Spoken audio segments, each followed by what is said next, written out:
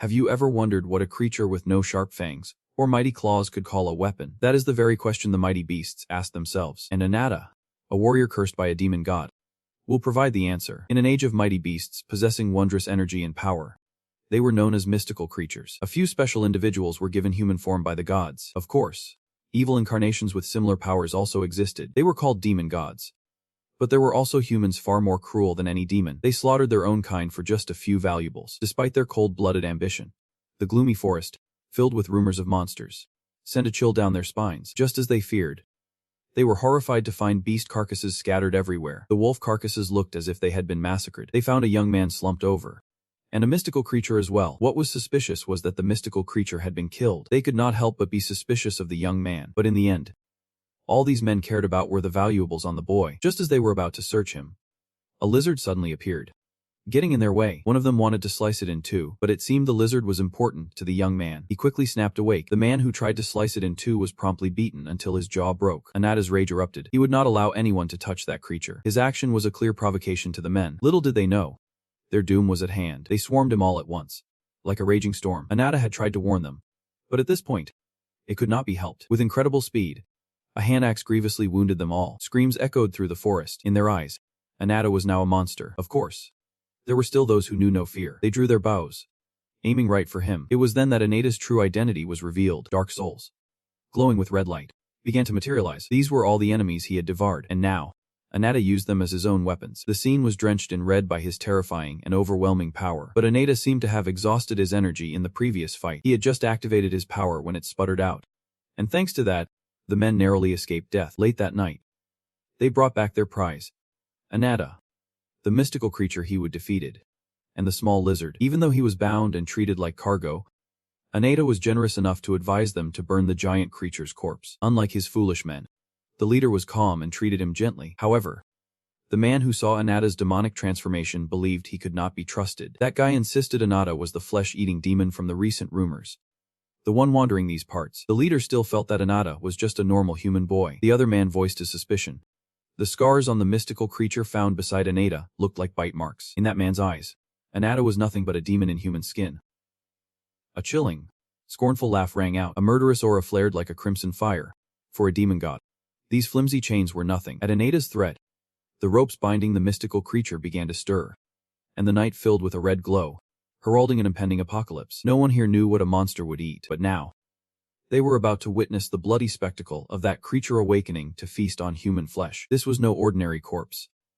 It was a creature whose form had been reduced to nothing but the arms and legs of a demon god. The men's camp was suddenly swarmed by a horde of vicious demons. The pack leader simply had to point to give the signal. The entire pack of wild wolves charged like a hurricane. No one could escape their sharp fangs. A torch fell, setting the tent ablaze and bringing it down on the vicious wolves. All that had managed to get inside were thrown back out. Anata appeared, looking like a monster. Though he took that form, his true enemies were the demons. Hunger and thirst exploded within him. Blood and sweat, flesh and bone. Anata swore he would devour the demons whole. Anata's heavy footsteps parted the wall of fire in two, facing the monster before him.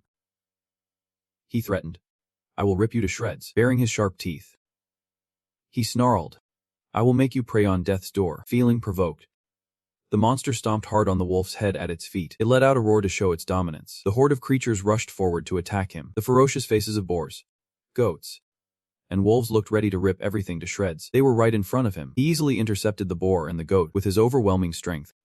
He effortlessly slammed them to the ground one by one. He crouched. He launched himself into the air, finishing the beasts in a single strike. The leader saw it all. Its eyes flashed as it cast a spell. Turning into a phantom, it began to convulse. Its body transformed, terrifying black streaks appearing on its back. Anata and the monster charged at each other. The impact created a massive shockwave, kicking up a suffocating cloud of dust. Blood splattered everywhere. Neither one would back down as they unleashed one attack after another. He let out a threatening roar. The monster shut him up by punching him straight in the face. He grabbed its arm. His unexpected move caught it off guard. Raised his powerful fist. A powerful punch landed squarely on the monster's face. It was sent flying 10 meters. Its body slamming into the ground and kicking up dust. He dropped its severed arm. He trudged forward as his body slowly reverted to its human form. The monster was defeated, and from within its body, something began to emerge. He continued to walk slowly. A silver-haired girl slowly came into view. He lifted her from the revolting corpse. When he saw her face, he was shocked. Her vacant eyes and her instinctive grabbing of Anata's hand made him realize she had been unconscious the whole time. Suddenly, Something flew rapidly toward his back. His pupils contracted as he instinctively glanced back. Sharp, unexpected attack struck like lightning, slashing across his shoulder and drawing blood. When he looked up, the culprit was a crow. It landed on the ground. A clear provocation. He stood on guard, clenching his teeth and staring at it. So you are the real flesh-eating demon. As if in response to his words, it immediately revealed its true form. A demon king with a gaunt face appeared, surrounded by pitch-black crow feathers that exuded a dark, deathly aura. He exclaimed. Impossible. I never would have thought my precious puppet could be defeated. He then recalled. I have been observing you since you set foot in this area. For some reason. Before he could finish, Anata threw the girl at him to cut him off. He snapped back in annoyance. Your mumbling almost put me to sleep. I am not interested in hearing a monologue from some beast. The demon's face grew serious. Anata beckoned with his finger, his lips twisting into a savage grin. Come on. I am going to kill you. At this, he transformed back into a crow and spoke slowly, spreading his wings. My power allows me to control the spirits of the dead. Then he smiled with delight. If I kill you and bring you under my command, I will have a puppet even more powerful than any I have ever possessed. He bent down, focused on casting his magic, and transformed into a phantom. The beasts lying scattered about began to rise, slowly and sluggishly. Not only the animals, but the dead also came back to life. Moving chaotically, all the corpses, from ill-fated commoners to savage beasts, had risen, surrounding Anata with weapons in hand. The demon king cried out. Mysterious creature, be crushed and devoured by this wall of flesh. At his command, they all charged forward at once. A wolf bit his arm. Then, a spear pierced straight through his chest. With each relentless attack, blood splattered everywhere. In the darkness, he was like a delicious piece of bait, waiting to be torn apart by the monsters and zombies. Seeing this, he raised his claws and sneered. Have you no strength left to resist? A massive arm pierced his chest, and blood gushed out. He bared his sharp teeth, gloating. You arrogant fool. Now listen to your own death wail. His body went still, as if he would logged out. It was all an act. He broke into a wide grin, as if he would just seen a comedy. An immense power erupted, enveloping his entire body. The pressure it radiated was immense, quickly spreading outwards. The demon king was instantly thrown back. He was stunned. What? His eyes widened, reflecting the terrifying creature before him. He trembled.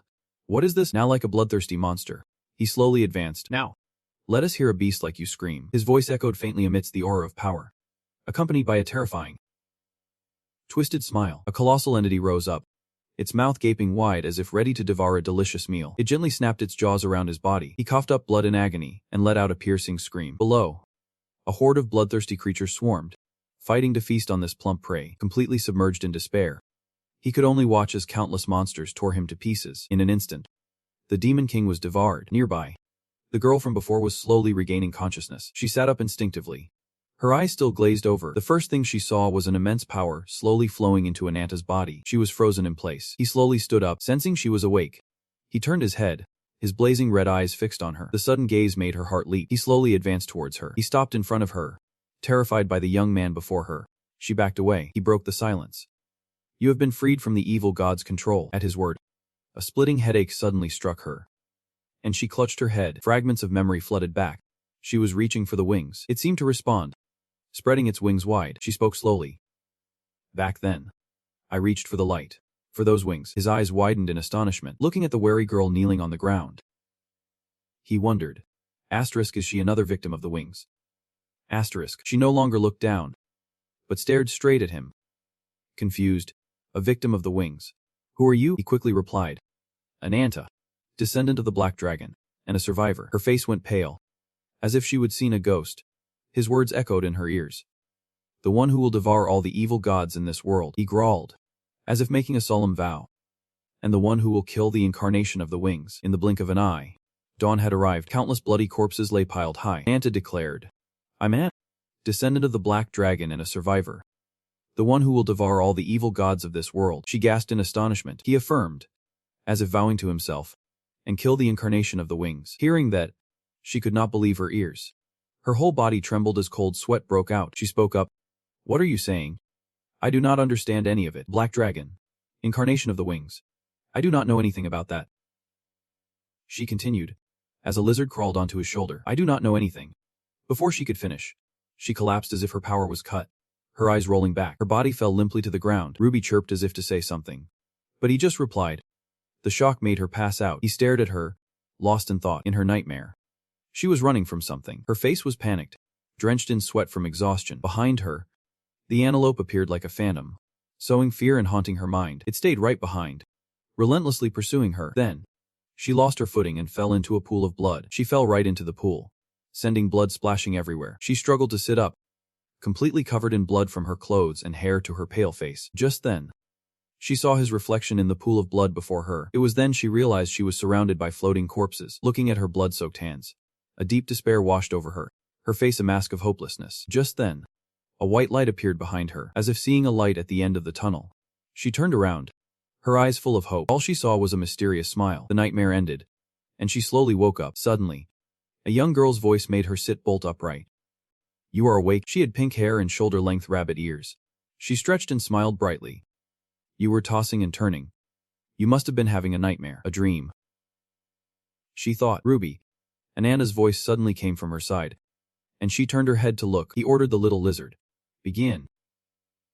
Understanding, it nodded in compliance. It opened its small mouth. A steady stream of warm fire poured from its mouth. The flames quickly spread, forming a low, burning wall. Within the wall of fire, the evil god's form slowly materialized, its soul distorted and blurred. Not only that, but countless other faint silhouettes also appeared inside. Anata stared intently at the flames. Seeing this, the pink-haired rabbit girl cheered, raising her hands. "The evil god monster is dealt with." "She stopped you." She stopped short at his grim, soup-black expression, but then continued cheerfully. "You worked so hard." He snatched her up, making her yelp in surprise. His eyes blazed like headlights as he bared his teeth. "Shut it, you peddler of false information." She just laughed awkwardly. "Hey," he pointed at the white-haired girl, making her flinch. "Your bogus tip cost me a fortune." He snapped. Then he threw her to the ground like a spent toy. His face was scrunched in a scowl as he muttered, "The job's done. Pay up," rubbing her backside. She got up with an awkward laugh. "Still mad? If you do not mind." Suddenly, she looked at the other girl. "Can I ask your name?" She hesitated for a moment before answering wearily. "Nadia." The rabbit girl looked intrigued. Another victim of the wings. Just like Anata, Nadia was confused, with his arms crossed. He could not hide the blatant annoyance on his face. She just chuckled. A golden, rabbit-shaped watch appeared on her wrist. "You are always so impatient." She pressed a switch, and the watch flipped open, revealing strange patterns and slowly turning gears inside. Suddenly, a large hole opened up in the ground. They all fell into the earth below. The other two seemed used to it, their expression strangely calm. Only Nadia screamed in terror. She squeezed her eyes shut, her face beaded with cold sweat. She slowly opened one eye. Before her was a colossal, ancient tree, towering as if it had stood for millennia. At its base lay an ancient city. She gasped in amazement. "Oh my." The pink-haired rabbit girl placed a hat on her head. "They say a clever rabbit has 3 burrows. Sorry for the late introduction." She introduced herself playfully. "I am a member of the Continental Information Network." Rabbit's footprint. "Your adorable news-selling rabbit," gesturing toward Anata. Her voice was light but could not hide a hint of a boost. "You could say I have worked with Anata here many times." She continued. "This is Cruff, the largest merchant city in the south. The great tree before you is sacred. It is called the White Lotus Harmony Tree." Not stopping there, she rambled on without a pause. "We are the ones who live at the top of that tree." Suddenly, Nadia shouted. "Stop," she expressed. "I am very grateful that you two saved me from the evil god's control. But I do not want to hear your one-sided story anymore. If you want to keep talking, answer my question first. Why did you bring me to this mysterious city?" He quickly cut in. "Enough talk. Follow me." He turned back and promised, "I will show you why I brought you here." While wandering through the alleys, she could not contain her curiosity and asked, "Anata, first of all, what kind of being is this incarnation of the wings that you are hunting?" His face immediately darkened, his eyes grew cold, and his expression hardened with contempt. "A disgusting beast that thinks it is a god." That explanation was not enough for her, so she was still wondering, "What is that?" Seeing this, my food spoke up. "It seems to be similar to how incarnations are granted a human form and powers. The incarnation of the wings can also grant people superpowers. It is an imperfect, mysterious power, and you can't tell if it is a blessing or a curse." While her mind was filled with questions and imperfect power, Ananta announced, "We are here." A dark alley gradually appeared, damp and full-smelling. There were only the whispers of bargaining, the clanking of chains, and soulless eyes locked behind iron bars. In this place, people were treated like cheap commodities to be sold off. The eyes of a slave child shone with deep despair. able only to look out and hope someone would save them. The slave trade was bustling with activity. The sight made Nadia's hair stand on end with fury, while Wildfoot enthusiastically introduced, "Welcome to the Cruff's slave market, Nadia." For a few reasons, the slave market in Cruff's has been very busy lately. Migrants, wanderers, and nomads are captured by slave hunters and spirit beasts, too. Just as she finished, they saw a white tiger growling in an iron cage, its eyes full of indignation as it glared at them. Stopping in front of a cell, she gently pushed the door open, while Nadia still did not understand a thing. What does this have to do with the incarnation of the wings? Suddenly, a large foot kicked her hard. She tumbled hard down the cold stairs as the other two watched. Her body, which had not yet recovered, ached from the hard push, but she still struggled to get up. A full stench shot up her nose, making her turn her head. The scene before her was startling. In this dark cell, besides her, there were many other people locked up. A man with light brown hair looked at her warily. A woman with dark brown hair looked at her with eyes deep with despair. She stammered, unable to form words. These people, sacrifices. His cold words were suddenly spoken. They are the living sacrifices for the incarnation of the wings. They are the victims of the human sacrifice ritual that takes place at the top of the divine tree. Ignoring her shocked expression, he slammed the door shut. You are the bait to find the incarnation of the wings. He turned back, his eyebrows furrowed tightly. Just like them, Anata walked away, leaving Nadia furious. He also reminded Wildfoot, "The rest is up to you."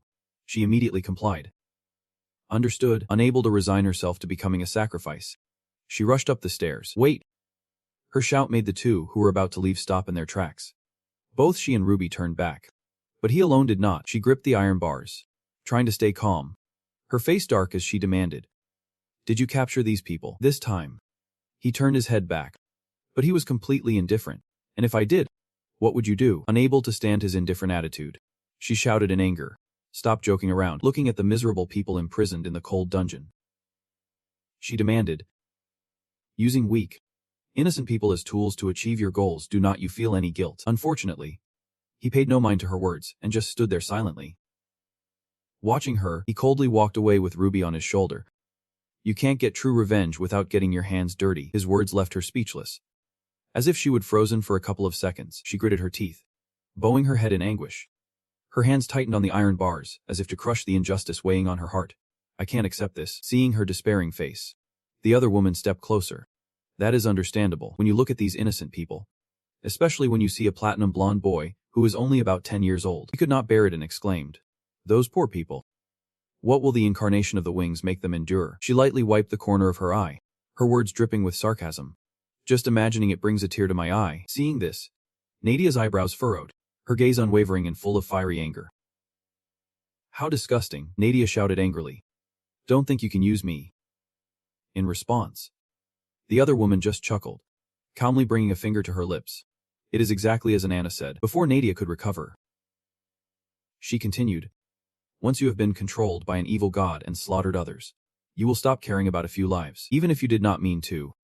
That does not mean it did not happen."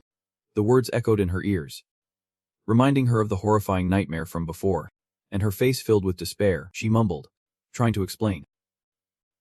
"That is." Seeing this, the other woman gave a strange smile. Placing a hand on Nadia's trembling one, she comforted her. "You should not be angry with Anata and me.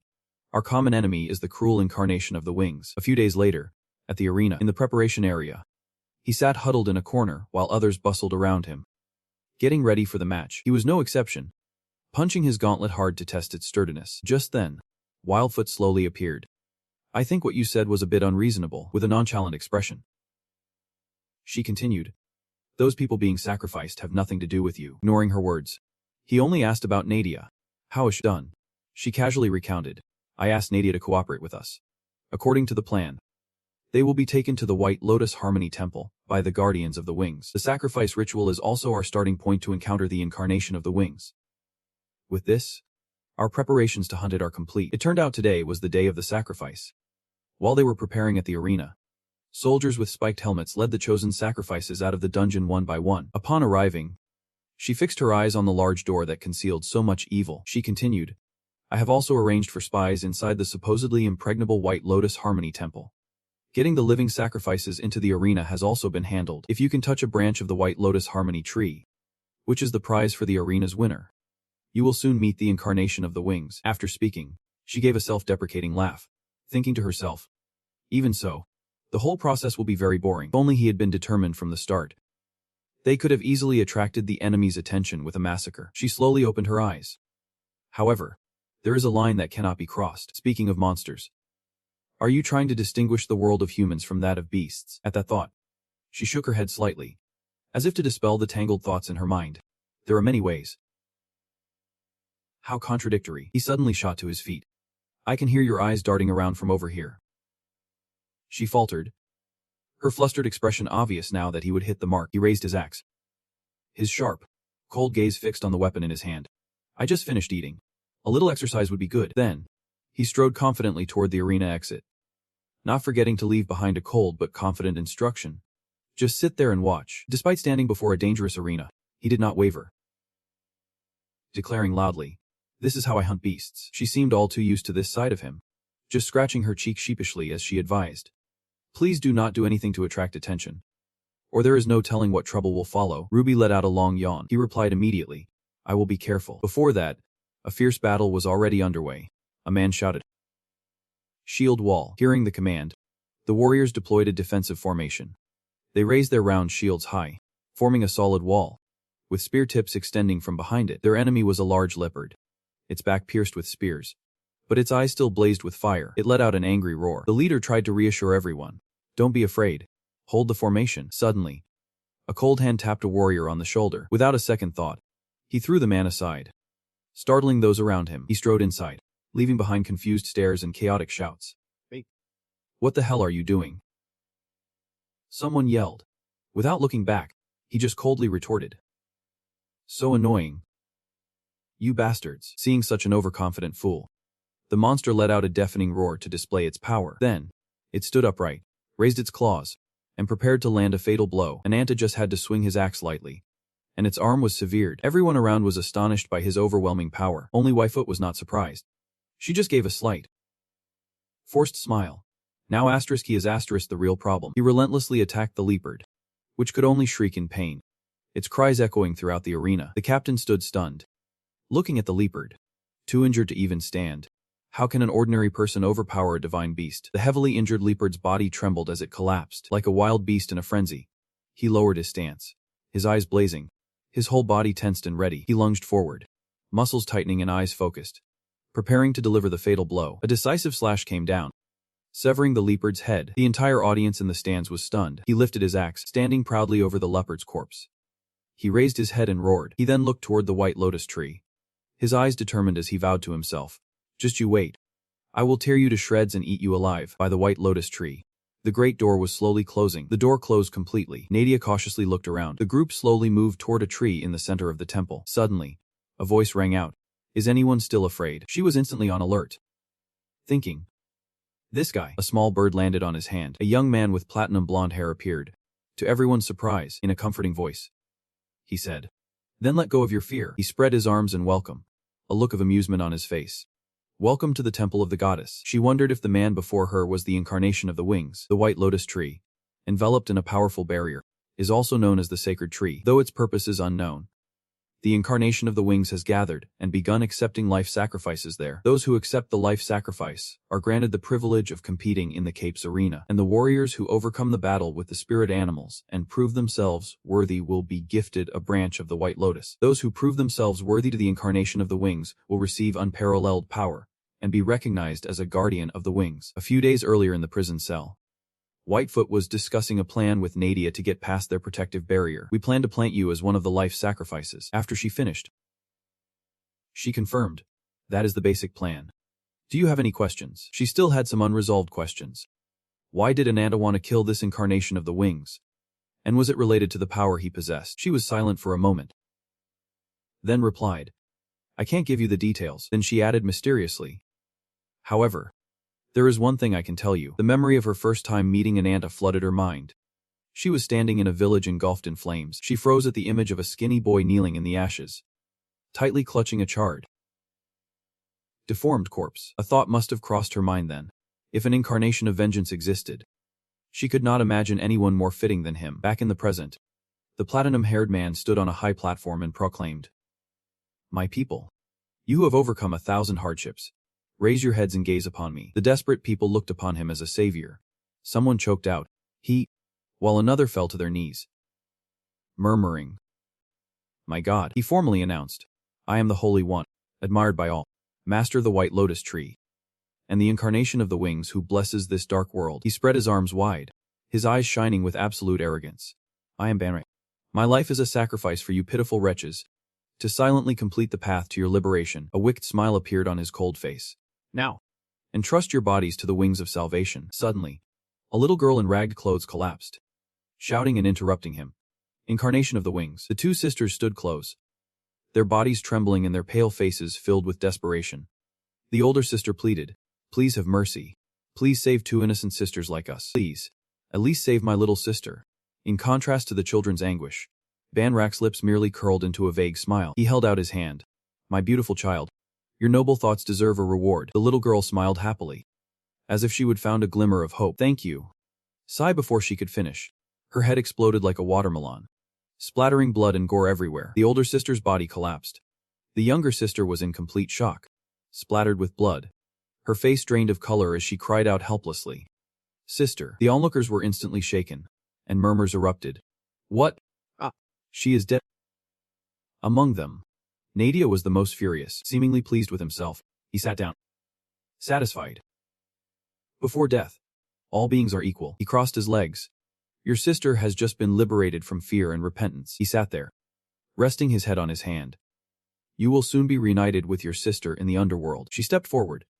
To the amazement of everyone, including the spiky-haired soldier, he silently drew his sword. A stream of dark energy began to radiate from within her. The silhouette of the antelope appeared once more, releasing a dense black aura that carried a terrifying pressure. An invisible hand of dark power gripped the soldiers' necks, lifting them into the air. Looking at Banrak's arrogant face, her anger grew. "You are no savior." Shrouded in a thick, dark aura, her eyes glowing a cold jade, she said, "You are just a cold-blooded murderer." He sighed warily, his voice tinged with mockery. Who knew there'd be an incarnation among the sacrifices? She seemed to have completely lost control as a chaotic torrent of power distorted her body and consciousness. Just as that was about to happen, a noise from behind pulled her back to reality. In a panic, they all backed away, their piercing screams echoing everywhere. "Monster." Only then did she notice the monstrous silhouette reflected on the ground. She suddenly recalled that terrifying dream and Waifoot's warning. Whether it was intentional or not, what has happened is irreversible. As she was sinking into despair, a voice startled her. "Don't lose." She instinctively turned around. The encouragement had come from the little boy. He held his younger sibling, who was grieving their sister, and looked up at her with trusting eyes. The boy's gaze made her freeze for a moment, but a few seconds later, she regained her composure, and the dark energy began to dissipate. Suddenly, to everyone's astonishment, giant tree trunks shot up from the ground. Very quickly, they bound the spiky-haired soldiers tightly. Unexpectedly, the sprouting trees also formed a protective barrier. Gripping a branch, she calmly reassured everyone. "Don't worry." Her eyes grew determined and her voice rang out with certainty. "I will protect you." Suddenly, her pupils trembled violently. A blinding flash of light suddenly shot forward, striking her directly. He slowly stood up. "Your promises are nothing but empty words." With hands on his hips and eyes full of contempt, he sneered. "A nameless incarnation dares to oppose me." Surprisingly, she remained standing after that devastating attack. Through the thick smoke, she spoke, "I am not nameless." At the same time, a pair of large antlers slowly grew from her head. "My name is Nadia." Her blue eyes blazed with determination. Her hands clenched tight, the embodiment of nature itself. He burst out laughing, his voice cold, half amused and half contemptuous. "Ha! What an insolent wench." She was still deciding between an invisible aftershock or a long-range control spell. She had been unconsciously blocking his attacks, but they were not much of a threat. Having made her decision, she immediately cast her spell. The surrounding branches twisted together, forming a giant hammer. "I will crush him with overwhelming power," she thought. Then the hammer shot forward, hurtling straight toward Banrak. He did not dodge, but merely smiled. He cast a brilliant and complex magic circle. Light swirled into magical patterns that sparkled like stars before vanishing. The sound of the counterattack echoed all the way to the arena, causing Anata to instinctively turn his head. Seeing this, the audience began to murmur. What was that?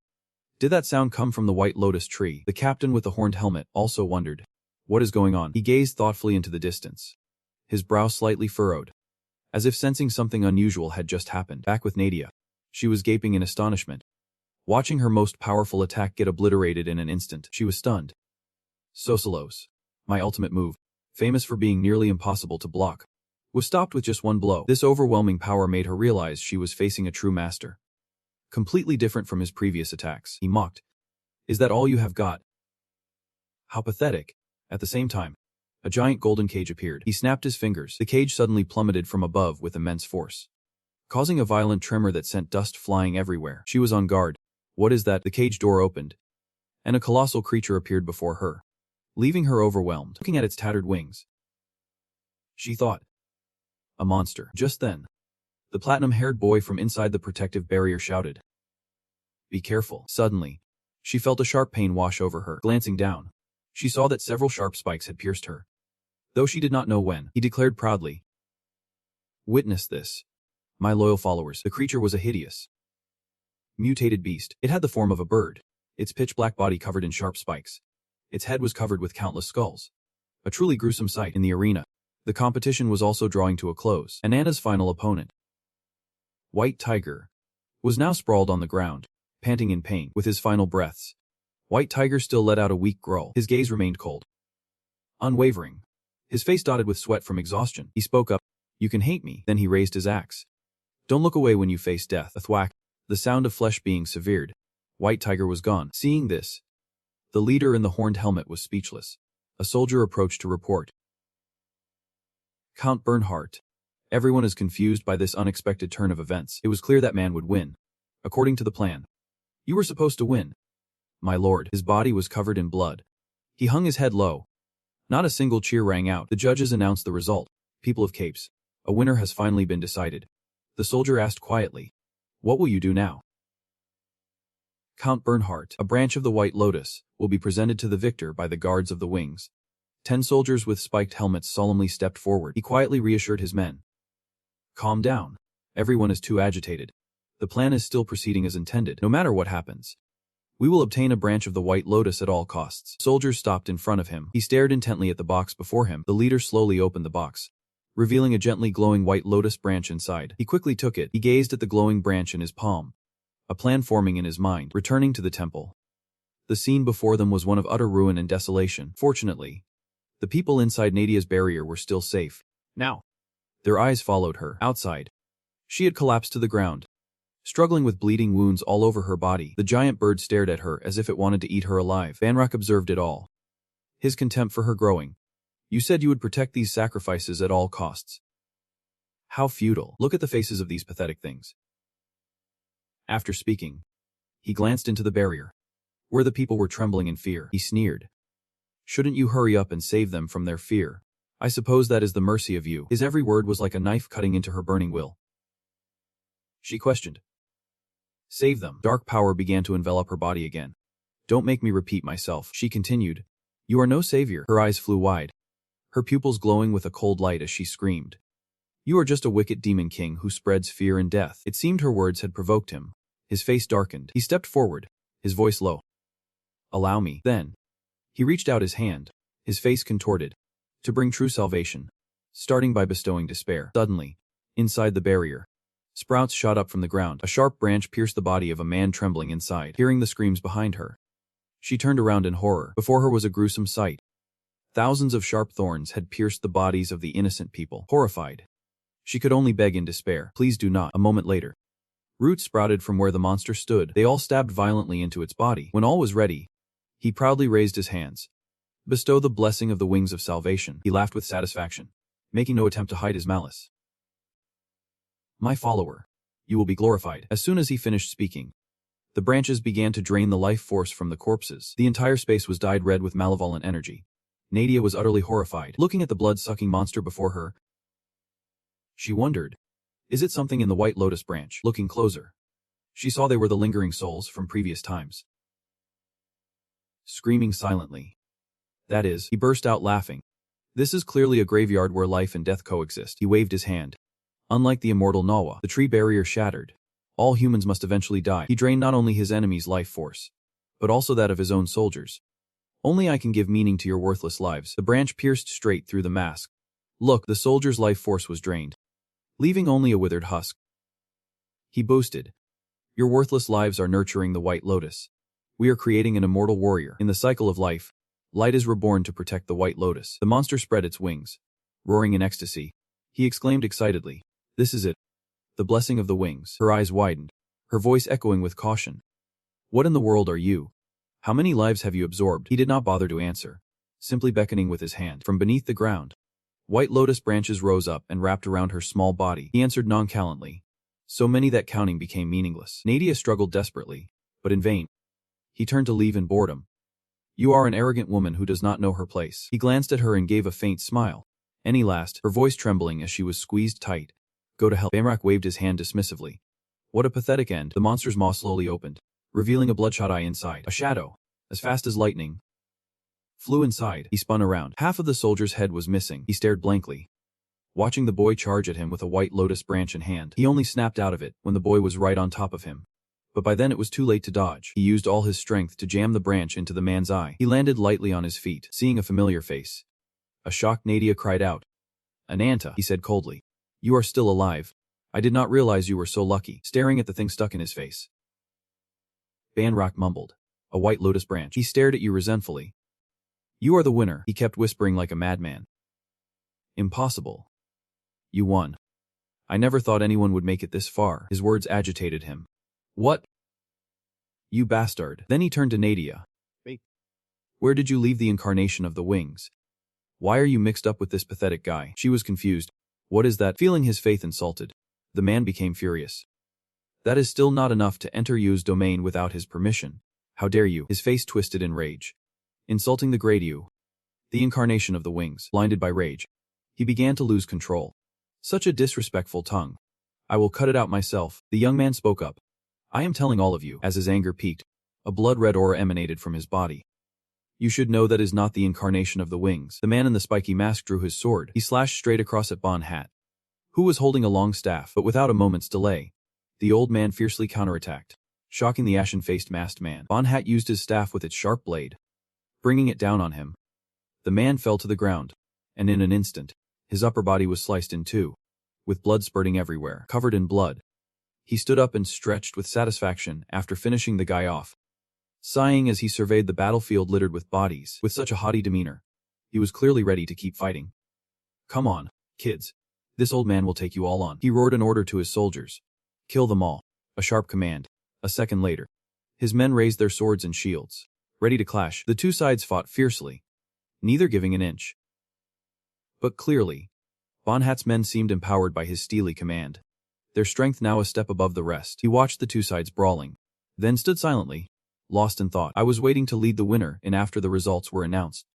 But no one seems capable of receiving the White Lotus harmony." Thinking as he acted, he stepped inside to observe, his hand never leaving the hilt of his sword. Could it be a trap? Inside, bodies were strewn everywhere. The stairs were smeared with blood, and tree trunks sprouted from the ground like mushrooms, some branches having impaled people. The scene was utterly devastating. Banhat stared at the bloody battlefield, his eyes wide as he broke into a sweat. And that guy, too. Is he targeting the incarnation of the wings? Meanwhile, Anata and Banjak were in a tense standoff, with Nadia still pinned by a large tree branch. She looked over at the person they would thought was Banjak. He is not the incarnation of the wings. Then he is an impostor. At the same time, the man before them revealed his true form. His limbs grew talons. His skin became rough like a bird's, and black feathers burst through his clothes. Long wings unfurled, feathers fluttering around him. Anata, covered in blood, growled in anger. "Are your eyes just for show? Did you think the incarnation of the wings would have such a fancy name?"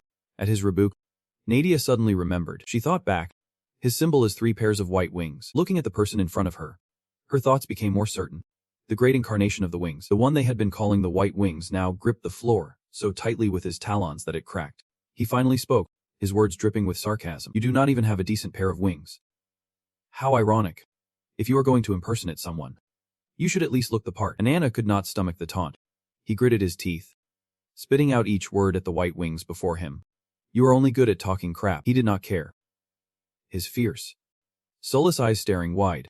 "You are not even worth a response." Then he screamed an order. "Kill him." Immediately, the spiky masked men charged toward Anata. Thinking fast, he transformed his gloves into sharp, black claws. Slash slash. In an instant, he had severed the branches binding Nadia. Freed from their grip, she fell unprepared to the floor with a painful thud. Anata advanced steadily with a ferocious look.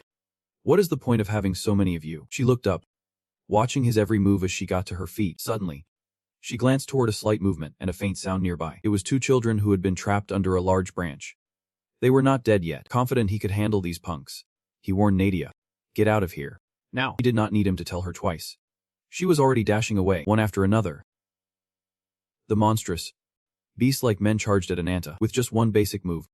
He quickly swept through them one by one. Up above, a monster with a skull for a head opened its mouth, which was full of sharp spikes, preparing to shoot them at Anata. It unleashed a torrent of them down on the crowd. Luckily, Nadia made it in time to protect the two children, but even from a distance, the impact was significant. As for the main battlefield, it was already a massacre. This just made the devastation twice as bad. He had cast a spell, transforming into a monster that looked like a black lizard with muscular red arms. Clinging to the wall with its claws, he leaped toward the monster, brandishing his claws, which were sharper than any blade. He punched the monster straight on. It stumbled back a few steps, panting heavily. Anata did not let it escape, continuously aiming blows right at its face. It took repeated blows, its entire jaw getting knocked crooked. It seemed the monster was taking a serious beating, with bones cracking and shattering, falling to the ground like leaves. Anata landed, but before he could even celebrate his victory, he was caught off guard by a force from behind. In an instant, he was sent flying head over heels. Banjak stomped on him with his long bird-like legs, creating a large open wound. "I admit, you are strong." The tall man stood imposingly, his demeanor full of arrogance, worthy of witnessing the true power of the goddess. With that, his eyes began to glow. He waved a hand toward him and shouted, "Turn to dust." Hearing the loud shout, Nadia grew suspicious. She stared at the swirling, glowing dust. That was what had suppressed her attack. Before the arrogant Banjak could do anything, a black-clawed hand grabbed him. It was Anata's. He was about to go straight for the guy's head. Too late. In the end, the guy blocked him with his long bird-like leg right at his face. He really was not an easy opponent. "You fool." The force from the long leg on his throat grew stronger, making him tremble. Then, Banjak used Anata's head as a springboard. Leaping far back, he fiercely pursued, determined to attack, and so it went, one advancing and striking while the other retreated and dodged. Their fight had an almost rhythmic quality to it. As they fought, the distance between them grew. Finally, when Anata advanced again, his attack carried more force than before. Just then, Banjak let out a savage laugh, as if he would achieved his goal. "I have been waiting for this moment." "You idiot." He stopped dodging and retreating.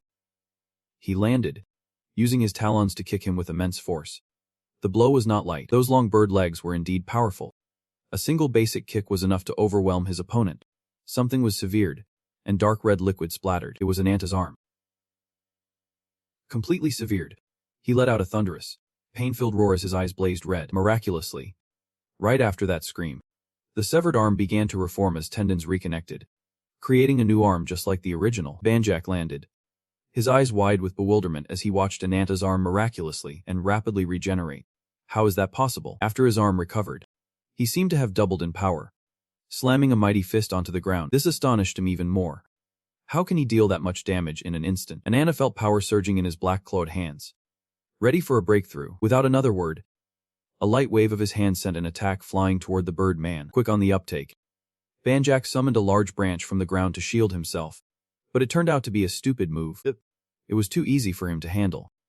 That same wave of his hand pierced through the large branch and right through the man, sliced him in two, and his wings met the same fate. "This is payback for that kick earlier." Banra screamed, his large eyes rolling back to show only the whites. As his desperate cries of pain echoed across the main arena, Nadia heard him scream. Damn it, she thought, breaking into a cold sweat herself from that close call. I can't believe it. The attack actually landed. He collapsed, trying to push himself up but unable to rise. He growled in fury, his once cunning white eyes now bloodshot and filled with hatred. "So you are not giving up yet? Still got the energy to curse me out? How dare you? You wretched creature." The battle was not over yet when another monster arrived. It was Banra, but in a giant form, and it launched a surprise attack on him. Anata reacted quickly, dodging the fatal blow. What a coward. Attacking from behind like that. "I do not know if you are a dog, but you sure love to growl and jump around. You really have no idea who you are messing with." After speaking, he continuously launched attacks. "I am still your superior. The gap between our levels is insurmountable. I am going to teach you a lesson." The sky was clear and the golden sun was dazzling, when suddenly a crack appeared, shattering the sunlight. It grew larger and larger, forming a rift in the sky. It was created by the force of a giant hand punching through, shattering the sky into fragments. A black void appeared in the blue sky, and within it stood a mysterious dark figure, dressed in a deep black hood. It was Hebron. He stood high above, Looking down at the scattered houses below, in the center of the land was a large, circular forest. And at its heart was the main battlefield, where the fierce fight was raging. There, the giant, monstrous Banra postured arrogantly, looking utterly smug. Behold these magnificent white wings. His bloodshot eyes were wide, as if the words had barely left his lips. You should. Anata leaped and stabbed his upper body. The blow made him spurt blood and shut his mouth. Two birds with one stone. A single critical hit drained nearly all of his strength. Anata landed on the ground, but he refused to give up.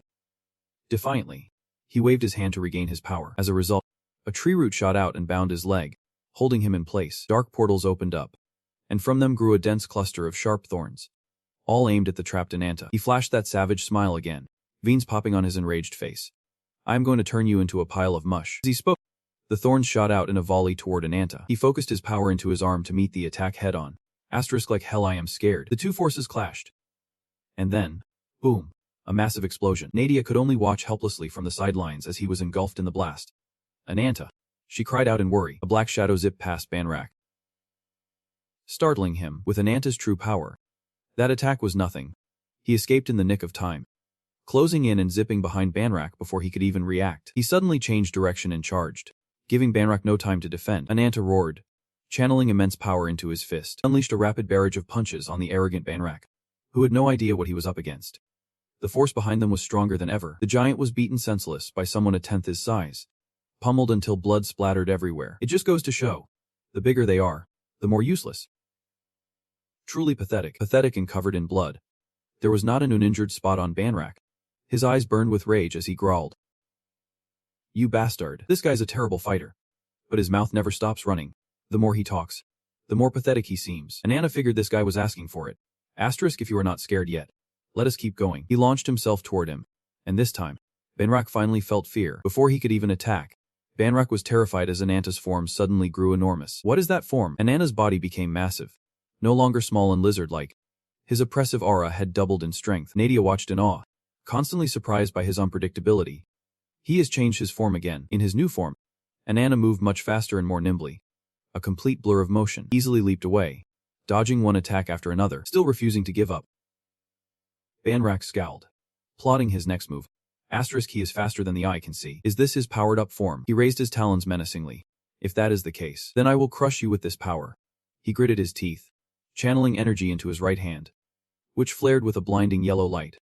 I won't leave you any chance of survival. The two faced off again, preparing for a life-or-death clash. Worried, Nadia shielded the two unconscious children on the ground with her own body. Meanwhile, Anata stomped his foot, and the arena floor harder than stone shattered and split apart, as if raising a path between them. Massive roots erupted from the broken ground, trying to ensnare him, but Anata instantly leaped away. He moved away, but they continued to pursue him. He cleverly weaved between the pillars, leading the roots on a chase. Their reflexes were no match for his. They crashed into pillars and each other in a tangled mess. He glanced at Banra, silently forming a plan. That ferocious beast. No matter how many times I attack, he can still recover as long as he has that white lotus. He focused, searching for the quickest, most decisive way to end it. Asterisk the longer this fight drags on, the worse it will be for me. Suddenly, Anata looked up toward the circular opening in the ceiling. He had an idea. Anata took a moment, then gathered power in his legs. Preparing to jump, he shot up toward the opening in the ceiling. Everyone, including Banra and Nadia, was stunned, wondering what he was about to do. He focused immense power into his arm. He slammed his fist into the ceiling, creating a hole with cracks spreading out in a circle. The force spread along the cracks. And then, boom, a massive chunk of the ceiling blew open. A huge, heavy slab of the stone ceiling came crashing down. After throwing the punch, Anata jumped down with it, preparing to land, but unexpectedly, he was caught. A large, flexible root wrapped tightly around him, immobilizing him completely. Banra brought him closer, gloating at his captured prey. You would rather be crushed by the ceiling than by me. Banra smirked, showing his sharp teeth. Whatever you were planning, it is over now. You are finished. Anata remained calm. Despite being held tight, he suddenly changed the subject. Tell me, how many lives have you taken so far? As he spoke, he braced his foot against his own sharp tail. Banra laughed with delight, answering proudly. I have killed and devoured so many I can no longer count them all. Anata smirked, his contempt unconcealed. His calm did not mean he was trapped. He was just waiting for the right moment. Now, the time had come. Purple glowing wings, twice his size, emerged from his back. He offered Banra one final warning. For the mountain of sins you have committed. The wings flapped, instantly unleashing a tempest of swirling magic. The immense danger heading for Banra was visible to the naked eye. His eyes flashed as he roared furiously.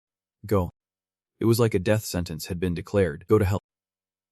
Immediately, a violent tremor came from the hole Anata had punched in the ceiling. Did Banra really think he was stupid enough to do something so pointless? Of course not. There was a reason for everything. The idiot stood there wide-eyed, completely clueless. All talk and no brain. He had no idea what horror was coming. A moment later, countless twisted, blood-soaked, and ferocious corpses advanced from all directions, surrounding the battlefield. Then, a horde of corpses began falling from the hole, charging straight for Banra. So this was Anata's plan. The slow-witted beast still could not process it. What the hell is this? The corpses swarmed Banra like hungry tigers, clinging to him and gnawing at his flesh with their sharp teeth. Terrified, he screamed, "Get the hell off me, get away." His scream echoed. Nadia, watching from the sidelines, was shocked for the umpteenth time. She craned her neck to see, breaking out in a cold sweat. What the hell is this? On the other side, the undead swarmed over Banra's head, neck, cheeks, and eyes. There was not a spot they were not biting, tearing, and stabbing.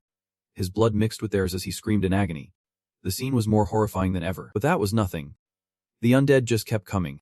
Even after he was worn out, corpses piled on him like a mountain. Banra let out a desperate, earth-shattering scream. He tried to escape their grasp, flapping his wings to fly away as fast as he could. Meanwhile, Nadia suddenly had a realization. She knew who these undead were and where they came from. The sacrificed ones.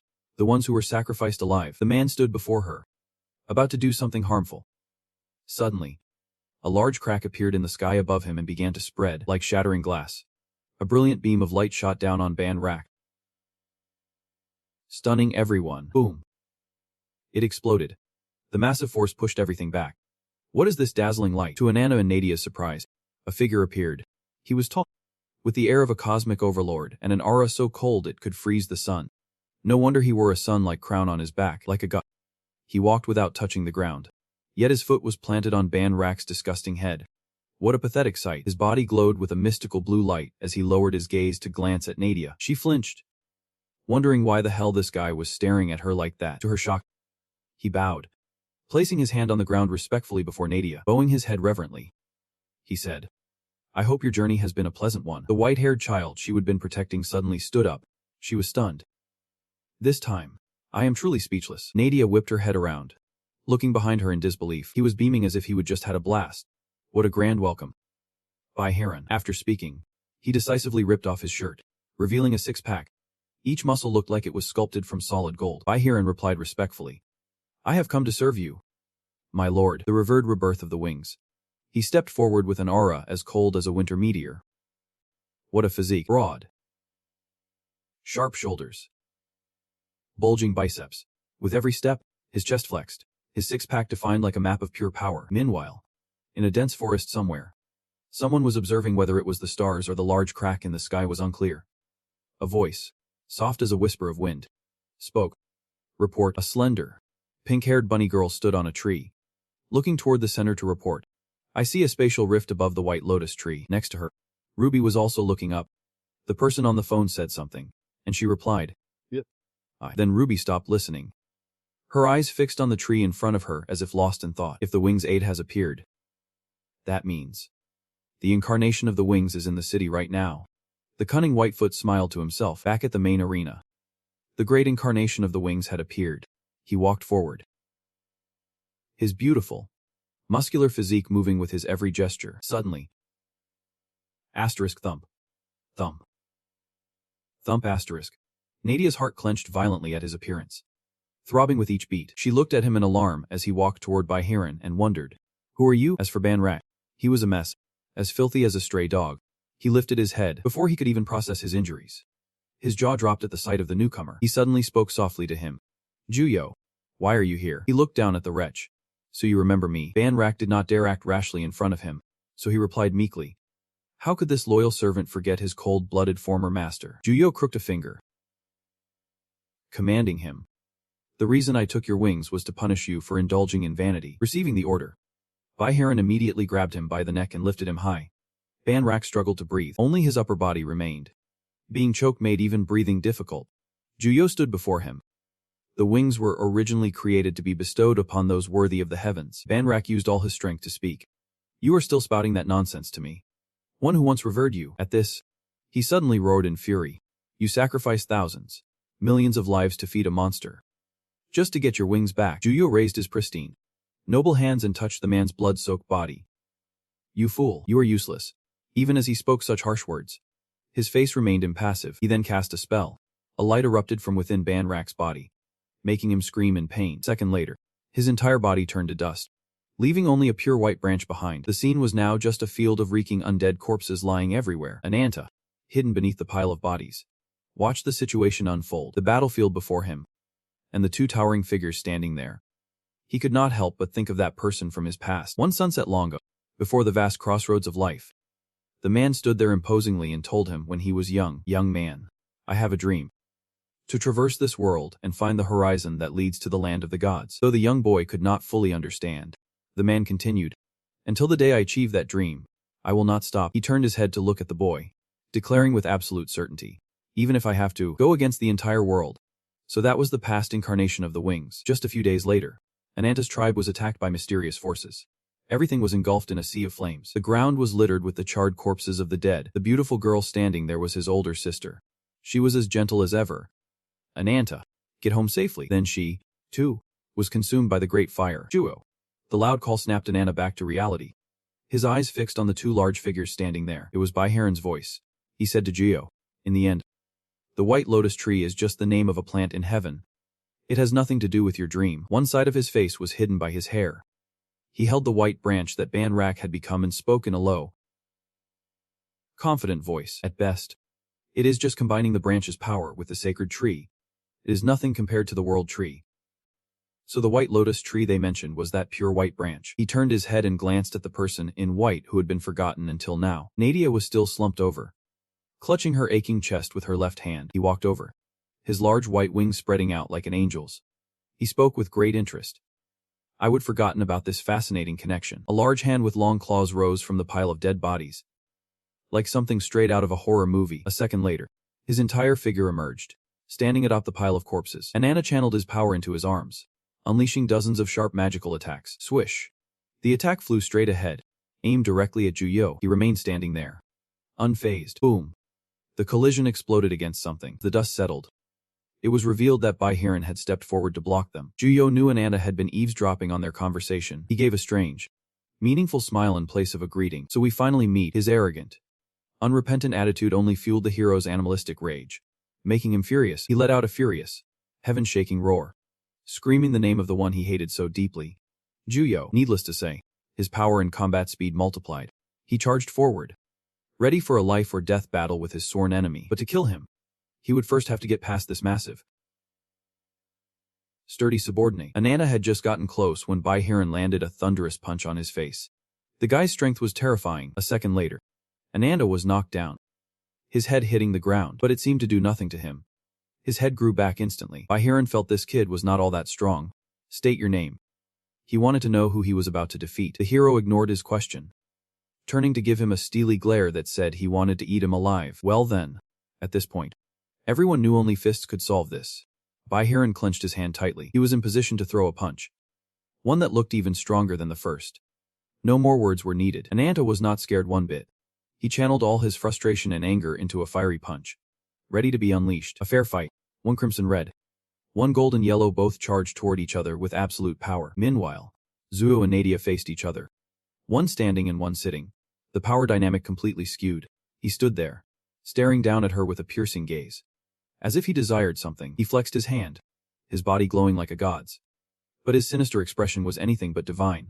He was preparing to make his move on Nadia. In that precarious situation, the mighty arm of Duke Bernhardt, Commander-in-Chief of Raboten, appeared, wielding a scythe, swung down, but was stunned to find that the man, Zurio, had vanished.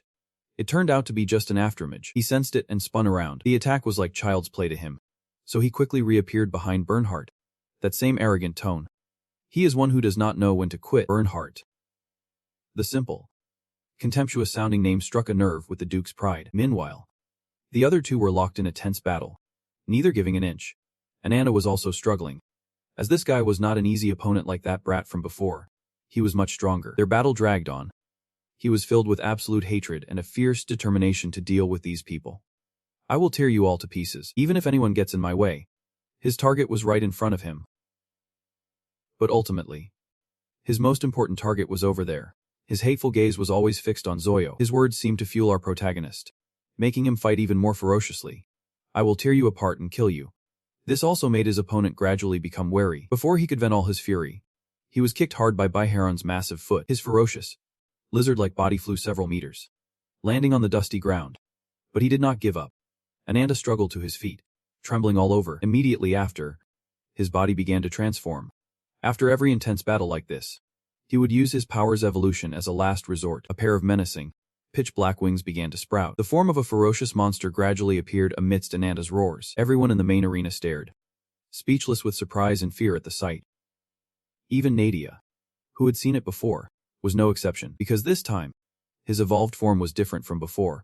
This was his strongest monster form to date. It was many times larger than its original size, and the magical aura radiating from it terrified everyone. Anata approached the bare-chested, platinum-haired man. He just reacted calmly. A true sign of strength, Zuyo was not only unafraid. He smirked and remarked, "A familiar face? Black dragon. Azida Haka." Yep.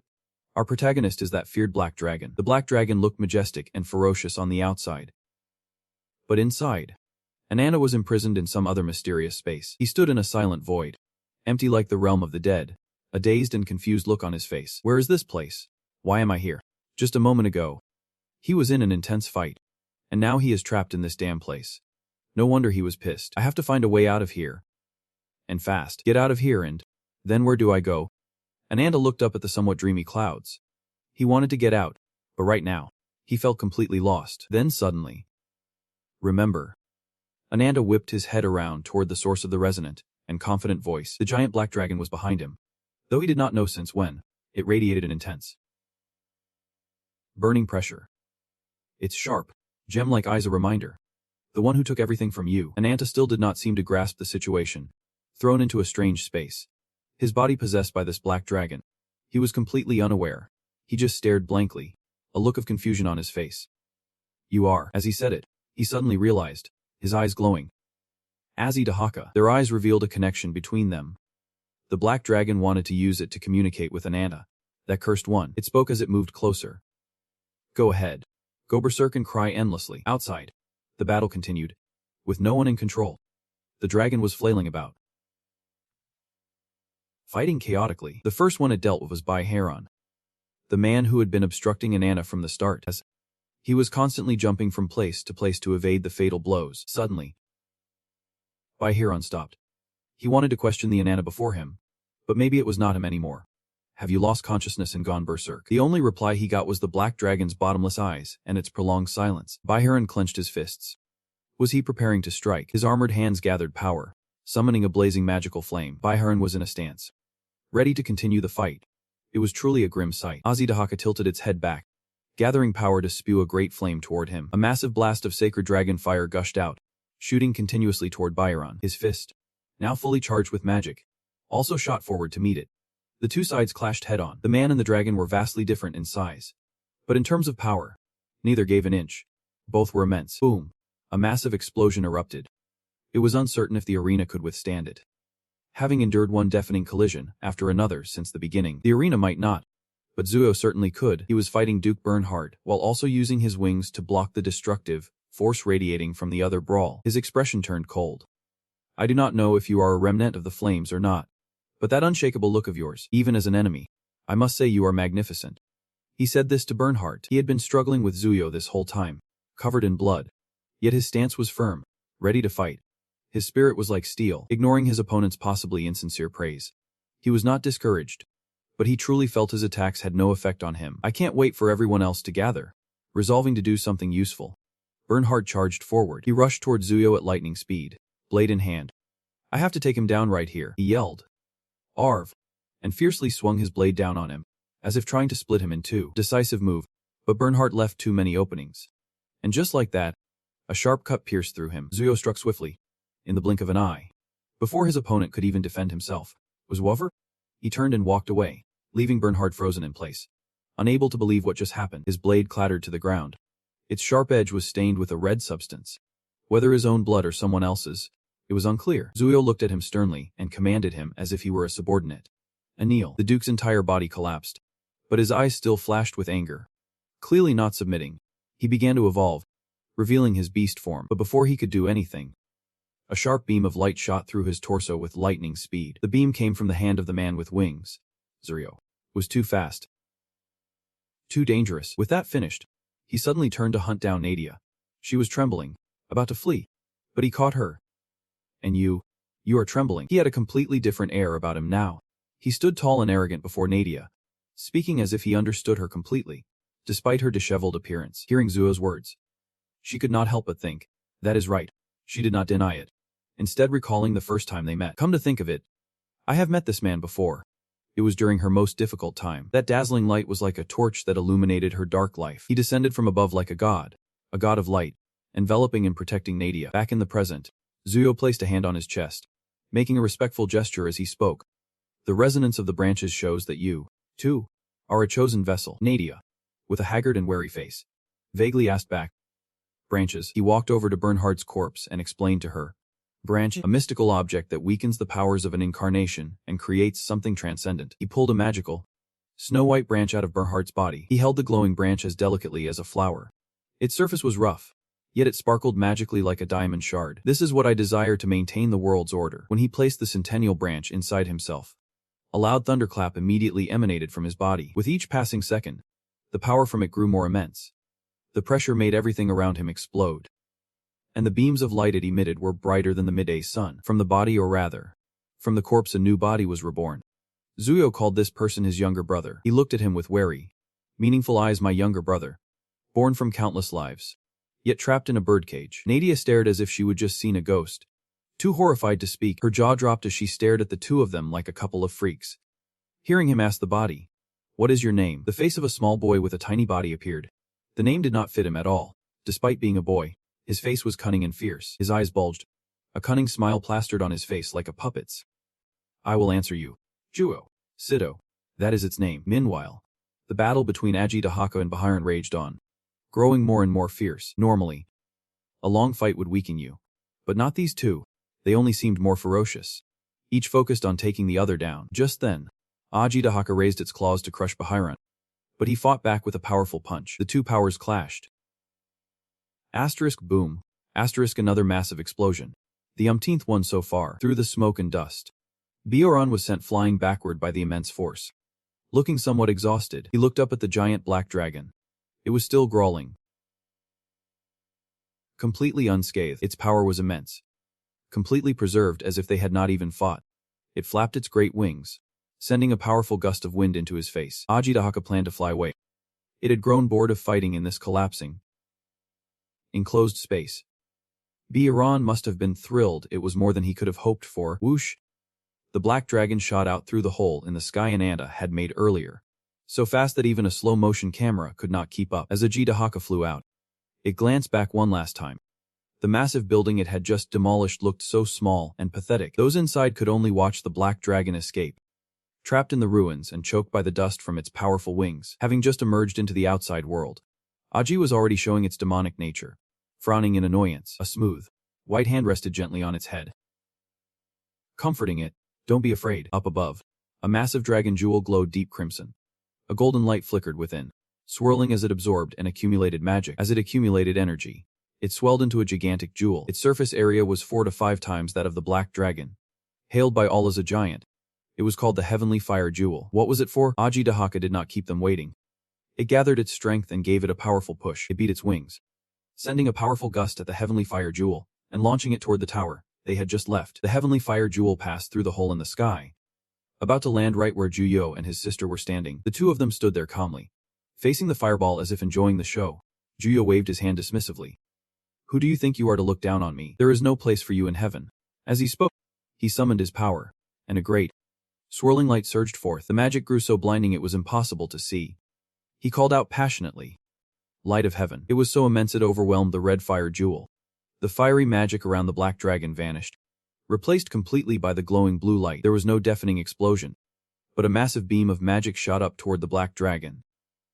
Azida Haka, illuminating the entire city brighter than ever before. The light gradually faded and disappeared, taking Juyo and Nadia with it. That is the end. The voice concluded the memory. Finishing the report, the rabbit, Whitefoot, was giving to her superior. Listening, Ruby could not help but sob uncontrollably. She comforted the crying rabbit with a hug, while holding the communicator to continue her report. After the Battle of the White Lotus, from the power of its wings, I can confirm that this marks the end of the White Lotus, our trump card. The incarnation of vengeance has failed. As she spoke, the final fate of the black dragon, Azida Haka, was revealed. It turned to ash, which slowly drifted down to the ground. Encased within the ash was Anata's battered and bloody body. He was unconscious. A failure, flashing back many years ago. The memory of Anata and Juyo's fateful meeting is revealed. Taking place in the barren desert where our hero's tribe lived, a pack of wild beasts was chasing its prey across the vast desert hills. The prey they were after was Ruby, who at the time was just a tiny lizard wandering about. With the worst luck, it was now being chased by this pack of wild dogs. This pack was especially ferocious. In this godforsaken place, there was no tasty meat to be found. So they were determined to hunt this thing to the death. Drooling with hunger, one of them shot ahead, opening its jaws to snap up the red lizard. Ruby could not get away in time and was about to be eaten. Luckily, just then, an axe came spinning through the air. It struck the lead dog perfectly, sending blood spurting as it yelped in pain. A few others fearlessly continued the chase. Anata rushed forward, yelling, "Get lost!" Ruby froze, staring wide-eyed at the cool kid who was saving it. He pulled out another axe and charged in to fight the vicious little mutts. Blood splattered everywhere. Another dog fell dead. Finally, the last two backed away in fear, cowering timidly. These things were stubborn. Killing their packmates was not enough. Anata had no choice but to let out one of his earth-shattering screams, whether they were scared of his craziness or not. The moment he screamed, they turned and fled, no longer daring to go after the tasty little lizard. After chasing off the dogs, Anata rested the axe on his shoulder and sighed. It seemed he was used to fending off the packs that always caused trouble here. The lizard behind him stared, its eyes sparkling as if it had just met its real-life idol, grateful to the hero who had just saved its life. And so, the boy and the beast became inseparable. When he went to rest behind a rock, it tagged along right behind him like a little tail. Anata tried to ignore it, pretending to be deep in thought, but it was no use. The lizard just stood there, staring at him adoringly until he was at a loss for words. He whipped around and glared. "Wait, why do you keep following me?" In response, he just got a blank, sparkling stare. Of course, it could not talk. Realizing his first threat did not work, he tried another. "It is not like you even have any meat on you for me to eat." His words had no effect on the little pest. "Guess I will have to use force," he thought. Anata growled and waved his hand, cursing at it. "You Danis, why did not you get lost already?" Finally, the lizard moved. Right in front of him, Ruby was hurt. It thought he saw it as useless, so it decided to show off its talent. Asterisk. It suddenly opened its mouth. 3. Asterisk poof. Asterisk a small fireball shot out of its mouth right next to his face, making Anata jump. And just like that, the lizard completely changed the little guy's attitude. Anata looked at the small but skilled creature and asked in surprise, "You can breathe fire? For real?" At the praise, Ruby puffed out its chest and held its head high. Good thing it can't talk, or it would have said something like, "It is nothing." Anata was excited to learn more about this strange creature, but suddenly he heard a strange noise and felt a violent shaking from behind. Terrified, Anata's eyes went wide as he whipped his head around to look. It was a moving rock. It swayed back and forth before standing up. Only then did the boy realize, "Crap. I think I was too loud and woke something up." A low growl rumbled from the rock. This must be a pretty ferocious beast. They had to stare down, seeing how huge the creature was. Anata broke out in a cold sweat and did not wait around. The boy and the lizard took off running for their lives. If they were fast enough, they might just survive. The giant beast was not just big. It was incredibly strong. If it caught them, they would be flattened like pancakes. They were making good time. But then their luck ran out. They were approaching a dead end, a massive cliff face. But in a life or death situation like this, survival came first. It did not matter how far the drop was. Without a second thought, Anata leaped off the edge. Letting out a piercing scream, he landed squarely on his feet with a thud. That was easy. Then his gaze fell on a dark figure sitting before him. He was completely bewildered. A person. Down here at the bottom of a cliff. On this barren land. A figure cloaked in black was sitting cross-legged, hands on their knees, deep in meditation. It was incredibly strange. He was so focused on the person in front of him that he would forgotten about the killer beast up above. Anata and Ruby looked up to see it staring right back, its eyes a bit hazy but still glaring as if to warn. You just try and step up here. It huffed in frustration, wishing it had legs so it could jump down and teach Anata a lesson. He could not believe how persistent it was. He taunted, "You will probably chase me till you are dead. Well, I am out of idea." He gently set Ruby, who was nestled on his head, onto the ground, startling her. Then he turned back to the huge rhino. "If that is the case, bring it on." Ananda defiantly challenged the huge beast with a small stick, looking absolutely fearless.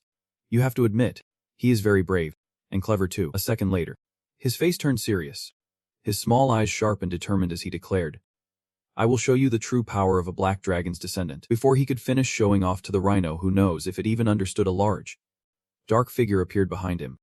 It was the man who'd been meditating. He had stood up and was walking toward Ananta. He pulled off his leather hood, revealing long, shimmering metallic hair and a handsome face, so stunning it could captivate anyone. Even the sun seemed to favor him, shining down on his chiseled features. "You have to admit, he is handsome, but a real jerk." The rhino, struggling to find a way down to beat up the damn kid, froze in fear the instant it saw the man dressed in black. Juyo's eyes flashed with a blue light. Was that same profound gaze, as if he were commanding the rhino, just as expected. A second later, the poor, frustrated rhino turned in confusion and bolted without a second thought. Ananda turned to look at the tall man. He did not notice the strange look in the man's eyes, but he knew this person had some kind of power that made the animal flee. He could not help but look at him with admiration. This man is really interesting. Juyo knew how to pretend to be a good guy.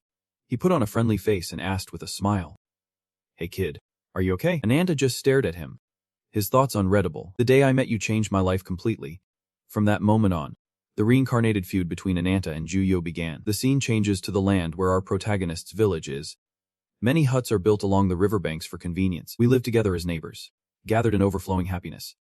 Completely unaware of the danger that was about to come, the people in front of him seemed to be his relatives, relieved to see him back. One side, Ananta. A man behind him stepped forward. "Where have you been wandering off to this time?" The two of them, one tall and one small, looked very close. Juyo ruffled Ananta's hair as he walked up with the boy. Seeing this, everyone grew curious. "Who is with you?" "Kid," he answered cheerfully. "This is..." Before he could finish, a piercing shout called his name. Ananta, startling both the boy and the chameleon on his head. "Where have you been? Why are you back so late?" The speaker was a young woman with her long hair tied into two braids in the front. Yep. This was Ananta's older sister, Azida. He must have inherited that earth-shattering roar of his from her. She walked over to her little brother and pinched his cheeks. "Did you go wandering off into the territory of those strange monsters again? What if something bad had happened?" After speaking, she noticed the goofy little red creature clinging to Ananta's head. "And you brought this strange animal home, too?" The boy replied helplessly. "This little thing just followed me home." It was only then that Azida seemed to notice the tall man standing next to her brother. She asked curiously, "And who is this?" He cheerfully introduced his sister to him. "Sir." "This is Azida, my sister." Suddenly, she began to cough violently, looking exhausted. This was a familiar scene when her illness flared up. The coughing fit stopped. Azida lowered the hand covering her mouth and stared in horror at the dark red blood in her palm. Though it seemed this had happened many times before, Ananda was even more worried than she was. He rushed to support his sister, extremely anxious. "Sister, are you okay? Don't overdo it. Let us get inside quickly." With that, the two of them went inside, their figures clearly reflected in the bastard's eyes, who knew what he was plotting next. A little later, Ananta's relatives brought Juyo into the chief's tent to greet him. He was a visitor, and not to mention, he had just saved Ananta. The people here treated him with warm and natural hospitality. The village chief was no exception. He offered a plate of food to Juyo, saying gently, "Please, make yourself at home. It is rare for us to have visitors, let alone someone who saved one of our own. We must welcome you properly." The kind chief said with a smile. "You may stay as long as you like." Juyo, hearing this, he returned a fake smile. "Thank you for your hospitality, Chief." He then glanced at Ruby, who was still staring at him with resentful eyes, as if she knew something. Juyo knew this and was not pleased. His eyes flashed again, just like the sharp, warning glare he gave the rhino. Only then did Ruby quickly back away, hiding behind Anana for safety. "More. Juyo is here. Anana will be his guide." Upon receiving the chief's order, the boy balked. Before he could refuse, his uncle smacked him on the head. "How dare you be rude to the chief?" The boy ducked his head, yelping. Moreover, the chief was very curious why this pale-skinned man, who did not fit in at all, had appeared here. But more importantly, why have you come to such a remote and desolate place? This land is too arid for sightseeing. Not just him, but everyone was curious. Hearing this, Juyo gave a half-true answer. "I am an explorer. I am researching how to improve the geology and regenerate the area." The chief immediately thought of something, like a god. Seeing his interest, Juyo presented a scroll. "Please, take a look at this." It was a map, recording Juyo's achievements over the years. From the mighty citadels in the east to the harsh, frozen lands of the north and the forests of the west. For many years, I have traveled across many continents, encountering countless customs and legends. And so, following the legend of the god Manhwa, I came to this red land. Anata was also amazed by the man before him. The chief and the others understood, but they still asked for confirmation. "The incarnation you are searching for is," Juyo replied directly, without hesitation, "Azida Haka, the first entity to be granted divine power. The great dragon who leads the 6 divine beings, an entity both worshipped and feared. The demon's incarnation is the black dragon. Azida Haka, a giant black dragon hiding in the shadows, its body covered in dark black scales. A pot of some kind of stew was boiling on a makeshift stove. Azida Haka was warming herself with a bowl, her face incredibly lovely. It is a very effective medicinal herb." Juyo was sitting with her. He added, "It also boosts your immune system, which is very helpful for recovery." Anata sat beside them, impressed. After drinking the bowl in one go, Azida Haka seemed to awaken. Her spirits lifted. She smiled. "Thank you, sir. I feel much better now." That was all Juyo was waiting for. He got up to leave immediately, giving a final instruction before he left. "Well, I have to go now. Don't overexert yourself. Just rest." Anata asked curiously. "Where are you going, sir?" Juyo said thoughtfully. "I am going to explore the area near the river." Hearing this, Anata said casually, "Then we are having fish today." Then he said eagerly, "Sister, I am going to help him. I will be back soon." Azida Haka called out from behind him. "Anata." He turned back. Azida Haka carefully reminded him, "Be careful and come home safe." "Okay." The boy grinned, showing all his teeth, and affirmed, "Of course, I will be back." And so, Anata and Juyo set off. As soon as they left, they had to pass a group of extremely menacing-looking tribesmen. Juyo was unfazed, but Anata felt like the group was staring at him strangely. The sky was clear blue, the mountains were vast, and the lake was completely deserted. Juyo sat with Anata, eating grilled fish and chatting. Anata asked, "Sir, you have been in the village for a week now, have not you?" Meanwhile, Ruby was leisurely enjoying a piece of delicious fish. Anata, still curious, asked, "Has there been any progress in your research?" Juyo seemed a bit concerned. "There is no guarantee of a great discovery. All I have are fragments of the legend about the Black Dragon's descendants." Juyo explained that in the past, their ancestors had endured invasions from foreign forces. But with the help of the Black Dragon, they were able to drive them away. "We are the descendants of the warriors who revered the Black Dragon, the benefactor of our entire tribe." Juyo was passionately telling his story while Anata, though munching loudly, listened intently. Juyo concluded, "That is everything I know about the Black Dragon's descendants." He suddenly sighed. "But everyone in the village ignores the stories about the Black Dragon, as if they are hiding something." Anata, who was happily eating grilled fish, lost his appetite. "What? You are probably just overthinking it, sir." It was so weird even Ruby looked back. Then Juyo suddenly asked a completely unrelated question. "You are still secretly hunting without your sister knowing, are not you?" This time, Anata went silent immediately. Juyo explained, "I have pretended not to notice. But your wounds are getting more frequent. Your sister will find out sooner or later." Anna looked a little sad. "Please, sir, continue to keep it a secret from my sister. I do not want her to worry unnecessarily." He slowly began to explain. "Winter comes very quickly here, so I need to hunt as much as possible while there is still prey." Juyo suddenly asked, "So where are your parents?" Anna confided sadly. "They died when I was little from some kind of plague." He continued, "That is why my sister is so overprotective of me. She still thinks I am a child." Ananta said to himself, "Just worry about yourself. Don't do it just for a little brother like me. That is why I want to earn something big to repay her." Hearing this tragic story, Juyo did not know how to comfort him. He coughed awkwardly. "Does it hurt?" Anyone else would have been heartbroken.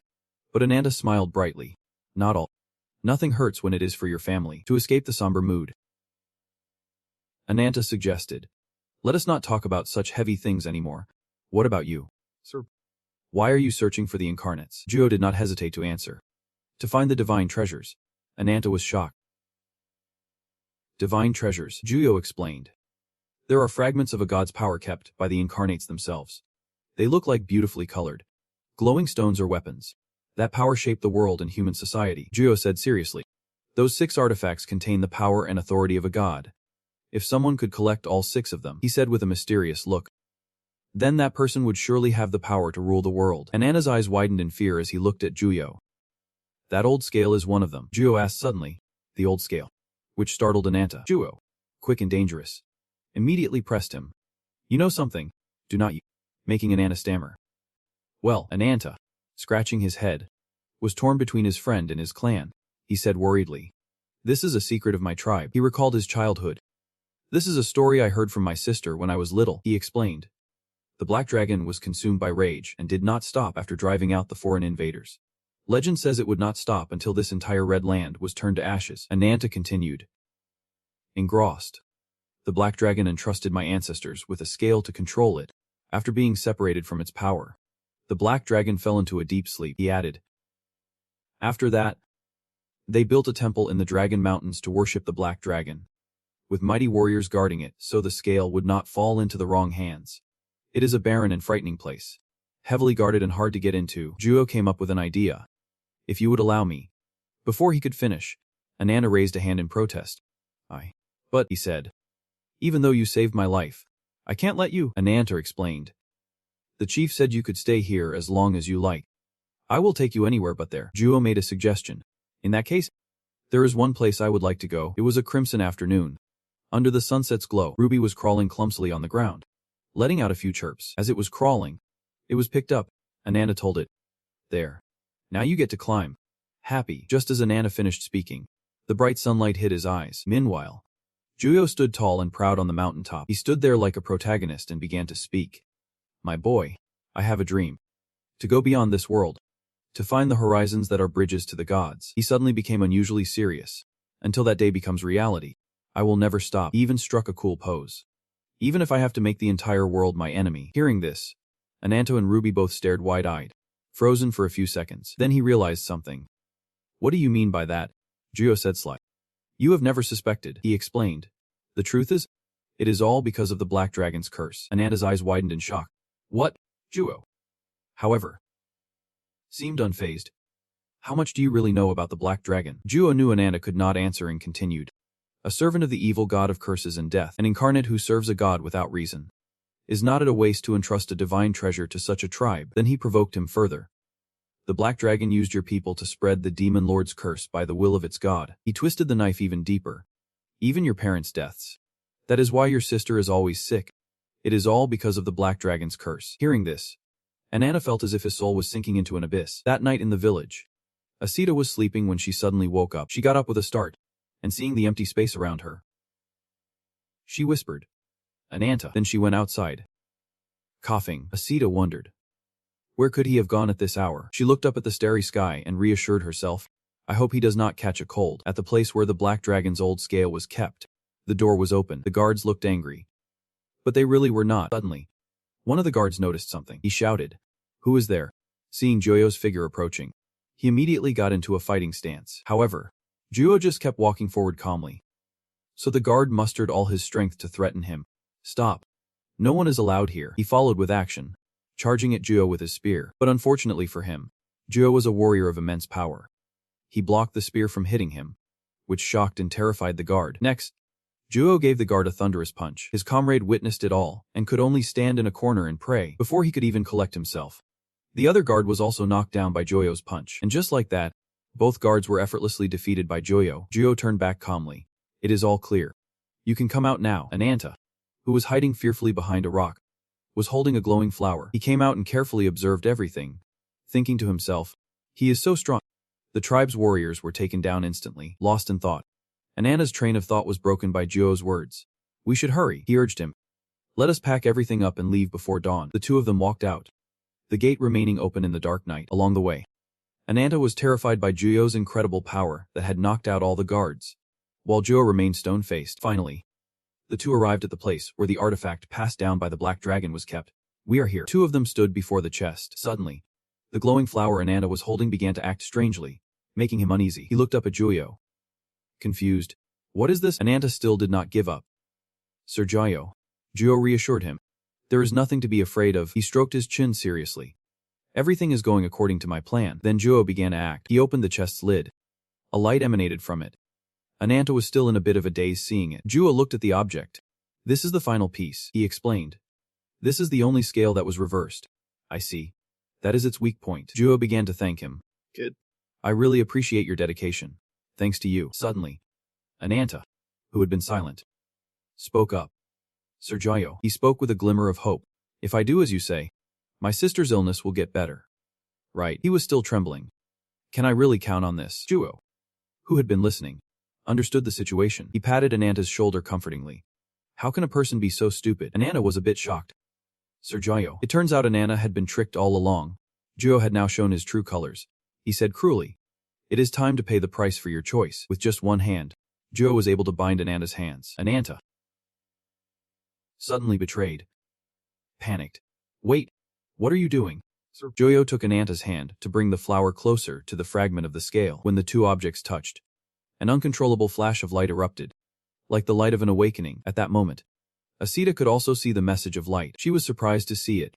That was the Dragon Mountain Range. The message of light made the earth tremble, and Azida could not keep her balance. The mountain range began to stir. The black dragon, deep in slumber, suddenly awoke with its eyes wide open. The black dragon awoke and stirred, stretching and roaring with majestic power. Then, it flew out of its hiding place, sensing the disturbance. The villagers also woke up. They grumbled. What is going on? An earthquake. A villager pointed. Look, the black dragon was soaring through the starry night sky. The villagers wondered. Who? What fool would dare touch the power of the river god? Meanwhile, Ruby kept crying out. It turned out both of Ananta's arms were gone. Even so, Anata was still conscious. Ruby, that guy, Juyo, stood smugly on the other mountain peak. He held the flower, showing it off. I finally get to touch it with ambition. He touched the flower. Come to me. Miracle that can sustain all possibilities of the world. When he took the flower, he transformed, his power reaching a new level. He even stabbed himself with the flower's sharp point, as if infused with a supreme light. He absorbed it, transforming into something otherworldly. Black Dragon flew over to challenge him. Juyo spoke, touching a dragon's weak spot. Do you know what that is? With this power, Juyo could communicate with dragons. The Black Dragon announced, I am Azida. State your name. Human. Azida Haka is a three-headed, serpentine demon from ancient Persian legend. Juyo replied, my name is Jo. Juyo's final transformation was into a bird like man. He challenged, I am the incarnation of wings. Through the white smoke, a figure appeared lying face down on the ground, with Ruby beside them. Anata looked up, his voice strained. What? What happened? The black dragon and Juyo are facing off. I am on the ground. So this is what is happening. The black dragon's eyes glowed red as it said in a terrifying voice. I can feel it. The god's treasure is inside that body. Azida Haka continued. Unbelievable. How can a normal incarnate's body withstand that power? Her eyes sharpened as she looked at Juyo. You bastard. What have you done to the master of the treasures? The incarnation of wings replied nonchalantly. You asked the obvious. Black dragon, as orbs of light appeared around him, he said, I killed them and took the treasure. Of course, a barrage of orbs was launched simultaneously. The orbs exploded, creating a cloud of white smoke. The smoke cleared, revealing the black dragon shielding itself with its wings. Juyo said, I can feel your strength fading drastically. He looked down at Azida Haka with a sneer. Ghost of a god, I will defeat you. Smoke billowed from her mouth, her expression furious. Just try it. A blast of fire erupted from the black dragon's mouth. If you are strong enough. Juyo easily dodged the attack. The black dragon flapped its wings and ascended. It charged straight towards Juyo at incredible speed. The black dragon circled behind the incarnation of wings. At the same time, it cast a spell, creating fiery magic circles. Fireballs rained down on Juyo. The incarnation of wings emitted a bright light. Angelic light. The collision of light and dark energy caused a massive explosion. Black Dragon watched in silence. As Daha powerfully flapped its wings, a torrent of dark magic was unleashed. Juyo watched calmly. He flapped his wings. Rays of light were also released. The two immense energies collided. The Black Dragon dodged backward. The impact created a massive explosion. The explosion grew larger and larger. The villagers were startled when they saw the massive explosion. The people below looked up, their faces filled with worry, horror. Anata was hunched over, blood dripping from his mouth as he struggled to breathe. His arms were gone, and he was kneeling on the ground. He called out weakly, "Horror sister." The black dragon fell from the sky. Its massive body lay on the ground, covered in wounds from the sky. Jua looked down and smiled. He looked triumphantly at the black dragon on the ground. "Its heart has been crushed. You have lost." Azida Haka. He smiled like a victor. Jua looked up at the sky. "Finally, I can ascend to the heavens." With that, he flew away, leaving only a long trail of light behind. Ananda's eyes welled with tears. "How did it come to this? I only did everything for my sister." A voice from behind startled him. "Descendant of the black dragon." Ananta lay gasping on the ground. "So that is what happened. You helped this incarnation of wings." Ananta answered, trembling. "Please forgive me. I just wanted to help my sister." The dragon looked at him with disappointment. "How disgraceful. Evil." Feeling uneasy in the face of death, the black dragon's body began to turn red. "I will never forgive you. I will curse you." Her entire body began to disintegrate. The surrounding space slowly turned red. The black dragon let out a mighty roar. Azdaha's entire body burst into flames right before Ananta's eyes. His eyes were wide with terror. The evil god. The black dragon flew high into the air. It flew straight towards the mountains. At his horror, Ananta's eyes widened in horror. The direction of the village. The black dragon headed straight for the village. It spewed flames, incinerating the entire small village. The villagers were burned alive, screaming in agony. Their bodies were engulfed in a sea of flames. The entire village was burned to the ground. Ananta ran back, crying, "Horror, no. Horror sister." The black dragon opened its massive jaws towards Ananta. Its huge mouth swallowed him whole. The dark energy seeped into his body, flowed into every vein. Then, it went straight for his heart. The dark energy consumed both Ananta's body and mind. His body began to twist and deform. "You foolish human." The dark energy continued to invade Ananta's body. "You will forever be shrouded in death and disaster." Ananta was no longer himself, completely consumed by the dark energy. Under the silent night sky, he sat on the charred corpses of the villagers. Back in the present, in the prison, Anata was bound. Kneeling on the ground, he slowly opened his golden eyes. Where the incarnation of wings was, a crack appeared in the sky. Juo looked at the crack. That was an unexpected journey. Nadia looked bewildered as he continued, "Let us go back." Baiharan used his hand to widen the crack. "Back to our holy land." He clenched his fist, and the crack shattered, creating a portal. A voice called from behind, "Ananta." Zik turned to look. "They say you are a lowly creature who deludes himself into thinking he is a god. But this child before me is without a doubt a true incarnation." Nadia knelt respectfully. "Please, answer me. I have no memories from before I met you. Could it be that I am just like that child?" Zuyu smiled faintly. "Ananta. Yep. Is that the boy from before?" Zuyu stood with his back to Nadia. "Everything is a convergence of cause and condition. When those causes and conditions separate, everything will vanish." He tilted his head slightly, revealing his bright blue eyes. "It truly is destiny." Nadia bit her lip as he spoke. "I very much look forward to the day we meet again. You are the incarnation of nature." Scene change. At a large lake, Lagertha was soaking. A voice calls from behind her. "My lady." Scan held a towel. Men held a piece of paper and read. "News from Lord Boneheart. Returned from his reconnaissance mission." Lagertha stood up. "That is the best news I have heard recently." She stepped forward. "You are the lucky one. I was prepared to be bothered if it was bad news." "My apologies, my lady, but I must decline." And draped the towel over her. A member reported, "According to the messenger, there is one incarnation and 2 humans accompanying him." Hearing this, Lagertha asked, "An incarnation? Is it that winged fellow?" Scan spoke. "I am not sure, my lady." Lagertha smiled. Scan continued, "As always, it might be best for you to witness it yourself." Outside the city walls, 2 people followed by 3 soldiers. Those 2 were none other than the veteran Bonhart and Nadia. A memory flashed through Nadia's mind. Like Ananta, he introduced himself as a victim of hatred for the winged incarnation. He invited me to the organization he serves. Image of ruins on the ground. The pretext was a tournament, but his real goal was the power Ananta possessed. And after the match ended, Juo concealed his presence. Nadia clenched her fists as she walked and thought, "I could have gone anywhere, but I came to the northern continent to meet one person." The door slowly opened. "That person is," a voice announced. "Lord Boneheart is entering." Inside the crowded hall, the first was Rupa, the second was Taken, each standing apart. Scan entered with Lagertha. "The queen." Nadia's face grew serious. "That is," Nadia looked at her, "the first princess of the Vanguardia warrior kingdom, a military organization that opposes the winged incarnation." Lagertha sat on the throne. "The false queen, Rajalsanja, leader of Leviton." Boneheart bowed his head. "Greetings, Your Majesty." Lagertha welcomed him. "Welcome back, Boneheart." She smiled and said, "Skip the formalities. I want to hear the results of your expedition." Flashback. Boneheart cuts down a line of people with one swing of his sword as planned, to approach the Kafi's temple. "We infiltrated the crowd of attendees in disguise." He recounted everything. "There were some unexpected things, but, in the end, I infiltrated the top of the temple." His next words made everyone look at him.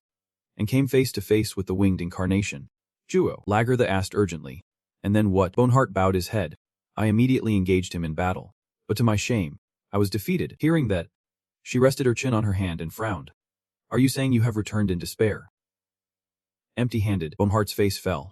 Victory and defeat are part of a warrior's life. Even you must have lost a few times. He clenched his fist. But sooner or later, I will take his life with my own hands. Lagartha smiled. Then suddenly burst out laughing. That is right. Now that is the veteran Boneheart I know. Lagartha looked to the person beside him. But more importantly, which incarnation is that with you? He quickly made the introduction. Forgive my late introduction. This is Nadia, the incarnation of nature. She is also part of the group pursuing the winged incarnation. Boneheart turned to Nadia, Queen Regeneration. She is an ally who lends her strength to Valentin. Flashback. Nadia is treating Boneheart's wounds. She was a great help during the expedition.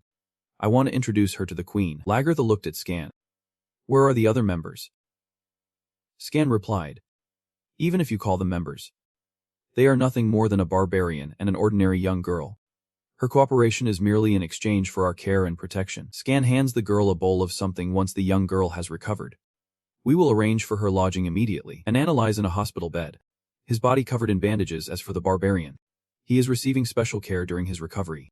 But he remains in critical condition and is unresponsive. Back in the main hall, if you wish, we can force him to come here for an audience. Lagartha put her hands on her hips.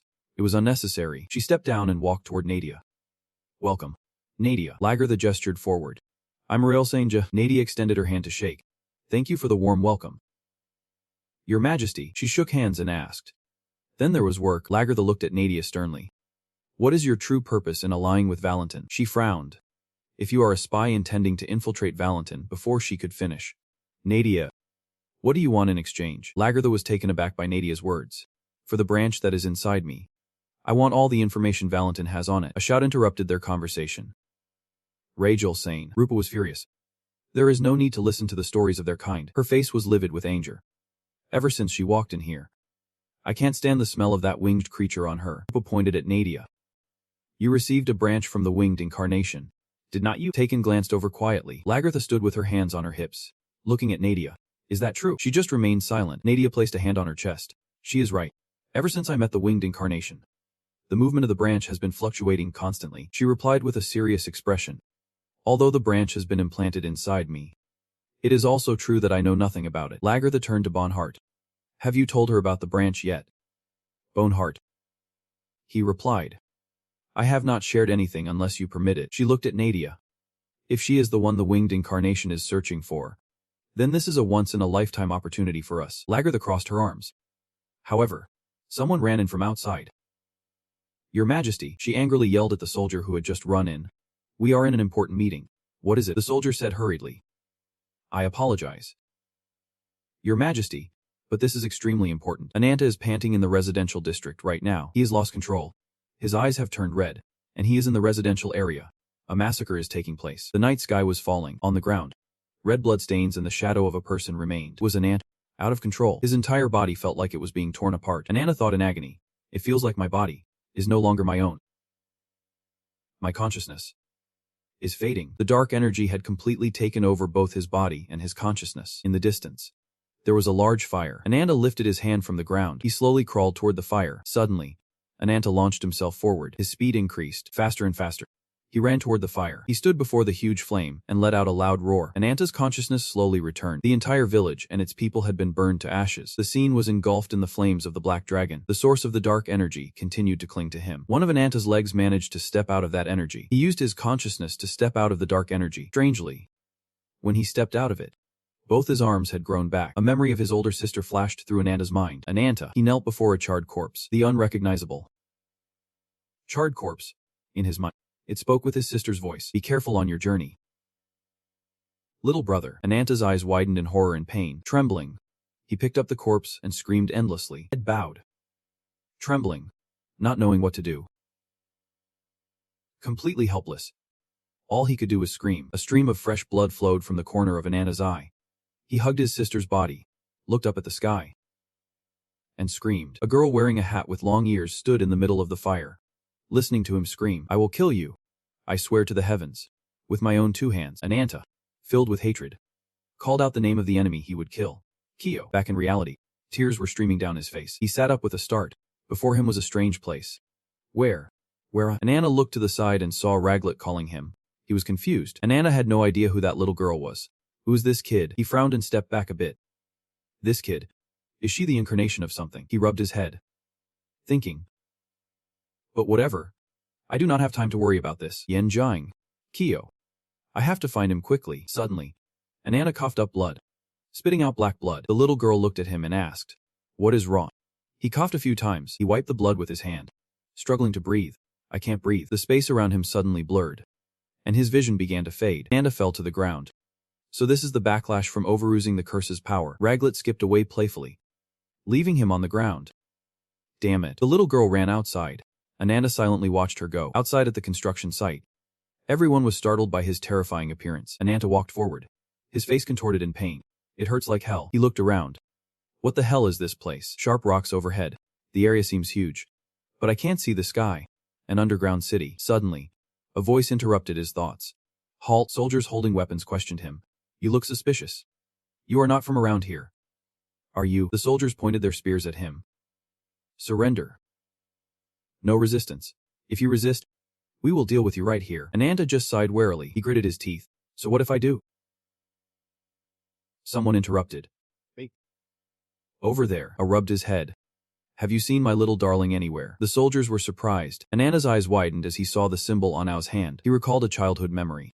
Remember this family crest. It will lead you to the incarnation of the wings. The past Anata held a paper with a symbol of an eye and wings. His followers will definitely have this symbol on them. Back in the present, he tried to stop O. Then, a sword flashed past him. In an instant, the tip of the sword was near his eye. O swung his sword. Anata leaned back as a bit of blood splattered. He gave a sinister smile. Sorry about that.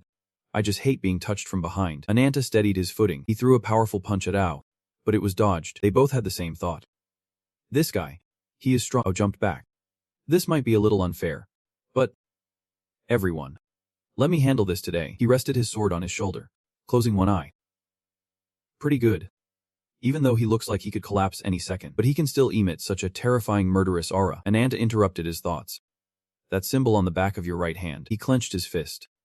What is your connection to the incarnation of the wings? Without a second thought, O instantly charged forward with his sword. He struggled to dodge the swift sword strikes. One attacked. The other dodged. The two of them continued to fight. After a few moves, Anata was cornered against a wall. O stopped. What do you want? He held his sword level. If you want it, take it with your own strength. Powerful slash was unleashed. Static discharge claw. He swung his weapon, and a powerful gust of wind shot out, following the path of his slash. O approached, looking up at the monster with his golden eyes. As expected, Anata was heavily damaged by the slash, but he tried to fight back and used its giant hands to block the attack. The beast, in extreme pain, straightened up. He looked at him with golden eyes, full of killing intent. Despite his severe injuries, he still wanted revenge. Seeing this, he stepped forward proudly with a contemptuous smile. What is with those hands? He wondered about its giant hands. His comrades panicked. Report to the queen. Requesting urgent backup, the muscular monster with giant hands immediately charged. He attacked her relentlessly, but his blows were easily dodged. He analyzed its attacks. Strong. If I face this head-on, I might not be able to block it. His golden eyes looked up at Anata's muscular form, and yet, he is still not in his best physical condition. His current state is a muscular body, especially those powerful, clawed hands. His eyes now glowed red. He lowered his head and let out a cry. Quick as lightning, he seized the opening. He immediately rushed in and stabbed him with his weapon. The stab pierced through the monster's giant body. Did that really do much damage to him? The situation grew more tense as O focused on the fight. The big-handed guy was ready to retaliate. A loud roar echoed as the air grew dark, shrouded in the red aura of the big-handed beast. The destructive scream sent gusts of wind toward Ao's feet. The scream grew louder and more intense. After that terrible sound, his body swelled up, transforming into a huge, ferocious monster. The people below looked up. His eyes, too, were filled with terror. He stared in shock at his current form. Its terrifyingly large body, black scales, and ferocious red eyes. Its large hands and long claws made it look like a dragon. Without wasting a second, O drew his weapon, ready to fight. But now, his golden eyes showed a hint of fear. He wondered what was wrong with himself. Looking at the ferocious beast, his body froze. Scared. As the tension mounted, a shout suddenly rang out. Get back. Now. He looked behind him. A girl with long, reddish-brown hair flew down, sword in hand. The decisive, powerful slash She landed gracefully. The blade caused the beast immense pain. It let out a loud roar. The girl was Lydritha. The beast watched her warily as she moved to attack again. The others stopped her. Please wait. He is not an enemy. We do not have to kill him, she replied sternly. If he harms my people, I will kill him. No matter who he is, she looked at the beast, creating distance before the fight. You ugly monster. I will free you from this world. It let out a loud roar. Then, it raised its claws. Something red flashed by. She was stunned by the sight before her. She could not understand what it was trying to do. It gripped its own chest with both hands and tore it open. Blood splattered everywhere. It was a gruesome sight. Everyone was terrified and confused by its brutal act. It is tearing itself apart. Fresh red blood sprayed everywhere, making the scene horrifying. A pink-haired, blue-eyed girl looked up worriedly. Anata. Lagritha moved closer. She watched his next move with wide eyes. This guy. What kind of monster is he? She was bewildered, unable to comprehend its behavior or the form it had taken. Elsewhere, a prisoner's sentence was being read. Outside the door stood 2 guards. The crime was illegal entry. The warrior Manzi has been imprisoned in the underground dungeon, and the incarnation of nature is under the watch of the royal guard, awaiting judgment for their actions. Nadia knelt, listening in silence with a sad, gloomy expression. Mua turned to scan. We were told to be cautious, but the situation is already chaotic. He looked down. Sooner or later, rumors will spread throughout the fortress. In another room, several people were gathered around a large round table for a discussion. They were likely people in positions of power. I am sure you have heard the news. Let us begin the meeting. Lydritha solemnly clasped her hands. The topic of discussion is how to deal with the human named Anata. The final decision will be made after we have heard everyone's opinions. She is allowing everyone to vote to see what the majority wants, without forcing anything. Rupa spoke up to question her. How much longer are you going to keep that dangerous thing in the fortress? What is there to even discuss? Just kill him. Who was laughing did not forget to chime in. Of course. I know he is pretty dangerous, but I find him quite interesting. Why do not we find a way to use him? He was told to shut his mouth. The Taken, who looked like the male lead from Beauty and the Beast, sat to one side with his arms crossed, uninterested in the matter. Lydritha's face grew somber as she turned to the muscular man with a scar over one eye next to her. Bernhardt. You knew about him from the beginning, did not you? Yep. I did. Rupa slammed the table in anger. Are you kidding me? You brought that monster into the fortress without telling anyone. What were you thinking? Bernhardt. He fiercely argued back, presenting the advantages and reasons to defend his opinion, stating that the man's presence was still within the fortress's acceptable limits, with enemies all around. My decision was to bring him here in the hopes of being able to use him. He turned to persuade the red-haired woman. Queen Lydritha. The power he holds is clearly unstable and dangerous. However, the truth is that he holds a deep-seated grudge against the incarnation of Wings. His eyes filled with determination. If we can control that power, it will become our most powerful weapon. I propose we accept him into Ribatine's army. Rupa was furious. Lydritha. Are you really going to listen to that nonsense? She stood up and questioned him. Me? You fought that guy. If you had been serious, you would have killed him. He sat leisurely with his legs crossed and a teasing smile. I hate to admit it, but he is actually pretty strong. He agreed with Bernhardt's idea of taming and using him. Bernhardt's right. That guy is very useful. Recalling the earlier fight, he could not help but ponder the monster's power. If he would actually been serious, I do not know who would have walked away in one piece. Hearing this, Rupa was completely shocked and could not seem to believe it. What? Suddenly, a figure emerged from the entryway. I have decided. The messenger of the rabbit's footprint. The girl spoke as she approached, a pair of rabbit ears, a magician's hat, and pink hair. The most trusted person in the guild. I received a summons from the queen, the girl said, cheerfully introducing herself.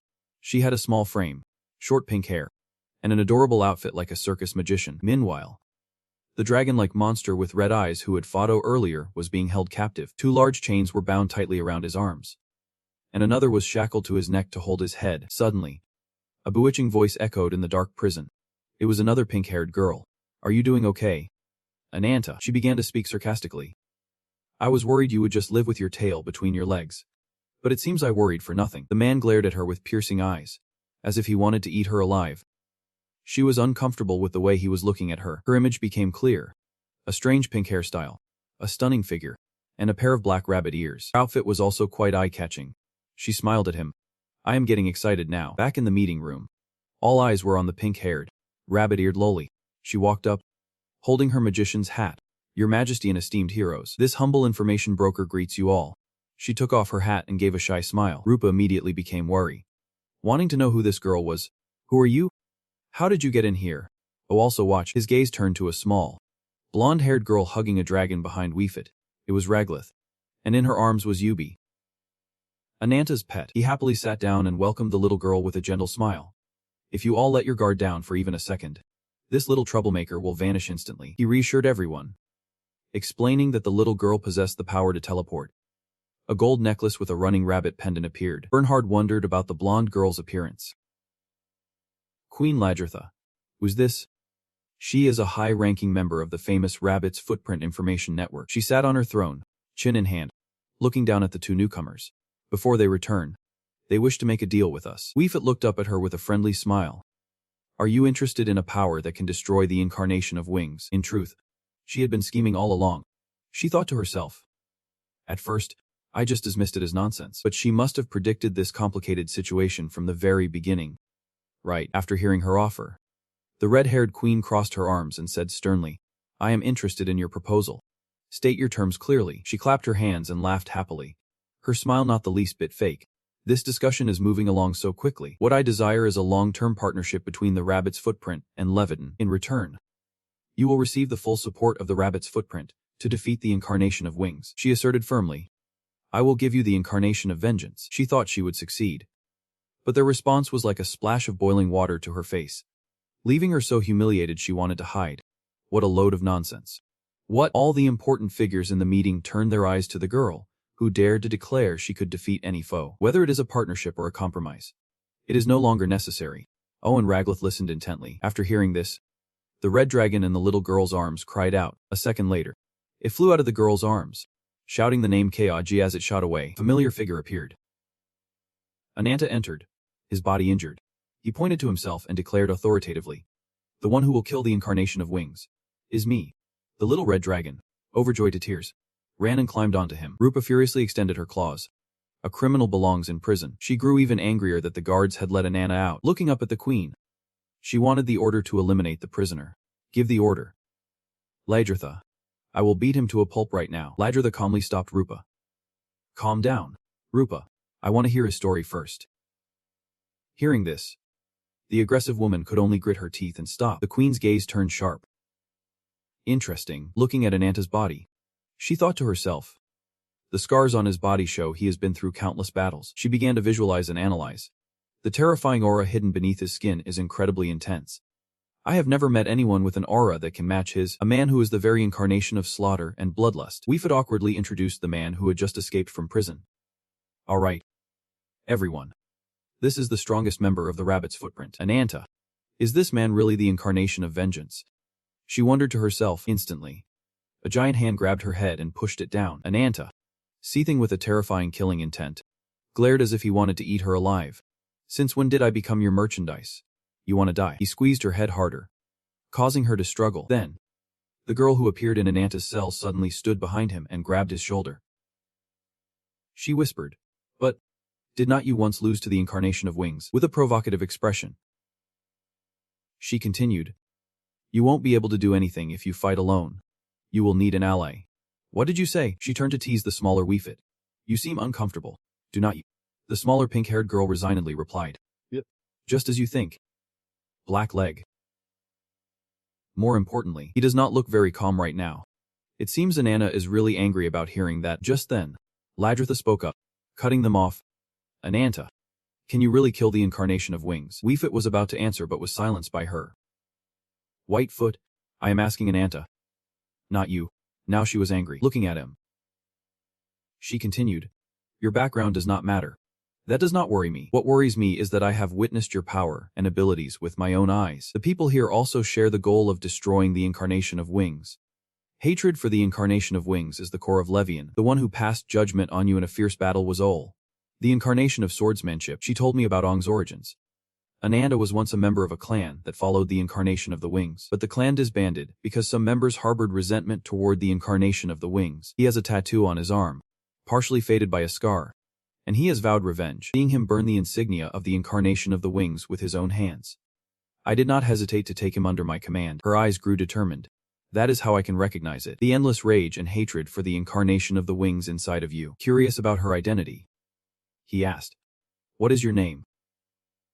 Ligoda Nhazada. Are you asking if I can kill the incarnation of the wings? As he spoke, His hand moved toward Wildfood's head.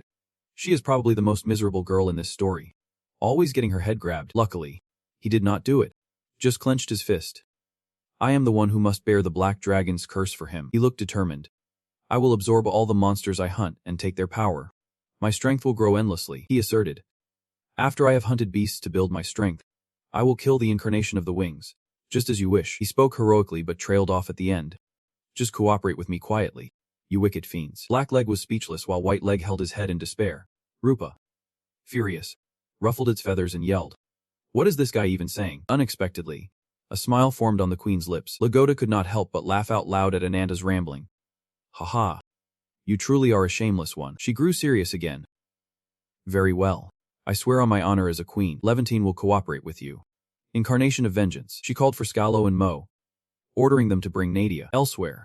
The sky glowed a brilliant yet mysterious violet blue, and someone's footsteps echoed. They walked up to a door bearing the symbol of the sun. The door opened. Come in. Be Huron.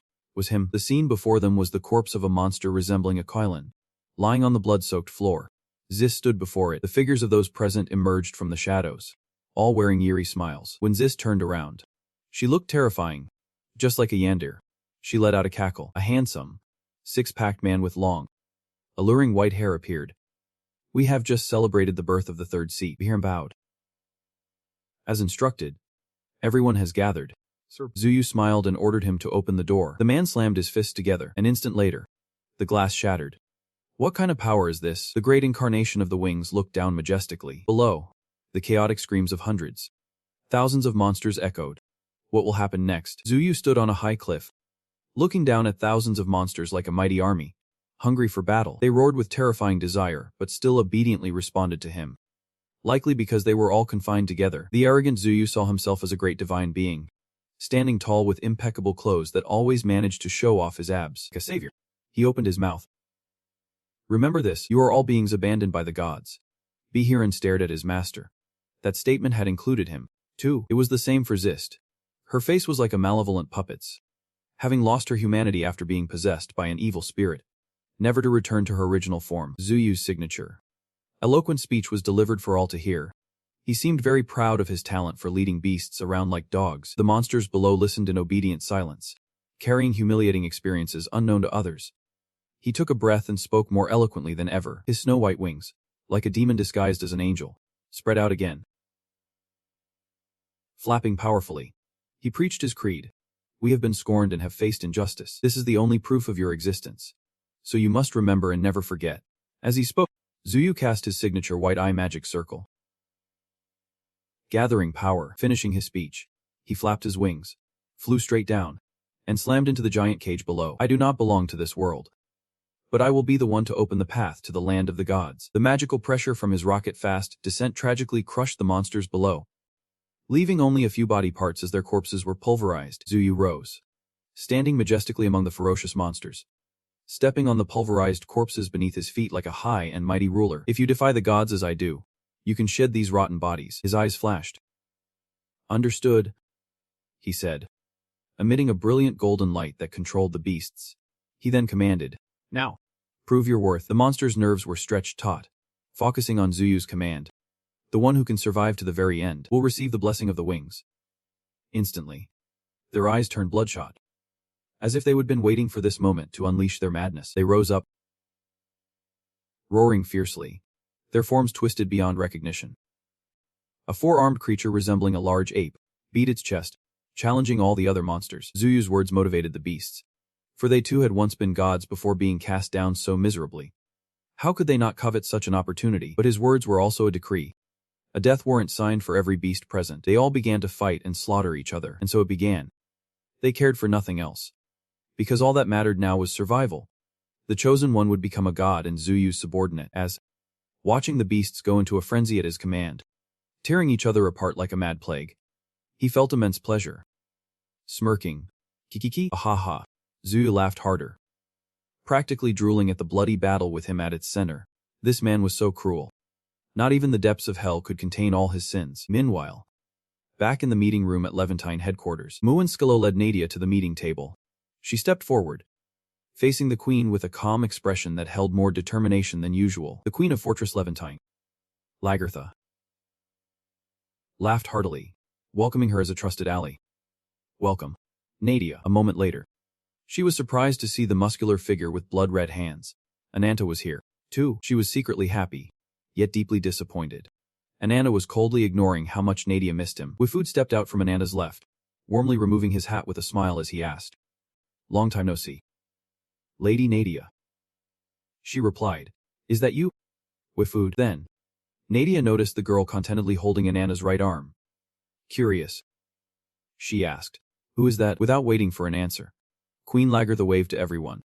"You can all relax for a bit. I have already told the other commanders to delay this battle for a while." This woman was truly a generous and kind monarch, but Nadia's attention was still fixed on Anata. He stood still as a statue, his face dark and sullen, and that girl clinging to him. Nadia felt extremely annoyed. Just a short while ago, no one even noticed him, but now, everyone's attitude toward him was different. Could it be just a coincidence? Coincidence or not, at this moment, the atmosphere in the room felt unnatural. Not only was Anata's face growing darker, but he also seemed uncomfortable, his uneven breathing making Zubi stare at him worriedly. Nadia felt awkward, unsure of what to say. When Lagertha quickly concluded the meeting, "I have finished my discussion with Anata. You two, I accept you both as members of Levantine." Hearing the Queen's approval, the two looked anything but pleased, their faces filled with killing intent. Anata, who always worked alone and was not used to groups, snapped, "Wait. Since when do I need your permission?" Bernhard answered, reassuring him, "We are only temporary allies, but we need your strength to fight the incarnation of the wings. And you have a temporary alliance that you are free to leave whenever you wish. Isn't that enough?" He made a very convincing case, but it seemed Anata was still hesitant. Bernhard turned to persuade the other party. While Levatin would help Nadia find the answer she was looking for, he paused, his brow furrowed, more serious than before. "This is going to be very difficult for you. I hope you are prepared to hear the answer you have been seeking." Nadia had already made up her mind. She did not need his persuasion. Closing her eyes, she enunciated each word. "I believe I have already shown my resolve." When she finished, Nadia opened her wide, aquamarine eyes. "Please, tell me the answer. What is this branch that is rooted inside of me?" Lagertha, silent until now, finally spoke up to answer Nadia's long-held question. Mistiltine. She spoke of the pure white magical branch. Mistiltine, another name for the branch of the world tree. I have heard about it from Bernhardt's reports. You all witnessed the fiend's transformation and its terrifying power in the last battle. Did not you? Hearing this, Nadia immediately thought of that doll-like person with the infuriating smile. Zid. That kid was the embodiment of the transformation. Lagertha continued to explain. The branch's power is similar to the blessing of the wings. It is a catalyst that allows a fiend to become an incarnation of terrifying power. In disbelief, Nadia tried to confirm.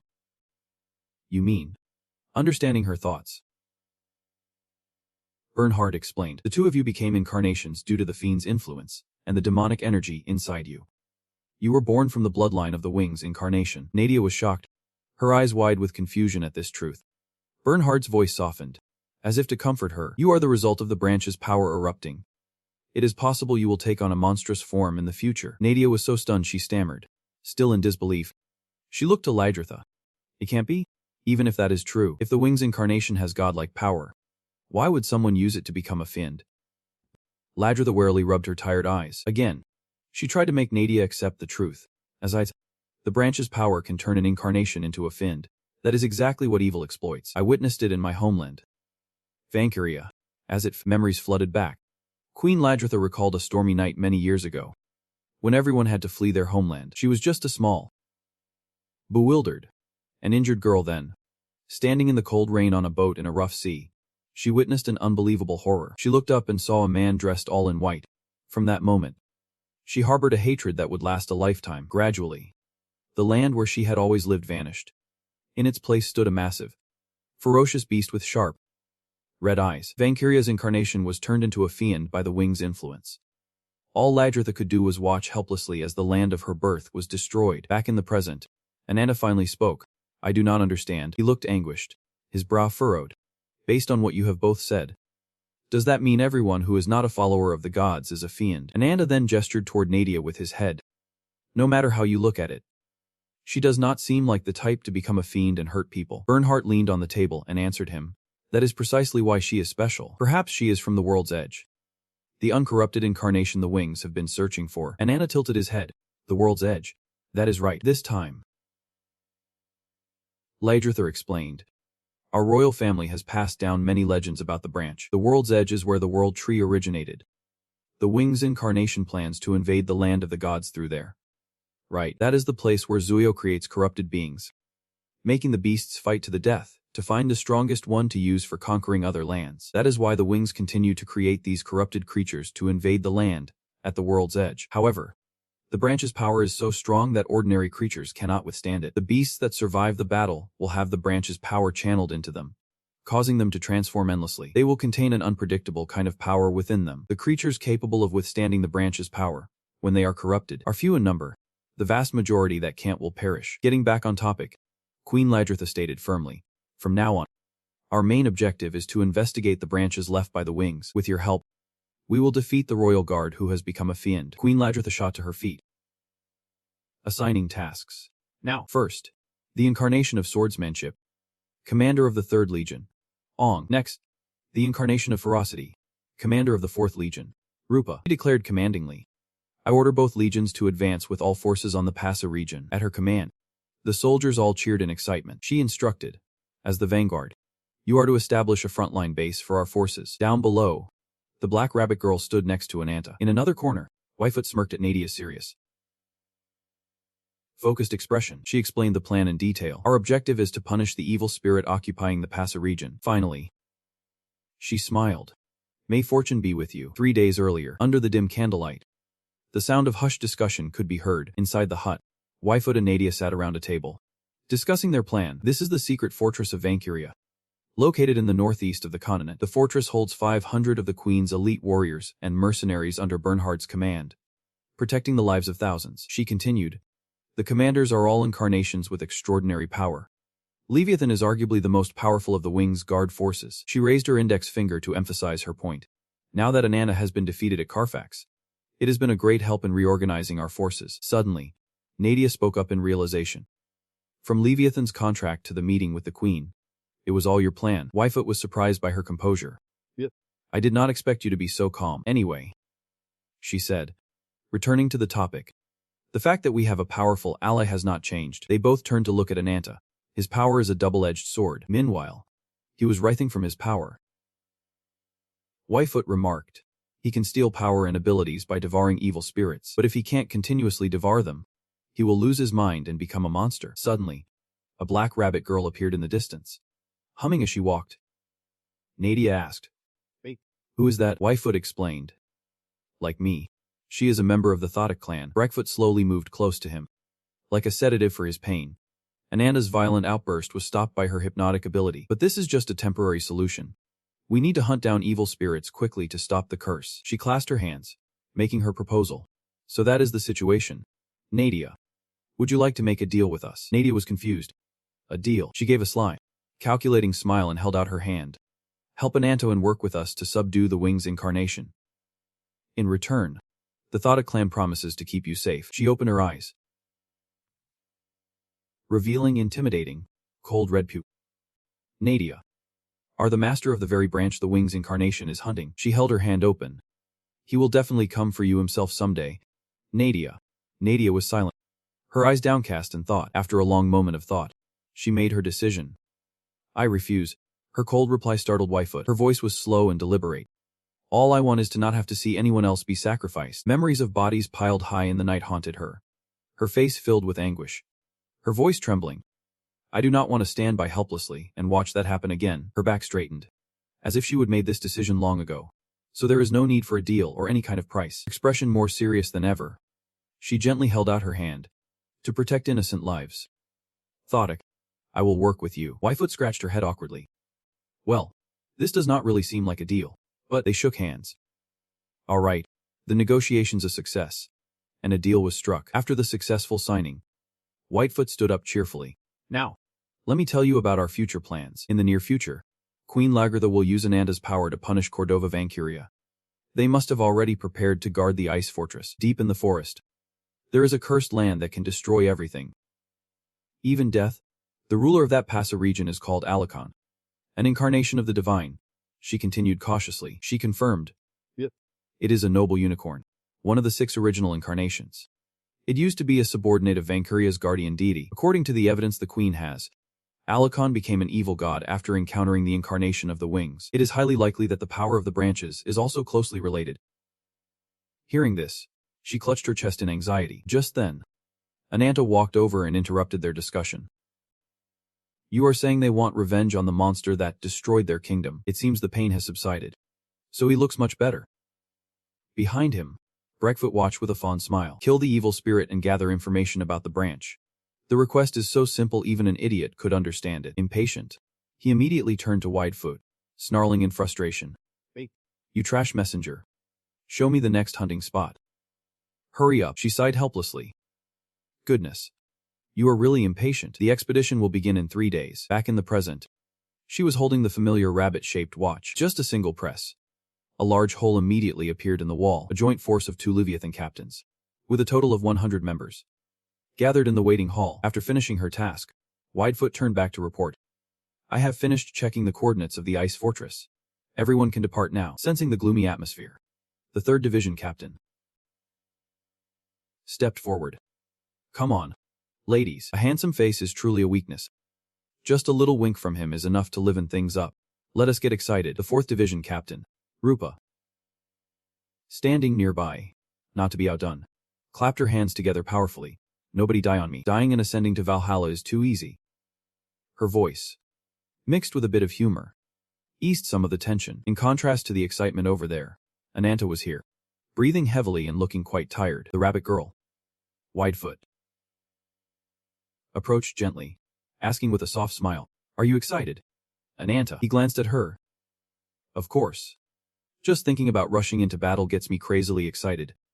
I feel like I could slaughter anyone right now. Nadia, beside him, was not surprised by those harsh words, while Widefoot smiled with satisfaction. A short while later, they arrived at the gloomy, misty forest. The portal created by Widefoot appeared on the ground. Quickly, and Rupa led the troops forward, ran like the wind, searching for that evil god. With her sharp ears, she sensed a suspicious noise nearby. Immediately, she pointed it out to him.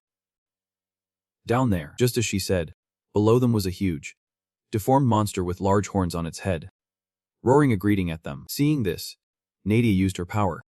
The new night moose antlers grew from her head again. Countless roots of the world tree suddenly rose from the ground, emitting intense life energy and causing the earth to shake violently. In an instant, they twisted together, forming a majestic warhorse. Without hesitation, it charged straight at the monster. The two crashed into each other violently, creating an earth-shattering impact that shook the ground. They arrived right after the explosion. When they got down there, her horse had already been defeated by the monster's terrifying power. The monster heard the noise above and suddenly looked up. From high above, Anata dove down like an arrow of death, carrying an overwhelming power that made the monster freeze. With just one punch, the monster was beaten to a pulp. Its head instantly shattered. Everyone stood to the side, watching. O could not contain his excitement. His lips curled up eagerly as he let out a long whistle. This mission seems more interesting than I thought. A while later, everyone slowly made their way down to the location. Meanwhile, Anata was resting against a tree. Beside him was Breakfoot, who was staring thoughtfully at her watch. She kept checking the time and sighing inexplicably. She closed the watch, looked around, and exclaimed, This place. The surrounding scenery was gloomy. The trees were completely bare. It seemed not even a single ray of sunlight could get through. Previously, Lagrata had a meeting with Rupa and O. She placed her hands on the table and called out. Rupa, with a serious expression, she said, I will now brief you on the upcoming expedition for Divisions 3 and 4. Then she looked at the map and continued. Fong Wong, including the adjacent northern coastline, is mostly covered in grasslands, as it was originally home to the fish folk and elf tribes. Rupa and O listened intently. Previously, with their help, Valkyria could easily fend off invasions. But now, we can only let that army of death sow sorrow everywhere. Then she looked up at them. Building a strong fortress is our top priority. You two will lead the vanguard to establish a front line. Hearing this, O asked, Do we really have to build a fortress? Why do not we just use the power of Widefoot, the rabbit incarnation? Because we are relying on Widefoot, while using the royal path directly would be ideal. Her ability can only transport us from our starting point to the safest nearby location. She pointed towards the ironwood forest. Currently, Vanguard can only reach the forest south of the royal path, without prior preparations. Advancing further is impossible. She thought of Anata and Nadia. This also means someone must accept the danger of traveling thousands of kilometers from the royal path to ensure safety. To prepare for this, Anata and Nadia must join the allied forces. Hearing this, Rupa sighed with contempt. Don't worry, Lagratha. Ao and I are enough. Seeing her lack of seriousness, Lagratha corrected her. Fourth Captain Rupa. This is an order from the Queen, she said sternly with a serious expression. 1 week after receiving my order, you will rendezvous with Anata's group at the main headquarters. Her silhouette loomed large, but her words were filled with affection. And one more thing. Do not come back safely to your comrades. Back in the present, Nadia turned and said softly to Ruby, I am counting on you. Ruby. As soon as she finished speaking, Ruby breathed a torrent of fire from its mouth. It then breathed even harder, lighting up the whole area. Nadia closed her eyes and lowered her head as if she could not bear to watch. From a distance, Rupa glanced at her. Seeing Nadia like that, Rupa turned and walked away with a look of annoyance. As she turned, she saw Anata resting under a tree with Breakfoot beside him, which made her even angrier. She clicked her tongue while she was fuming. O approached her. What is with the long face? Rupa, relax. We are about to enter the forest anyway. O smiled. From now on, we will be comrades in arms again. Hearing him say that, Rupa looked displeased. That is just grating to hear. She furiously imagined herself standing before a pile of swords. A comrade is just a sarcastic term for those who've been cast aside. Someone you are willing to entrust your life to at all times and in all things. Her anger was now visible as she looked at him. That is a true comrade. Don't you dare call that nobody a comrade of mine. After saying that, she walked straight towards Anata, ignoring O calling out Rupa. Behind her, reaching Anata, she shouted. Hearing that, Anata opened his eyes to see who was calling him. She taunted him. Looks like someone can only act tough once before passing out. I did not expect you to be so much weaker than I thought. Hearing her, Breakfoot openly showed her disapproval, but Rupa continued to mock Anata. How did someone like you, who can't do anything without a guardian by your side, become our ally? Anata lost his patience with Rupa and said angrily, if you want something, just say it. Rupa kept mocking him instead of getting to the point. It seems Lagratha is very interested in your abilities, but I do not see it. Rupa continued giving reasons to prove her point. You can't even control your own power, even if you did defeat a god before. Have you learned to control yourself in a fit of rage? Nadia overheard the conversation from a distance. She walked over, holding Ruby, with a surprised look. Really? What happened? Rupa just kept going. He was like a ticking time bomb. Anana's face darkened as he listened, and he slowly sat up. He glared at her angrily. I said, just tell me what you want. Furious that he dared to raise his voice at her, she snapped. I want you to stop running your mouth. You bastard. Her hand slowly clenched into a fist as she threatened. You and your little gang better get out of my sight. I will let Lagratha know you ran away like a coward. At this, she looked like a cat with its fur on end, her face terrifying as she enunciated every word. If you do not agree, I will tear you to shreds right here. Seeing her insolent attitude, Anata scowled. You want my answer, not to be outdone.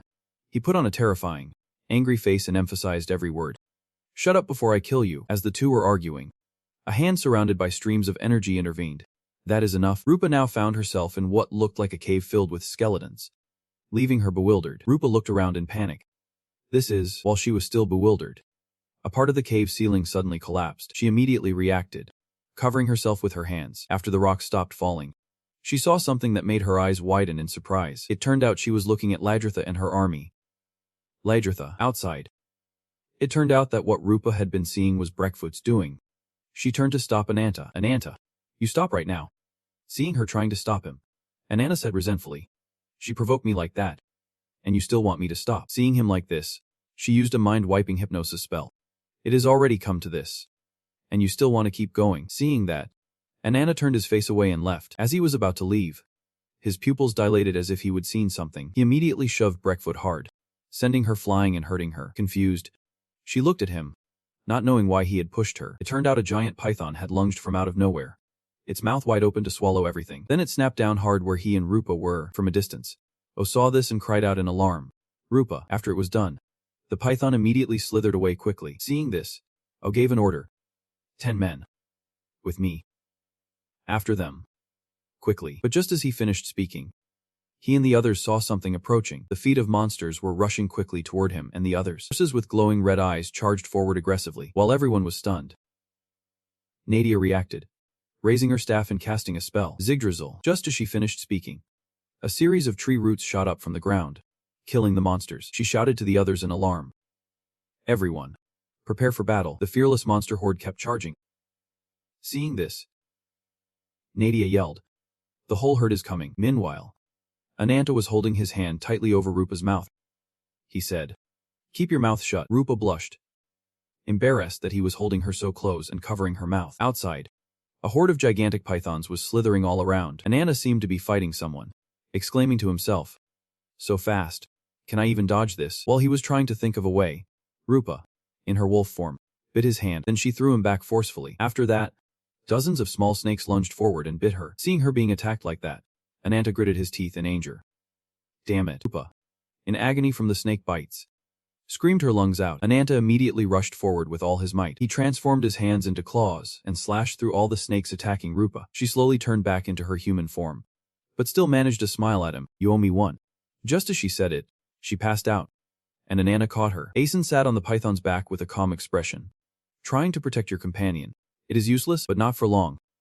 The guy's eyes widened as if he could feel the pressure coming from Anata. Anata flew into a rage, his eyes turning bloodshot as he glared at the guy angrily. Anata seemed to lose control as a terrifying, killing intent rose around him. He growled at the guy. Are you asking for a death wish? Back when the python was slither away after swallowing Anata and Rupa inside its stomach, he was trying to resist being digested, but the pressure was too great.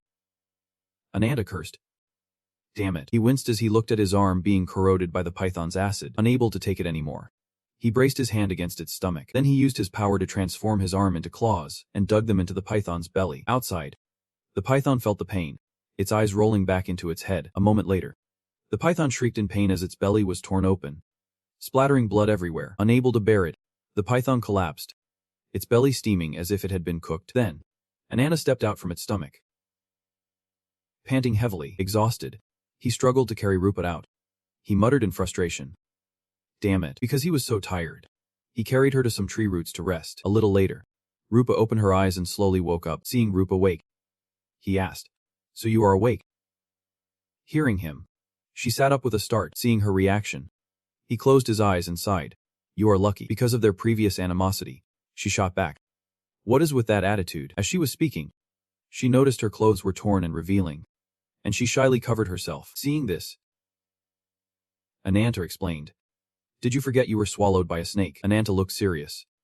And now we need to find a way out of here. Hearing him say that, she bit her lip and thought to herself, did this guy really protect me? Meanwhile, Anata was pensively looking at his hand.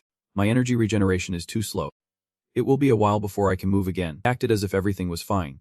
This place is a bit polluted. Must be from being so close to that acid. Seeing him act like that made Rupa even more worried. We were just swallowed. And you can be that nonchalant. She started yelling about finding her teammates. How long has it been? My teammates. While she was talking, Anata sensed something approaching. He immediately grabbed Rupa's hand, causing her to cry out in alarm. What is wrong? Without letting Rupa react, he pulled her forcefully toward him. He held her in his arms, his face grim. Seeing this, Rupa stammered. What are you doing? Before she could say more, he clamped his hand over her mouth.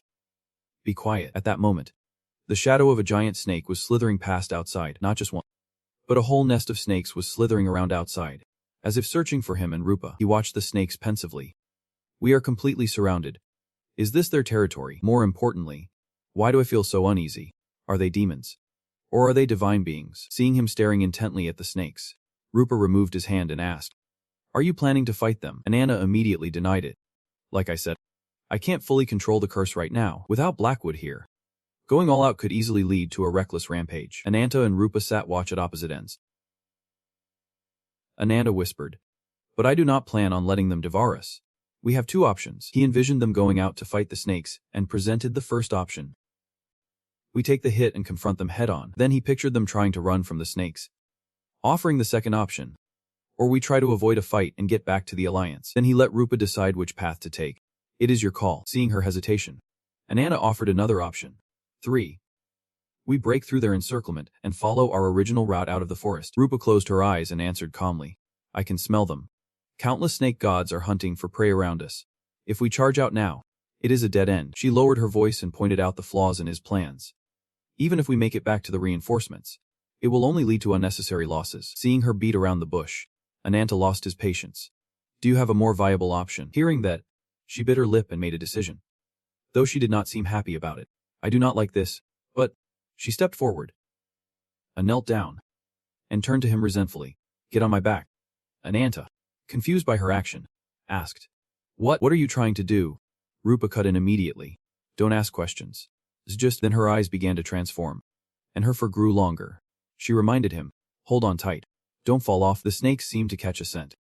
And the whole horde looked in one direction. Then they swarmed towards the two of them. Meanwhile, Rupa finished transforming and took off running. Her figure darted past the snakes, leaving them bewildered. But one of them reacted, opening its mouth and lunging at the two of them. Without hesitating, Rupa leaped over and bit down hard on the snake's belly, sending blood flying everywhere. Seeing their comrade die, the snakes behind them opened their mouths and gave chase. With their long bodies, the snakes quickly slithered toward the two of them. Anata, riding on her back, shouted, We are about to lose them. Rupa also yelled out to her comrades. We are almost out of the forest. Just a little more. This way.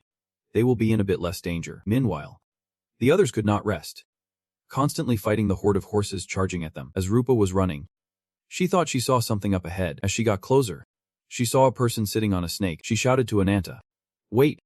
There is someone here. Hearing this, Anata was surprised. He looked at the person with a sense of familiarity. It was. The man sat elegantly on the snake, reading a book. He spoke in a dangerous tone. My apologies. He glanced at the two of them threateningly, emphasizing each word. But no one is allowed to leave this place. Then he summoned small snakes from the ground. Ordering, the snakes lunged at the two of them so fast they could not react. Anata bit his lip. So fast. Can we even dodge this? Before he could snap out of it, Rupa grabbed his arm with her teeth. Then she flung him forcefully backward. But because of that, she could not dodge in time and was bitten by several snakes. Seeing her get attacked, Anata grew enraged. Damn it. The snake's attack on Rupa grew more vicious, making her cry out in pain. Without a moment's delay, an enraged Anata rushed towards her. He once again transformed his hands into claws and slashed away the snakes on Rupa's body. Exhausted, Rupa slowly reverted to her human form, panting. So you saved me. As soon as she finished speaking, she passed out in his arms. The man on the snake closed his book with a calm expression. Trying to protect your companion. It is useless, but his composure did not last. He felt a powerful killing intent directed at him, and his eyes widened. Anata, enraged to his limit, glared at him with murderous eyes. He looked like a demon ready to tear his prey apart.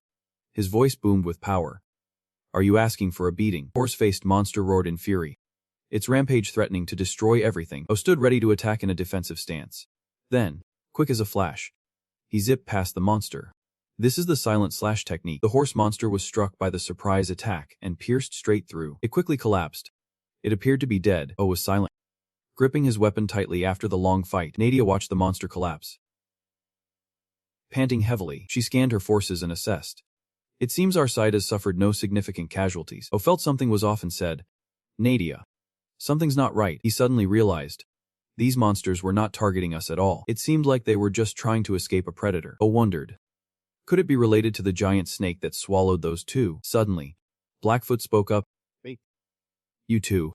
Now is not the time for chit-chat. He clenched her fist. We have to find Anata as soon as possible, before this turns into a mess that not even I can handle. Suddenly, a mouthful of blood was spat out. It turned out Anata was still trying to save Rupa. Rupa sighed. I told you it was useless to try.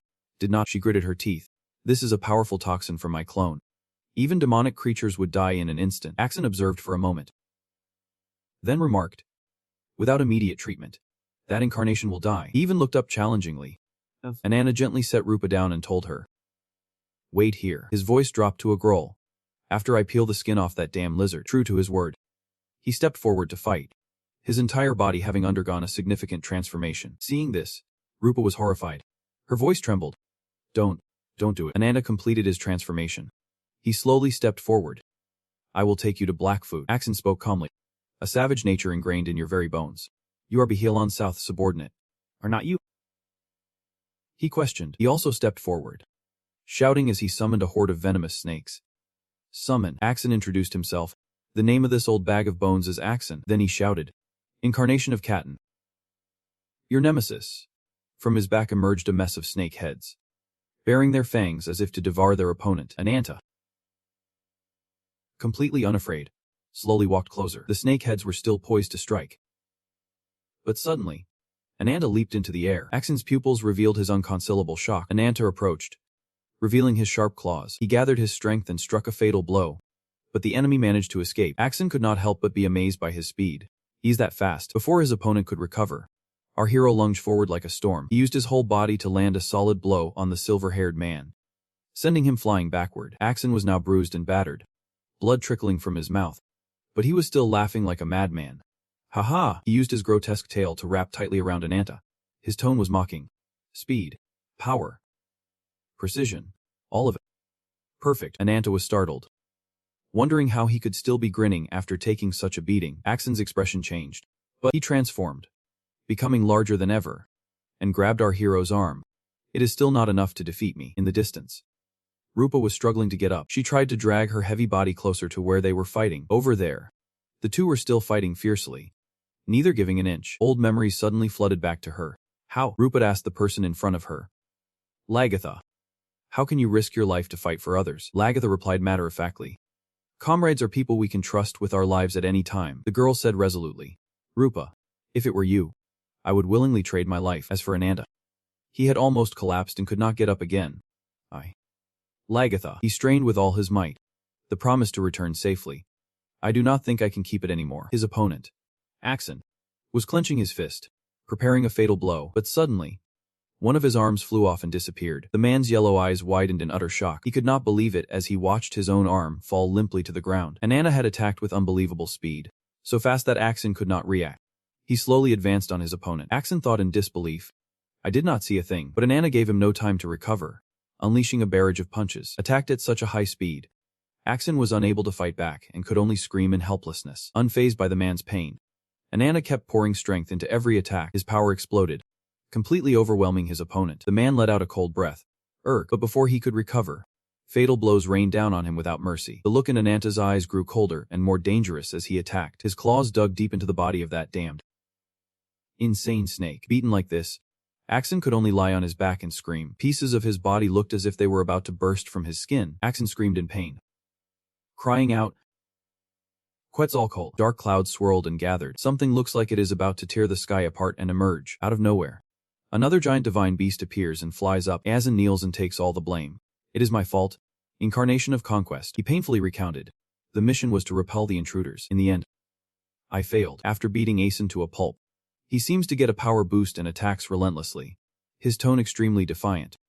Where's that aggressive attitude you had before? The relentless attacks fall upon our protagonist. It seems your words about giving me a beating were just empty threats. But contrary to his opponent's aggressive attitude, Anata can only endure. A thought flashes through his mind. This is wrong. The constant attacks push him into a helpless position.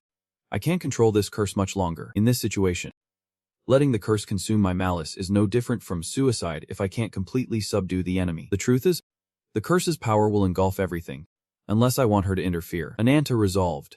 I have to find a way. Suddenly, a thought flashes in his mind. The thing is, the blood mosaic. Strange cries echo endlessly. Anata's divine beast entrusts him with the rest. I am counting on you. Then, it collapses from exhaustion. After a fierce struggle, Anata stands up again amidst the thick dust. He can feel powerful streams of energy swirling and flowing endlessly within his body. The power is surging. Anata's hands clutch his chest, as if he is trying to swallow this unquenchable flame. Anata is in the middle of a power explosion. But even this is not enough. He stands tall, facing it alone. A dragon continues to circle freely. Anata yearns. I need more. More. The claws begin to sprout all over the protagonist's body. Behind him, wings have also appeared. Anata curses.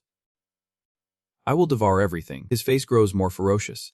His eyes blaze with fury, and he bares his terrifying teeth. Rupa is still lying collapsed on the cold ground, unable to lift her head. The dragon is flying away. The protagonist's divine beast's message echoes. The rest, I am counting on you. A hazy darkness obscures everything around. Deep in the dense forest, two people are standing guard. Rupa slowly opens her eyes after being unconscious. Familiar figures blur into view before her.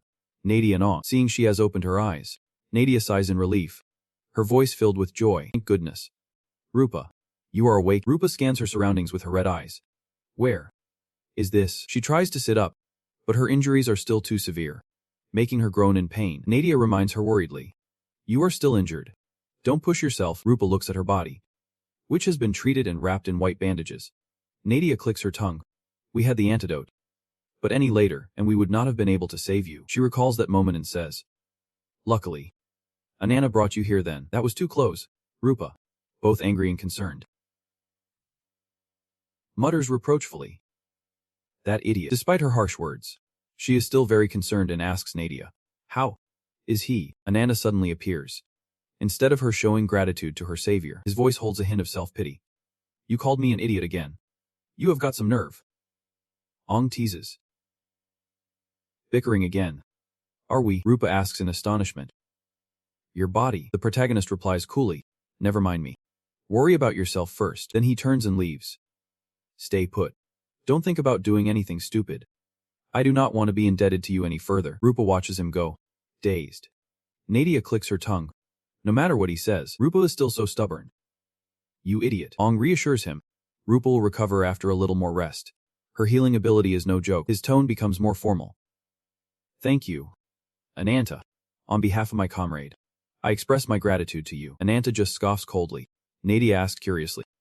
Did you fight someone who was following Joyo's orders? The protagonist replies. It was an old man named Azin. He has the power to summon snakes from his own shadow. It is a versatile power, but it has a weakness. The snakes are just mindless clones, so they can only perform basic actions. There were no killing blows either. It seems they wanted to drive away the intruders rather than kill them, Anata reasons. For my guess, they were likely capturing those who came to pass as territory. And then it seems they received orders to return to their master immediately. Nadia is confused. But for what purpose? He has to admit.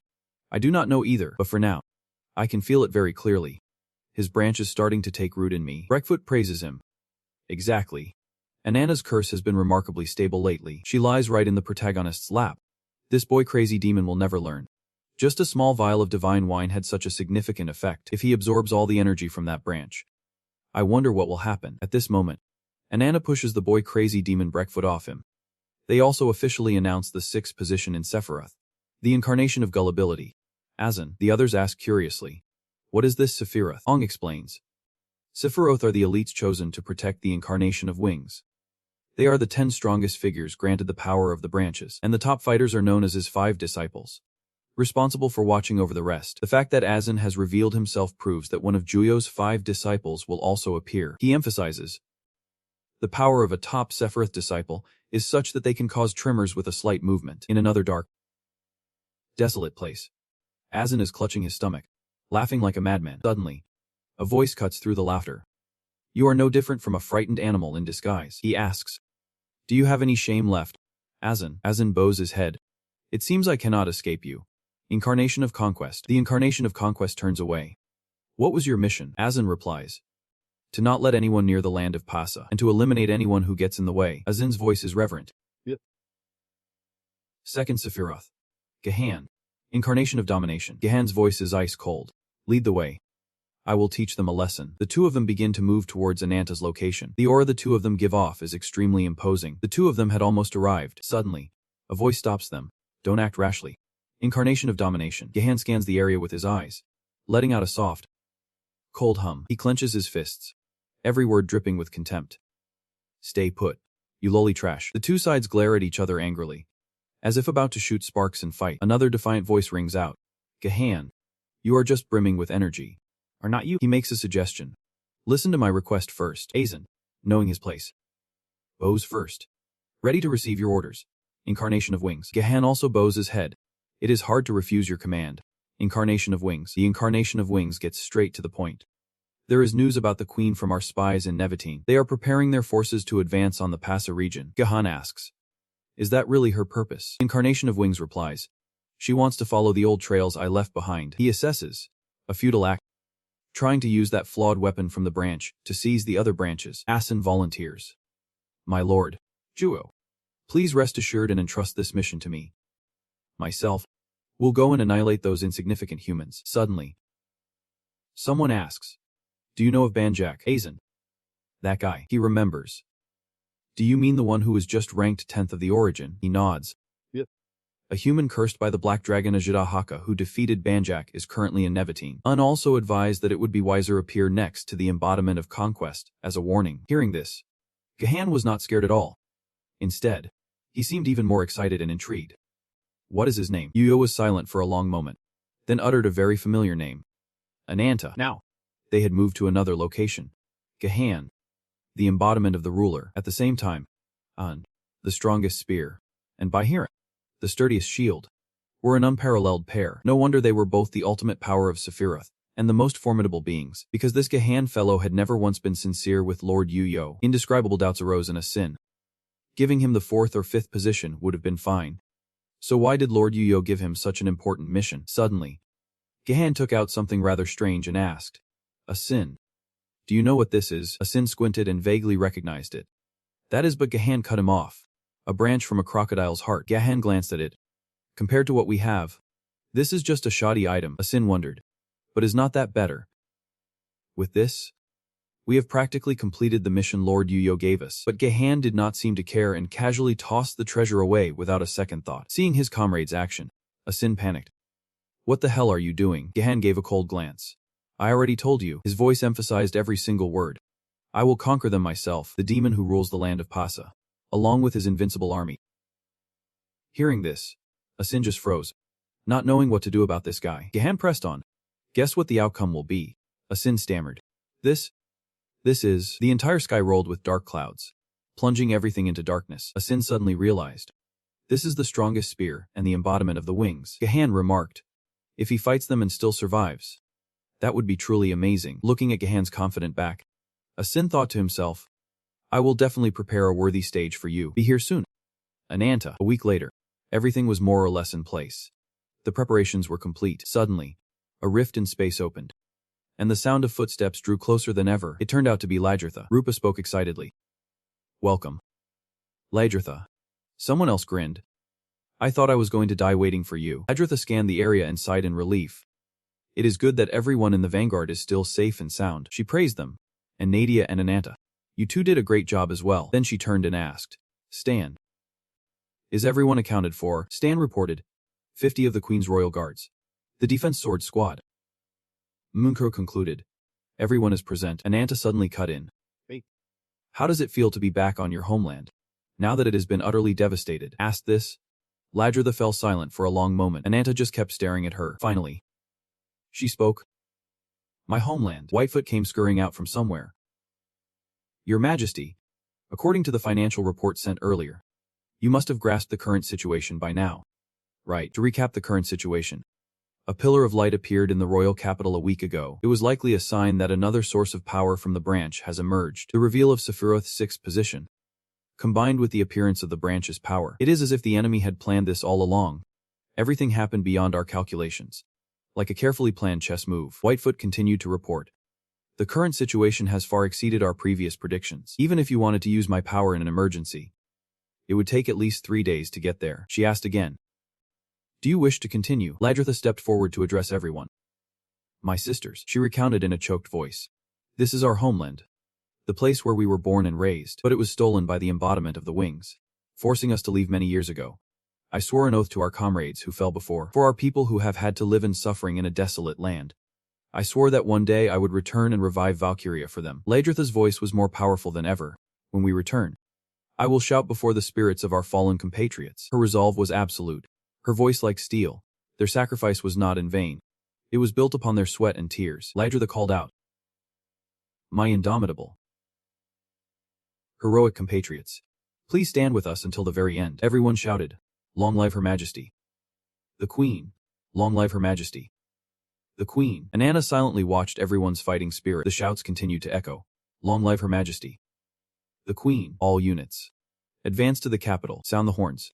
Charge. Regarding the expeditionary force's route, the vanguard consists of 50 reserve troops, and the main expeditionary force of 100 combat troops will advance directly to the capital. Breckfoot conferred with Wildfoot.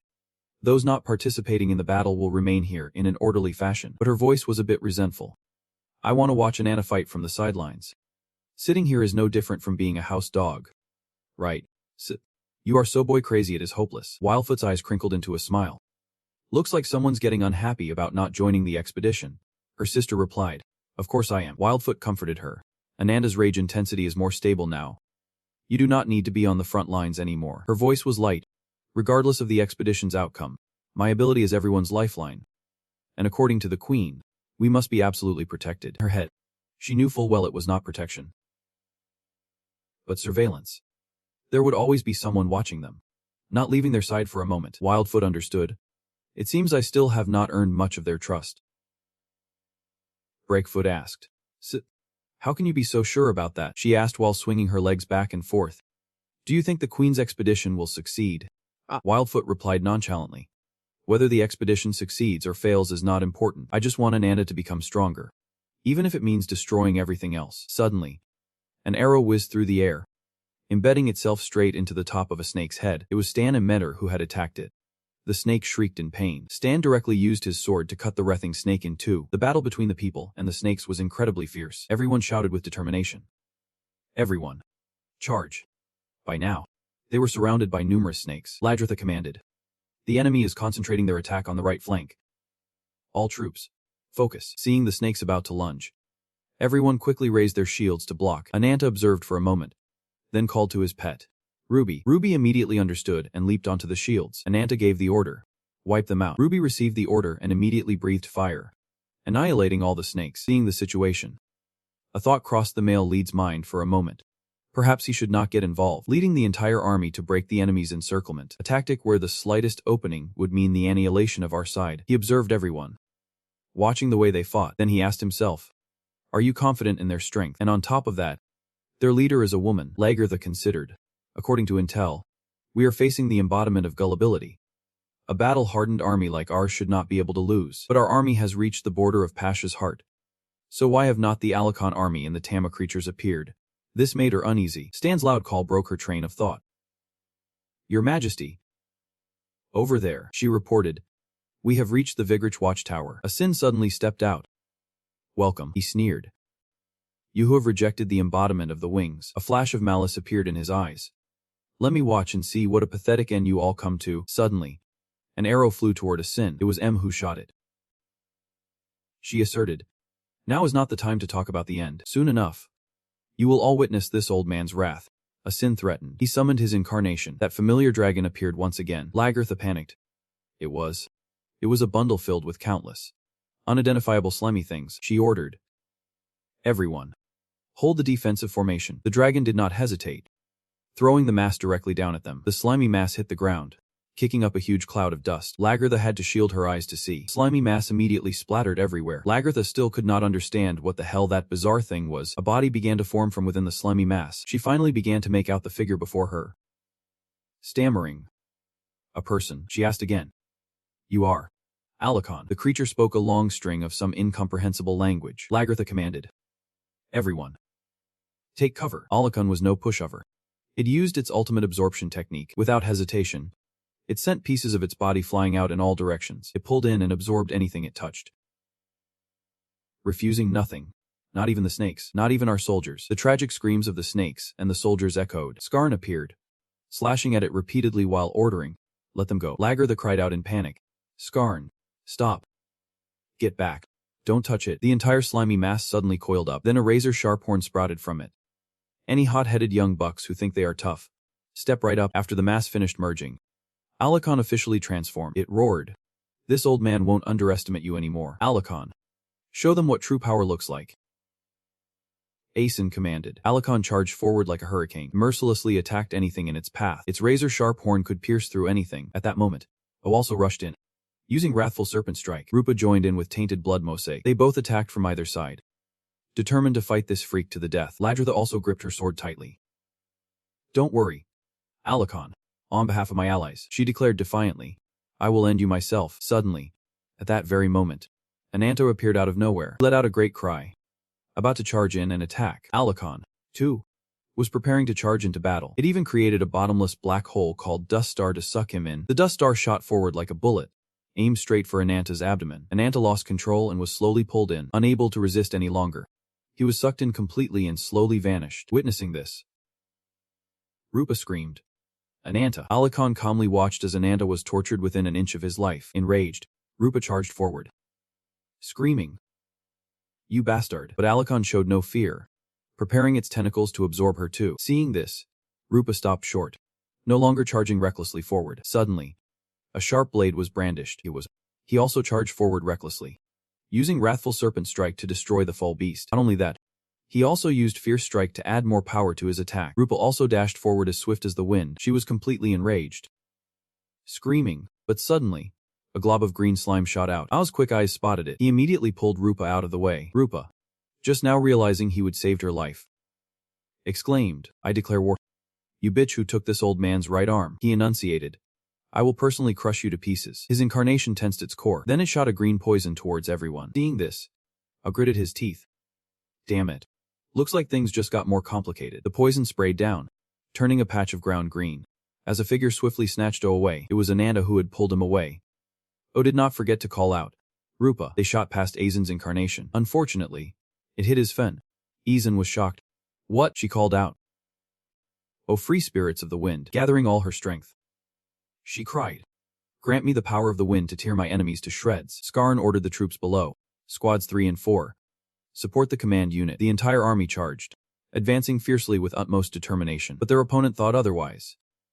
Sneering, "It is useless, you pathetic humans." A pair of clawed hands scraped violently against the ground. It was Anata carrying Ao.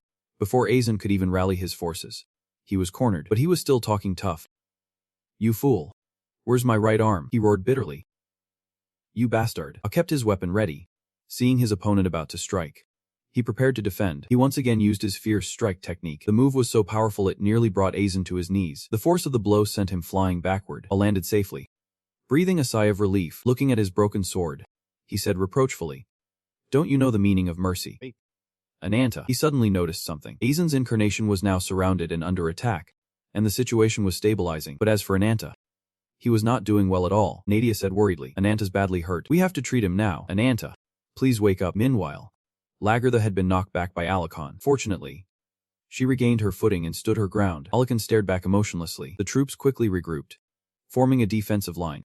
"Protect Her Highness." Scarn suddenly remembered something. Suddenly, everyone was hit by a counterattack. No one could have predicted this. Everyone was thrown back. Alakon seemed to have lost all reason. Attacking wildly, a faint light suddenly flickered in its eyes. It looked back. It was the light from Lagartha's sword. Nadia panicked, her voice trembling. "Your Highness," Lagartha ordered coldly. "Nadia, heal Anata now." Her blindfold fell. "To win this battle, I will need its power." Lagartha summoned Fragarach, the legendary sword from Irish mythology used by the hero Lug. A brilliant golden light swept out, heading straight for Alakon. Alakon struggled to withstand this immense power. The golden light enveloped his entire body. A brilliant light engulfed everything. After that maelstrom, dirt and debris flew everywhere. Lagartha said, "It is a pity. Alakon, the person I once admired in you, is gone now." Lagartha asked painfully, "How could you become so twisted?" But her voice quickly steadied after a moment of emotion. "My friend, at least let me be the one to send you on your way." A voice suddenly rang out. It was Ali, who seemed to remember everything. "Princess Lagartha," Alikhan remembered. Back when the castle was still magnificent, a panicked voice had called out, "Princess." From below, called out, "It is dangerous up there. Please come down." Lagartha just laughed, teasing, "You are still such a scaredy cat." Just then, Alikhan approached and asked with concern, "Princess Lagartha, why are you climbing somewhere so dangerous?" She replied nonchalantly, "You worry for nothing. Alikhan, I already stand above thousands. Why would I be afraid of heights?" Lagartha added. Besides, he looked him straight in the eye and asked, "Alikhan, you will always be by my side, won't you?" Back then, Alikhan had smiled and answered firmly, "Of course." He continued, "That is how you will become a truly great queen." Alikhan now remembers the promise from that year. "I will stay by the princess's side and protect her forever," he now mutters softly.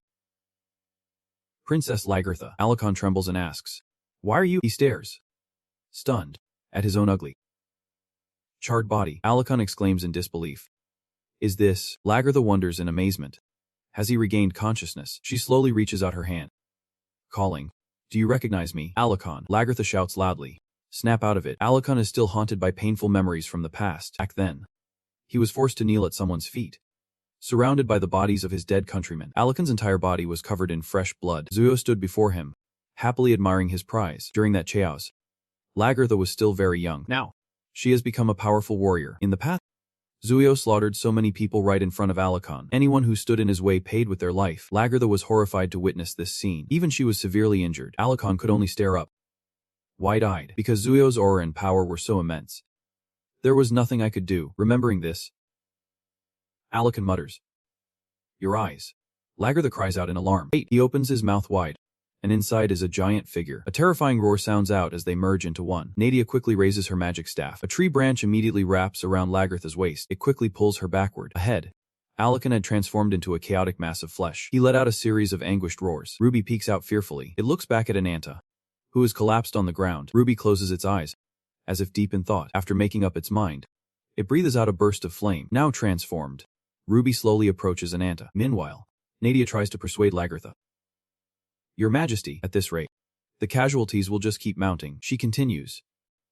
We should retreat quickly and tend to the wounded. But Lagertha shouts in protest. She looks ahead and says, I was just in shock and lost control for a moment. As for Alec, he is at his limit. Lagertha stands up, sword in hand, and calls to Nadia. It is time to join forces. Nadia, let us land the final blow on him. Just then, a sudden voice rings out, making them turn around. All of you, get out of my way. Anata now stands firmly on the ground. He adds a loud warning. Unless you want to be turned to ash. Then, Anata lets out a roar. Anata. The flames around him remind Lagertha of something. That form, she gradually remembers. It is a fire spirit, with protective abilities like M's. Anata slowly walks toward Alakon, as if having lost all reason.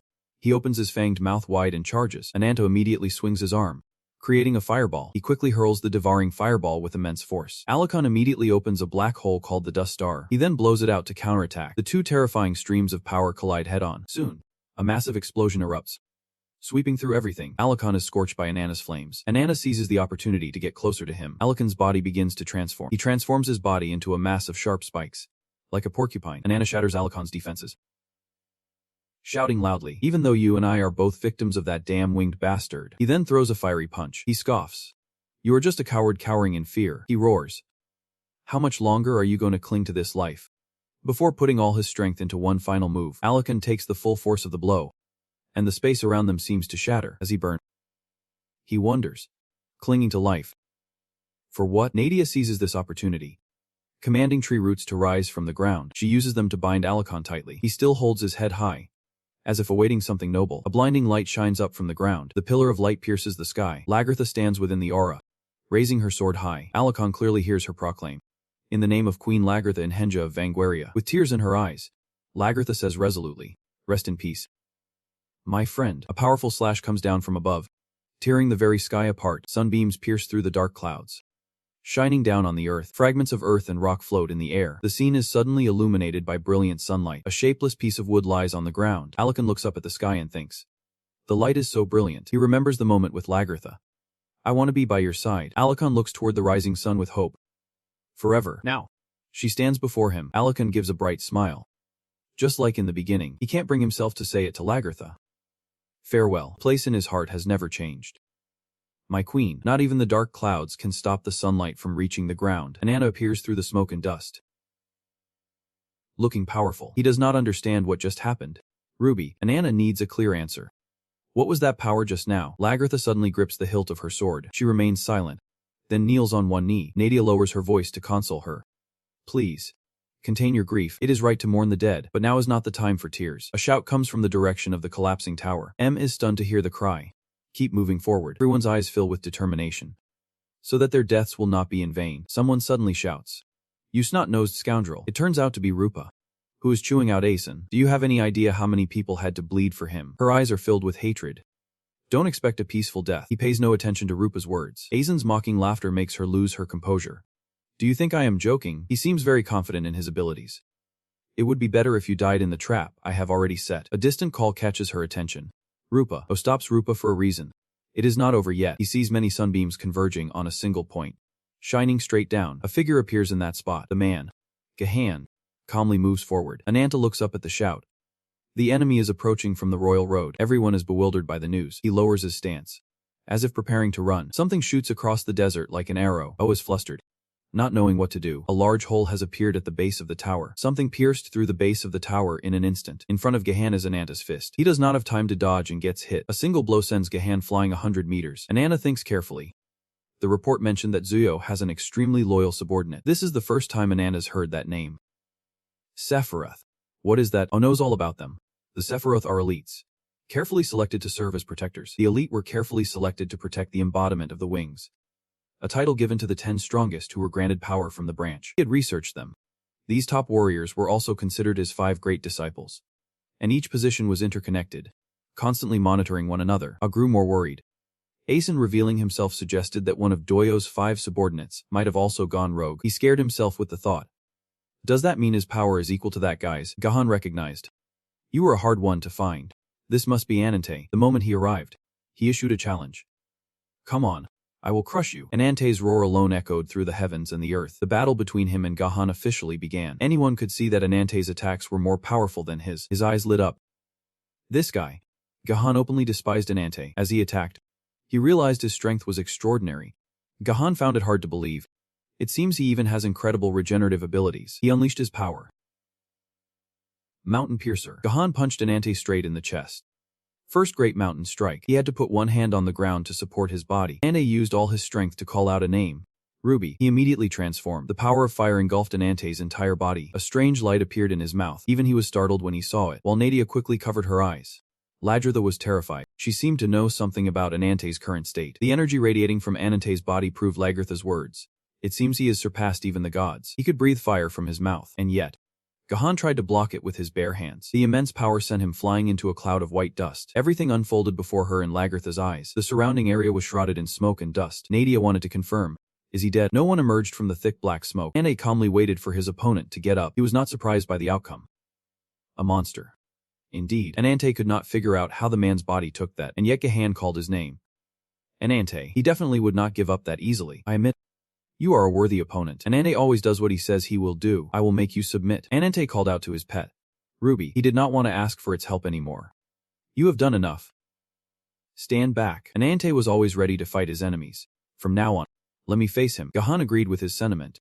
There is my enemy. He had already made up his mind before the fight began. I won't claim victory until I have made you submit. Anante calmed himself. Stop thinking. His feet urged him forward. All I have to do now is take down the enemy in front of me. Anante immediately charged toward him. The clash of their claws was today's opening act. He quickly backed away when he saw Gahan attack him. Anante stumbled a bit but managed to stop in time. It was unclear what had caught his attention. He used his signature move again. Mountain Piercer. A single leap sent Gahan flying dozens of meters. Flowing Palm launched his attack at Anante in the blink of an eye. He was injured because he had not defended himself properly. But Anante was no pushover. Gahan tried to knock him to the ground but failed. Gahan's speed was still no match for Anante's. He returned the favor with a palm strike right to Gahan's face, and Anante's power exploded in an instant. He attacked Gahan with just one hand. Gahan was in disbelief. Didn't that even scratch him? He immediately seized the opportunity and grabbed Anante's wrist. Who would have thought? Gahan actually threw him. His teammates watched as he was thrown into the rubble at the foot of the tower. Even Lagertha broke out in a cold sweat. Can't believe I am witnessing Anante's true power. He really is an immortal creature. She knew the reason. The curse has fueled his endless regenerative power, along with an indomitable spirit that fears no pain. Lagertha was not sure where Anante's destructive power came from. She acknowledged his talent. His form reveals both his fighting spirit and his mental strength. Lagertha suddenly hesitated. So you could say, in my mind, Anante is like a fully armored warrior. How could he fall to a mere curse? While she was lost in thought, trying to find a solution, Nadia approached her. Your Majesty. Lagertha was surprised by the treasure in her hand. That is. Anante calmly stood up from the rubble. He looked at his enemy. A fortress made of iron is hard to break, Anante said with certainty. But no matter how strong it is, there is always a weak point. He turned his head when he heard someone call his name. Anante. Rupa transformed into a beast to easily restrain Asen. It is safe now. Someone suddenly shouted. Everyone. Someone did not recognize Asen and panicked. He is. Anante's power converged on the rubble. He screamed in absolute terror. Asen wanted to see his reaction. Wait. Are you just going to stand there and watch? Anante absorbed all of his power into his body. The white horn had been broken in two for a long time. Now, they have fused into a perfect one. Anante's eyes suddenly turned blue. His expression also changed. The aura emanating from him was like fire that had changed color. Anante could not wait another second. Round 2. Let us begin. You damn scale face. I knew this was serious. That is, the power of a predator. However, seemed excited. Interesting. Anante guessed the evil intent in his laugh. Did you also absorb Asen's power? He curled up to use his move. Mountain Piercer. He wanted to reach Anante at top speed. Giant wheel. He had been waiting here for a long time. A head with its mouth wide open moved forward. It tried not to touch Gahan. O and Rupa were confused as a snake coiled around them. It turned out to be Anante's command. Get the survivors out of here. Quickly, he was rolling toward them at a dizzying speed. He could not reach Gahan in time. Anante cried out in pain from biting the man's tail. Gahan appeared with a confident air, even dared to order him. Kneel. Anante would never accept such humiliation. He was strangely calm. Possession. Anante quickly bound his hands and feet. Gahan was flustered when he hit a nerve. Why are you distracted? Anante kindly reminded him. In a battle, do not take your eyes off your opponent for a single second. Looking at Anante's current form, Gahan could not help but frown. The one chosen by the heavens. He snorted coldly, his tone full of discontent. A mere memory fragment. At that moment, Anante rushed in from a distance. Gahan's eyes widened in horror because a sharp claw was already right in front of his face. His strike was so fast that he was hit, and fresh blood poured out endlessly. In that instant, Gahan suddenly recalled an old memory from a mountainous region. A wild buffalo had just been taken down, its body covered in blood, and on top of its body, a pangolin stood proudly, speaking with contempt. So weak. Where must I go to find a worthy opponent? This pangolin was Gahan's transformed state. At that moment, he was startled and suddenly turned to look behind him. The sound of heavy footsteps approached. A man in armor walked up, a malicious sneer on his face. So you are the notorious troublemaker around here. He introduced himself as the second in command of the Sephiroth, Kamen, the incarnation of destruction, representing the wings. But before he could finish, Gahan charged aggressively. With a snort, Kamen scornfully cursed. Idiot. The moment he said that, he threw a punch and lunged forward. With just one blow, he sent Gahan flying, slamming him into the cliff behind them. Seeing this, Kamen was in a bind. Did I accidentally kill him?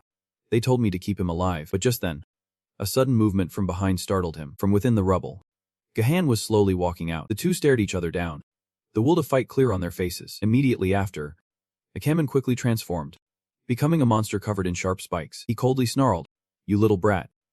You want to start something?" He charged forward and began his attack on Gahan. The two of them fought like that for days. 3 days later, a familiar figure appeared on a cliff overlooking their battlefield.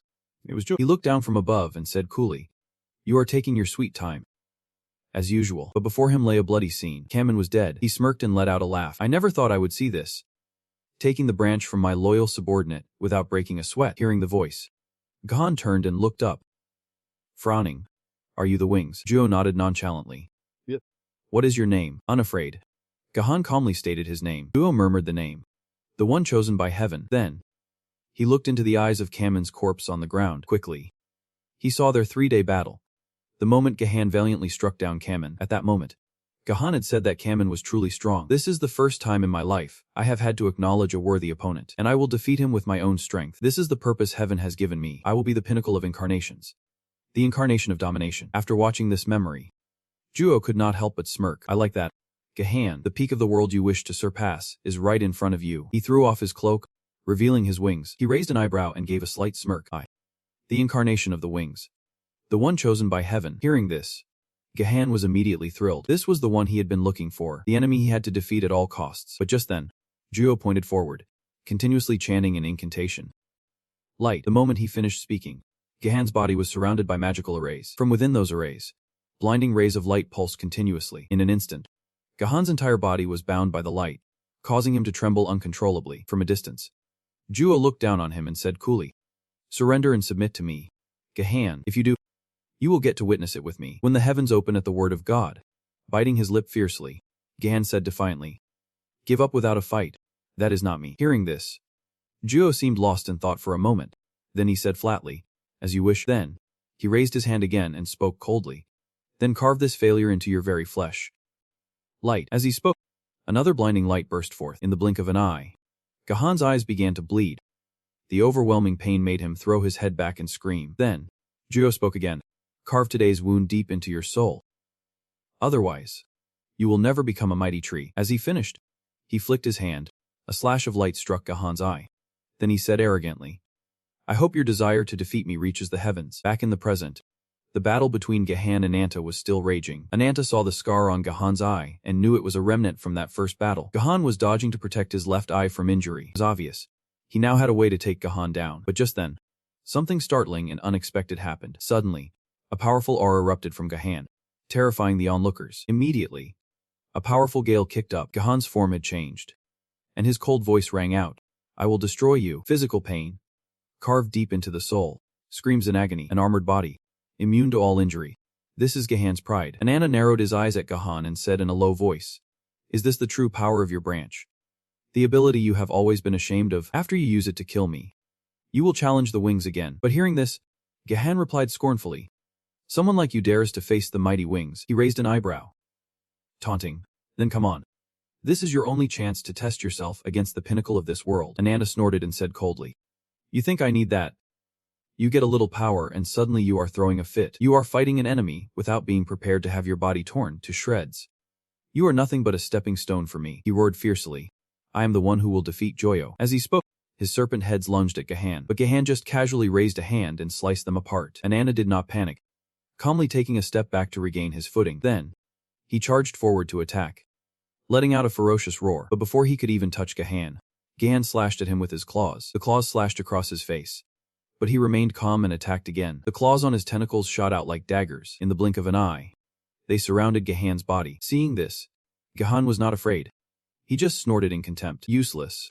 He quickly blew the daggers away. At the same time, Anata lunged at him. The two clashed. Anata viciously slashed at his head, then leaped to a nearby cliff. He narrowed his eyes, thinking to himself, it seems this is not enough to hurt him. Then there is only one way. As he thought this, tendrils of dark energy suddenly appeared around him. Seeing this, Gahan's eyes widened in shock. He immediately charged forward. He stabbed aggressively with his claws, but the dark energy only grew stronger. It terrified him, his eyes wide. Under his horrified gaze, a brilliant light suddenly erupted. Then it shot straight into the sky. With a boom, an explosion rang out. When the smoke cleared, Anata's figure was revealed.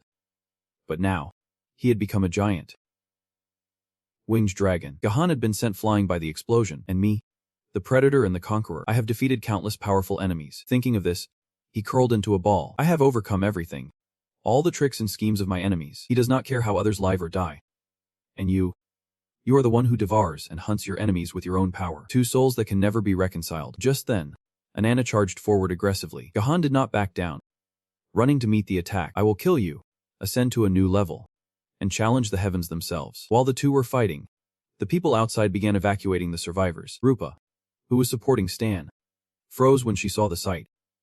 But soon, someone from behind urged her to hurry. A moment later, the evacuation of the survivors was complete. Ladritha was only half relieved. Now, only their battle remained. Elsewhere, Nadia stood before her staff with her eyes closed. She could clearly feel it. The branch embedded deep inside her was resonating with Alakal's branch. These branches contain immense power, enough to transform their wielders. If they can't handle that power, they will go mad and be consumed by it. Because of this flaw, the branches struggle to maintain their shape. But Alakal's still holds a lot of power within it. If she could release all its remaining power, in an instant, Nadia's eyes opened with determination. She had to create the ultimate spear, one that could pierce any armor. At that moment, the branch on her scepter suddenly lit up as Alakal's energy activated. Instantly, it let out a startling explosion. Meanwhile, Nadia kept muttering, Alakal, lend me your power, to protect the people he cared for. The commotion she was making was significant enough to catch Gahan's attention. He wondered what kind of power it was, but while he was distracted, Anata rushed in. Letting your guard down again, he said coldly, wrapping his tail tightly around him. But he did not panic. Biting down on his tail, he asked coldly, even if you lose everything, you will just keep going. Anata said flatly, even if this body is tortured and torn to shreds, I won't. Meanwhile, Nadia had formed a sharp spear after borrowing Alakal's power. Immediately after, she fiercely threw it forward, aiming right for Gahan. Unfortunately, he was not about to let himself get hurt like that. He bit down hard on Anata's tail. Then he spun around and violently threw him forward, making him take the full force of Nadia's spear. Seeing this, Nadia's eyes widened in horror. She never expected him to do that. Gahan looked at Anata's body on the ground and said contemptuously, your trump card is useless now. He clicked his tongue in disappointment. It has been so long since I found a worthy opponent to go all out against. I can't believe it ended so anticlimactically. But his gloating was short-lived. Anata's body suddenly emitted a blinding light. Immediately after, his sinister laughter rang out. He never expected Anata to get up again and strike with the horn on his forehead. He pierced through his head, but it was not over. It was followed by a cloud of dark energy. An infinity symbol suddenly appeared in mid-air. With a boom, another massive explosion erupted, with smoke and fire everywhere. When the smoke cleared, a large crater had formed in the ground, and Gahan was lying inside it with a huge hole in his chest. His left eye was also crushed, a bloody mess with flesh protruding from it. He looked up at Anata across from him, muttering constantly, the loser must learn to overcome the pain. He said that he had won, and as soon as the words left his mouth, he burst out laughing. Anata looked down at him, his eyes cold. Is there something so great about dying before fulfilling your own wish? With a soft grunt, Gahan said indifferently, what does it matter if it is great or not? He said that he was shouldering the embers of a curse, to the point of becoming a blazing fire himself, and one day, that fire will consume even the great wings. At this, He gave a mocking smile. Even as a part of your curse, I can still bring that bastard down from the heavens. Anata was a little surprised to hear him say, Devour me. Make it satisfying. Anata frowned, looking at him thoughtfully, before asking coldly after a moment, Are you done? Gahan chuckled, his tone cheerful. See you in hell. Incarnation of vengeance. As soon as he finished speaking, Anata killed him without hesitation. Inside Anata's subconscious, in a dark desert, Anata was sitting alone. His back looked very lonely, and his face showed a hint of exhaustion. He could not help but sigh. I am dead tired. Just then, the dark dragon suddenly appeared from behind. He did not need to turn around to know who it was. He said forcefully, Get lost. The dark dragon narrowed his eyes at him and, after a long moment, spoke. Foolish mortal. You just went through such a fierce battle, and you are still trying to act tough, she said. You have not forgotten our pact from back then. Have you? Hearing this, Anata stood up from the rock and said coldly, Nothing has changed. Your curse is just another tool for me. If you could have finished off Yoa yourself from the start, your life would not be this miserable. So he told him to just wait, and not to take his grudge out on him anymore. The dark dragon snorted coldly and said indifferently, I will be waiting to see when that door appears before you. Then he vanished without a trace. Anata left his subconscious and slowly opened his eyes. He quickly sat up in bed, but at that moment, he seemed to feel someone behind him. He quickly turned his head and asked coldly, Who is there?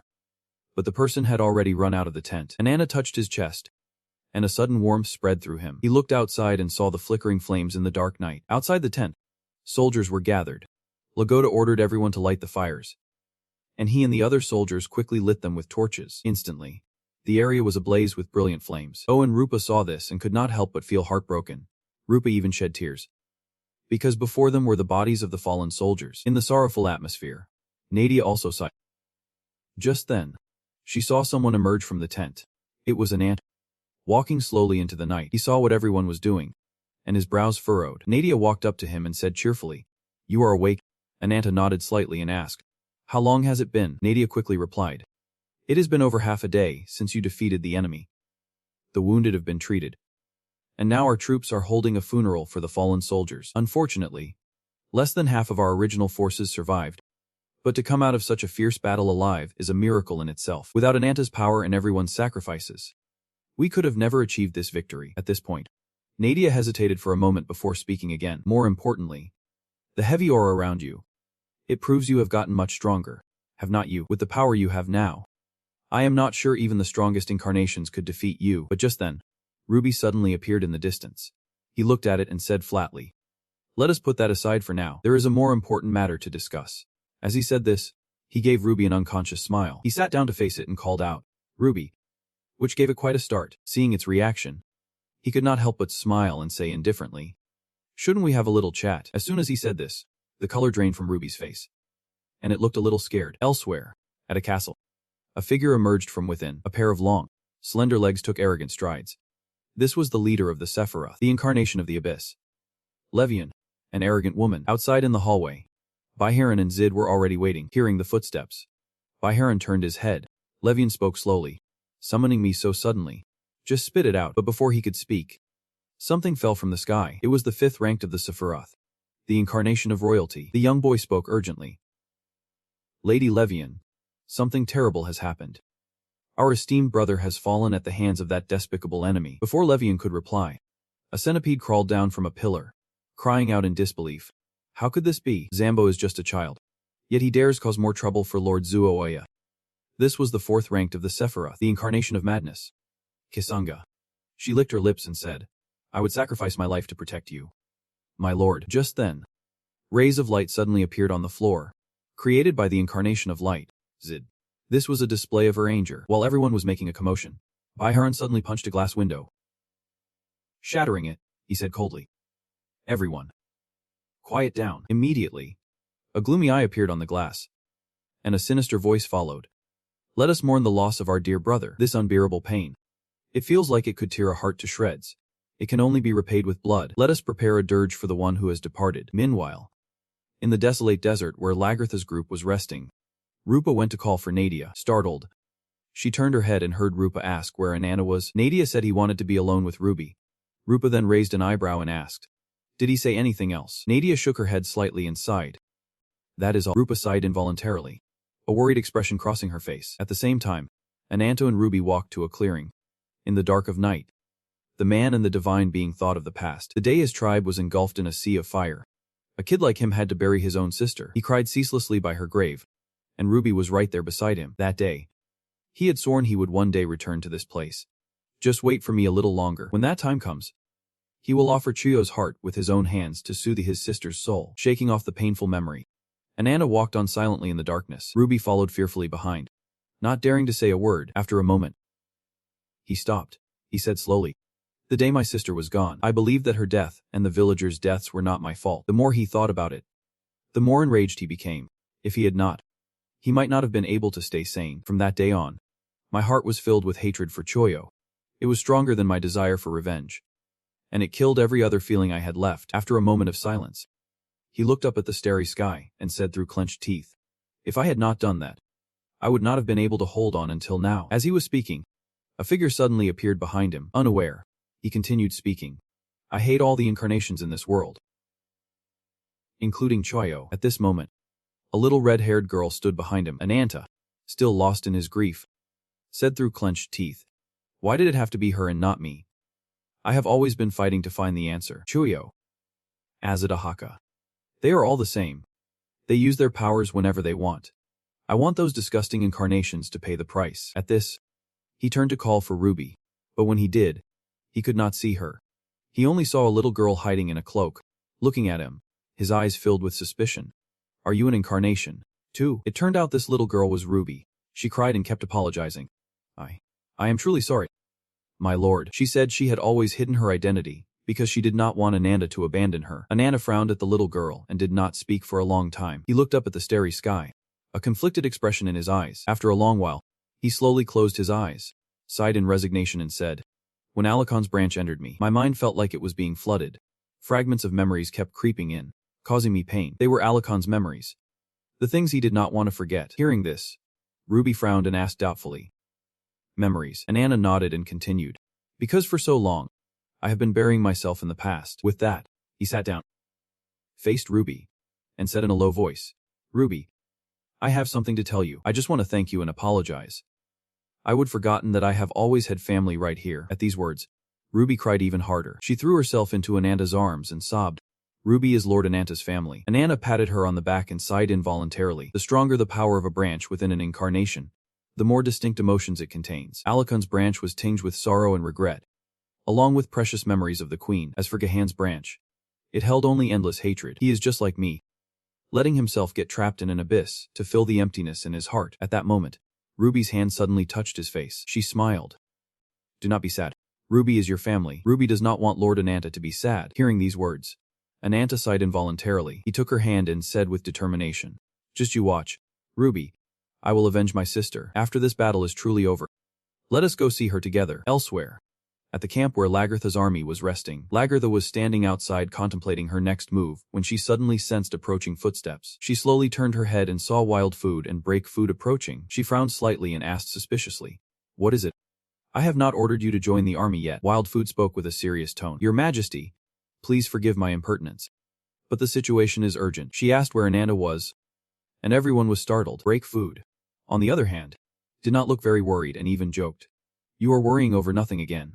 Your powers are not that unstable." Wild Food snorted coldly and told Lagartha everything. But as soon as she finished, Lagartha shouted in fury, "What makes you think the fortress is unsafe?" Wild Food calmly replied, "My power judges safety based on only one standard, and that is whether a place could pose a danger to you, a person with no combat ability. It is highly likely that Laviton's secret fortress is currently under enemy attack. Long ago, when nothing yet existed in this world, a great wave shook the entire universe. Space opened up to infinity, revealing the world's horizon, and among them, living beings were born. A sacred being who ruled over blessings and life, the noble god. A being who ruled over curses and death, the evil god. A god of magic, specializing in miracles and laws. A sorcerer god who controlled cycles and harmony. Another was the warrior god, who presided over war and conflict. And the god of machines, bringing both creation and destruction. And those were the supreme gods. The story began on this blue planet where we live, in a small house. An old woman was telling a story to a group of young children. Her voice was quite low. She said slowly, "The gods created countless living beings, including humans. They decided they needed prophets to act on their behalf, to protect those lives. And so they bestowed a sacred invitation and their own power upon 5 beings. So, they became the first incarnations." At this, A little boy raised his hand. The old woman frowned and asked, Yep. Grandson, what do you want to ask me? The little boy said innocently. But there were 6 of them. The old woman chuckled. That is a good question, the old woman slowly explained.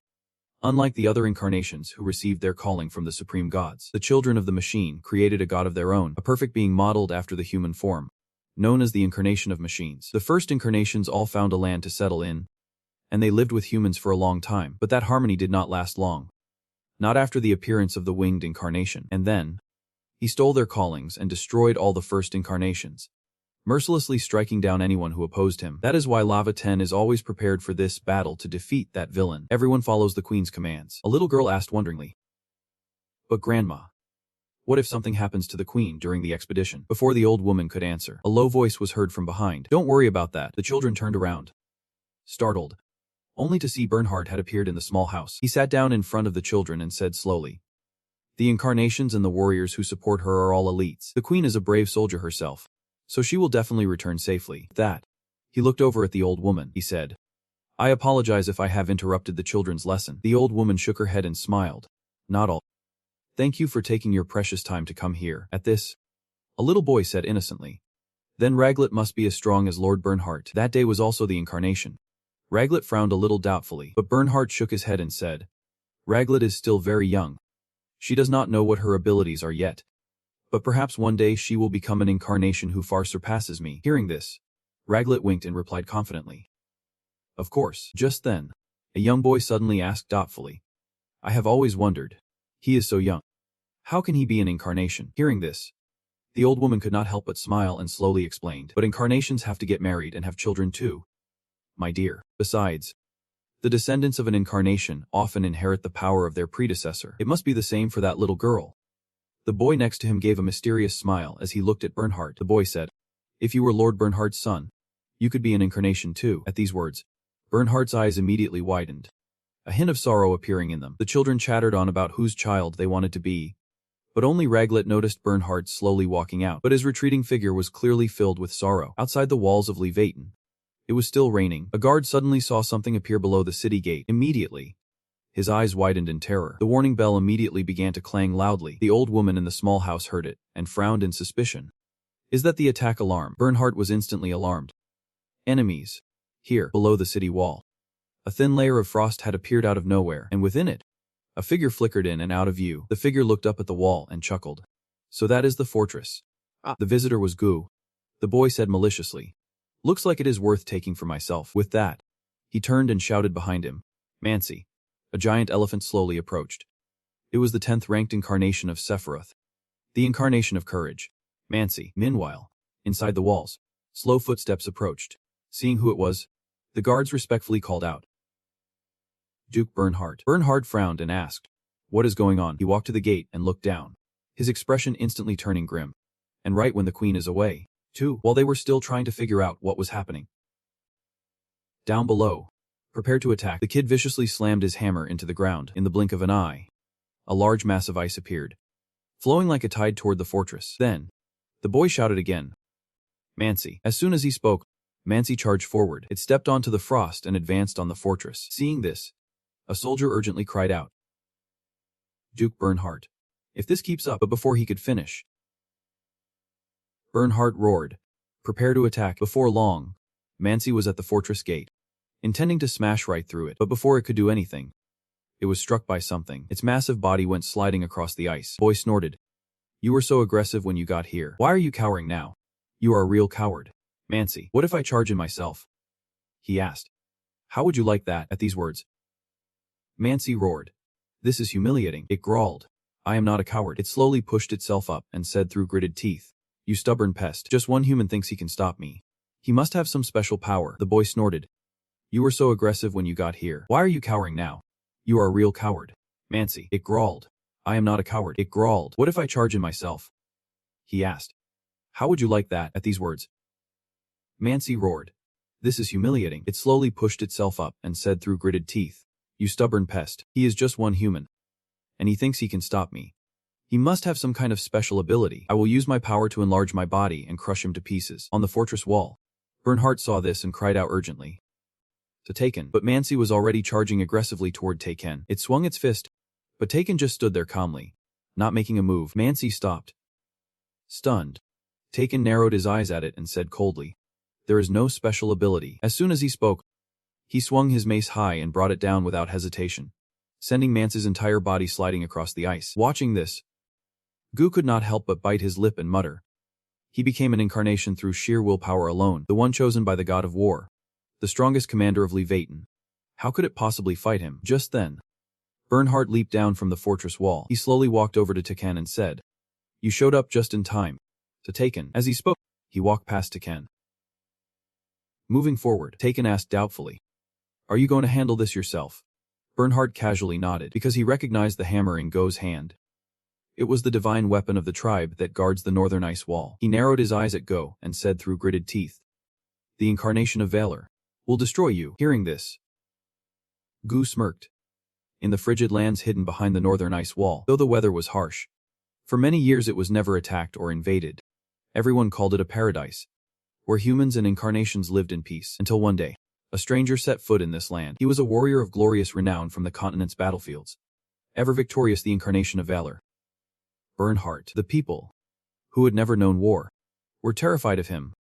Only one person took pity and welcomed him to their paradise. She was the incarnation of blanketing snow. Tosca, a man like him, who knew only fighting, was saved from his inner demons by her. And then, they fell in love. With everyone's blessing, they were married.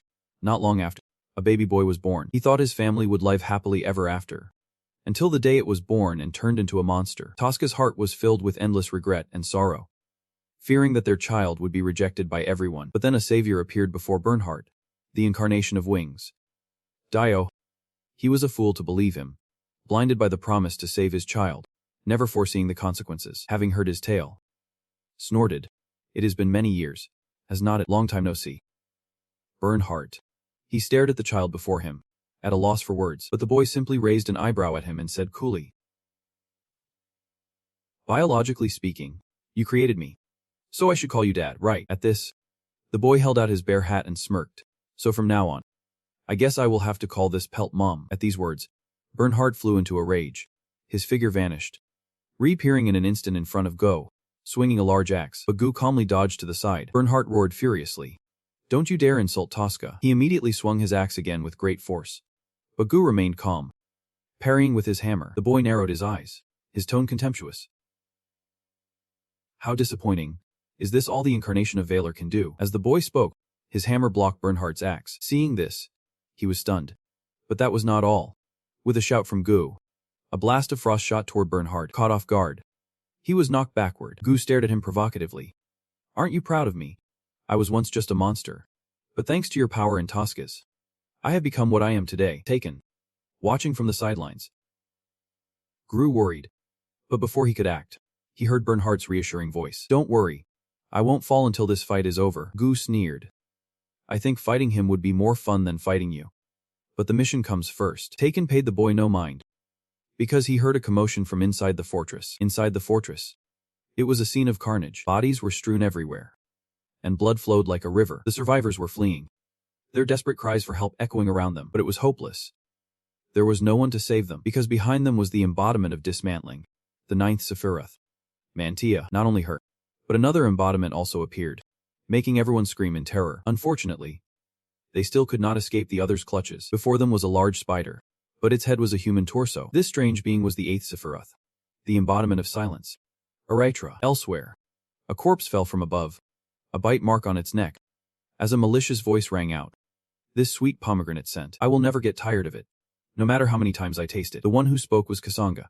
Erythra licked her lips and said with a smile, "Doesn't that make things more interesting?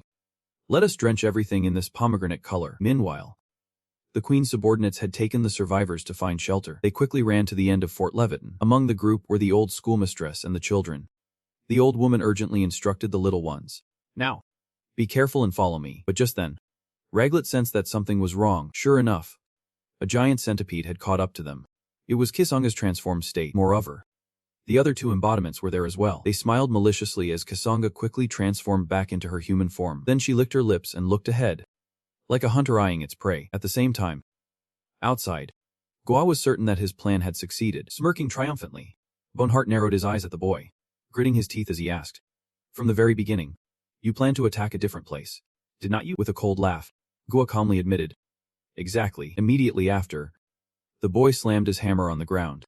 In the blink of an eye, a wall of ice appeared, quickly trapping both Bonhart and Taken inside. The area had become a crystal prison with no way out, biting his lip fiercely. Taken refused to be trapped and raised his mace to shatter the wall. A piercing crash immediately rang out, but the ice wall remained completely unchanged, making him grunt in anger. Just then, Ga's mocking laughter echoed. The crystal prison is the strongest barrier technique of the Ice Clan. To escape, you must defeat me. This is the hallowed ground for the acclaimed leader Gahan. The boy said he would not let anyone leave here in one piece. This moment, Bonhart's expression turned a little grim because Ga had transformed into the shape of a large, two-toned bear. The upper half was snow white, while the lower half was brown. He believed this was his and Tostar's karma. Immediately, Gua charged forward with a derisive laugh. In the blink of an eye, the boy was gone from sight. Over here, Taken was not just sitting back and waiting to die. He charged forward with his two large maces, and the sound of impact quickly rang out. But something surprising happened. Ga's gloomy voice spoke. Why so? Taken's arm was now trembling uncontrollably. On the opposite side, had caught his mace with his bare hands. The boy snorted coldly and said, You want a quick victory, do not you? But it is not that easy. Because I have the power of the branch in me, inherited from two embodiments. No less. Boy raised an eyebrow tauntingly. You think you can stand against me at this rate? You won't be able to protect anyone. Biting his lip fiercely, Taken said defiantly. We will have to see about that. As soon as he finished speaking, a phantom image appeared behind him. He said coldly, Come forth. Seeing this, Ga was a bit startled. Before he could prepare, he was pushed back by his opponent's aura. The boy grew more and more confused, not knowing why he felt so afraid. Now, a giant black bear appeared before the boy. It fiercely swiped its claws at him. It moved so fast that Ga could not react in time and had to retreat. He glared forward fiercely, a bit of resentment in his heart. He was now facing two monster transformations. It turned out they were the deputy commander and commander-in-chief of Levaton, the top two commanders of the fort. Meanwhile, at the shelter at the end of the fort, the door in front of them had been shut, because they had to attack the soldiers blocking their way. Mantia was a little angry, relentlessly clawing at the door with her pincers. But it was useless. Seeing this, Kasanga approached from a distance and said impatiently, So noisy. You can't even handle something this simple. It has been this long and you have only opened one door. What a bunch of useless fools. With that, she pointed behind her and ordered, Why did not you go deal with those intruders for me? He also warned, If you let them get any closer, I will get angry. Hearing this, the other two were terrified and quickly nodded in acknowledgement. Soon after, Kasanga slowly approached the door and let out a loud laugh, causing the people inside to tremble in fear. She threatened them in her gloomy voice. You are the last survivors in this fortress. Do you hear that? It is the agonizing screams of the warriors who died to save you. She spoke as she placed her hand on the wall. Instantly, a purple liquid trickled down from the wall. In the blink of an eye, a large hole was breached in the wall. She poked her head in from the outside with a malicious smirk. You thought this wall would protect you. If I get serious, wiping you all out would be a piece of cake. She squinted at the survivors inside, raising an eyebrow and smiling. You pitiful things. I will give you one last chance. As soon as she finished, she pointed at the children next to the old woman and said coldly, Those brats must offer their hearts to me. The old woman's face instantly filled with horror. Seeing the old woman's reaction, Kasanga became even more smug. She laughed gleefully. If you do, I will spare the rest of you. Her words successfully agitated the survivors, whose eyes kept darting toward the children. This terrified the children, who clung to the old woman's legs. Crying loudly, the old woman quickly shouted a warning. Everyone, snap out of it. Don't harm the children.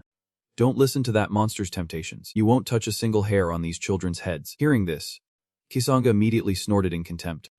I am getting really annoyed. With that, she raised her hand, ready to strike everyone. Clearly, she would lost interest and did not want to play anymore. Instantly, a purple liquid began to pour inside, intending to kill everyone. Seeing this, the children cried out in terror. The old woman quickly hugged the children to protect them. Just as the situation hung by a thread, another liquid appeared, blocking the disgusting purple substance. The children were a bit surprised to see this, because what was in front of them was blood, and the one who created it was Raglet. Kisanga, having been thwarted, was not angry. She just smirked and laughed. Looks like we have got some fun now. Kisanga squinted at Raglet, who was standing inside, a hint of excitement on her face. She smirked and said, Awakening your powers during a crisis. Or is it because you want to protect your loved ones? At this, she burst out laughing. A disgusting green tongue emerged from her mouth as she spoke again in her gloomy voice. Why struggle so hard? You are all just a bunch of weak, useless things. She said she also had someone she cherished, Someone nobler than any creature in this world. Even now, his image was the only thing in her heart. I won't allow anything other than myself to possess his heart. Not for a second. Not for a moment. While she spoke, she had already walked right up to Raglet, making the little girl tremble in fear. She raised an eyebrow at the girl and asked coldly, "Do you know what that feeling is called?" "It is love." As soon as she finished speaking, she quickly lunged forward to attack Raglet. At this moment, Raglet was so scared she collapsed onto the ground, her body staggering uncontrollably. Seeing this, Kisanga laughed even more triumphantly. Her appearance was terrifying. Raglet could not take it anymore and covered her face. Crying loudly, Kisanga pouted at the girl and said contemptuously, "What are you doing? And here I thought I would found a formidable plaything. Over here." The old woman saw this and screamed Raglet's name in terror. Ignoring the old woman's reaction, Kisanga began to attack. Her blue tongue quickly grew, becoming a tentacle that lunged forward. Instantly, fresh blood splattered everywhere. But Raglet was still unharmed because the old woman was shielding her. She smiled and asked, "Are you okay? You are not hurt anywhere. Are you?" Raglet snapped her head around in shock and saw that the blue tentacle had pierced through the old woman. The little girl's eyes immediately filled with tears, and her body began to tremble uncontrollably. Seeing this, Kisanga was furious and snorted in contempt. "Who are you putting on that teary-eyed act for?" Just as she finished speaking, she threw the old woman's body in front of her, then caught it and said coldly, "Don't ruin my fun." "Okay." Without hesitation, a purple liquid flowed out, burning the old woman's entire body. A horrifying scream rang out, and before long, the old woman's body had turned to ash. Kisanga showed no pity at all, snorting, "What a useless old hag." But just as she said that, she saw Raglet stand up with a knife, her small face filled with rage. At that moment, the little girl's eyes were filled with hatred. She spoke coldly, "You hate." Kisanga was a little surprised. There was something strange about this child. She awakened as an evil demon or a vengeful spirit. She was not wrong. The little girl had transformed into a demon, losing her sanity and slashing wildly with the knife. However, that single slash severed Kisanga's leg, and the sudden pain made her scream. The other two incarnations' faces changed when they saw this. Meanwhile, Raglet kept slashing with the knife, and Kisanga was enraged by her actions. She viciously spat out the purple liquid. Like a tidal wave, it surged straight toward Raglet.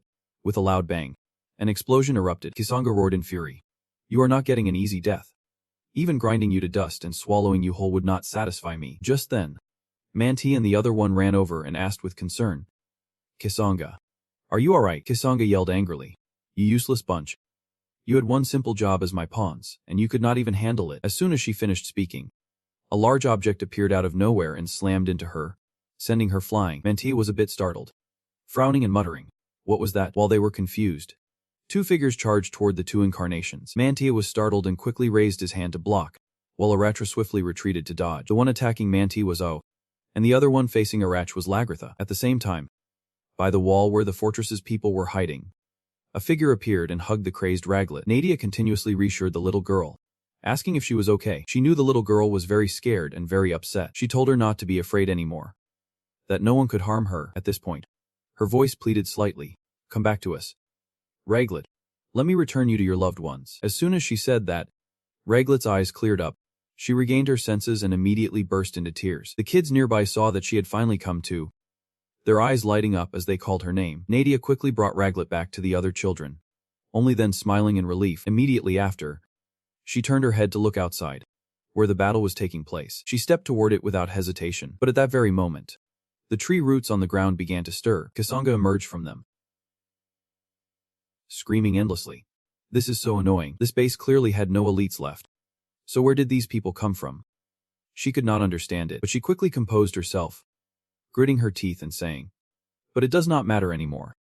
I will peel off all your skin and pull out your guts." Just then, Nadia looked at her and said coldly, "So it was you, the one behind this horrific massacre." Kisanga snorted arrogantly. "So what? What are you going to do to me?" Nadia said flatly.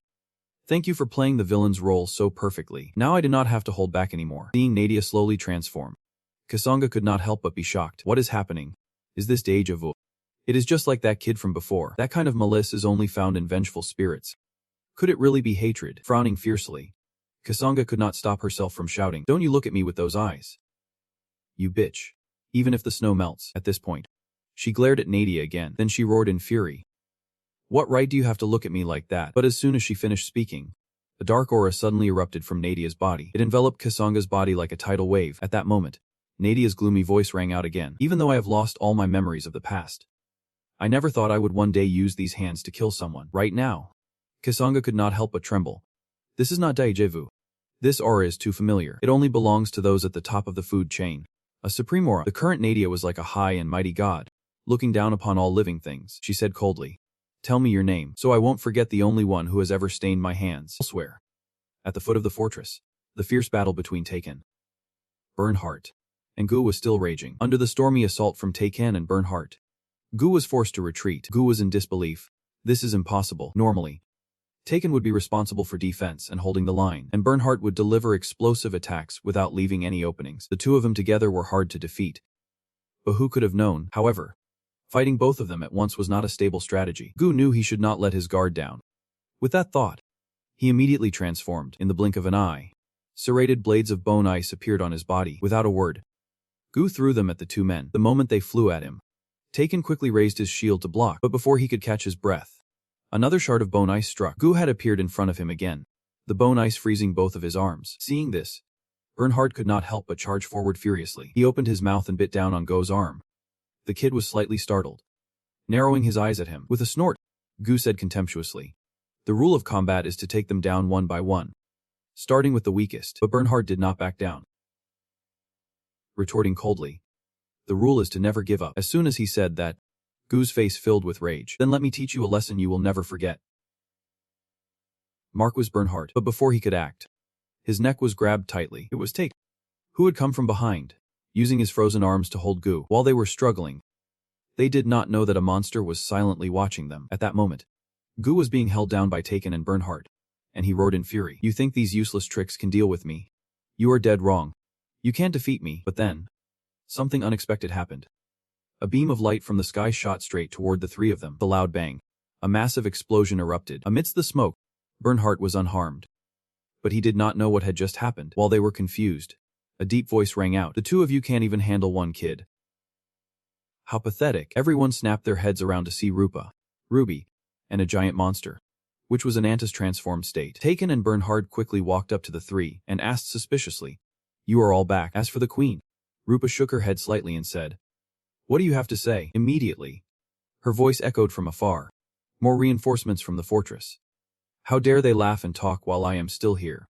How sad." As soon as he finished speaking, his entire body was covered in bone ice, turning him into a bear made of it. Seeing this, Bernhardt could not help but be amazed. "Is that armor?" But just as he said that, he saw Anata slowly walking forward. He quickly tried to stop her. "Don't. Anata. He is the 6th ranked in the Sephiroth.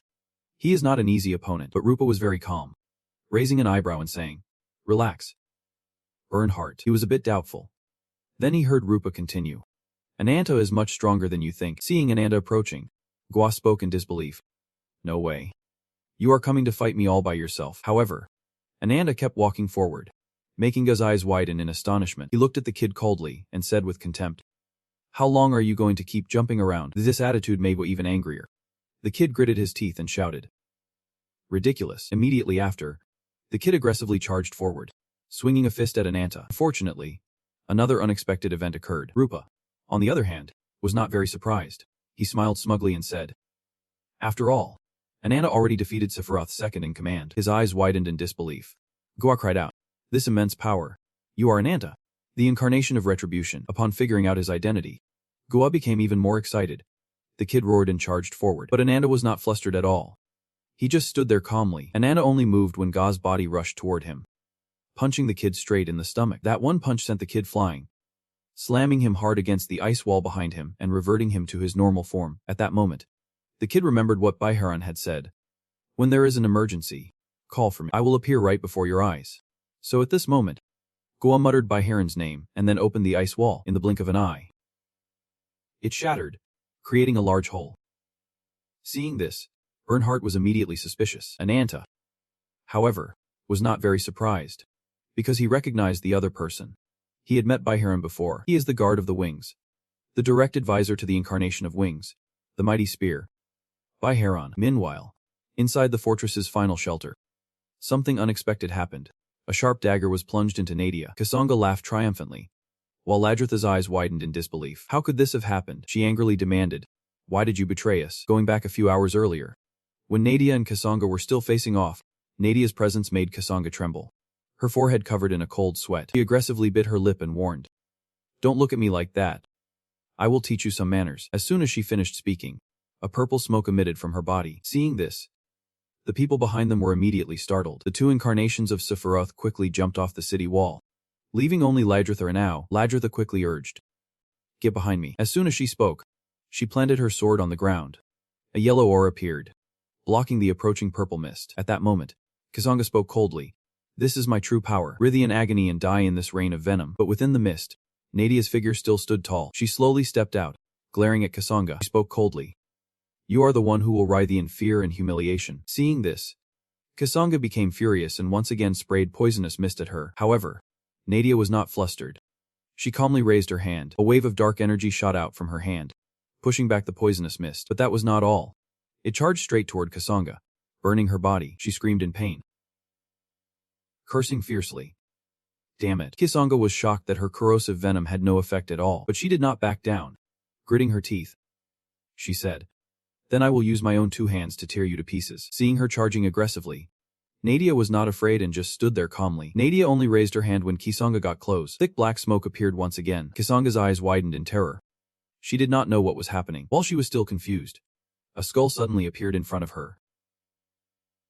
Immediately after, the skeleton opened its mouth and bit down on Kazanga. Before she could even register what happened, a sharp pain suddenly struck her. Her head was severed, falling heavily to the ground. She could not help but let out a dry cough. She was bewildered.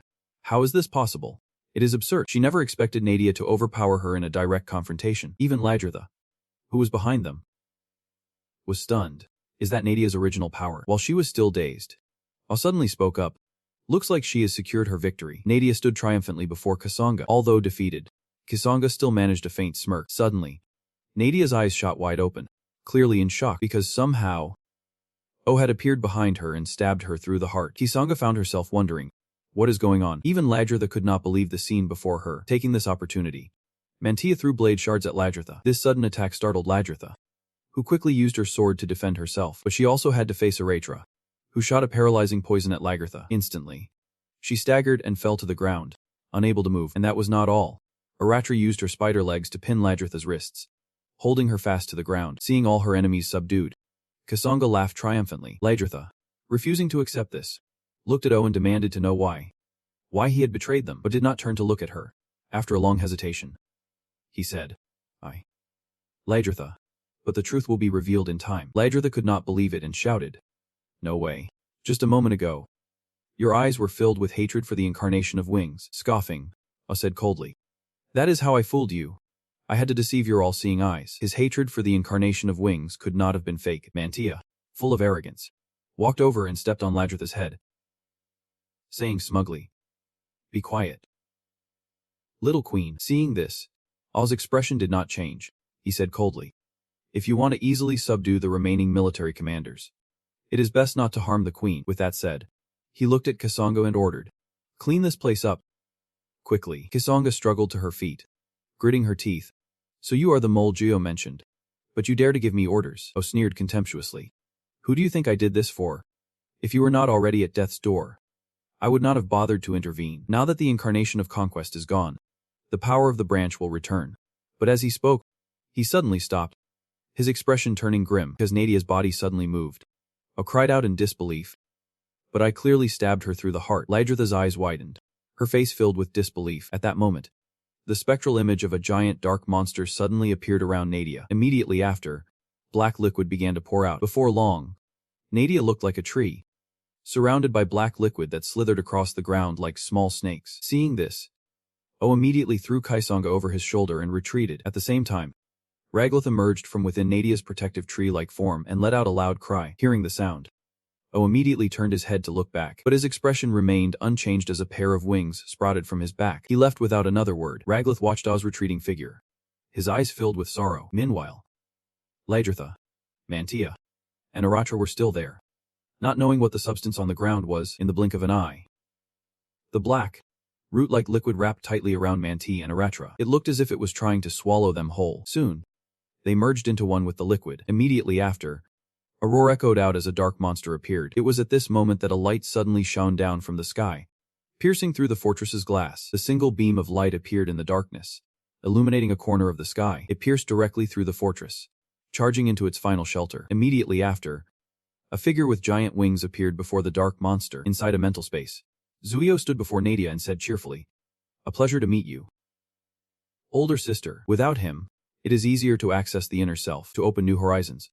The branches nurtured by the master's desire must blossom. Within them are two living worlds, each always trying to change into the form the other desires. Zuio reached out his hand again, and the surrounding scenery changed once more. He continued, "Look, this is the dream world you have always wanted, so dazzling and beautiful, without a single flaw." He asked her if she wanted to change this entire world with him, the incarnation of nature. At this point, his tone suddenly changed. From now on, Nadia must be called Senanos, the incarnation of magic. A moment later, within Nadia's inner world, she was still lying unconscious on the ground. A few hours passed, and she finally woke up. But looking at her surroundings, she did not know where she was. Just a moment ago, she was at the fortress, fighting the incarnation Sephiroth. Besides, her heart had been pierced. Thinking of this, she could not help but place a hand on the left side of her chest. A look of disbelief appeared on her face. How could she still be alive? While she was still in doubt, another voice suddenly rang out.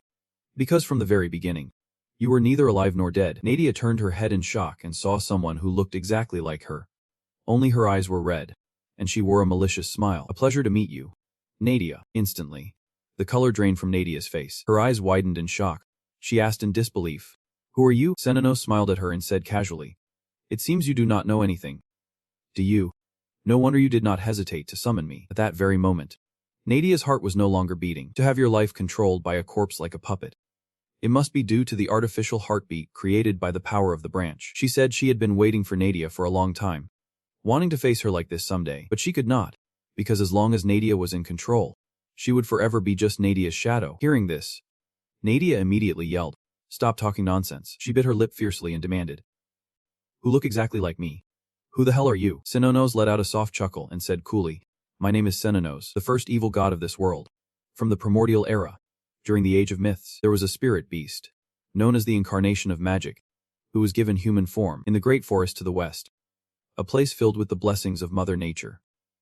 The Ritz, the inhabitants living there, worshipped him as a prophet. At the same time, a god appeared whose name meant Un, who possesses both horns and wealth. That person was named Senanos. Mortal creatures, ephemeral by nature, have always sought beauty and harmony for themselves through the generations. Back then, Senanos prayed with them for eternal peace, never knowing it was just a fanciful dream. Race, culture, faith.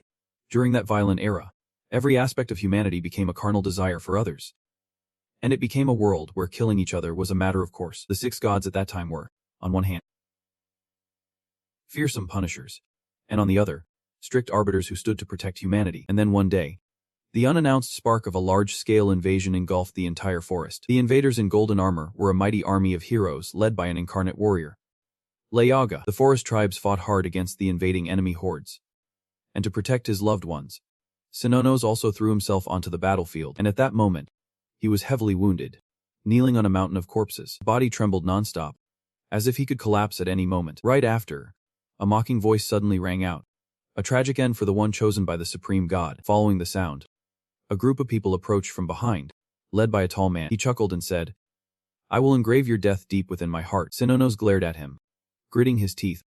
"Leyaga, a renowned warrior like you, the respectable Lion King. How could you be the mastermind behind this brutal massacre?" With a cold laugh, Leyaga said casually, "I do not expect you to forgive me. For the greater good, I am willing to bear the infamy of a vicious murderer." Hearing this, a look of disbelief crossed Senanos' face. Leyaga said calmly, "There was a prophecy from Luna, the incarnation of sorcery, with the ability to see the future. She prophesied that all living things on this land would be annihilated, and a terrifying world, the likes of which have never been seen, would appear. Luna, the author of that prophecy, lost her life and was stripped of her divine abilities." Leyaga asked Senanos, "Do you think one of the other 6 incarnations did this?" Frowning, Senanos hesitated for a moment before speaking. "They dare to take the lives of innocent beings just because of a baseless prophecy," Leyaga shouted indignantly. "Then who can guarantee that my people won't be the next victims? There is no way I am just going to sit here and die. If it has already come to this, then I will deal with them first." With that, he quickly transformed into a great lion. He said coldly, "Obediently hand over your divine power, protector of the forest, that great incarnation, who had always cherished the lives of all creatures, was now overcome with a malicious desire to kill everything in those eyes, swallowed by rage and screams. The figure of Sennenos, the incarnation of magic, disappeared, but a miracle occurred. Zuyo appeared and helped Sennenos defeat Leaga, then resurrected Sennenos before he died. Loiga murmured, "The world calls us, those given human form, the incarnations. But what about the incarnations who have malice in their hearts? Just like humanity." After hearing this, Zuyo chuckled and asked casually, "What should we call them?" Sennenos thought for a moment before suggesting, "How about the name evil gods?" Hearing his words, Zuyo could not help but smile in approval. Impressive. At that moment, Sennenos suddenly asked, "Are you the one mentioned in Leoga's prophecy?" Zuyo chuckled and replied coolly, "I am the incarnation of wings." Sennenos, "The sacred treasure you hold will be mine." Hearing this, Sennenos reached up and broke off his own horn, saying coldly, "If I abandon the meaning of reincarnation and harmony, sooner or later I will just become a monster swallowed by malice, with no motivation left. I regret it." As soon as these words were spoken, Zuyo's eyes could not help but narrow. Sennenos offered his horn to Zuyo and said indifferently, "If you want it, just take it." But he said he had one condition, and on that day, he made a pact with the incarnation of wings. If Nadia could collect all the sacred treasures, then one day, Zuyo would also grant Sennenos a branch of the tree. Sennenos wanted to expand this world's atmosphere, covering this land of the surreal world and returning it to the primordial age he so loved. There was one thing he had not foreseen: Nadia's appearance, which had extinguished his malice. They were like two sides of the same coin, ruling this surreal world together. Nadia was the representative, another version modeled after Sennenos. Hearing this, Nadia finally understood. No wonder she always had that dream, a dream of always running from the nameless monster inside her body. Even now, she is still scared thinking about it. But she does not know why she felt that the monster was unhappy. She said slowly, "The reason Sennenos wanted to change this world, to the point of borrowing power from the branch, was because he regretted being so helpless, unable to protect what was precious to him. If I am truly a part of him, then I also have a responsibility to bear this. That is why I will fight against his malice and protect what I need to protect, along with the countless people of this land." Hearing Nadia's words, Sennenos could not help but sneer. "It is good to be so determined, if you have the strength to back it up, but the one standing before you now is one of the 6 most powerful incarnations in history." Meanwhile, outside the fortress, the ice wall he had created began to crumble, and everyone quickly dispersed. Only Beheron was still standing there, looking down from above like a high and mighty god gazing upon mortals. A moment later, he slowly descended to the ground, and at that moment, Anata was still there in her monster form. Confronting Beheron, Beheron pointed a fist at Anata, arrogantly declaring, "My fists are not afraid of anything." Meanwhile, Gua was still unconscious from the attack, but it was not long before the ice wall behind the boy also began to crack, and just like that, the boy's body fell out. However, Beheron did not care. He said coldly, "This is the first time I have had to fight an enemy twice." Hearing this, Anata snorted coldly.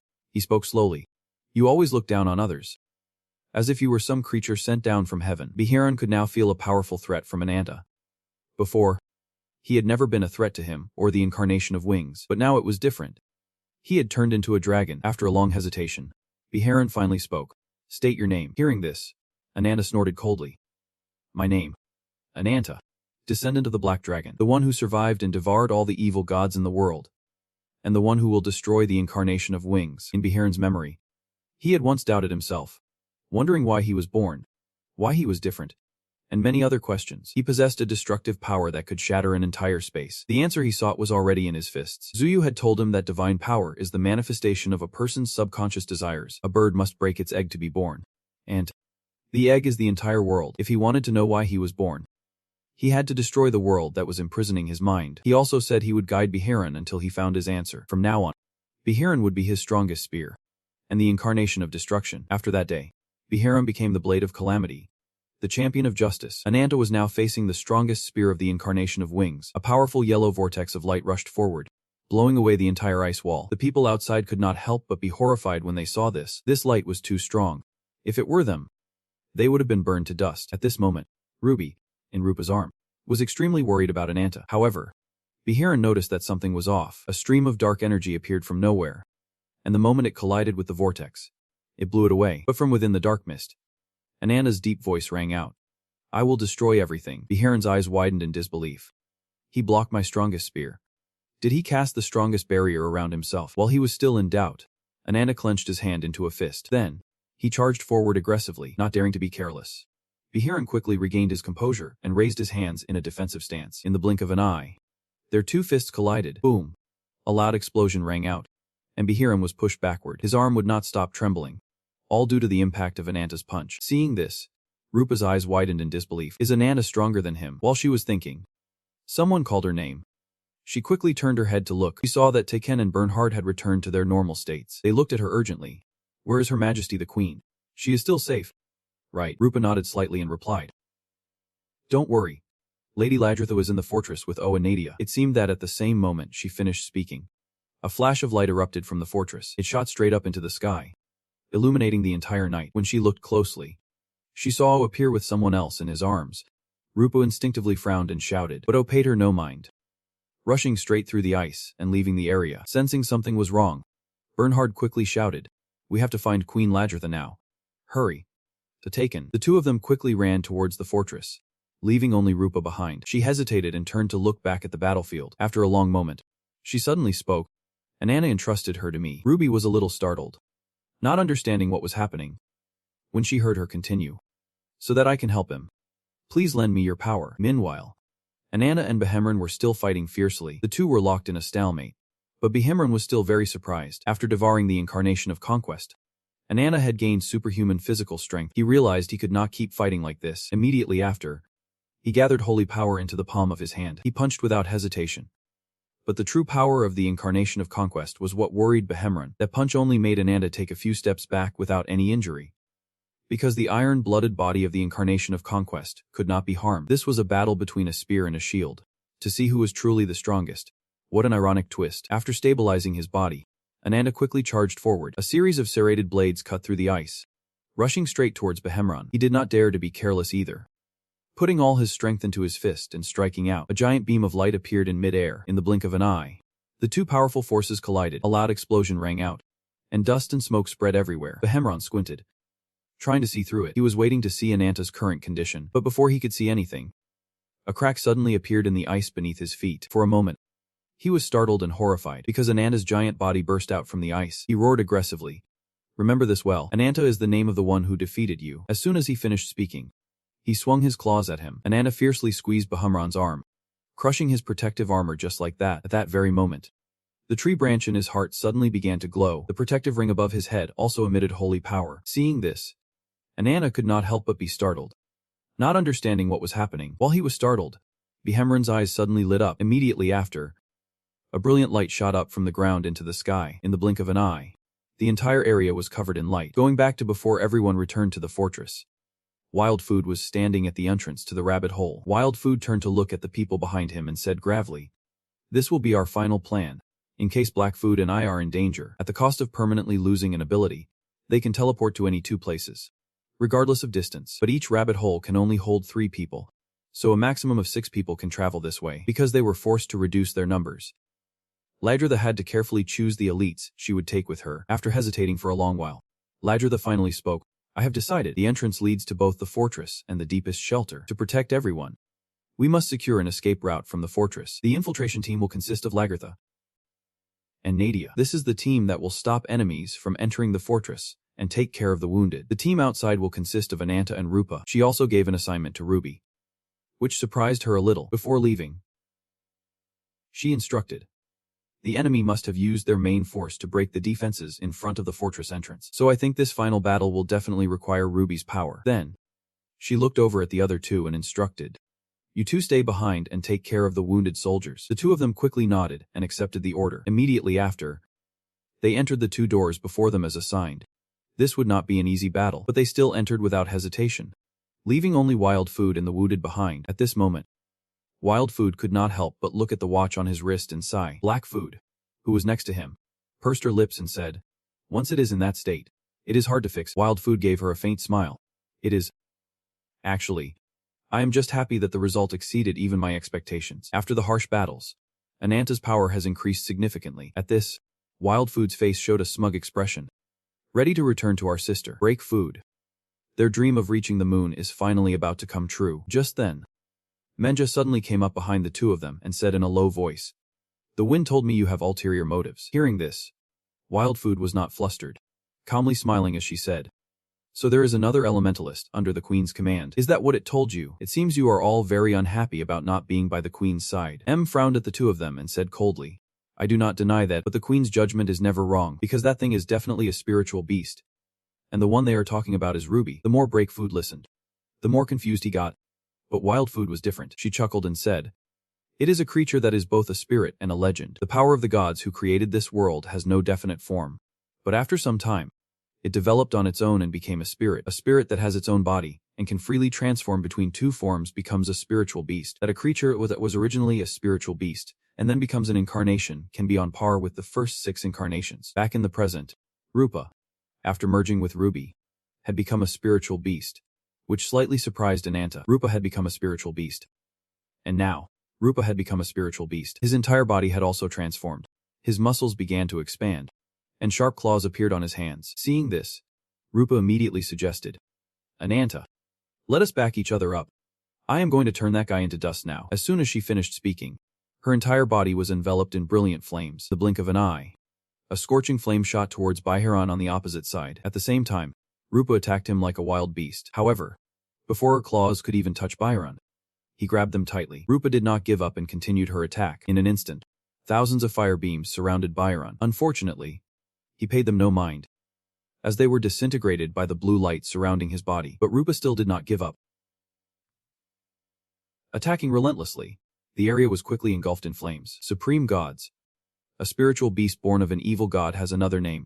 Baiharan is transforming. Just then, a strange transformation occurred, startling both Ruby and Anata, because Baiharan unleashed a surge of blue power, which soon became a whirlwind, as if wanting to blow everything away. This world has only one creature born of an evil god, the last bastion for the incarnation of the wings, that is the evil beast Baiharan. Outside, Rupa could not help but be shocked at the sight. Is this his true power? Anata did not answer. Hesitating for a long time before looking at Baiharan, he asked in a low voice, why would a warrior like you choose to follow Juyo? Baiharan scoffed coldly and said slowly, it was a long time ago. I do not remember anymore, but if you want an answer, I will show you the power of my fists. Anata was not afraid. He calmly drew his claws and said in a cold voice, let us see who will destroy the other first. At this moment, their eyes were full of fighting spirit as they looked at each other, their hands clenched into fists, both clearly wanting to win this battle. After a moment of contemplation, Anata began his attack. Baiharan did not back down, charging forward with a powerful surge of energy. But before they could do anything, a blinding light shot straight up into the blue sky. Baiharan looked up at the sky and heard a low voice say, the final pieces of the world's atmosphere are all in place. Baiharan. Anata also frowned and looked up at the sky, because at that moment, Zuyo had appeared with his 2 pairs of wings, and in his arms was a familiar figure. He looked at Baiharan and ordered, let us return to our pantheon. Seeing the figure in his arms, Rupa cried out in disbelief, is that Nadia? But they did not know that Nadia was no longer herself. Her eyes had changed from blue to red because her body had been possessed by the evil god Cernunnos. Seeing her transformation, Zuyo asked doubtfully, what is wrong? Cernunnos clutched his left eye, from which a black liquid was flowing, and said in a low voice, her willpower is too strong, so it is still a bit difficult, but her weak heart will soon shatter into pieces and become one with Cernunnos. At this moment, the atmosphere here was a bit quiet. A moment later, Rupa could no longer hold back and shouted, Nadia. Wow. Anata, on the other hand, was also very suspicious, narrowing his eyes at the Nadia in Zuyo's arms. Seeing the aura around her, he immediately knew something had happened. Then he looked at Zuyo, suspecting he had done something to her. But never mind. It does not matter. The black dragon inside his body spoke up to remind him, it is time for you to fulfill the pact. Surrender this all-consuming rage. Immediately, Anata transformed once again, his aura changing instantly. A dense killing intent spread everywhere in the blink of an eye. Nadia saw this and could not help but mutter, the aura of Azida Haka. Who is this guy? Zuyo muttered. Anata. A foolish human who only has revenge on his mind. But I never thought you would be this much trouble. With that, he looked at Anata and said, you want to kill me? That is a pipe dream. Even if the whole world collapses now, you won't get what you want. As soon as he finished, brilliant rays of light shot from his body, heading straight for Anata. Seeing this, Rupa was instantly terrified. With a loud bang, another explosion rang out. Baiharan narrowed his eyes at this scene, somewhat speechless. But it was not long before his eyes widened in horror, because just then, a figure shot past him with wind-tearing speed. It was Anata. Charging out from the thick smoke, there was not a single wound on his body. His giant form stood just like that, facing Zuyo, inside Anata's subconscious. The black dragon was speaking to him. You sinner. Surrender this all-consuming rage. Hearing this, Anata bit his lip fiercely and said, Don't talk nonsense. The black dragon chuckled softly as her body began to disappear. Anata said coldly, My anger has reached its peak. The only thought I have now is to destroy you. Before him now was a woman. She smirked and said, Interesting. The little fledgling from back then has finally grown its wings. This barren and desolate land is just a battlefield. It is perfect for someone like you, whose only desire is to burn everything to ash, but you should be baring your fangs at someone else. As soon as she finished speaking, a magic circle appeared before them. Anata narrowed his eyes and looked inside. Its vortex was spinning endlessly. Before long, a giant ancient dragon appeared from within. At this moment, the black dragon continued, You are facing a very powerful enemy, unlike any you have met before, and you, right now, are being consumed by the curse and have gone berserk. You and he are mortal enemies. The enemy she was talking about was the incarnation of the wings. Anata unconsciously remembered the first time he met Juyo. It seemed so sincere in wanting to help him, but all of his tragedies were caused by him. His hatred for him was like an endless fire, wanting to burn everything down, just like the fire that had buried the sister he loved. Frowning fiercely, Anata immediately shouted, Take me back to him right now. Unfortunately, the black dragon said no, glaring at her. Anata said through gritted teeth, Do I look like I am asking for your opinion? The black dragon scoffed coldly. She said angrily, Have you become this arrogant because you are so infatuated with the curse's power? You fool. Know your place. With a power that is just a mere imitation, it will be a long time before you can even touch the incarnation of wings. As soon as she said this, Ananta's expression turned grim, ignoring his reaction. Haklong continued, Courage without strength is just useless arrogance. Is there anything more pathetic than the boosting of the weak? Anata clutched his head and shouted in anger. Then what am I supposed to do? You have already helped with all your might, and I still can't defeat him.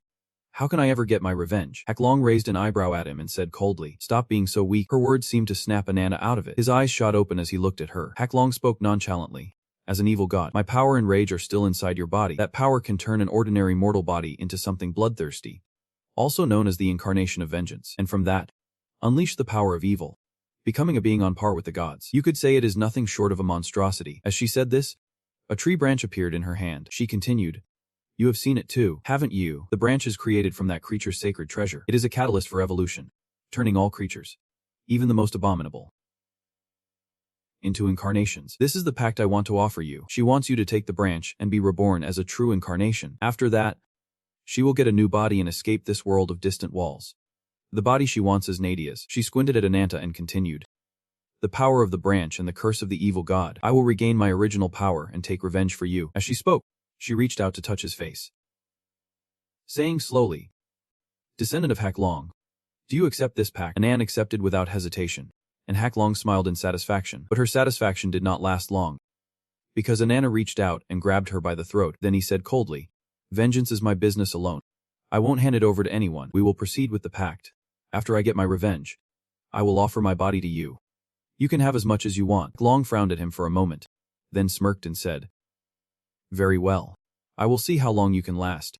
The clouds of twilight and calamity will guide you. Immediately after, Anata returned to his body. He did not hesitate to spit out a brilliant fireball. Seeing this, Juyo looked a little surprised, but he quickly regained his composure and summoned his holy light. 2 brilliant beams of light, one blue and one red, rushed forward. In the blink of an eye, the 2 powers collided. The light carrying Juyo's immense holy power struck down from the sky, as if wanting to crush everything. But on the other side, Anata's brilliant flame surged forward, refusing to yield. The 2 of them clashed like that, locked in a stalemate. Senino's, in Juyo's hand, could not help but speak up. I have no intention of being your burden. I will join you in battle. Incarnation of wings. As soon as she finished speaking, she quickly dove down. Anata was not afraid at all, roaring as he charged. Senino's dove down like a moth to a flame, to the colossal Anata. She looked like nothing more than an ant. But who was she? The first evil god of this world. She would not be afraid. She quickly chanted an incantation. Instantly, a beam of light from the sky struck Anata's body. Seeing this, Juyo could not help but remark, Senza, you have adapted to this body quite smoothly, have not you? Senino said indifferently, Of course.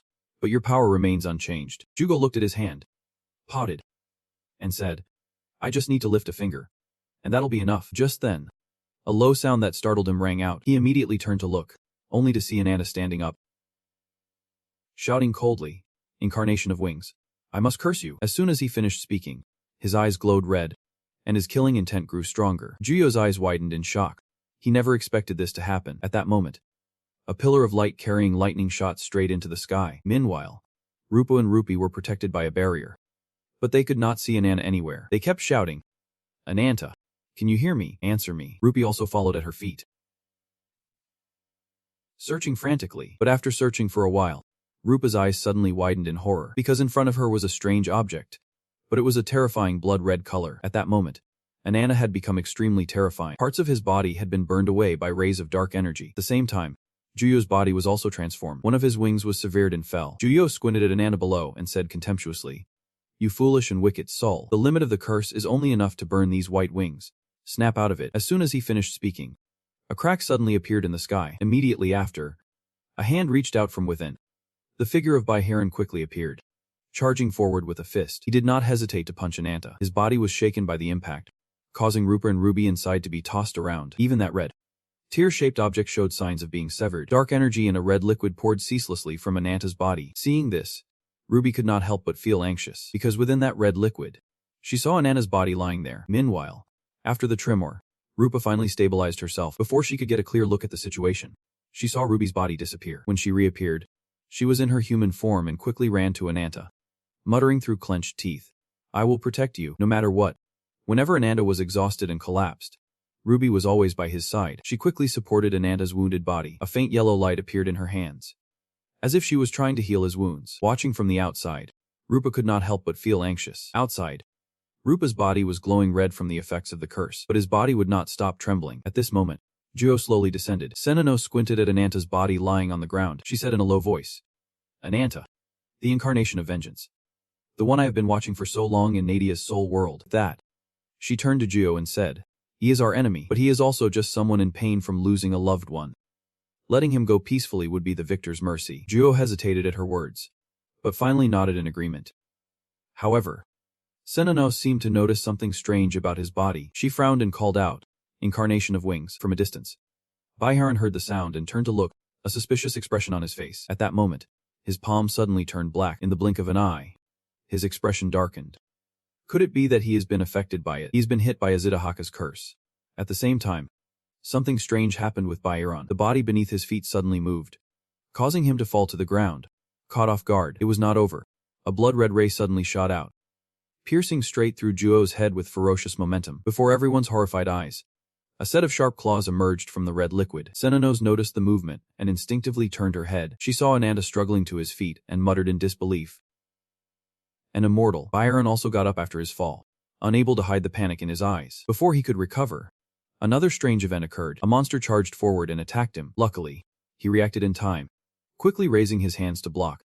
The man and the beast were thus separated. Meanwhile, Juyo was still standing there after being attacked by Ananta. He squinted at him, the uninjured half of his face showing a trace of resentment. But in that moment, all he could see was Ananta's menacing smile. Elsewhere, far from the fortress, Weeford and his companion were observing the battle. At this moment, Weeford was reporting the current battle situation at Leviathan Fortress to someone. Earlier today, the Incarnation of Wings appeared among the faction attacking Leviathan Fortress. The Incarnation of Vengeance has entered into a second battle with the Incarnation of Wings. With the power received from the Black Dragon, Anata has now become a giant dragon with enormous wings. After a long fight, the outcome of the battle has become clear. Juyo was clearly at a disadvantage, and he ordered his comrades to return to base. Flashing back a few minutes, after Anata transformed into a giant dragon again, he looked down on Juyo from above with a scornful gaze. Seeing his gaze, Juyo could not help but get angry.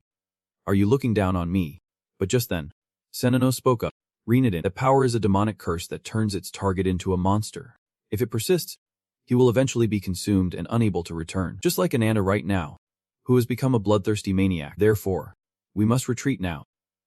Over here, Baiharan is still fighting endlessly against the beasts. In the middle of the struggle, Juyo called out to him, causing him to stop his movements. Immediately after, Juyo severed his own hand, which was being corroded by the dark energy. He spoke slowly. "Our long-held goal is so close. We do not have time to waste here. We have to return to our base." With that, he ordered Baiharan to open a portal for him. Baiharan obeyed without hesitation, slamming his fists together fiercely. In the blink of an eye, space cracked open into a large hole. Seeing that he was trying to escape, Ananta roared with fury. Senano squinted at the giant dragon in the sky, her brow furrowing. A moment later, she spoke slowly. "Azida Haka, if you also desire to live so much that you would steal another's body, then sooner or later, the two of them will have to face each other." As soon as she finished speaking, Her body instantly transformed into a dry branch as fireballs rained down from the sky. The moment a fireball touched the branch, it exploded. But no one was there anymore. The battle had come to an end. As the sun rose, the fortress returned to its normal state. Weiford slowly approached from a distance, looked at the surrounding scenery for a long time, and then spoke. The greatest outcome of this battle is confirming that Azida Haka's curse has tainted the incarnation of wings. The extent of the damage caused by the curse is unknown, but based on his reactions gathered at the scene, it can be estimated that he has been significantly weakened. The enemy's swift retreat is proof of this. Next, the fortress's damages. Leviton's non-combatant population, estimated at 3,000. Fatality rate, approximately 97%. Survivors, approximately 90. Leviton's combat personnel, estimated at 400. Fatality rate, up to 99%. Only 4 survivors. Furthermore, a traitor has emerged. The person on the other end replied quickly. Whitefoot frowned and asked, "Do you mean the incarnation of vengeance?" He was now sitting on a rock, with Rupa and Ruby beside him, but his current state was not very good, and Rupa could not help but feel anxious. Although he was safe after the battle, he was clearly not happy. A moment later, Blackfoot approached from a distance, grabbed Ruby, and said with a cheerful laugh, "Defeating the enemy and forcing him to retreat is a great achievement. It seems you do not feel that way."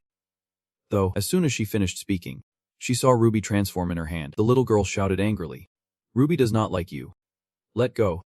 But Blackfoot did not let go, saying happily, "So cute. Are all divine beasts this adorable?" With that, she let Ruby down, looked at Anata, and said with a smile, "Why do not you enjoy it a little? It was a hard-won victory." After all, hearing this, Anata snorted coldly. Victory. The fortress does not have any celebratory atmosphere at all. Everyone's faces are filled with grief. After the battle, what is left here are only the cries of those whose hopes were stolen, who lost the ones they cared about. Meanwhile, I still have not taken anything from Joyo at this point. He bit his lip fiercely.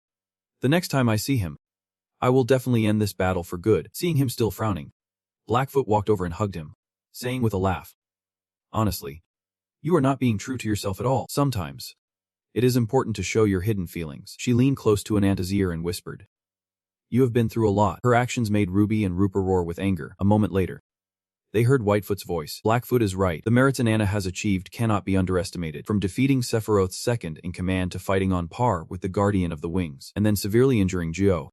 Although Nadia's change was too sudden, regardless, that desperate counterattack, which no incarnation has ever accomplished, was something only you, a human, dared to do. Hearing her empty words, Anata could not help but cut her off coldly. "I am not interested in flattery.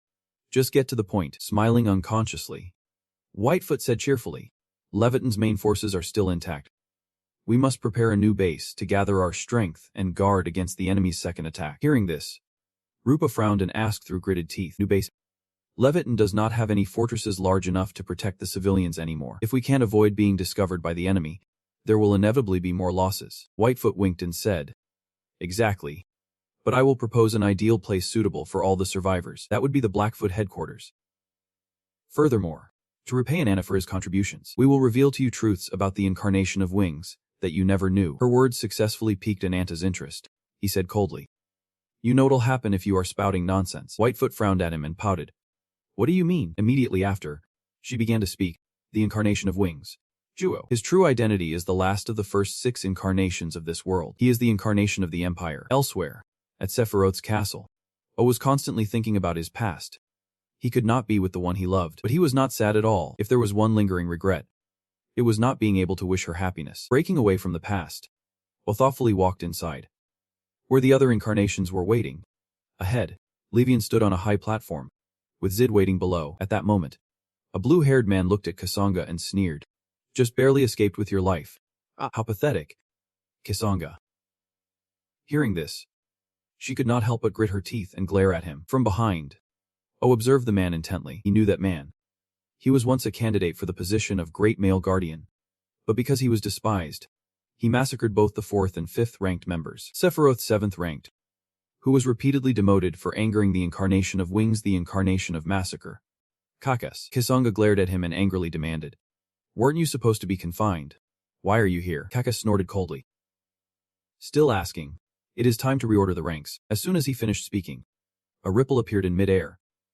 And then, the figures of 3 people slowly emerged. Seeing the person in the lead, Kisanga immediately ran over joyfully, but after just a few steps, her expression turned grim because she saw a large, dark wound on Jo's face. The two of them locked eyes. The more Kisanga looked, the more heartbroken she became, until tears streamed down her face. A moment later, Jo spoke slowly. This invasion was to console Gahan's soul, although it was supposed to be a one-sided massacre. The ones in charge of a part of Sephiroth had to face Kaiji. Even one of the 5 great guardians was severely wounded by the enemy and forced to retreat. Sephiroth's reputation has been dragged through the mud. Kisanga, hearing this, Senuno's, who was nearby, stopped him. That is enough. Wings. Kisanga saw her then, and his face darkened. Who are you? Senuno's narrowed her eyes at him and said coldly, she only confronted me by accident. Isn't punishing her further a bit too cruel? At these words, both Kisanga and Alien were shocked. They did not expect her to be on the same side. Jo hesitated for a moment before speaking. You have a point. Sometimes, rewarding instead of punishing can lead to the growth of the entire group. From now on, I will reorganize the hierarchy and recognize the spies for their contributions in completing their missions. I appoint the embodiment of swordsmanship as the 6th member of Sephiroth. I am stripping Wu, the embodiment of the storm, of his 5th position and appointing Kakus, the embodiment of slaughter, as the new 5th member of Sephiroth. As for the vacant 2nd position, I appoint Senos, the embodiment of magic, as the 2nd member of Sephiroth. Immediately after, he scanned the crowd and declared, my brothers and sisters, the time for a new chapter in history is approaching. Our journey to invade the land of the gods beyond this world. Once the final preparations are complete, I will put an end to this long journey. Meanwhile, in a cat, an orb suddenly emitted a brilliant light. Shortly after, Anata's group appeared. Anata looked around suspiciously and muttered, where is this wild food? Beside him, Aang enthusiastically introduced. This is the headquarters of the Rabbit's Foot. She cheerfully welcomed everyone to the place. Just then, Rupa asked urgently, wait, what about Lady Ladrither and the others? Wild food. Knowing what she meant, reassured her, please do not worry about that, because Breckfoot has gone to get them. It is a bit of a hassle. But after gathering the remnants of Leviton in one place, under Breckfoot's guidance, they have made a plan to bring them to Labyrinthos. After hearing this, Ananta asked suspiciously, but have not you lost your powers? Wildfood gave a slight smile and replied casually, that is true. Urkoba leads the way. But it is still possible with the Rabbit's Foot's special teleportation magic. The reason they brought Ananta's group first was because it was the leader's request. They talked as they walked, eventually reaching a library. Seeing them, a woman's clear voice rang out. So you have arrived. Wildfood glanced at everyone and said cheerfully, let me introduce you, ladies and gentlemen. This is the leader of the Rabbit's Foot, Serena. Hearing this, Ananta's eyes went wide. This woman, she looks so familiar. It is as if she is the same person as those other rabbit girls. Just then, Wildfood looked at Serena and said hesitantly, Big Sis. Serena was startled by this and snapped out of it. She said with an apologetic smile, after only hearing stories about you, I almost did not recognize you in person. After observing for a moment, Ananta asked suspiciously, you are the leader of that rude rabbit gang. Serena nodded slightly and said with a smile, that is right. I am the one who dragged you into the Rabbit's Foot's plan. Hearing this, Ananta grew even angrier and yelled, so you are not even trying to hide the fact that you are just using me. Serena chuckled softly and said calmly, don't be so defensive. She leaned in close to Ananta, raised an eyebrow, and said with a smile, we are the same. You and I, because we both share a common enemy we hate more than anyone else. Seeing them standing so close, Rupa got angry and shouted, wait. That is enough. Get to the point. She questioned if Serena had called them here just to chat. Serena frowned at her and said slowly, all right. Let us move somewhere else. Shortly after, they moved to a large room where Whitefoot poured them tea. Serena lifted her teacup and said coolly, have any of you ever felt this way? When you hate an enemy so much that you want to know everything about him, it is like an obsession. Ananta narrowed his eyes at her and said through gritted teeth, what a strange hobby. Chuckling softly, Serena said casually, hatred fades over time. Unlike you strong people, a weak person like me chose not to forget. I have chronicled his entire history, enough to fill all the bookshelves in this room. The story I am about to tell now begins with the journey of a nameless embodiment. Many years ago, on a vast desert, a person and a camel were moving slowly. The person on the camel's back did not look well. Their body was trembling uncontrollably. After a few more steps, the camel collapsed from exhaustion, and the person's expression grew even more grim. From behind, a pair of eyes was watching silently, as if seeing the world in a grain of sand. To see a heaven in a wild flower. Hold infinity in the palm of your hand, and eternity in an hour. To convey the ultimate fundamental principle, bringing widespread benefits to the human world. Questioning the creator. What is the purpose of implementing the ultimate fundamental principle, a logical system, independent of the outside world and maintaining the whole?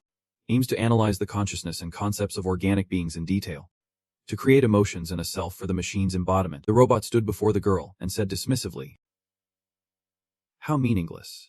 That can't kill me." The woman pointed a knife at him and said fiercely, "Shut up. If you make any suspicious moves, I won't spare you." She warned him not to move. Just then, he reached up and took off his mask. He said coolly, "My fundamental principle prevents me from harming humans." "Human girl." His words frightened the woman. Along with those words, before her was a robot made entirely of iron, with only its eyes glowing. He asked for her name. The woman in that story was Fiona, the first person the machine embodiment came into contact with. Hearing this, Anata grew impatient, raising an eyebrow and cutting her off. "Stop telling your story. What I want is information about Joyo. I came here to find a clue on how to defeat him. I do not care what he did or where he was before." Serena narrowed her eyes at him, seeing his reaction. She could not hold back. She let out a soft laugh. After a moment, she spoke slowly. "You seem to be in quite a hurry." Rupert also looked at him, bit surprised, with a look of confusion in her eyes. Serena then sighed and said, "The origin of the machine embodiment is the starting point of how he became the embodiment of wings. Exploiting a weakness to defeat an enemy is also a sound strategy. So I want you to listen to the story until the end. I have no intention of wasting our time." With a fierce frown, Anata hesitated for a moment, then said in a low voice, "Fine. Continue," nodding in satisfaction. Serena said, "Then I will continue the story." After the commotion, Fiona and the robot found a spot in the desert, lit a and rested. Fiona warily took a sip of water when the robot suddenly spoke up. "I have a question. Within a radius of several hundred kilometers, a human's chances of survival are extremely low given their physical stamina. So what is your reason for traveling in such an injured state?" Fiona chuckled softly and said frankly, "I am still not used to your way of speaking." Then she began to tell her story. She was a merchant who traded with the peoples of the desert since she was a child. She had traveled with her family through many different cities, providing water to those in need. In this vast desert, many people needed her family's help. But greedy bandits did not care about that at all. They came to her tribe to rob and kill. They acted with extreme brutality, turning the place she lived into a bloody battlefield. Fiona's father could only put her on a camel and tell her to flee. Although she did not want to leave, her father was shot with an arrow. The moment he fell, she was heartbroken, but there was no other choice. She could only run forward to escape. As she told this part of the story, her tears fell uncontrollably. Seeing her tears, the robot suddenly asked hesitantly, "The emotion you are displaying, is it the most primitive human emotion?" "Sadness." Fiona then remembered someone else was there and wiped the tears from her face. She said apologetically, I let my savior see such an unsightly scene." The machine man shook his head and said coldly, "There is no need to apologize. Having emotions means you still have a sense of self. That is a field that Inan, finds worth exploring." Fiona frowned slightly and said slowly, "The stories you mentioned about human-like beings. I have heard of them too. Senunos, Luna, Azida Haka, Liga, Alakon. I have heard those names from merchants all over the continent. But an incarnation of a machine. She had never heard of such a thing. What is this machine? Anyway, the other person explained coldly. It is a device that operates on energy and performs assigned tasks. In other words, it is a precision tool for achieving a set purpose. He is a subordinate of the machine god, governing creation and destruction, created to spread civilization to humanity. He was never a divine being, but an artificial entity. His basic principle is to bring widespread benefits to the human world. He was tasked with guiding humanity to a more advanced form of development. After hearing this, Fiona became confused. She frowned and mumbled, "This is too hard to understand." The machine man stood up, looking off into the distance. Immediately after, he placed his hand on the ground. In the blink of an eye, a blinding light appeared. Fiona could not help but shut her eyes. She only opened them to look at him after the light disappeared. She saw a large hole had appeared in front of the machine man. She rushed to his side and peered down suspiciously. But a second later, a great stream of water gushed up from below. He spoke slowly. "If there is no water source, you just have to create one. With methods for finding water veins and technology for desalinating seawater, the people of the desert will never lack water again." He would help Fiona bring prosperity to the people of this land. At that moment, Fiona was staring in a daze. After a moment, she said slowly, "What you said. Even though I still do not fully understand it, I think I am starting to get it. For the unfortunate souls lost in darkness, a god will appear and become their light. But for the souls living in the light, he will appear in human form. The road to hell is paved with good intentions." A year later, at the special archipelago of the desert city, Ocean, a crowd was waiting at the port. Seeing a boat slowly docking, someone shouted, "Look, Leader Fina's boat is arriving after receiving the spread of civilization and technology from the machine's incarnation. The desert land had become remarkably prosperous in a short time. Fina, who had tapped into the water source to create rich oases and sold desalinated seawater, had earned significant profits in just over a year. She had become the leading merchant in the desert. Fina, after looking around, spoke to the machine man. Ocean is always full of energy whenever we visit. There have not been any particular problems. Right, Iron Mask. The machine man walking beside her slowly nodded. Because external trade has increased significantly recently. The infrastructure, like roads and ports, can't keep up. Fiona asked doubtfully. Wow. The machine man calmly explained. The vow of vengeance. Criminals must face severe punishment fitting their crimes under all circumstances. The cause is the vow that the leader of the special zone proposed in the council. Hearing this, Fina immediately retorted unconvinced. That is ridiculous. That vow is meant to protect people from outlaws. Why would it hinder the special zone's development? The machine incarnation said coldly. To survive in this barren land. Those who took lives and property in the special zone eliminated anyone with even the slightest connection to them. The number of people unconnected to the special zone now far exceeds the number within it, although there was an option for everyone to coexist. You chose to clearly distinguish between enemies and allies. Punishment is not seen as a means for social good but as an end in itself, as it has been. Humans will never stop killing each other. She was always very grateful to him. It was thanks to him that this land had been able to develop over the past year. Not just her, but many people here were indebted to him. She would continue to rely on him in the future if he extended a hand to help those people who would understand the resentment from her deceased family. The machine man listened without any emotion and asked coldly. So what is the problem? The dead cannot speak, nor can they produce any meaningful results in human society. The only thing that mattered to him were words that could be answered. Those that could not were meaningless. The more Fina listened, the angrier she got. She shouted furiously, causing passersby to startle and turn to look at her. She glared at the machine man and said through gritted teeth, "Those who take the lives of innocent people without a second thought, they are not human." The machine man looked at her with narrowed, unreadable eyes.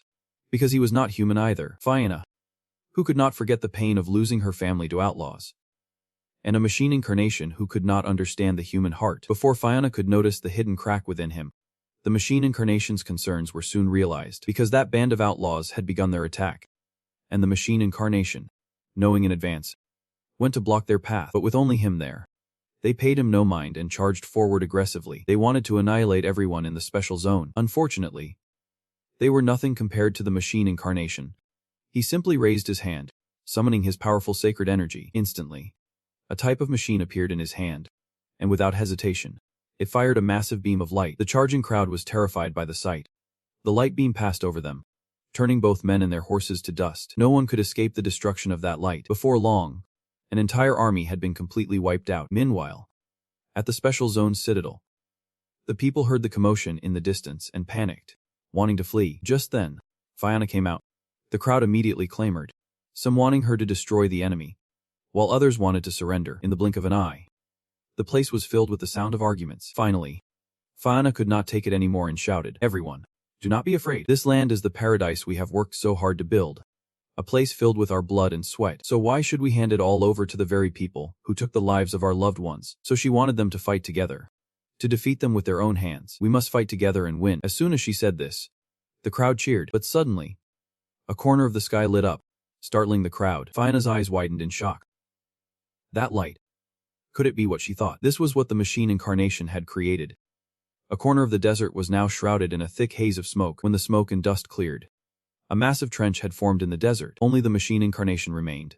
The others had returned to dust. At that moment, the machine incarnation reached up and took off his mask. At the same time, Fiona's voice was heard from behind as she approached with two other people. But the moment she saw the horrific scene before her, the color drained from Fiona's face. She hurried to the machine incarnation and asked in a low voice, "All those outlaws, did you kill them?" Did he really do this? He looked at Fiona with narrowed eyes and said coldly, "Your emotions right now are exactly the same as when I first met you. Is that fear?" He felt that meeting Fiona in this land was very fortunate, because he had questions about the fundamental principles of creation.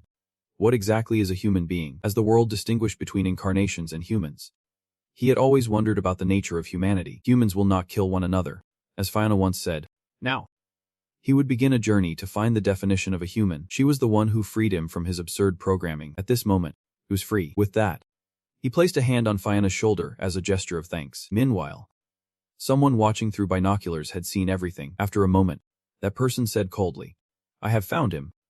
The traitor of the world." Immediately after, the machine incarnation left Fina without any regret. For a long time, he wandered a distant, aimless path, analyzing the feelings he perceived and the realizations he came to. Suddenly, he realized the feeling he was experiencing was joy, but doubt quickly crept in.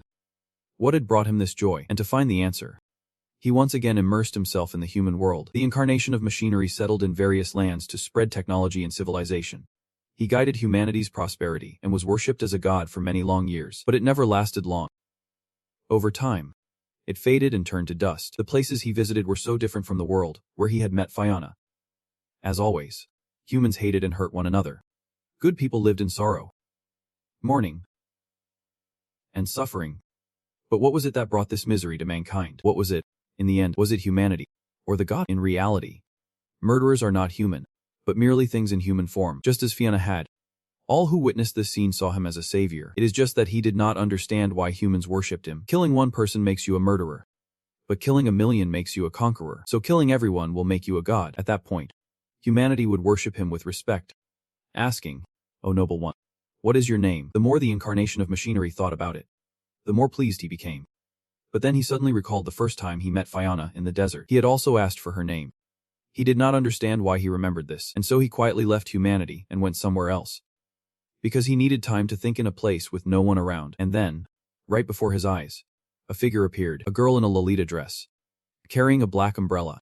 This was Luna, the incarnation of magic. The moment she appeared before the incarnation of machinery, Luna mumbled something. In the blink of an eye, pale blue rays of light appeared in the air. This was advanced spatial transfer technology. But what shocked him even more was, how could that entity possess such immense power? Regardless, the two of them quickly appeared in a library. It was the base of the Coke.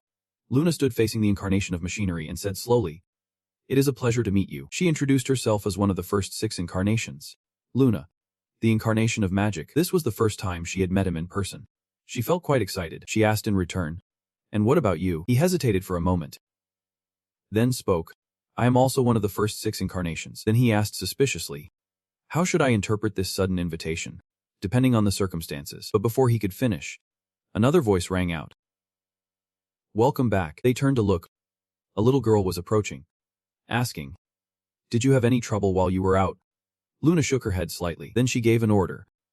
"Could you bring a change of clean clothes for our guest?" It turned out that the little girl was a young Serena. Indeed. Upon hearing that name, Rupa was stunned into silence. Serena knew what everyone wanted to ask and admitted calmly, "I was once a young servant to Lady Luna." After hearing this, I frowned and asked, "So you are avenging your master?" Serena shook her head slightly, denying it. "Luna was my family, more precious to me than anyone in this world." She continued with her story. After receiving Luna's order, Serena brought a set of clothes for the incarnation of machinery. He took them and put them on, then grumbled in displeasure. What a strange place. He could not measure the scale of this place with any technology he possessed. Luna walked ahead, saying coolly, "Of course, this is the Maze of Labyrinthos, a collection of multidimensional information, a treasury of knowledge where all information since the world's birth has been recorded. It might be easier for you to think of it as an infinite magical space." The incarnation of machinery frowned after hearing this. He hesitated for a long time before speaking. "But nothing here interests me. When do you intend to send me back?" Luna replied without any hesitation. "Labyrinthos is a separate dimension, detached from the world.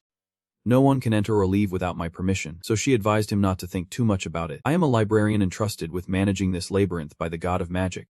Surely you are not foolish enough to oppose me on my own territory." Upon hearing this, the incarnation of machinery said coldly, "You are making a big mistake. I will not be bound by anything. I am freedom. Not even the judgment of the gods can bind me." Luna did not seem to care much. She said calmly, "I have no intention of arguing about your beliefs. Is that why you killed humans?" He frowned and said, "Murderers are not human. That is how my fundamental principles define human nature." After hearing this, Luna nodded and handed him a book. "Then you can take this and step aside." She chided him for being a pragmatic machine. No wonder she felt uneasy.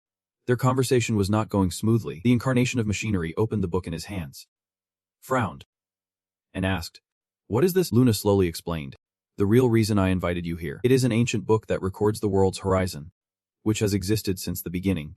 It also describes the original function of the sacred objects we possess. The moment the 6 sacred objects are gathered, a sprout will grow and form the world tree." After reading, the incarnation was a bit confused and asked suspiciously, Why are you showing me this? Luna pointed to his left chest, smiled, and said, to enlighten you. She said she was one with the power to see the future, in the not-so-distant future.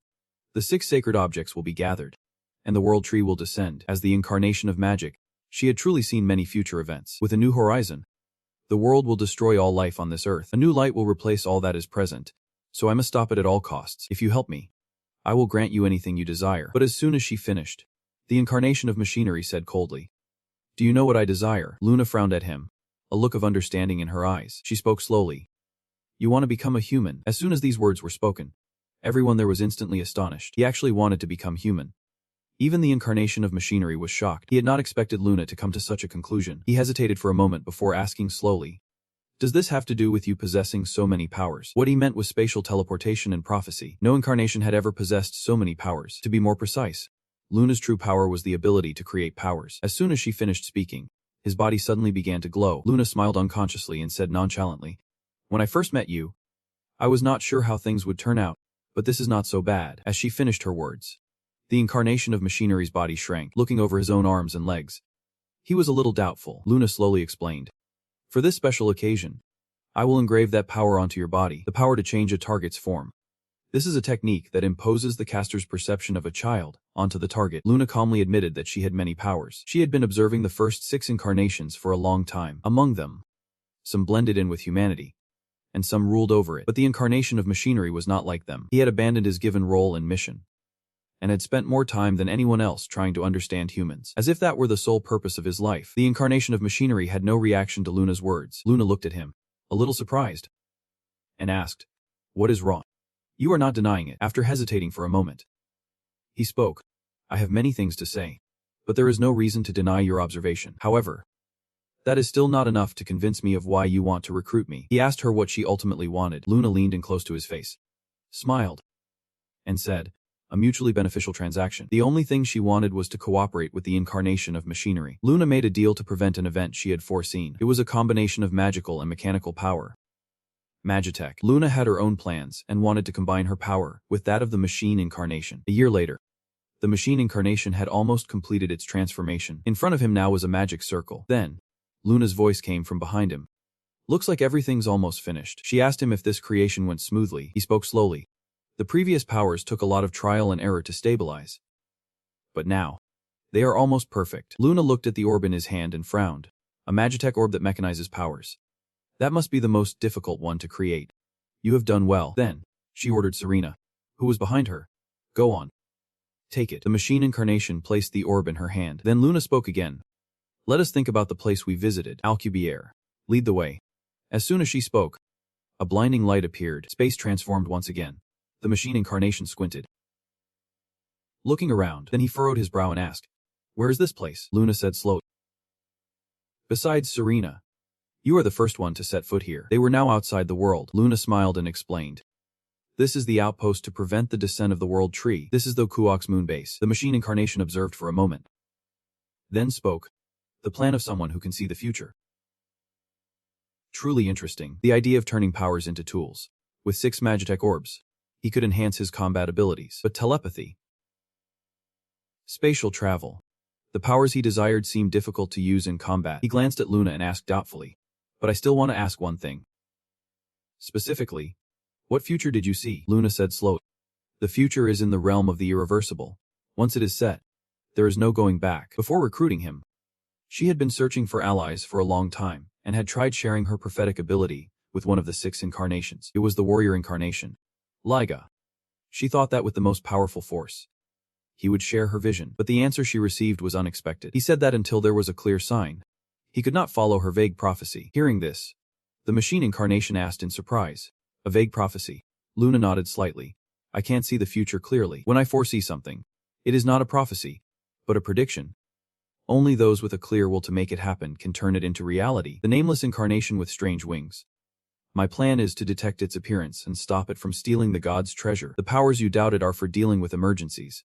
I want to ensure Serena's survival. At this point, she looked at the machine incarnation and said, The development of the Magitech orbs ends here. From now on, I am assigning you the task of operating the moon base. Investigate the incarnation with the strange wings from here. It is time for you to fulfill your promise. Right after, The three of them went down into a dark cellar. Luna wanted to use the power that grants human form on the machine incarnation. This technique also works on the same principle as the shrinking skill. She would carve that power onto his body so he could activate it whenever he wanted. But before starting, she asked doubtfully, "Why do you want to become human?" The machine incarnation did not explain. He said slowly, "When I achieve a human form, I will tell you." Chuckling, Luna said plainly, "Then I will be waiting." Immediately, she activated the magic formation under the machine incarnation's feet. Before long, his body began to transform before Luna and Serena's astonished eyes. His human form became clearer and clearer. Luna's expression sank. She muttered in disbelief, "This is impossible." Serena, beside her, saw her reaction, her face showing a hint of confusion. Half of the machine incarnation's face was now visible, and the more Luna looked, the more familiar it seemed. She cried out in alarm, "Don't tell me you are the one from my prophecy." Her words clearly had a basis, because at that moment, something began to grow from his back. Soon, a pair of giant wings had formed. Then, magic circles appeared in the air again, but this time, they were created by the machine incarnation. Beams of light from within them locked Luna and Serena in place. Then, he spoke slowly. "Sister, the machine incarnation does not want to become human. He wants to aim for something higher. He has realized the law that brings freedom from this world. He will spread his wings of light, illuminating the path across the world, becoming the wings that carry freedom." Serena, seeing him about to strike Luna, was horrified, but Serena could not stop him. He gouged out one of Luna's eyes. He said coldly, "I will advance to the other side of the world and be the one to reclaim sacred freedom from the gods." Immediately after, he moved to kill Luna. Serena, watching from behind, screamed Luna's name in terror. Giulio was slightly startled. He just now remembered Serena was here. Serena's eyes filled with fear, her forehead covered in a cold sweat. His cold face stared intently at Serena. After a moment, he said slowly, "I will take back the magic orb." As soon as he finished speaking, he raised his hand, and a magical light appeared. But just then, Luna, with her last breath, muttered an incantation. "Alcubierre, lead the way." As she finished, the light binding Serena was severed. Immediately after, Serena vanished. Seeing this, Giulio was a bit speechless. Then, he threw Luna to the ground and said coldly, "It is thanks to her that I was able to subdue you so easily." Two incarnations of different species, yet with strangely similar abilities. He knew she had given most of her power to Serena, so her role was likely a backup plan to maintain Labyrinthos in an emergency. But hearing this, Luna gave a soft laugh. She said faintly, "You do not know anything." Giulio squinted at Luna, a look of confusion in his eyes. Luna spoke slowly again. "Emotions are things that exist for those you love." However, Giulio did not care. The light in his hand appeared again. He said coldly, "To exist, we must constantly evolve." As he spoke, the light enveloped the area. A great wave then swallowed Luna's body, to escape the life of slaves, following the customs and rules of the gods without knowing why. Today, right here, Giulio would put an end to his former self. From then on, he began his journey to find his new world. At this point, Serena closed the book on the table. Her tone was a bit melancholic. "That is the origin of the winged incarnation." After hearing this, Rupa's expression became solemn. She nodded and muttered, "So that is how it was." But Anata asked coldly, "So what? You want revenge for your dead master? But aside from spying, you have no other talents, and your subordinates are just a bunch of pathetic rabbits. While you are the leader of some old library, then you found a pawn in a similar situation and wanted to lure them in to use them. Someone who does not even dare to face death wants to talk about revenge." Faced with Ananta's accusation, Serena admitted frankly, "That is right. I am cowardly and afraid of dying. So I have been silent all this time." That day, after losing Luna, I fell into extreme despair, able only to cry helplessly. But before long, that sadness turned into rage. Luna was like a parent to me. She raised me, an orphan with nowhere to go, and even shared her power to make me an incarnation. Not long after, I was able to fully take on Luna's role. For a long time, I trained my strength and knowledge, fueled by my hatred for Giulio, and she was determined to use Luna's legacy to get revenge on NN, along with her sisters. She wanted them to join her in getting revenge. Those little rabbit girls became her strength. She really hoped they could help her fulfill her wish. Just then, Wild Food slowly approached, carrying a wooden box. Anana frowned at her, a look of confusion in his eyes. Wild Food opened the box, revealing an orb inside. Serena slowly explained that it was a magic orb turned into a machine, capable of sealing powers. The source of the winged incarnation's power comes from 6 magic orbs. If they use it, they can neutralize all of An's powerful abilities. However, it clearly has a drawback. It would also seal the evil god's power that has possessed Ananta. Hearing this, Rupa's eyes widened. She cried out in disbelief, "You mean Ananta can return to his original body?" Serena explained a few more things to them. Afterward, Ananta and Rupa left the room. Rupa walked behind, seeming to have something to say, but she kept hesitating and did not speak. Sensing her hesitation, Anata immediately spoke up.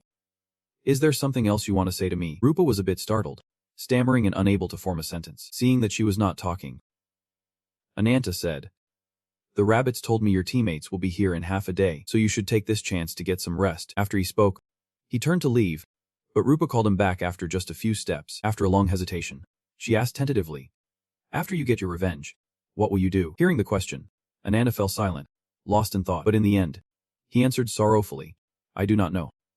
I have never thought about what I will do after my revenge is over. If I had to choose, it would just be to visit my sister's grave one more time. But with the time I have left, I can't even fulfill that one small wish. Rupa, however, did not know what he was thinking. She put a hand on his shoulder and said with a smile, that sounds good. Remembering your lost family, and then overcoming the pain to move on. That is a good plan. You have the rabbits, so you can live a normal life now. But Anana showed no happiness. He said coldly, it has nothing to do with you. He warned her not to meddle in his affairs. Rupa was startled by his words and said in shock, how could it have nothing to do with me? She said that comrades are people who stand by and support each other through hard times, and who solve problems together. They are people you can trust with your life at any moment. That is why I can't just ignore you. Because you are my comrade. Hearing her words, Anana was stunned and looked at her, at a loss for words. Rupa also stared at him, her eyes filled with hesitation. After a long moment, she slowly began to speak. Before I met Lagartha, I was one of the spirit beasts tamed by Yai. Even though I was very young then, for some reason, I do not remember anything from before that, and Lagartha told me that I was trapped during that time. It was a dark, damp cave. A space so vast the ceiling seemed unreachable. Inside, many spirit beasts were imprisoned and caged together, and I was one of them, until one day, a strange phenomenon occurred. A spatial rift opened up in the dark cavern. From inside, two figures stepped out. It was none other than Yai and his guard. By Heron. Once a month, he would appear before the spirit beasts. Every time he appeared, the place would turn into a bloody battlefield, because he forced the spirit beasts to kill one another. Of course, I was no exception. I did not want to die, so I was forced to fight. With my innate strength, I easily defeated the ordinary spirit beasts. I was surrounded by those who wanted to kill me, so I showed them no mercy, killing many of them. Yai's goal was to turn the spirit beasts into monsters through those death matches, but I did not want to become a monster just to survive in that terrible solitude. I chose to become a lone beast. By myself, I eliminated every spirit beast in that place, right up until the cave was destroyed. Lagartha brought her soldiers to the island and happened to discover the cave. Before heading down, Lagartha ordered her soldiers, a few of you stay here and keep watch. The rest of you, with me. Immediately after, they descended, finding the bodies of spirit beasts everywhere. Lagartha could not help but exclaim, how horrible. But just then, she noticed something in the distance. Two bloodshot eyes suddenly appeared from the darkness, putting everyone on high alert. As the eyes drew closer, they revealed a black wolf Rupa's spirit beast form. She slowly advanced on Lagartha's group, looking extremely ferocious. Seeing this, the soldiers immediately moved forward to protect Lagartha. Rupa aggressively bared her fangs and claws at them. Meanwhile, Lagartha was quietly observing Rupa. This incarnation is a bit strange. A moment later, she ordered, everyone, fall back. Soldiers were worried, but she reassured them, don't worry, and then picked up her sword. She slowly walked toward Rupa. Knowing she was just afraid, she stood before Rupa and said calmly, lower your weapons. We are not your enemy. They had come to talk, but before she could finish, Rupa aggressively pinned her down with her claws. Rupa clearly intended to kill Lagartha. She roared, baring her fangs and claws. Seeing this, the soldiers cried out in terror. Lagartha, also panicking, quickly said, I am Lagartha, Queen of Leviathan.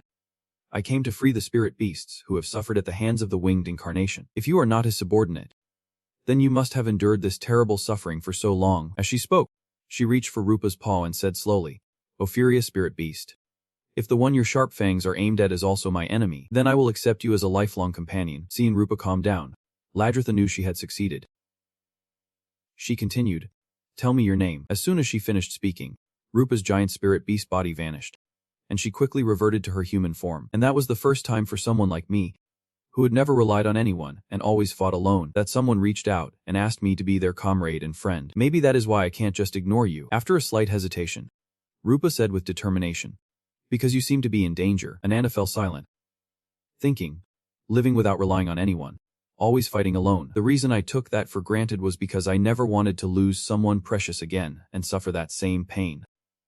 How weak, and so, no matter how hard I try to push people away, they stubbornly get closer and become a part of my life. With that thought, he slowly walked over to Rupa. After a long hesitation, he suddenly said her name. Startling her, Rupa, her eyes widened. "Did you just call me Rupa?" she asked in disbelief. But he did not answer. Just reached out to pat her head, a faint smile on his lips. "Thank you." Meanwhile, in Nadia's subconscious, where her soul was trapped, she was covered in blood, her weakened body kneeling on the ground. She had no idea how much time had passed. She felt her body burning up, and the ground before her was covered in a red liquid. It was probably her blood. Looking up at the sky, she wondered why she had to suffer so much. Just then, a low voice rang out. "Because you do not want anyone else to be sacrificed." It was Sinanos, who approached and said coldly, "Even when you know you are powerless to stop it." Nadia squinted at her and asked casually, "Just like you?" "Right." Sinanos flinched and frowned, finally speaking after a long pause. "So I hope you won't repeat my mistake. Many years have passed. An incarnation's life is nearly immortal. Yet to this day, she still can't forget the sight of those who died in her arms. Life is just that short and fragile. In the end, all that was left for her and Nadia was sorrow." At this, Sinanos placed a hand on Nadia's shoulder and said softly, "I do not want to kill anyone. Nadia." She urged Nadia to understand and accept becoming one with her, and then she would build a world for Nadia where no one would ever be hurt. But Nadia mumbled something under her breath. Suddenly, a giant root shot up from the ground towards Sinanos. Just like that, she was sent flying. Nadia then said slowly, "I will never understand you." Sinanos lay on the ground where she landed, not moving. Nadia had transformed into her incarnation form, holding a magic staff in her hand. She said coldly, "I can sympathize with you more than anyone." But Sinanos would not back down and quickly transformed as well. Her deep voice rang out again. "What a pity. Why did you let it come to this?" She asked if it was because of Nadia's will to live. Nadia coldly shook her head. It was because of her will to never lose to Sinanos. On a small island covered in green grass, boulders were scattered everywhere. Meanwhile, Sinanos was meditating here. A moment later, someone approached from a distance, calling her name. It was who walked up behind her. He said calmly, "I have come to report something. But you do not seem to be in the best condition." Without turning around, Sinanos replied coldly, "You, the incarnation of swordsmanship." O nodded slightly and asked, "Are you still fighting Nadia for control of the body?" With a cold laugh, Sinanos sneered, "You seem quite concerned about that." Then she remembered he was the one who stabbed Nadia in the back. So if Nadia were to regain control of the body, he would be in the most awkward position. I shook his head and said frankly, "How could I not be concerned?" He was used to being hated. But after injuring Sinanos, he could only avoid her, with no chance to apologize. As he spoke, he took out a handkerchief and offered it to Sinanos. Seeing this, Sinanos was a bit stunned. After a moment, she took it and said, "It seems I was too harsh." She wiped the sweat from her face with the handkerchief and said slowly, "Thank you for your kindness." She asked him why he had come to see her. I recalled the current state of the incarnation of wings. Then he said, "It is a summons from the incarnation of wings." Elsewhere, at the Thosi base, many people had gathered. Blackfoot had brought Lagartha's people here. She smiled excitedly and said, "Everyone, please follow me. I will guide you to the treatment facilities and lodgings." Just then, Serena approached and greeted them politely. "Welcome to Labyrinthos, Your Majesty." She also introduced herself as the leader of the UCDEX. Lagartha studied her and replied formally, "I express my deepest gratitude for your help in saving the survivors. Lavin will never forget this kindness." As soon as she finished speaking, a figure rushed over from a distance. Without hesitation, they threw themselves into her arms. It was Rupa said cheerfully, "Welcome.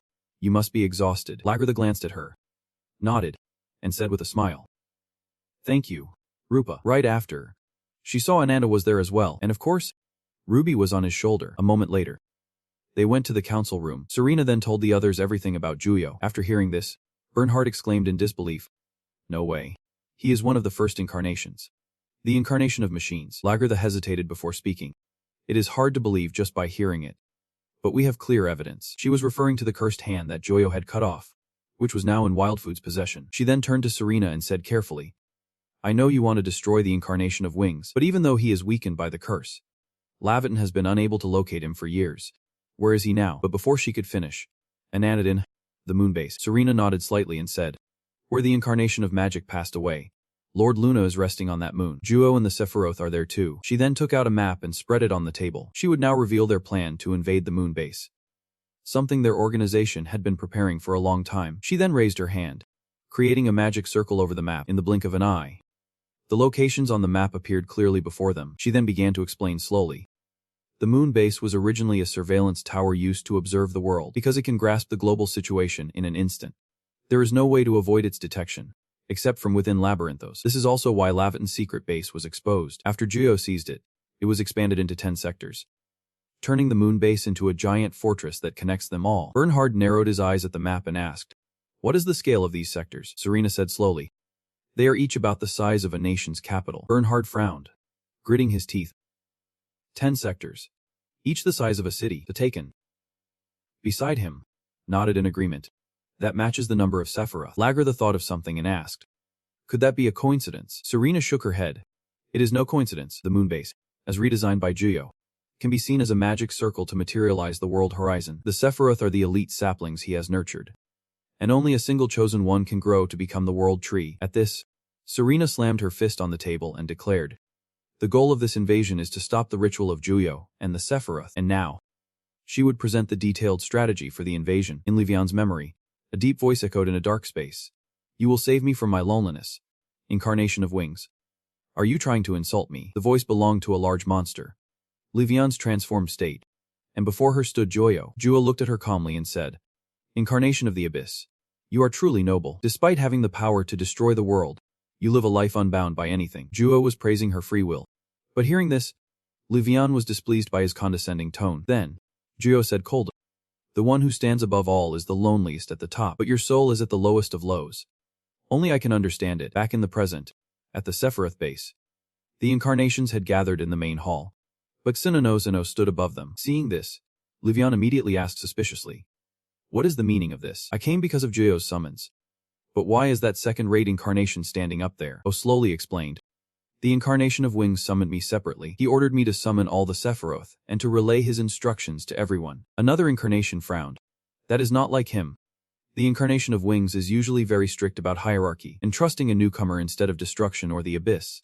It seems he is reorganizing the hierarchy again." He then glanced toward Kasanga, whether intentionally or not, and said mockingly, "For a low-ranker like me, this is quite entertaining." Hearing them gossip about Sennoh lost her patience and shouted, "All of you, be quiet." She glared at everyone and said with contempt, "From the very beginning, you all only became incarnations through the power of the branch.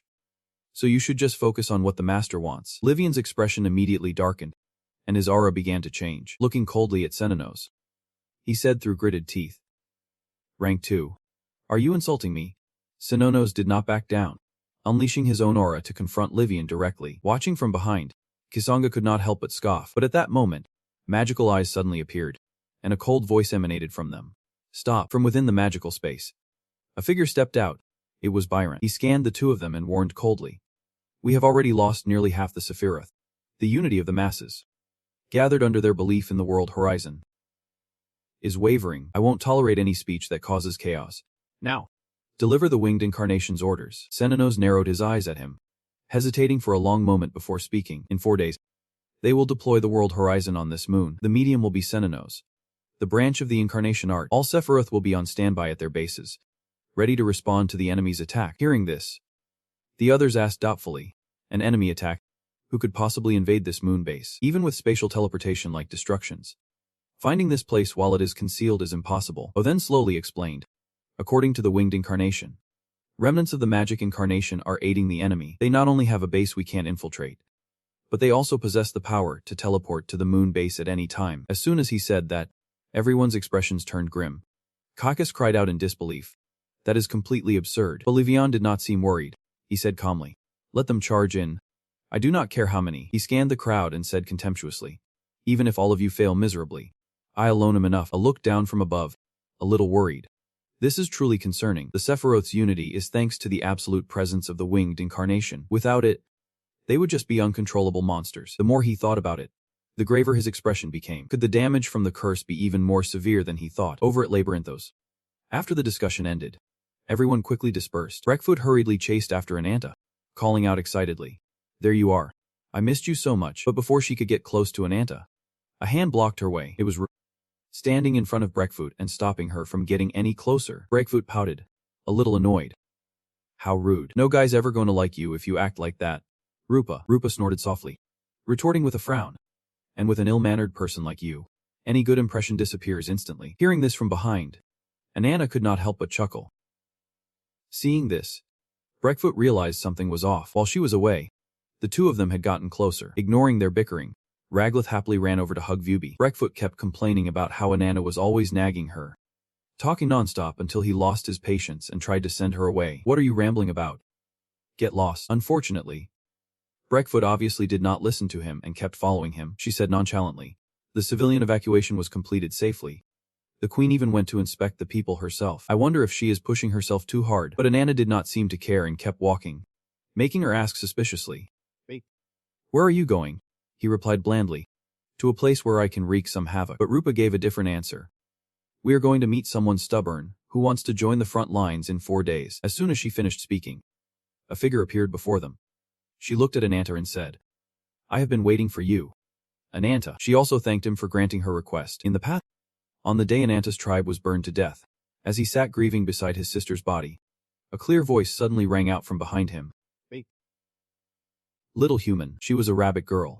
She sat down next to him and said softly, I want to ask you something. She asked why he had such a terrifying cursed aura, and if he had done something to be so hated, but he just sat there in silence, not saying a word. Seeing this, she spoke again. I am curious how you can withstand an aura of this level. Your body is basically an incarnation at this point. She asked if she could hear the story from the sole survivor about the disasters that had repeatedly struck this village, but Anata remained lost in silence.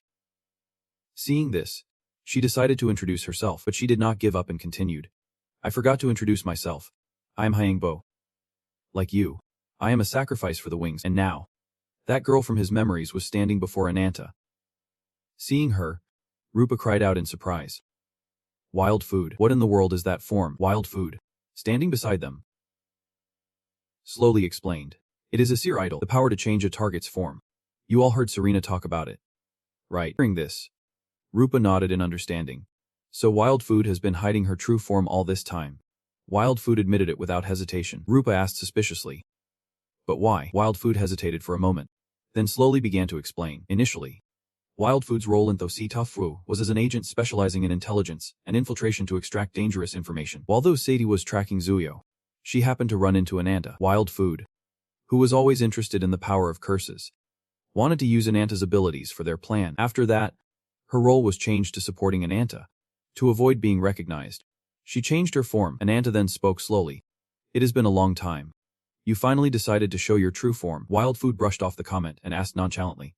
You remember the condition I requested? Right. Ananta chuckled and nodded without hesitation. Of course, in the upcoming battle.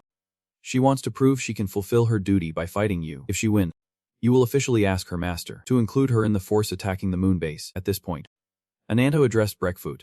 I am sure you understand the situation now. Until one of them can no longer fight or dies, you will be the witness to this battle. Hearing this, the color drained from Breakfoot's face. She looked at Wild Food in disbelief. Wild Food nodded without hesitation, confirming that what Anata said was true. Breakfoot furrowed her brow and thought, no matter what, she believed in her sister. Finally, she spoke with determination. For this battle, Breakfoot, a member of the Cetus, will serve as witness for you both. Immediately after, a magic orb appeared in Wild Food's hand. Anata quickly transformed as well, his hands turning into monstrous claws. He rushed toward Wild Food without any hesitation. However, Wild Food remained calm, summoning a phantom rabbit from the orb. Immediately, the two of them clashed. Seeing this, Anata could not help but click his tongue in awe. Wild Food remained focused, once again summoning her magic. In the blink of an eye, a beam of yellow light shot toward Anata, not daring to be careless. Anata blocked it with his hands but was still pushed back. At that moment, the phantom of a wild boar appeared behind her. She narrowed her eyes at Anata and said coldly, to be blunt, your attacks will never reach me. Anata scoffed and sneered. Is that big mouth of yours only good for spouting nonsense? As soon as he spoke, a volley of blood-red daggers shot through the air, but Wild Food remained perfectly calm. As the daggers approached, her body flickered like a phantom, seemingly dodging all of Ananta's attacks. Seeing this, Rupa was amazed. She dodged all of them. Breakfoot said calmly, that is not just luck. This is her true power, the ability to turn danger into visual information. Danger perception. After a wave of attacks, Wild Food remained completely unharmed. Anata swiped his claws at Wild Food again, but she still managed to dodge it. This is Wild Food's ability. When her real body and her power combine, no attack can touch her. That is right. Anata simply could not touch her. At that moment, Wild Food used her magic again, summoning the blanket's incarnation. Illusions of giant blankets wrapped tightly around Anata, but Rupa did not seem worried. she said calmly. That won't work. Wild Food was a bit surprised by this. This fight with Anata had gone beyond what was predicted. Wild Food looked back in shock, only to see the battlefield had turned a terrifying red. Wild Food's expression instantly turned grim. She could not see where Anata was at all, and Anata was now surrounded by a powerful energy. Instantly, a pair of wings appeared behind him. He charged aggressively toward Wild Food. His sharp claws struck without any hesitation. A grim look appeared on Wild Food's face. She hastily summoned magic to defend herself. With a boom, an explosion echoed, and dust instantly scattered everywhere. But within the hazy smoke, Wild Food was still standing there, unharmed. Because Anata did not hit her but struck the ground instead, Wild Food bit her lip fiercely. She asked suspiciously, "Why did you stop attacking?" With a slight scoff, Anata said coldly, "If you were just a coward who only dodges, I would have killed you long ago." But he saw a warrior ready to face death. With that, he turned away and said indifferently, "I have always hated you. You know, it has been that way since we first met. You always hide your true feelings. You are not happy, but you still pretend to smile." He grabbed Wild Food by the throat and said fiercely, "You want to kill him, do not you? That guy, Juyo, made your precious family suffer. You want to get revenge on him, do not you?" As soon as he said that, tears streamed down Wild Food's face. And Serena, who had just arrived and heard this, was also stunned. Many years ago, when Breakfood was still a child, as an older sister, Wild Food took on the responsibility of caring for her younger sibling. And in the castle, there were only Wild Food and Serena. Serena's power to create clones was born, and Wild Food was the first clone born from that power. To fulfill her eldest sister's wish, to get revenge on the incarnation of the wings, Wild Food dedicated herself to studying under Serena. Furthermore, she also witnessed Serena's pain when she remembered Luna's tragedy. When she was young and naive, she only hoped Serena's wish would soon come true, but just hoping solved nothing.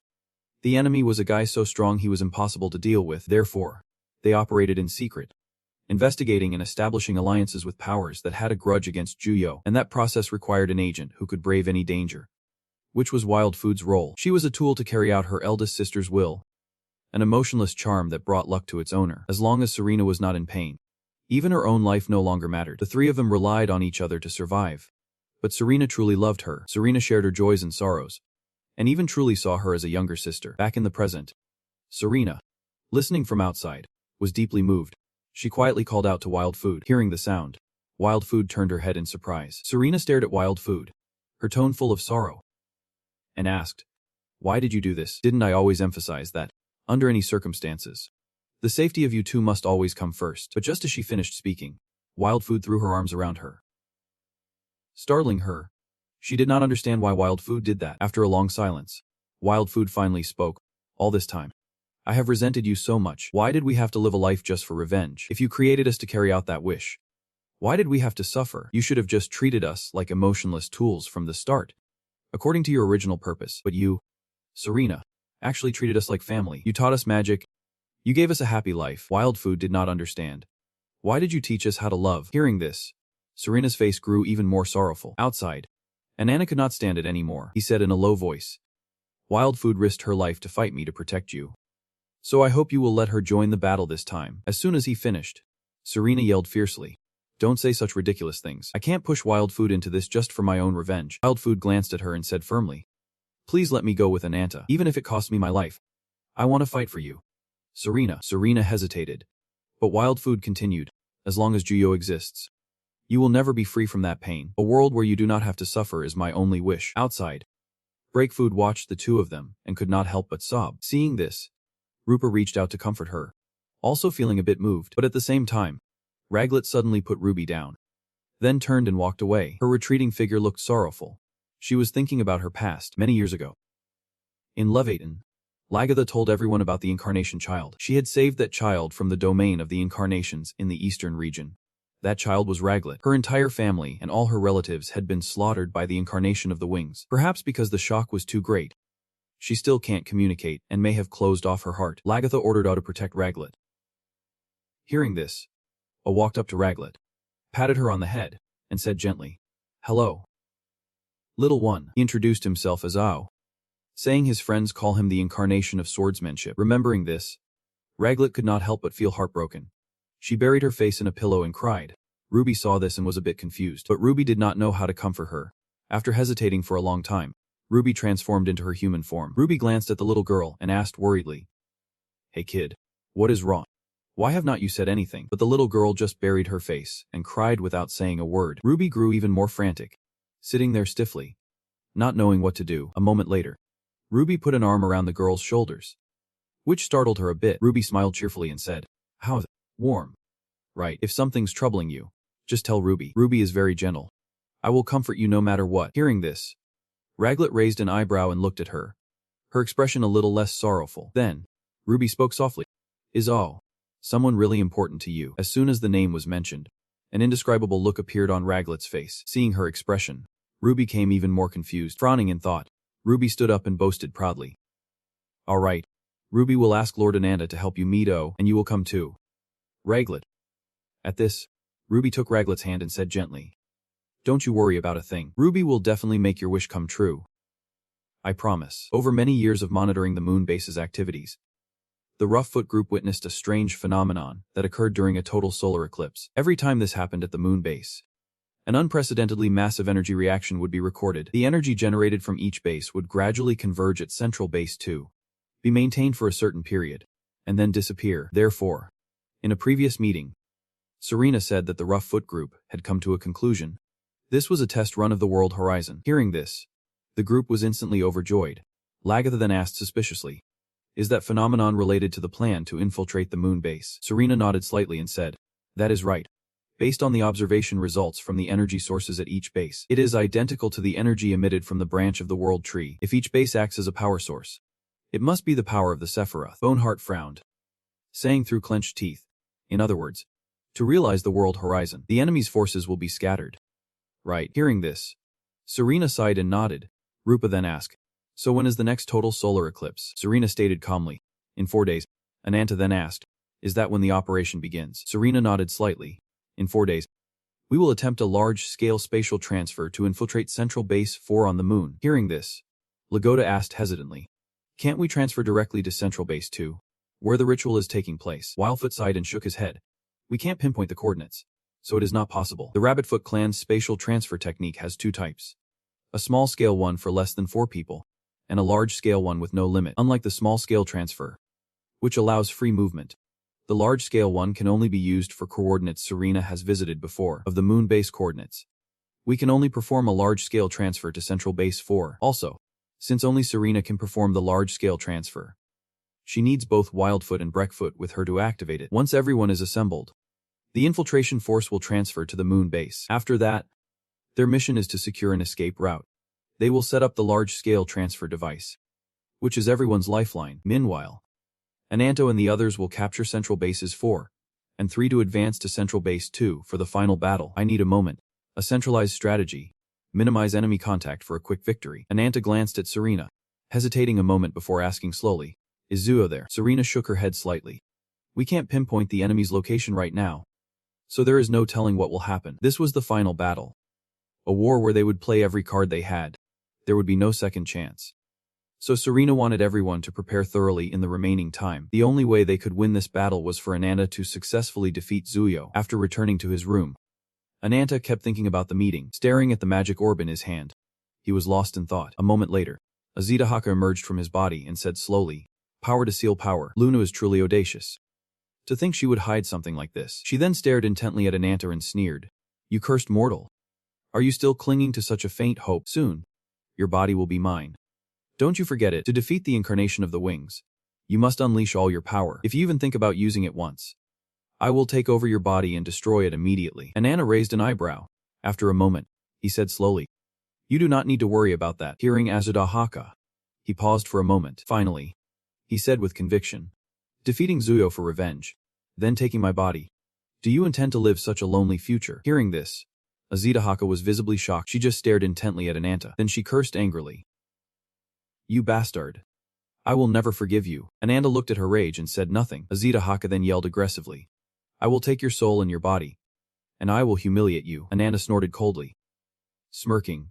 Sounds like a plan, because at this point, he had no other way out. 4 days later, in the central hall of Labyrinthos, everyone had assembled. Ananta arrived slowly, accompanied by Serena and her sisters. For this battle, he would be the leader. Rupa raised an eyebrow at him and said cheerfully, "Everyone's waiting for you." "Ananta," she asked, "are not you going to say a few words of encouragement? Everyone is counting on you for this important battle.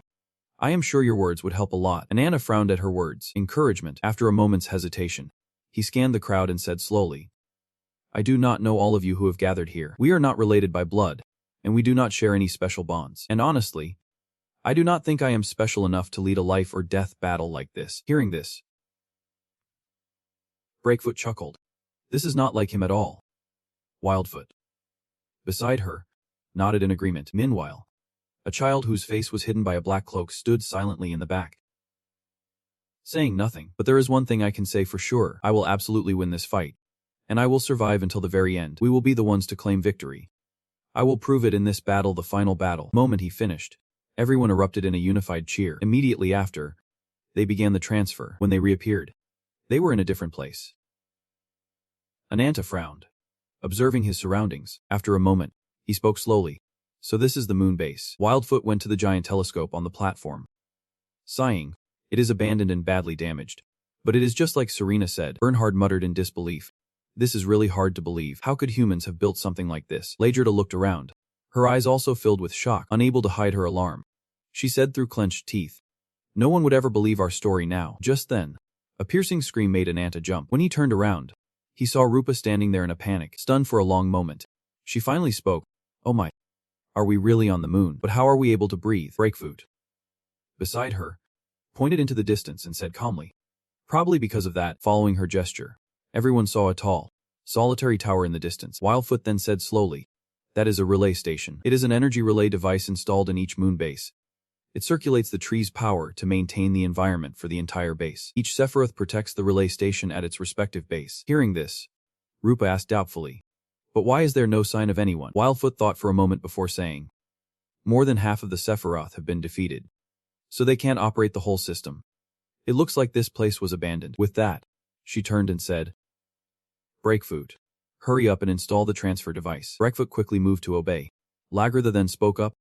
Some of us will stay behind to guard her. Generals and I will take the lead. Anata, you stay in the rear and conserve your strength. But Anata ordered them forward. He said it was time for a warm-up. Soon after, in the passageway from Central Base 4 to Central Base 3, Anata led the group inside. Bernhard, walking at the rear, spoke doubtfully. This is strange. It is too undefended. Do they not know we are here? Wildfoot warned. Don't let your guard down. We do not know where or when the enemy might appear. Rupa then noticed the small figure at the back and asked suspiciously, hey, Ruby, you are still in human form. And with your face completely covered by that cloak. The person in the cloak was startled and stammered, unsure how to respond. Hearing them, Ananda turned his head, a flash of understanding in his eyes. Just then, Lagertha suddenly shouted, look, there is an exit. Everyone looked where she was pointing and saw a glimmer of light. They followed the path outside. Before them lay a vast, open area. At that moment, a deep voice rang out. To enter this dangerous land, you must prove your worth. Startled, everyone looked over to see a figure slowly appearing. Lagertha yelled aggressively. That voice, is that out in the distance? Ignored their reaction and said coldly, then I will be the one to test you. Still remembering the events of that day, Lagertha questioned him fiercely. Why did you betray your comrades and side with Zuyo? With a scoff, O said nonchalantly, teammates, they are nothing more than his pawns. As soon as he finished speaking, his sword was out of its sheath, and the ground began to tremble. Immediately after, hordes of beasts crawled up from the ground, attacking Ananta's group. The number of beasts in the desert was now like an endless army, filling the entire area. This army was made of powerful monsters, waiting to receive power from the branch. No matter how strong Ananta was, O believed he could not face all these monsters alone, waste his strength for his teammates, or save his strength and sacrifice them. He wanted him to choose. At that moment, as everyone was fighting, the figure in the cloak was revealed, was Reglet. Immediately, a torch appeared in the little girl's hand, and a brilliant flame began to blaze. At the same time, a magic circle appeared on the ground. The moment the beasts charged, they were submerged in a thick, white liquid. Seeing this, Ao's face filled with panic, because the thing holding back the beasts was Cheese. The one who caused such a huge commotion was Raglet, and the little girl was staring at O, gritting her teeth as she called his name. Over here, Rupa saw the little girl and immediately shouted, Raglet, what are you doing here? Lagoda saw the situation was bad. He quickly reminded her, get distracted. Rupa, focus on the battle. The rest of them are charging. Sure enough, the horde of beasts fiercely rushed toward them. They quickly raised their shields to defend themselves. Many beasts died under their shields, but a few got through, only to be killed by those inside. To incarnations like Takon or Bernhardt, these beasts were nothing. Before long, hordes of beasts had fallen, and the place became a river of blood. But at that moment, Rupa's eyes widened in horror because she saw Anata spread his great wings and fly off. He charged forward with fierce momentum, like a moth to a flame. Soon, he landed in front of O. Seeing this, O slowly approached with his sword and said coldly, "Letting a child step onto the battlefield. Are you in your right mind?" The child he was talking about was Raglet, who was standing next to Anata. Anata narrowed his eyes at him. He had brought Raglet here because he would overheard her conversation with Vubi. After a moment, he said plainly, "This child is here to carry out her own will. Don't insult it. But speaking of which, I still have a score to settle with you. I came here to kill you." O narrowed his eyes at him, a flicker of caution in them. Soon as he finished speaking, Anata took out his claws and began to attack. O did not hesitate to draw his sword and fight back. Anata came with powerful momentum, but O showed no fear at this moment. Just like that, the two of them clashed. Seeing this, Raglet, who was on the sidelines, panicked. Anata and O were relentlessly locked in combat. Realizing the situation was bad, quickly changed his form. The sword in his hand quickly transformed into silk-like strands of spiritual energy, relentlessly wrapping around Anata. Under their fierce assault, wounds began to appear on Anata's body, but he did not back down, continuing to face O's sword with his beastly hands. His power was so immense that it forced O to take a few steps back, but he did not give him time to breathe. Continuing to charge and attack, his beastly hands thrust forward relentlessly, forcing O onto the defensive, not daring to be careless. O quickly summoned his raptor claws. In the blink of an eye, sharp claws appeared on the sword, but before he could even touch Anata, his eyes widened in horror because Anata's hand was already right in front of his face. Panicking, O could not react in time and was knocked back. At this moment, Anata scoffed. "The last time I faced you, I was amazed by your relentless swordsmanship. Even though I was not in my best condition then, your ability was undeniable. However, you have gotten weaker now." Hearing this, O wiped the blood from his mouth and smirked. "You are too arrogant," Anata replied flatly. "Your sword is now full of hesitation." As soon as he said this, Ao's expression darkened. At the same time, a strange sound suddenly came from the tower. Anata flinched slightly, his brow furrowing in suspicion. Was that the sound of a bird? That sound also seemed to awaken O. He remembered the woman he loved. After hesitating for a long time, he took off his glove. He said coldly, "What do you know about me to be spouting such nonsense? How could someone who only knows how to vent his emotions understand the burden I carry?" As soon as he spoke, countless swords suddenly appeared around him. They were continuously emitting a brilliant light. This is the Flying Swallow sword, one of Ao's skills. Seeing this, Anata could not help but frown. This is summoning swordsmanship. Could this be his power? While he was thinking, O controlled the swords around him with the force of a whirlwind. The swords charged fiercely toward Anata. However, he did not hesitate to weave through them. Before long, he was in front of O, but O showed no sign of panic. Gripping his sword tightly, without a word, he charged. In the blink of an eye, his figure flashed past Anata, frowning fiercely. Anata could not help but ponder. The hesitation is gone. But there was another surprise. A pair of wings suddenly appeared on Ao's back. He looked down from above and said coldly, "If you want to win without giving me your all, that would be a big mistake." Anata narrowed his eyes at him and smirked. "Fine, the warm-up is over." As soon as he finished speaking, he quickly transformed into his monster form. His giant body faced O as he said in a provocative tone, "Come on, I will crush you to pieces." Seeing this, Ao's face changed. So he is finally going all out. But that was exactly what he had been waiting for. With that thought, he immediately charged at Anata with his sword. On the other side, Anata also charged forward fiercely without holding back. In the blink of an eye, the two figures repeatedly clashed. Both of them clearly wanted to kill the other, but before long, cracks started to appear on Ao's sword. A second later, it shattered, startling O. However, Anata did not give him time to breathe and charged fiercely again, not daring to be careless. O hastily summoned swords of light to attack Anata, but Anata did not hesitate for a second. Letting them pierce his body, he continued to charge forward like a moth to a flame. He struck at O with his claws. His attack was so fast that O could not dodge and was sent flying. Seeing this, Raglet immediately panicked and screamed O's name. The little girl rushed over, but Vubi quickly appeared to stop her. "Don't go, Raglet." Meanwhile, O had been beaten by Anata so badly that half of his face was mangled. He lay there, unable to move. He silently told himself to get up. "Why are you still lying there? I have not fulfilled my duty yet." The moment he closed his eyes, a figure appeared. A giant bird descended from the sky. It slowly walked forward, and soon, it was in front of O. It was not just a bird, but an incarnation. Looking at the woman's face, O unconsciously smiled and mumbled, "Elena," from a distance. Anata watched the person who had just appeared, a hint of suspicion in his eyes. Just then, Elena spread her giant wings to shield O. Anata frowned and mumbled, "Is that incarnation the master of the branch you are protecting?" From the outside, Anata watched them intently. At first, he suspected the other person was an incarnation, but he quickly dismissed the idea. She was probably an evil god. But just then, O regained consciousness and slowly spoke. Not an evil god. She is the one who once led the knights of the birds of prey in the sky, the incarnation of dawn. Elena, the proud leader of the bird of prey knights, going back in time. In the main hall of the Sephiroth base. When only O and Senenos were left, Zuio appeared to give them orders, since more than half of Sephiroth had been destroyed. He had no choice but to take over the operation of the intermediate towers. Hearing this, O frowned and asked, "Will you no longer be staying at Central Base?" "No." Zuio nodded slightly and replied, "That is right. To stabilize the world's horizon, we must maximize the energy usage from the intermediate towers." So he would use all those who were granted a branch and station Alina at Central Base No. 3. As soon as he said this, O became furious and shouted, "Didn't you already promise?" Glaring at him, Zuio coldly warned that he had not broken his promise to O. He said that if O completed his mission as a spy, he would not eliminate the incomplete failure. Elena. He also ordered O to support her. The one known as the last bird of prey knight. Back in the present, a strange phenomenon suddenly occurred before Ananta's eyes. A surge of power flared up in the air. Within it, O's body began to regenerate. Seeing this, Ananta was instantly shocked. That is the power of healing. Sure enough, before long, O's body was completely restored. Then, O slowly spoke, Elena, for making you use your power." But she had never once blamed him, as expected. Alina just smiled at him after hearing this. Seeing this, O felt even more remorseful. He picked up his helmet. A second later, a dark aura enveloped him, and his body transformed along with it. Before long, he had become a giant bird man. He spoke coldly. "I must atone to you for the rest of my life." He looked down at Anata from the sky, his eyes filled with rage. Without another word, he dove down at the speed of lightning. Ananta's eyes widened instinctively, but he could not dodge in time.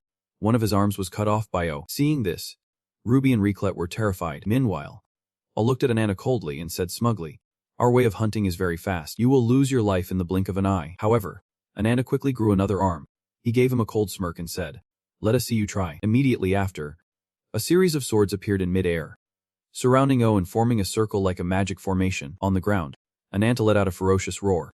Then, he too flew into the sky to confront O. At that moment, countless sharp swords appeared in the vast sky and attacked. Ananta used his giant wings to block, and the swords could not even touch him. But at the same time, another sword shot down from the sky and pierced his wing, making him scream in pain. Taking this chance, O lunged forward and grabbed him tightly with his large talons. Then, without a word, he slammed him to the ground and said coldly, "It is dumb."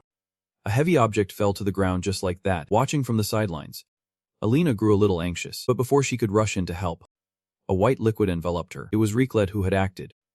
The little girl stopped her, peering into the thick smoke. Riclet's expression turned grim, because she could clearly see the figure of Ao sitting there, but his mask had fallen off, and he violently spat out a mouthful of fresh blood. Ananta's arm had pierced his chest, yet he stubbornly raised his hand, using his bird of prey technique to attack Ananta. He ignored his own wound, determined to land this one final blow. Without hesitation, Ao's claws aimed to pierce Ananta's heart, but just then, a beam of light suddenly erupted, shooting straight up into the sky. The ground exploded, sending dust and sand everywhere. When the dust settled, the tragic scene inside was revealed. The ground was covered in cracks, and O had returned to his normal form. One of his arms had been severed. He gritted his teeth and said, "No matter how immortal you are, if your heart is struck, regeneration will consume a massive amount of energy. Your secret technique has been exposed." Anata did not comment. His wounds were already starting to heal. He tossed O aside and then stood up. He spoke coldly, "I won't reveal my weakness twice." But that was a sharp blow. O heard him but said nothing. His eyes were looking in another direction, where Riclet was running worriedly toward him. Without any fear, she threw herself into his arms and cried loudly. O used his remaining arm to wipe the tears from her face. He said remorsefully, "Riclet, please forgive me. I truly considered you my most precious friend." Also apologized for having to say goodbye to her again. With that, he stood up to leave, and Riclet could only watch his retreating back with a heavy heart. Anata narrowed his eyes at O and asked in a cold voice, "Any last?" O hesitated for a moment, then said grimly, "Joe is not at Central Base No." Meanwhile, the last demon beast was finally defeated by Lagratha's group. They were also watching the battlefield where Ananta and O fought. O now walked over to Elena. His eyes narrowed as he looked at her for a long time. He then softly called her name. Elena. He said he had something to tell her. Back in the past, when O and Alina's lives were still normal, they would practice swordsmanship every day on the field with their tribesmen. Elena and O also had intense duels. Between them, there was no winning or losing, only the thrill of the fight. But O was slightly more skilled. Seizing a moment of Alina's hesitation, he thrust his sword toward her. This action startled Elena. She quickly raised her sword to block, but ultimately failed and had to raise her hands and surrender. Even though she lost, Alina still had a smile on her face. Seeing her smile, Al lowered his head, a little embarrassed, but a moment later, her sword swung up again, without hesitation.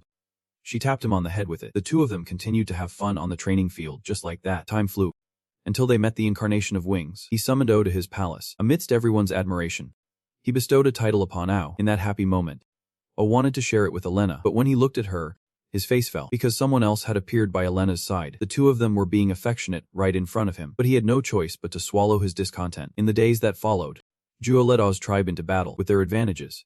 The Bird of Prey tribe won victory after victory. They defeated many spirit beasts with his abilities. O was one of the most outstanding members. A giant green dinosaur was also killed by his hand. He was extremely valiant in battle, but he did not feel happy at all because the woman he loved was with someone else. The two of them finally got their happy ending. They came together with everyone's blessing. They were very happy then, and the smile on Alina's face grew more and more radiant. But little did they know, O was watching them from afar, not happy at all. On the contrary, he earned Zuyu's recognition as the most outstanding genius since the founding of the Predator Bird Knight Order. O was praised for his exceptional abilities. Zuyu granted him a portion of his own power. That is why there is a sigil on his hand. Until one day, Zuyu suddenly summoned the Predator Bird Knight Order to one place. He looked at them with a cheerful,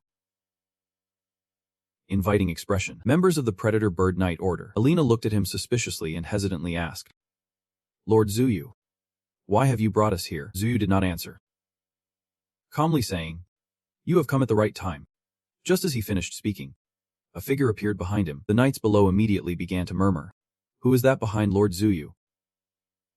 An incarnation. But at that moment, the figure suddenly threw its head back. Then, it let out a ferocious, angry roar. Without a word, it swung its claws at Elena, who quickly dodged. In an instant, a look of panic appeared on her face. In the nick of time, a figure dashed past, holding a sword. With a single strike, he severed the beast's head. Seeing this, Elena's eyes widened in shock. All was very worried about her and asked with concern, "Elena, are you okay?" Elena bit her lip fiercely and said, following Lord Zuyu's summons, "The entire Predator Bird Knight Order has gathered here." At that moment, Zuyu suddenly spoke up, "Vice Captain Data, if you are looking for your lover, he is right in front of you." As soon as he said this, O's face turned grim, because he saw that the head he had just cut off belonged to Elena's lover. Zuyu ignored their reactions and calmly explained, "He failed.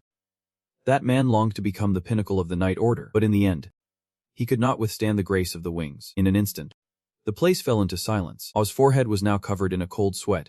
After a long hesitation, he managed a smile, but it looked worse than crying. Zuyu scanned the crowd below and said casually, "Don't be afraid, Predator Bird Knights. Prove your worth with courage. Even if they must become incomplete entities, they will be reborn as powerful incarnations to fulfill my wish." Hearing this, Elena's anger reached its peak. She roared, "Knights of the Predator Bird Order, destroy the enemy before us." As soon as she finished, the knights below quickly charged forward. Seeing this, all desperately shouted for them to stop, but it was too late. Zuyu killed them all. Even Alina could not escape. All rushed to her side, but her body was already stiff. He screamed in disbelief, "It can't be." At that moment, his eyes filled with hatred for Zuyu. Zuyu spoke calmly, "I see anger and hatred in you." He asked if O would also oppose him. As he spoke, the sigil on O's hand suddenly glowed, causing a sharp pain to shoot through his arm. With a cold laugh, Zuyu said indifferently, "It seems Alina was very important to you. I will give you a special chance to choose. A chance to save her life. The outcome depends entirely on you, no matter how much suffering it brings." He asked if O had the courage to face the consequences of his choice. This painful past turned Alina from a valiant knight and a smiling girl into a creature that was neither human nor monster. The one who indirectly caused it was now kneeling before her, begging for forgiveness. "Elena, please forgive me. It was my greed that turned you into this. At your wedding, I am sorry I could not congratulate you with a sincere heart." He deeply regretted not wishing for Alina's happiness, and to this day, he was filled with remorse. As he finished speaking, Alina suddenly transformed into a humanoid form and lunged forward. She wrapped her arms around O. His eyes flinched, and he was slightly startled, but soon, he closed his eyes, his face filled with contentment. In an instant, a flame of holy power erupted, incinerating them both. The reason O indirectly caused Alina's tragedy is that, when faced with the choice, he chose to let her become an incarnation, but in the end, she suffered immense pain. Her transformation process was excruciating, and he witnessed it all. Juyo watched this scene and said without emotion, "So even Captain Alina of the Predator Bird Knights could not withstand it. The power of an incomplete branch only goes this far." Biting his lip fiercely, O could no longer hold back. He begged Juyo to return Alina to her original self, But Juyo refused without hesitation. He told him not to turn away from the result of his choice. She was now an ugly failure who had fallen into a demon god. The only way was to eliminate her so as not to lose the branch. Hearing this, Aw panicked. He desperately pleaded. Please. Save her. If you can save her, I will do anything you want. Even if I have to give up my own life. And of course, Juyo gave a mission. 11 years later, in a dark cellar, a bright torch illuminated the space. All had returned to this place. He stood before a giant bird without saying a word. A moment later, Juyo appeared, chuckling. Welcome back. You have completed your mission brilliantly this time as well. Or no. I should be calling you a now. He had given up not only his name and appearance, but also his past as a member of the Predator Bird Knight Order. Juyo was very much looking forward to A's performance in his upcoming role as a spy. Hearing this, A replied coldly. To complete the mission perfectly, I need to gain the enemy's trust. The promise between us. I just ask that you do not forget it. Juyo, letting the flames carry away his tragic past. A passed away peacefully. Lagertha watched him from a distance, then sighed and said, he stopped breathing from the very beginning. The goddess A tried to protect also died after using up her power to save him. Juas, hearing this, Rupa could not help but feel a pang of sorrow. Raglet was even more heartbroken, crying out loud, Lagertha. Now furious. Cursed. You damn idiot. Just then, Anata approached from a distance and said slowly. The last words he left were that Juyo is not at Central Base no. At these words, everyone's expression turned grim. Bernhard gritted his teeth and said, this is trouble. It looks like the original plan will have to be changed a bit. Anata thought for a moment before speaking. I do not know what kind of trap he has prepared, but it is best to stick to the plan, even if Juyo is not at Central Base no. It is still the main route connecting all the bases. At this, Rupa hesitantly asked, but what about Raglet? Shouldn't we take her back to the Blackfoot tribe first? Rupa's words reminded Lagertha that Raglet was also there, but before she could do anything, someone suddenly shouted, my queen.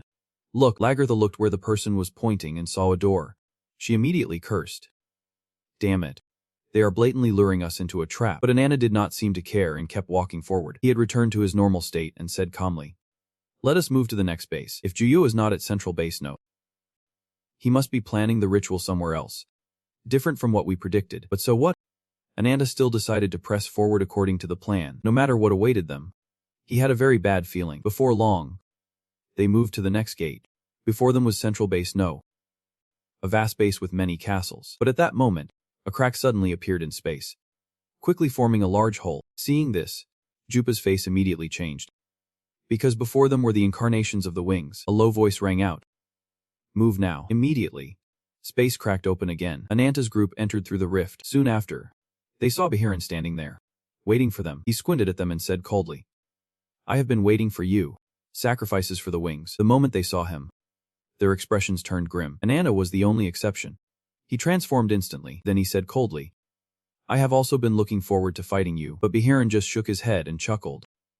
It is not time to end this yet. The moment he finished speaking, he clenched his hands into fists. Then he slammed them together violently.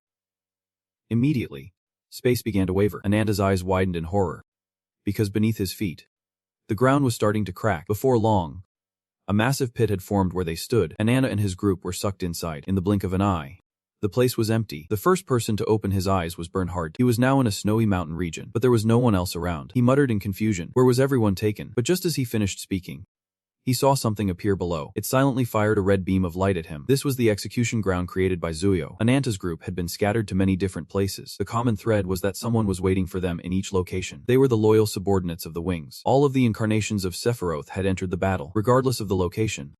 They were all lying in wait here under Zuyo's orders. This was a fierce battle. Everyone had to give their all in this fight and prove their worth. On the left flank of Base 3, a majestic sword soared into the air, its tip pointing straight up, as if to pierce the clouds and receive a holy light. Frigarek.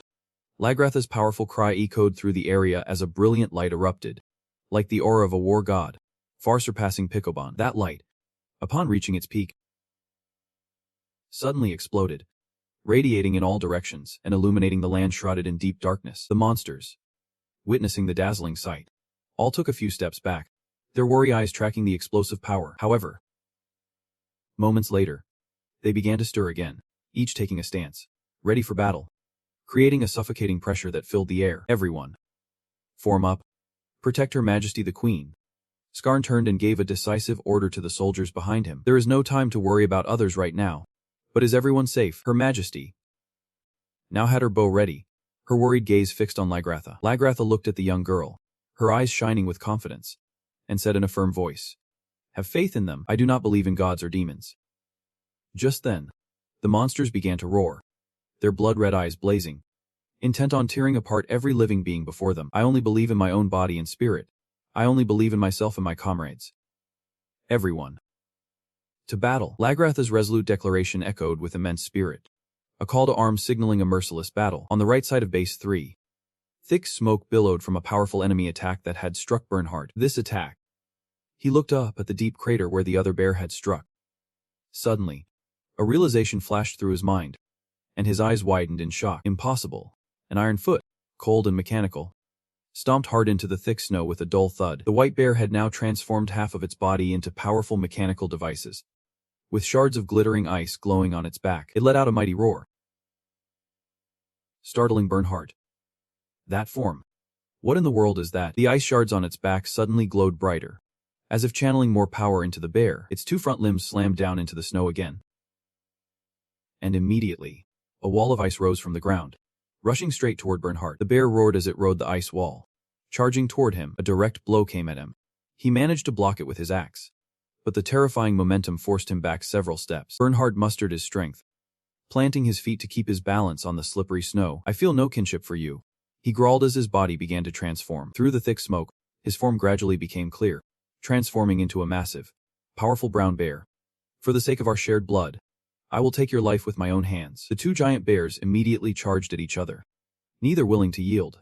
Their ferocious roars echoed across the frozen wasteland, shattering the silence. Bernhard swung his axe straight at the white bear, but it dodged in time, receiving only a light graze on its shoulder. The white bear growled and opened its mouth wide, revealing a glowing red laser port inside. Before Bernhard could react, the laser flared, bright and blinding. The beam of light shot straight at him, creating a line that stretched endlessly into the sky. Meanwhile, on the right flank of Base 2, in the silent, dark expanse, Rupa stood below, looking up at a giant centipede crawling grotesquely on a rock, which irritated her. "How long are you going to stand there and watch like a coward? Come down and fight me properly," she yelled, her voice echoing to the enemy, coiling its long, tyrannical body around the sharp rock above her. It sneered. "Do not misunderstand. You think I am doing this because I am afraid of you. I just want to enjoy the sight of you trembling in fear as you slowly die." It stuck out its green tongue, which hung right above her head. Rupa immediately lunged at it with her sharp claws, but the centipede recoiled just in time to escape. Rupa said, "There is someone else I really want to crush, but you will do for me to vent my anger on. You accomplice of that damn nay." It shifted its legs awkwardly on the rock, its eyes fixed on her, the corner of its mouth curling into a sneer. "What did you do to Nadia?" With an angry frown, she ground her teeth and screamed. The centipede reacted instantly, its eyes flashing with anger. "Don't you dare overstep your bounds," Rupa growled, her form suddenly changing, the corners of her mouth widening menacingly. Without giving her opponent a moment to react, Rupa moved like a flash of lightning, her form blurring as she lunged forward. Her wolf-like legs, swift and nimble, glided across the cold stone floor like a phantom in the night. Her sharp claws, filled with savage power, immediately dug deep into the demonic centipede's body, tearing a long, gruesome gash across its side. The centipede let out a heart-wrenching scream of pain that echoed through the dark space. But before it could recover or counterattack, Rupa had already curled her body into a vicious vortex, a living meat grinder, and slammed right into it, giving it no chance to resist. How is this possible? Even before she transformed, the centipede's eyes filled with utter astonishment. Every cell in its body was stunned and overwhelmed by Rupa's extraordinary power, a power that far exceeded all of its data. Taking advantage of the opponent's stunned state, Rupa immediately grabbed its arm, squeezing with a deathly grip. "I heard the stories from the fortress survivors." Rupa's voice grew low, echoing with extreme indignation. "You even slaughtered unarmed civilians indiscriminately." To the centipede-shaped henchman of the insectoid race, her eyes flashed with a fiery hatred, as if wanting to incinerate her enemy. "So it was you, you wretched bug." Rupa's voice transformed completely into a terrifying growl. She took the form of a giant wolf, surrounded by a dark aura, exuding a cold, deadly presence. Instantly, like an arrow tearing through the wind, she shot straight toward it. Her sharp teeth, like daggers, sank into its neck, piercing its tough armor and making the centipede scream in ultimate agony. "Get off! I said get off! You idiot!" The centipede shrieked, struggling frantically to escape Rupa's death grip. With terrifying force, Rupa slammed it down into the stone floor, creating an earth-shattering explosion. Dust and smoke billowed out, covering the area as the stone floor shattered and flew in all directions. The centipede coughed violently, its body much weaker. As it struggled to get up, Rupa stood firm, completely unharmed by the earth-shattering impact. She faced the centipede, her eyes blazing, and her powerful voice echoed through the space. Only you must die at all costs. Her eyes flashed blood red, and the dark aura around her thickened, like a fateful curse, affirming her iron will. Left wing of base no. In the blood-red sky, streaks of dust lingered in the air, painting a scene of chaos and tragedy. Bloodstains were splattered everywhere, from the boulders to the snowy ground, evidence of the merciless battle that had just taken place. The Taken, his body heavy, was nearly defeated. Exhausted after taking thousands of consecutive blows from the enemy, his energy was completely drained. Every muscle and joint ached as if torn apart. He collapsed onto the icy ground, his breath ragged, seemingly on the verge of death. What is wrong? Tired already? A smug smile filled with sharp fangs spread across the enemy's face as he looked down contemptuously at Taken, who was panting on the ground. Family and friends also died. I am just starting to get excited now. He slowly stepped closer, each footstep carrying a sense of brutality. His hand gripped a blood-stained blade, which was still dripping with fresh, warm blood. And now, you will be the next to go. But in the face of that sickening arrogance, Taken, with an unshakable iron will, suddenly struggled to his feet. Though his body was battered, his eyes burned with a resilient flame. I only know one thing. The enemy immediately grew more excited, his expression becoming even more deranged. He deliberately goaded him to stand, wanting to savor his prey's final moments. Excellent. That is right. That is more like it. The legacy of the fallen. You can't die unless I allow it. I must be the one to kill you, you brute. Taken screamed, his voice hoarse but filled with utter rage, like a solemn vow never to surrender. His face was contorted in pain and anger, but his will to fight had not diminished. Will live on forever. His words echoed like a declaration, an affirmation of his eternal existence, no matter the outcome. In a final frenzy, they charged at each other, neither willing to yield. They held their bloodied weapons tightly, ready for the final, life or death battle. My fating now. Taken, a powerful man, was kneeling on the ground, his entire body trembling. Two people were standing face to face. The friends who shared my hardships. The woman turned around. Her hair was graying and she had a few wrinkles on her face. Her eyes, looking at Taken, shone with a deep sadness. My beloved queen. Then a beam of light shot straight through the queen, taking her life. He saw it all, but could only watch helplessly as his queen vanished into thin air. Juo, with his 6 angel wings but the heart of a demon, was the one who cruelly took the queen's life. After doing so, he casually turned his back and walked away. Taken's eyes widened. He clearly could not believe what he was seeing. He angrily slammed his fist on the ground, a wordless helplessness washing over him as he witnessed his beloved queen die right before his eyes, while he could do nothing. My fading past ended just like that. However, he seemed to realize something. In my frozen time, he looked up. Someone had walked up to him. Lagartha reached out her hand, her gaze gentle. Beside her were Skarn and Mo, a girl who brought back the light. Back in the present, a tense battle was raging. Taken and Kakas were fighting fiercely. Taken gritted his teeth, his eyes flashing like lightning. I am the embodiment of breakthrough. The wooden staff and the blade declare war. Anyone who dares to stand in my queen's way. Taken raised his staff high and brought it straight down on Kakas's face. He slammed it hard against the man's face. Will be crushed by me. Meanwhile, with the brothers, a helmet with a damaged corner lay in the snow. A charred staff was smoldering. Bornhath stood hesitantly in the snow, a few wounds on his hands. Such terrifying power. If I had not deflected it. Over there stood Ga, wearing a suit of armor. Bornhath noticed the sharp blue stone on the armor. That is, but then, the two charged at each other again. Both sides roared. Let us see who can shout louder. Then Bornhath swung his arm and slapped Ga hard across the face. He slapped the other side, too. If it is going to hurt, it might as well be even. A thought crossed Bornhath's mind. His eyes looked at Ga judgmentally. The kid was just screaming, enhancing the body with mechanical devices. At first glance, the power difference seems clear, but due to the immense weight, his speed is reduced. Ga frantically charged at Bornhath, who only took a few steps back, and the strategy of using the divine weapon. My specialty is also sealed. The reason is, the red circle on Ga's armor began to glow. The kid was still channeling his power. He swiped, leaving a dazzling red streak. Luckily, Bornhath managed to dodge in time. Suddenly, a flame erupted from the blue stone. Smoke rose around Ga. Bornhath stood at a distance. I constantly have to use the divine weapon to cool my overheating body. He assessed the situation. He definitely did not consider the consequences. An image appeared of Ga in a water-filled tube, with wires attached all over his body, probably in some laboratory, a method that uses life itself as a medium. Bornhath's face darkened, his brows furrowing, So even loyal subordinates are just disposable pawns. At that thought, he angrily roared a name, Juo, and rushed towards Ga. He clenched his fists. Seeing this, the kid's eyes widened. He threw a powerful punch at the kid's face. The joint on the kid's mask shattered. He was about to hit Ga with another punch, but a faint voice called out, "Dad." The word from Ga's mouth stunned him, and he froze completely. Suddenly, his eyes flew open, pure shock visible within them. It was the one who had just called him Dad, who stabbed him. Blood dripped onto the white snow. Was the boy's cry real, or just a trick to lower his guard? They both looked down. The wound looked quite deep. Then Gua pulled the knife out. Blood gushed out, and Bornhath could not stay on his feet. He staggered backward, fell, and lay motionless on the freezing snow, a long trail of blood behind him. He lay there, his eyes filled with unanswerable shock. The sky darkened, and the snow continued to fall. Bornhath fell into his own thoughts. He reverted to his human form. The wound was still there. He lay perfectly still. A woman with white hair sat beside him. His vision was dimming, but he managed to raise his hand and call her name. "Tasco, please. Forgive me." Tasco looked at him gently. She gave a kind smile and softly took his hand. Back in reality, Ga was panting heavily. Huff.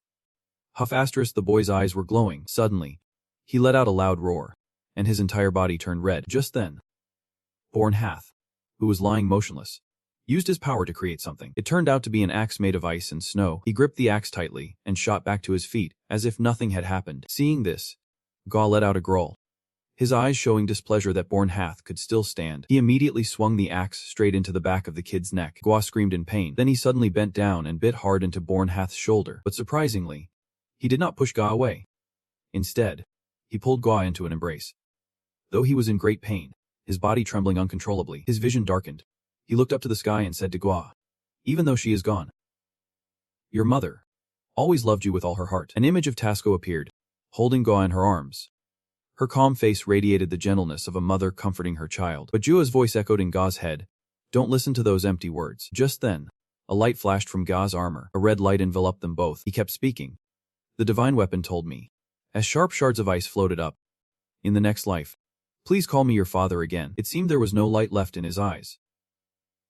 The snowflakes, the sky had grown dim, and the snow was falling a little heavier. Ga's back was frozen solid. They were both frozen solid, but he was still holding his son tightly. Little Gigwa still bit his father's shoulder tightly. His face was frozen, his eyebrows still furrowed, but he looked peaceful, without a trace of discomfort. I hope that this happy family of three, with Bernhard, Tascott, and Ga, will always have smiles on their faces, and that he will rest peacefully in their arms. The spiked wooden club slammed right into Kakaz's face, sending blood flying everywhere. The terrifying force from the club pinned him to the ground, creating a shockwave like a fountain. Taken's eyes glowed sharply. You could tell he meant business. He raised his club, ready to give Kakaz another loving smash to the face. But the tables suddenly turned. He flashed a grotesque smile, revealing teeth like a reincarnated shark's. Kakaz shot up and lunged at Taken, opening his mouth wide as if afraid no one would notice his terrifying teeth. He moved like a flash. Taken froze, his arm still raised. As blood spurted from it, Kakaz opened his mouth, and a piece of flesh from Taken's arm fell out. Then, a commanding voice rang out, "Chew it up and swallow." Taken clearly could not believe that the guy he would just smashed into the ground had gotten up and torn a chunk from his arm. Over there, after eating the flesh, streams of power began to radiate from his body. Kakaz flashed another monstrous smile, revealing his sharp teeth, an ability that combines offense and defense, using the enemy's blood to both strengthen and heal his body. On top of that, he has a natural talent for combat. Kakaz turned, his deep black eyes highlighted by sickly yellow pupils. He opened his mouth wide and laughed like a madman. "Ha, this guy." Then Kakaz stopped laughing. He threw his head back to unleash his power, a power rivaling the strongest of the five confidants. Then he charged toward Taken, a wide grin on his face that just made you want to kick it. He charged in, slashing repeatedly at Taken. Luckily, Taken raised his club to block, or he would have been mincemeat. The battle had truly begun. Taken swung his club at Kakaz, who quickly raised his two daggers to block the ferocious blow. "At this rate," he said, his pitch-black face staring at the club.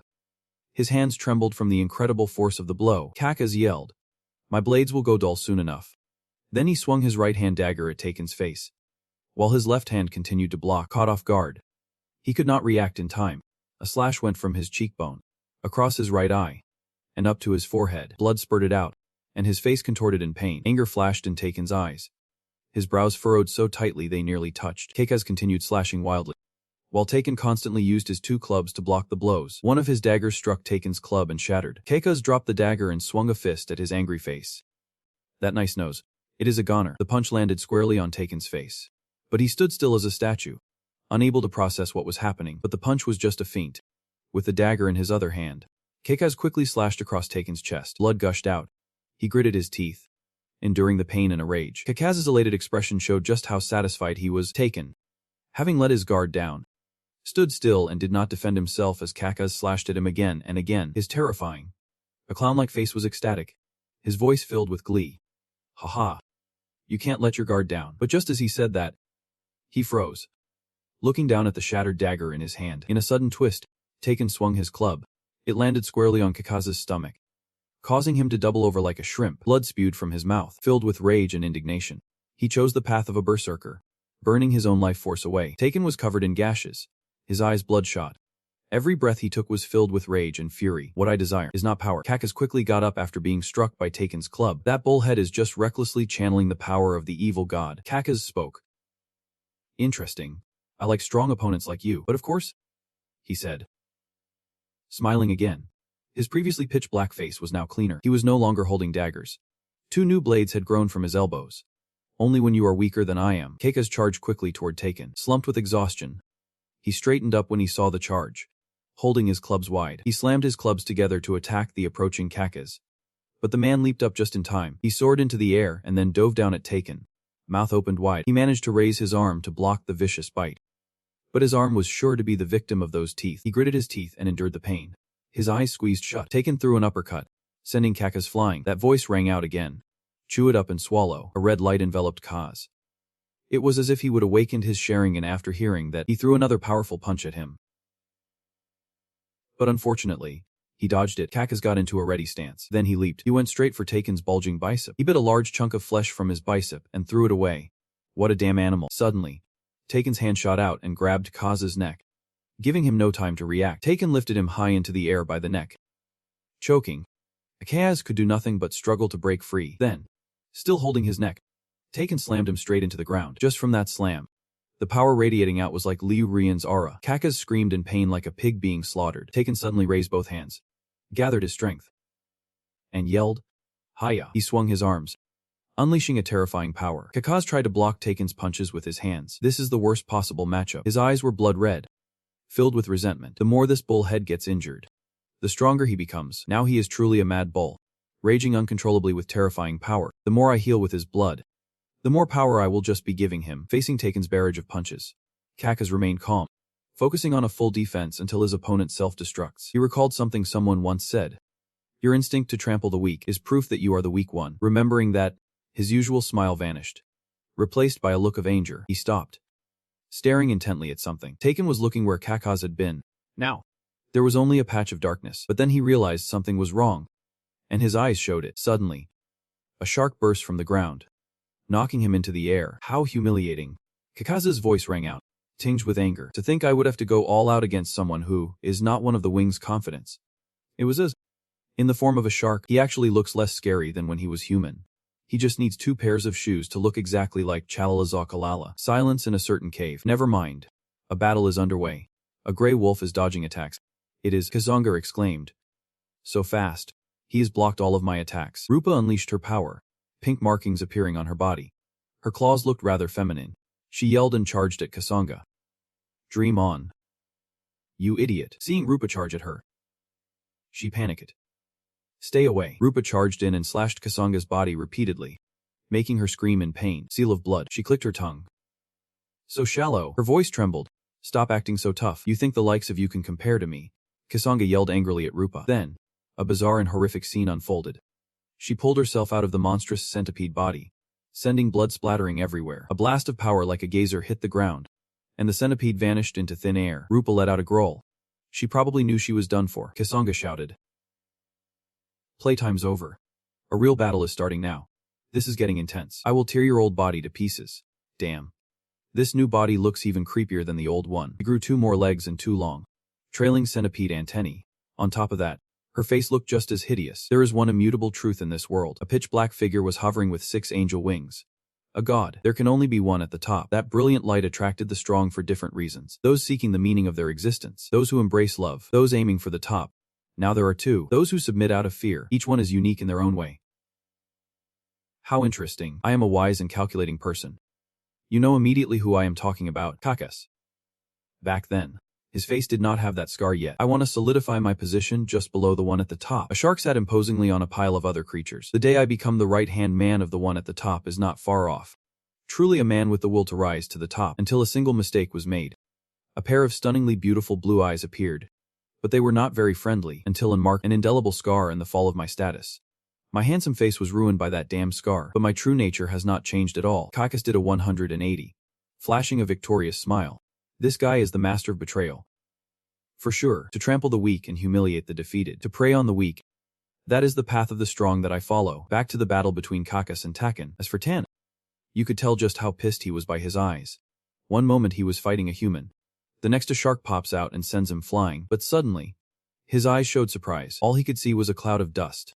He had no idea where Kakas went. You fool. Kakas appeared behind Taken. He cursed as he threw a punch. And Taken must have heard him. Kakas sent Taken flying with a punch. Given his current physique, punching him that far was nothing special. Look at him fly without wings. How cool. Then suddenly, Kakas dove headfirst into the ground. Worshipper of death, he burrowed underground, sending dust flying everywhere. On the other side, Taken had also gotten back up. Kakas burst out from the ground right where Taken was standing. He opened his mouth, but Taken managed to grab his jaw. He twisted around and flung him into the sky. He opened his maw to wait for Taken to fall. His mouth was like a black hole. Then a voice rang out. Swallow him. The command sounded a bit grim, and Kakas actually swallowed him. As soon as Taken fell into his mouth, he clamped it shut. His teeth sank into Taken's leg. Drawing blood, flashing back in time again. Protecting Her Majesty the Queen was my entire life. He is so low, the power I prided myself on. Once inviolable. Vanished with her death. Taken was quite young then. And his voice was filled with anger when he spoke of the Queen. With resentment always boiling in my heart, I felt I would become a demon god. An image of a bull screaming in pain. If not for your help, my lady, I would have become a monster trapped in my own malice.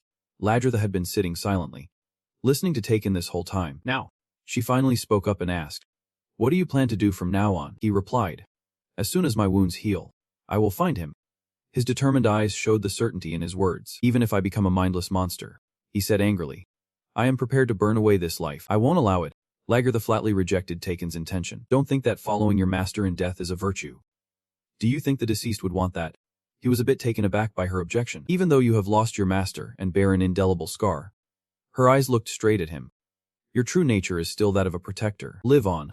To Taken, "I will be your new purpose," Ladritha advised him sincerely, while Taken's face still showed a bit of shock. "Don't let your resentment blind you. But if you still wish to use that power." Back to the present. Kakas's mouth suddenly spewed a ton of blood, surprising even him. Then he had to open his eyes and let Taken out.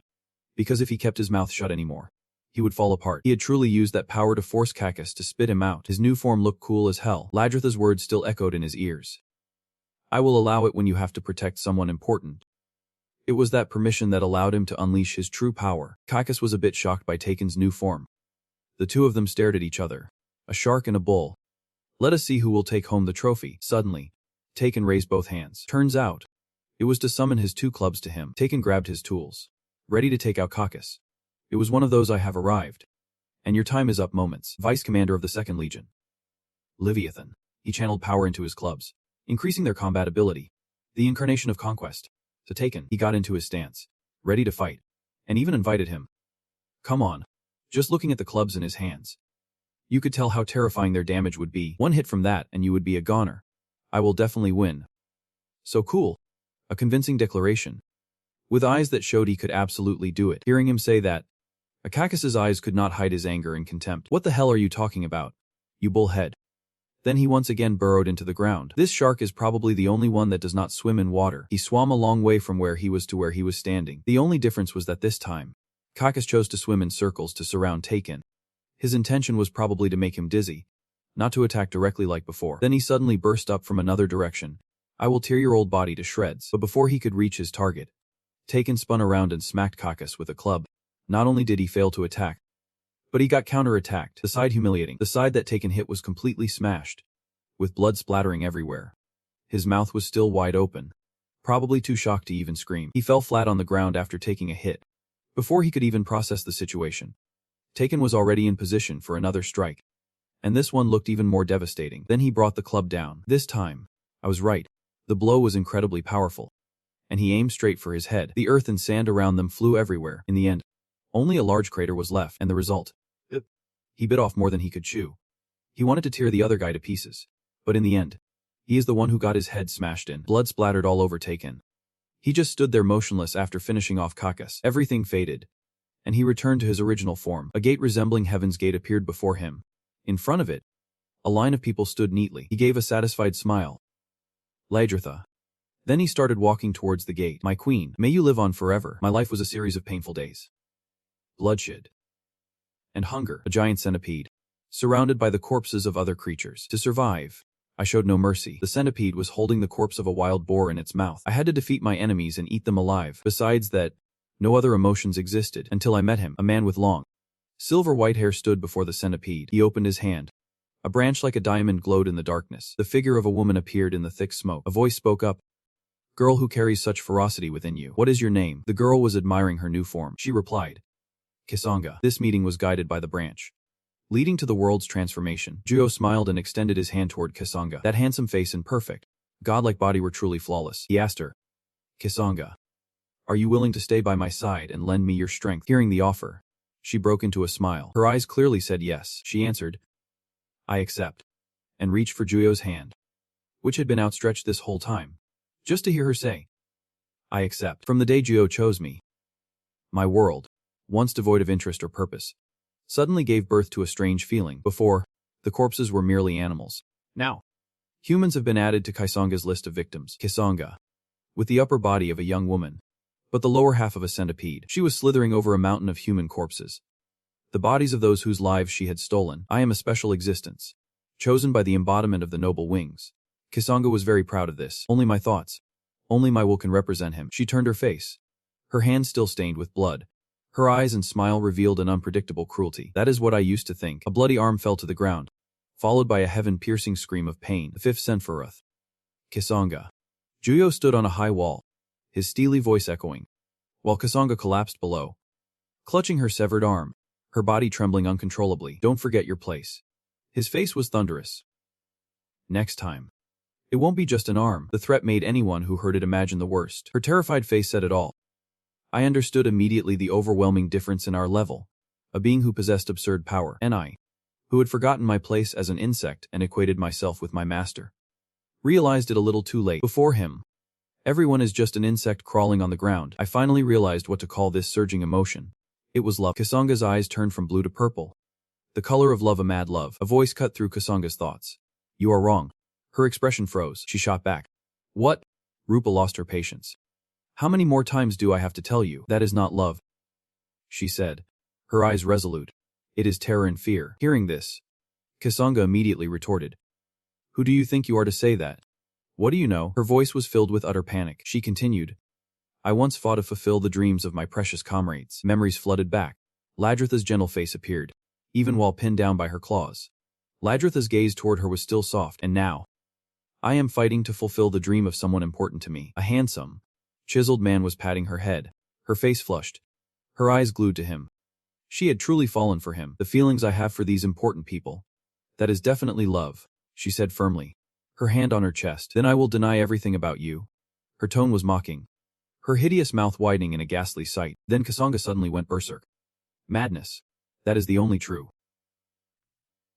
Bottomless emotion. She leaped, flying like a rocket toward Rupa. Fast as lightning, she slashed Rupa's side. Rupa took the hit before she could even process what happened. She looked down at the wound, a thought flashing through her mind. So fast. Did she transform to focus on speed? Even she was surprised. But her attack power is not that strong. She must know that. Kisanga ran relentlessly, cornering Rupa from every angle. Kisanga's smug face was clear now.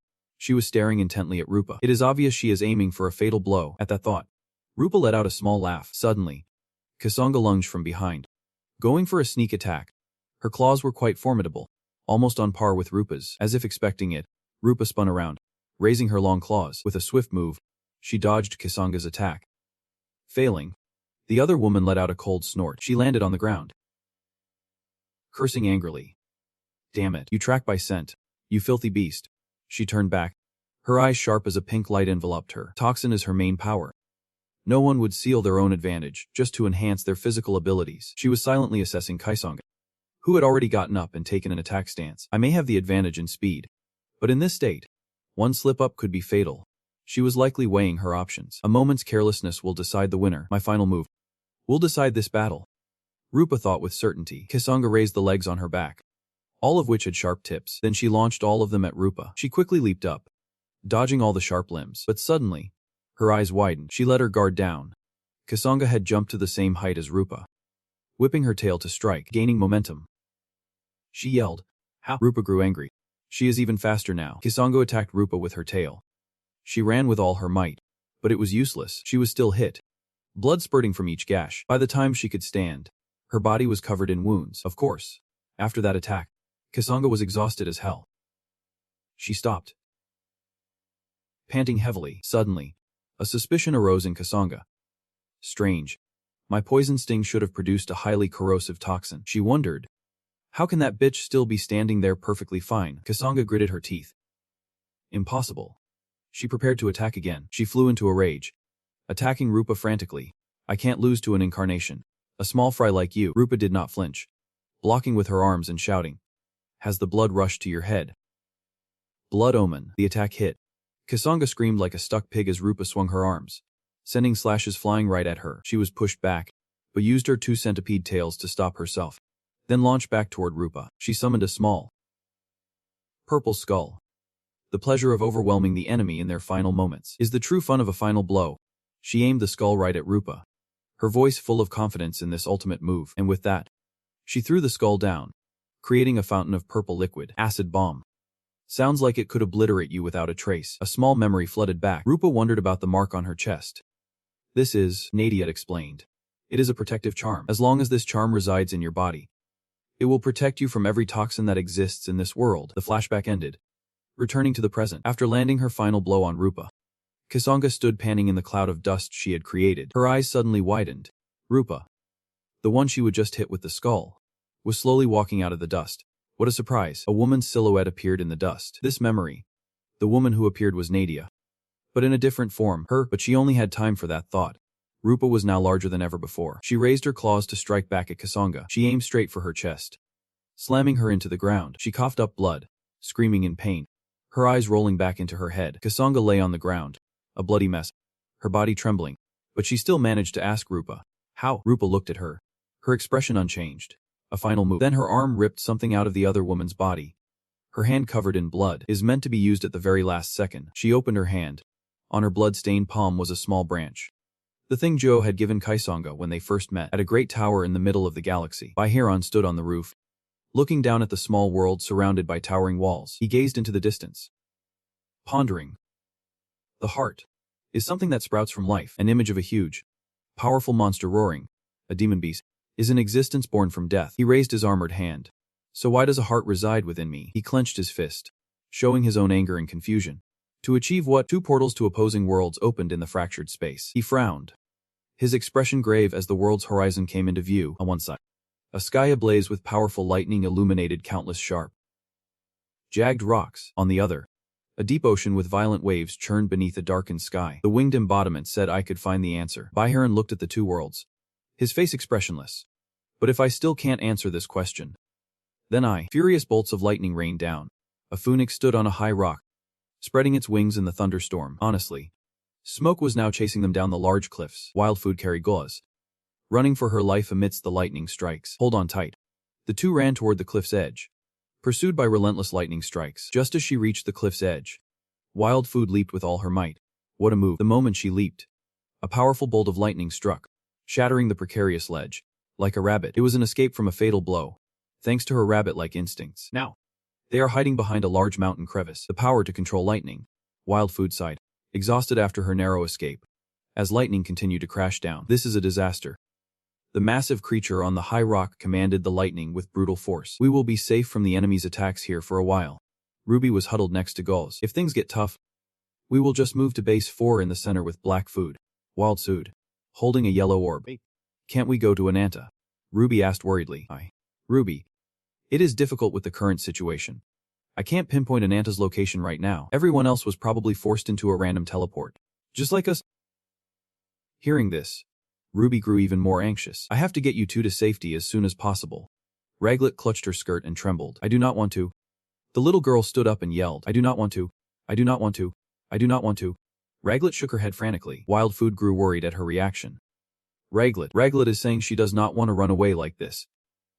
Ruby said. Go in to comfort the little girl. Wild Food looked surprised. Ruby, you can communicate with Raglet. Yep. Because Raglet and Ruby have become one. The two touched foreheads, giving each other a sense of security. Memories of their happy times together flashed through her mind. Ruby always wants to grant her friends' wishes. Raglet does not want to abandon her friends and run away. Her body began to glow with an unfading flame of indignation and a desire to defeat the enemy. Wild Food's eyes widened in amazement at the sight. Fusion, the true nature of a divine beast's power. The flames around Raglet faded, revealing her drastically changed appearance. She has become so much stronger. Is it because of her desire to grant another's wish? Raglet. Wild Food knelt on one knee before her. Her expression was grave. The enemy we must fight is incredibly strong. Beyond anything you can imagine. Do you still want to fight to protect your friends? In response, Raglet's eyes shone with brave determination. Very well. Amidst the treacherous,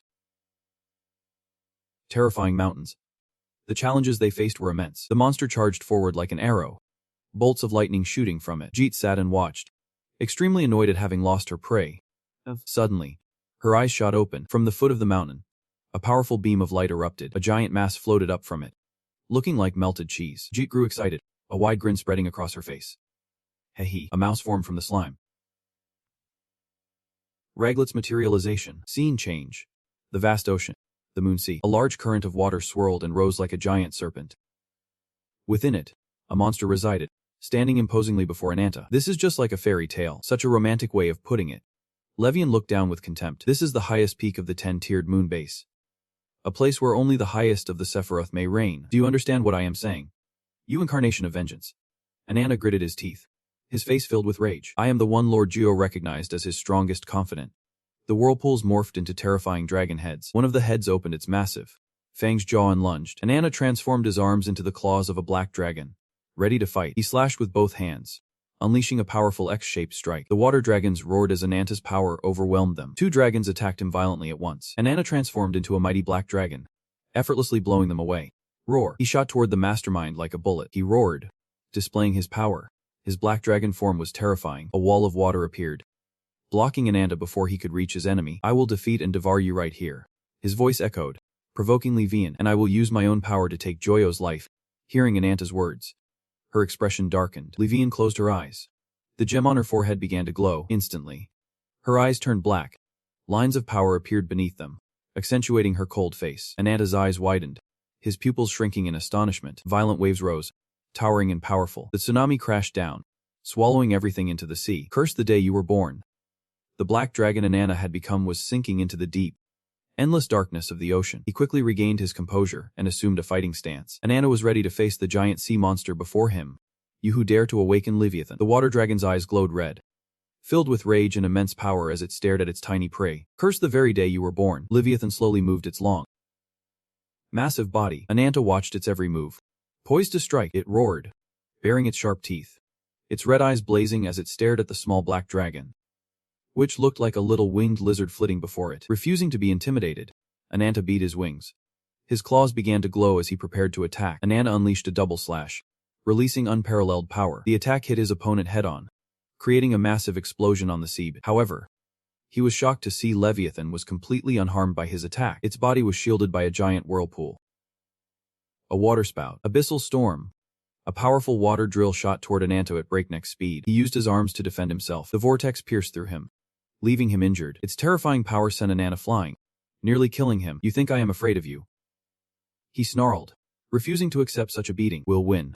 Anata was truly enraged now. His eyes blazed with fury, ready to fight to the death for victory. The surface of the sea was blasted away by an immense source of power. Levian recoiled slightly, witnessing Anata's eruption of power. His body was completely obscured by sea foam. Nothing could be seen inside, only the surging energy of the black dragon. When the foam dissipated, his transformation was complete. Anata's fangs had grown larger and more terrifying. His roar shook the entire ocean. His black dragon form was now even larger, ready to give the water serpent Levian a beating she would not forget, finally decided to use your full power. Now. The fight was on even terms. I will show you what I am made of. Both giant monsters opened their mouths to unleash their power. Sea Dragon's breath. Levian spewed a beam of blue light, not to be outdone. Anata fired a converging beam of his own to meet her attack head-on. The beam of power in her mouth began to dissipate, with his terrifying power underwater. Levian was in his element, gaining the upper hand and overwhelming Anata. As the first exchange ended, he seemed quite shaken by the powerful attack. He closed his eyes, focusing his will and power. When he opened them, his blazing red eyes were burning with a vengeful fire that scorched the memory of their past. Undeterred, Anata charged forward despite the disadvantageous environment. He roared to build his morale and attacked, determined to return the favor tenfold. What? Levian's pupils contracted, surprised to see him completely unharmed, one blue and one red. They clashed violently like fire and water. Anata managed to grab him and bit down hard on the water dragon's armored body, making him roar in pain. In agony, Levian thrashed and struggled, using his long, serpentine body. He quickly coiled around and restrained Anata. Seizing control of the fight, he suddenly released his bite from Levian's body and roared, pressing his advantage. Levian used the sea dragon's breath again while he was immobilized. However, as Anata's body went out of control, Levian released him with the powerful aura of the dark dragon. He looked up at him. He shot forward with a scream that tore through the water. Filled with absolute fury, Levian remained calm, staring at him with blazing red eyes.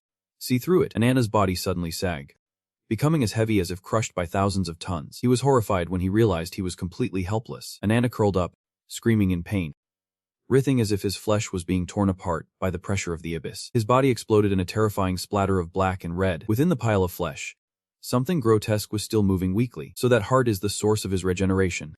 Levian returned to his original form. Two dragons rose from the whirlpool, bearing sharp fangs, awaiting his command.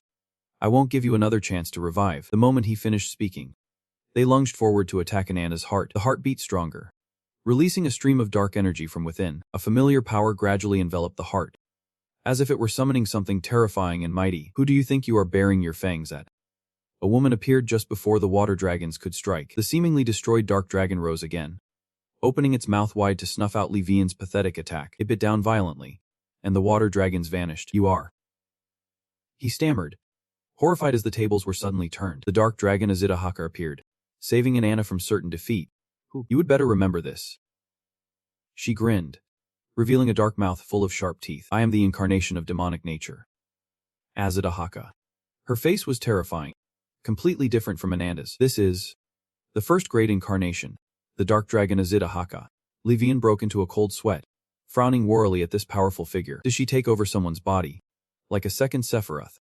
The image of another fearsome foe appeared in his mind. It is different. My instincts tell me so. Levian stared into Azida Haka's sinister, blazing red eyes. I have never seen such violent killing intent. Her smile faded. You lowly creature. Levian was stunned, not understanding why she said that. Azida Haka gave him a burning glare, her face showing clear displeasure as she raised a hand to attack. I must teach you how to face a supreme being. Instantly, a giant orb of light appeared, illuminating the entire dark ocean floor. She launched the orb straight at Levian, who could only stare, unable to react in time. The impact sent a massive shockwave through the sea. With just one move, Levian was beaten far more brutally than Anata had been. The water calmed, but nothing happened. Levian dragged his blood-soaked body across the ground, panting heavily. He looked completely wrecked. Even though he would created a water shield, he could not escape the dark dragon Azida Haka's terrifying power. I am surprised you blocked an attack filled with all my killing intent. Azida Haka slowly walked up to him. Lowly creature. Before I take your life, state your name.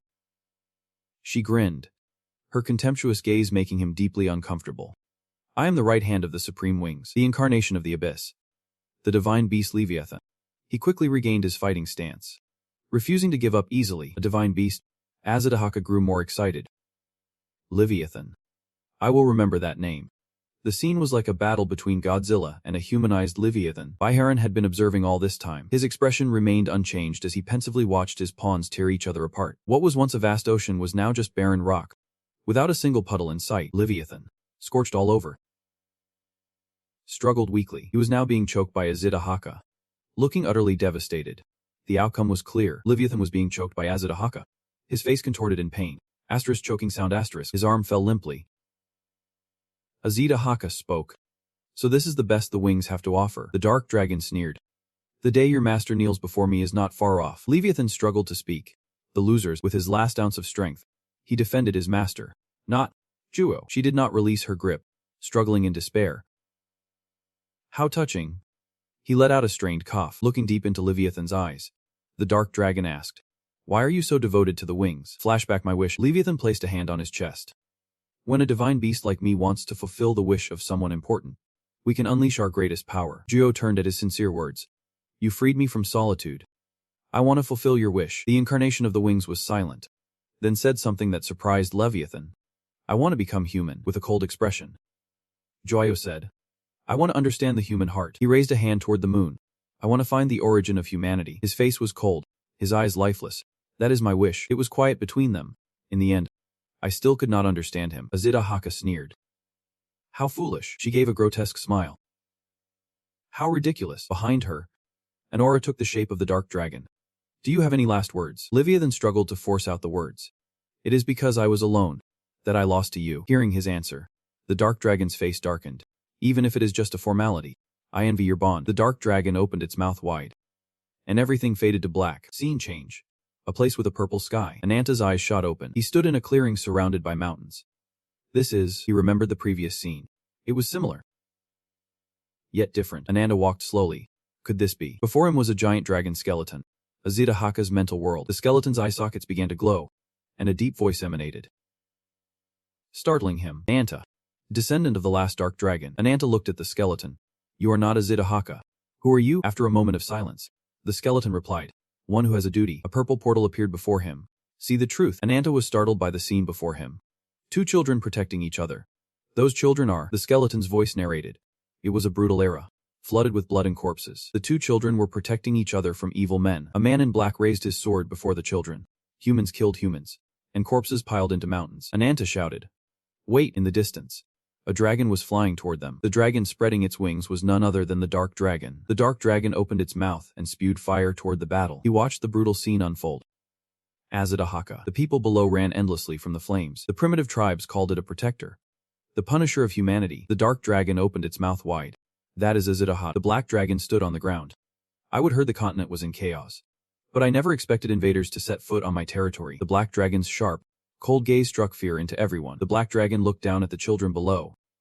Is that? Azida transformed into her human form. Human children. She approached the children. It is a good thing you are alive. You kids are lucky. The children cried with joy. Thank you for driving away the invaders. Our protector. Azida was quite surprised the children were not afraid of her. Aren't you afraid of me? The little boy replied. How could we be? Our protector. You are the one who saved our lives. She glanced down. Anata clenched his fists. Countless beings have feared me. Azida stood before the children. But you are the first to ever show me gratitude. The surroundings were filled with the black, withered bodies of the dead. The primordial lands were in decline. Images of the fallen avatars faded. As the 6 avatars who protected the world died one by one, the chaos on the continent worsened. The black dragon in the sky breathed fire, incinerating the army below. The Punisher, the embodiment of fear, had severely punished the invaders of her territory. Azida stood before the people, and the primordial tribes revered her even more, despite her fierce appearance. She had a gentle heart and wanted to return their kindness. The black dragon's head was ferocious. She gathered countless tribes, and under her protection, they rebuilt together. The scene before them became vibrant. After much effort, the great land gradually became fertile. And finally, the tribes harbored a deep gratitude for her. Azida was playing with the children, her own descendants. Hearing this, Anata felt a pang of regret. He had resented her for so long, but she was the one who had tried her best for his ancestors. The truth was gradually revealed, but the power to rule over curses and death had plunged Azida into endless rage. The enraged black dragon roared. Fearing the calamity she would bring upon the world, Azida was giving something to the people, so she made a decision to seal her inverted scale, the source of her power and a divine treasure. She turned and walked away, hearing a call. Azida turned to look. 2 children were running toward her. The children's faces were filled with worry. Please stay with us. Azida. Does this mean we will never see you again? Azida smiled. Don't be sad. My children. She leaned down. You are the descendants of the black dragon. Even if we can't meet again. Anata stood silently before the heartwarming scene. I will still protect you forever. The portal disappeared, and Anata stood frozen in place. It is useless. His face was full of regret. The past is just the past. You can never go back. That deep voice rang out, making him open his eyes wide. Are you saying that to yourself? Fragmented memories appeared in Anata's mind. You who have sinned. A past that can never be washed away. You ignored it just because it could not be changed. The giant skeleton slowly vanished, leaving only its head, hiding from your own sins. In a moment, the skeleton had completely disappeared. Anata was now even more regretful.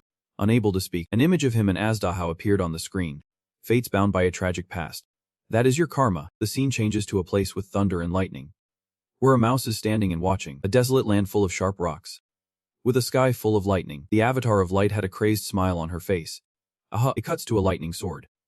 Thunder. Zid leaned back, quickly gathering momentum. She threw the lightning spear at a dizzying speed. Diamond breaker. The lightning spear flew through the giant mouse. On top of the giant mouse's head was a small figure. That small figure was Raglith, her fighting spirit burning brightly. How? The part of the mouse's body that was pierced through was healing rapidly. Zid was still manically summoning lightning. Aha! A cluster of lightning was gathering in the sky. Thunder. Seeing this, Raglith quickly tried to create a protective layer above her head. But it was too late. The lightning bolt struck the girl directly. Heavenly punishment. The girl cried out in pain as the lightning struck her. Ruby appeared out of nowhere, calling the girl's name. Raglith. Girl looked up. Ruby, after seeing that Raglith was okay. She smiled. Yeah. Ruby reached out and took the girl's hand. Pulling her up, the giant mouse opened its mouth and ran quickly towards the pillar. Then it used its own head to ram into the tall pillar. Ruby and Raglith, on the mouse's head, jumped down onto the pillar. Both of them looked at the avatar of light with resentment. Ruby asked in a loud voice, Raglith and I do not want to hurt you. Please let us leave this place. Zit tilted her head, confused. She stood with her arms crossed, looking provocative. Instead of all that, why did not you try moving again? You all look so pathetic. This time, I will tear you to pieces. Ruby's face was a little panicked, but she still tried to calmly speak. Don't even think about it. Why are you fighting us? Hearing Ruby and Raglith's question, we can get along. Can't we? It made Zit surprised. She tilted her head, her eyes wide with contempt. You are just toys. Why would I have to get along with toys? Streaks of lightning were absorbed into the avatar of light's body, her face twisting into a demonic expression. You are just toys. Why would I have to get along with toys? The lightning bolts, obeying her command, gathered more and more into her body. Don't worry. Zit's entire body was now completely covered in lightning. I will play with you until I get bored. Suddenly from somewhere a person holding a small ball in hand, guiding path. From behind the avatar of light, Wild Food slowly approached. Startled, she turned her head to look. While Zit was distracted, Raglith used a skill to lock her legs in place. Wild Food seized the opportunity, holding 2 round balls, and rushed toward her. She gave a wicked smile and reached her hand back. Zit forcefully shot a fast bolt of lightning from her arm. Wild Food's eyes widened and blinked. Using her wigemba, using her agile body, she leaped in the air to dodge the attack. Illusion technique. Rabbit statue. Wild Food dashed towards her to face the avatar of light. Quick as a flash, she jumped to another spot, leaving only the orb in the air. Zit stared at the orb. Confused, the orb descended, forcing Zit to stop and look. Wild Food chanted a spell. Pandora's box. She held Ruby and Raglith tightly. The orb exploded right in front of the avatar of light. The orb created a magical space, trapping her inside. The power of spatial imprisonment. A magitech sphere. Initially unstable due to its immense power. She looked back, still holding the 2 kids tightly. The rest is the greatest firepower I have got. The space created by the sphere grew larger and larger. Inside the sphere, only Zit's screams could be heard. Inside the orb, she went wild, feeling the pain it inflicted. Great. This is fun. Entertain me more. Lightning bolts pierced through the imprisoning space. A lightning bolt struck Wild Food, making her wince in pain. The avatar of light sprouted wings and escaped from the confining space. She transformed herself into a giant bird surrounded by lightning. She flapped her wings, flying high and looking down at the 3 of them. Zit's eyes glowed yellow. Her wings spread wide as she looked at Ruby, Raglith, and Wild. She was now collapsed on the ground. Ruby and Raglith looked very worried as they stared at her. The avatar of light let out a wicked smile.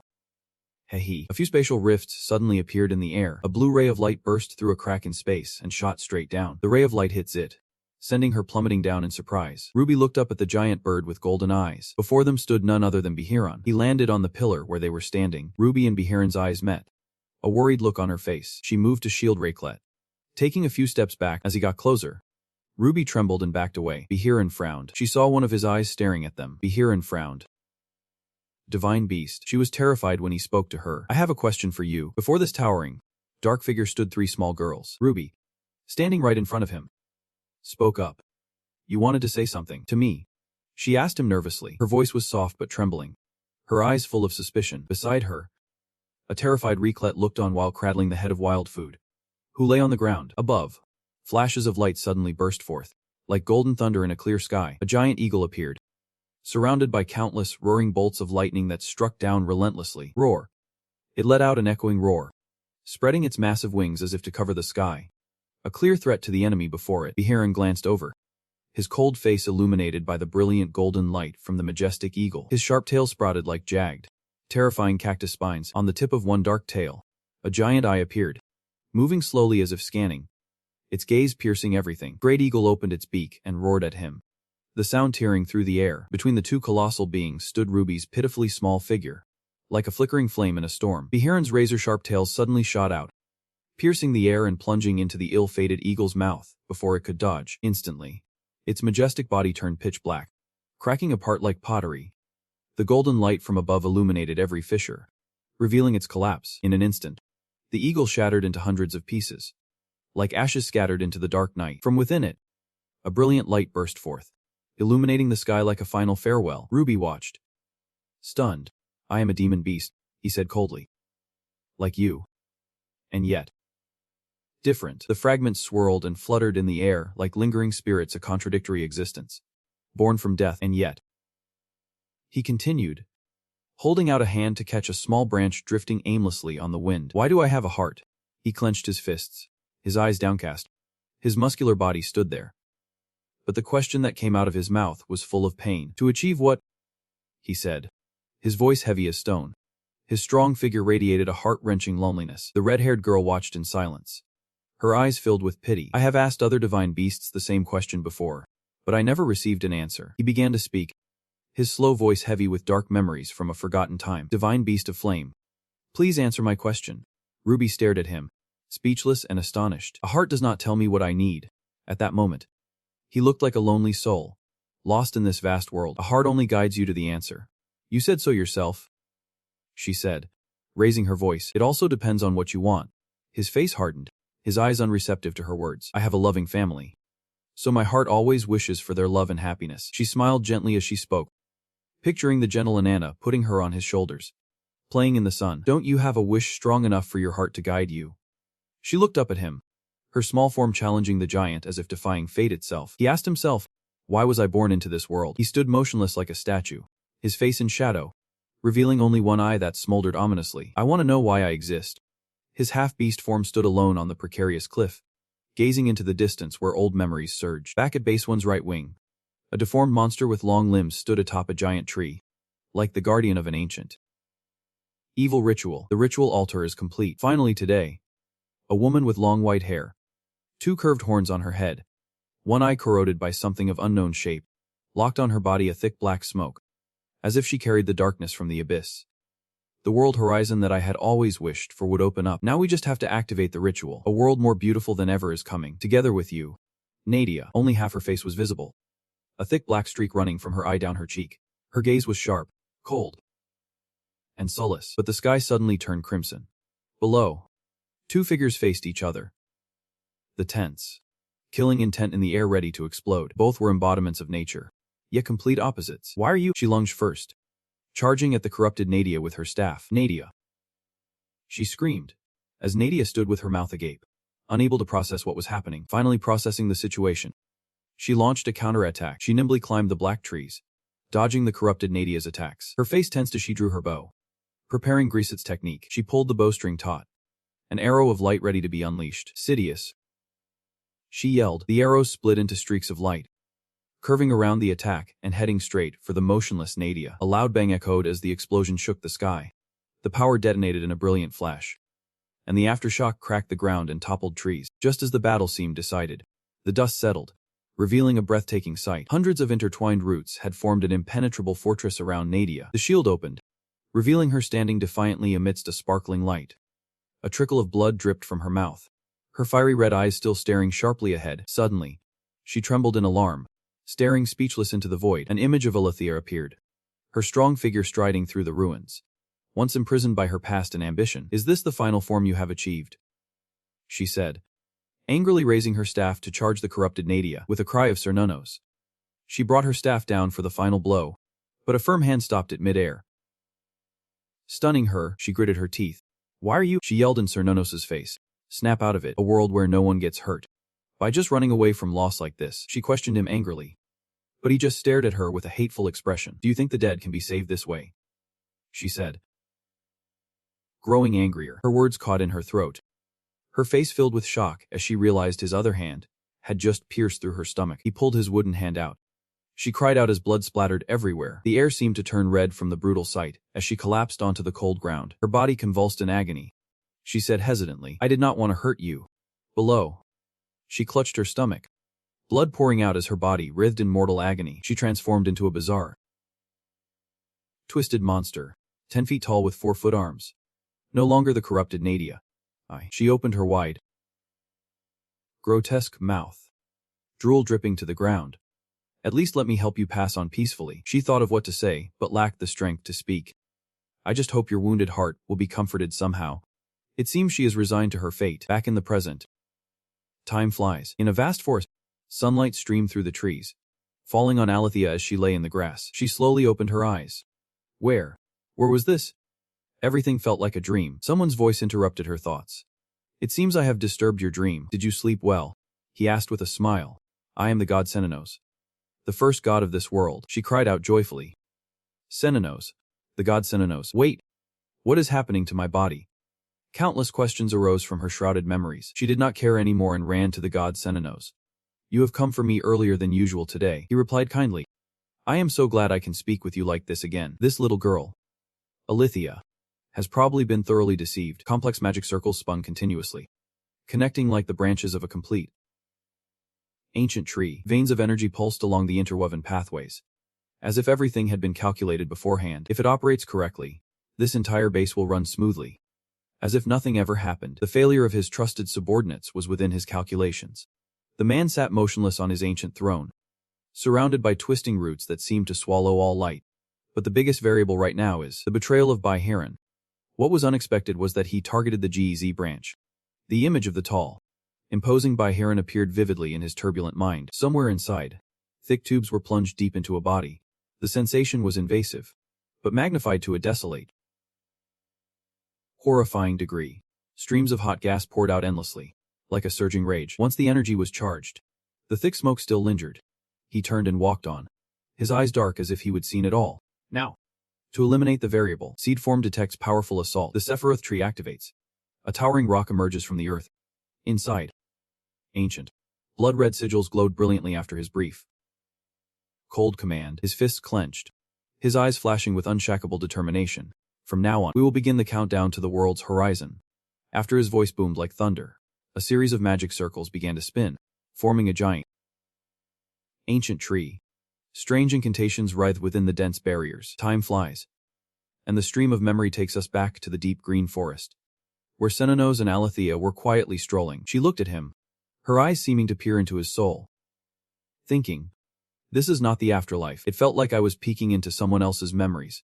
The images flooded back relentlessly, yet he walked on calmly, as if used to these haunting flashbacks. Suddenly, he noticed something was different about her and asked softly, "What is it?" "Alethea." She looked up at him. She smiled gently and asked, "Are you worried about something?" Surprised, he furrowed his brow. Worried. Then he smiled faintly, his gaze softening as he asked kindly, "Why do you think so?" They continued walking, their steps light on the forest floor. She spoke casually. "Every time you come to see me, you always bring your troubles with you, and you are full of them right now." He fell silent. He patted her head, his eyes full of fond helplessness.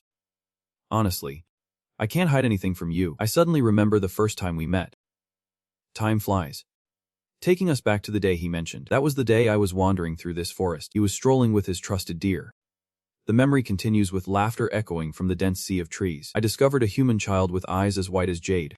Alethea was just a newborn, surrounded by forest creatures as if they were protecting her. I named that innocent child." Her hand reached out to touch his. "Alethea means truth."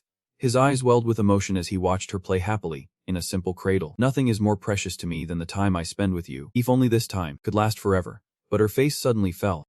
Her brows furrowed like the calm before a storm. A hint of sadness touched Senenos' eyes.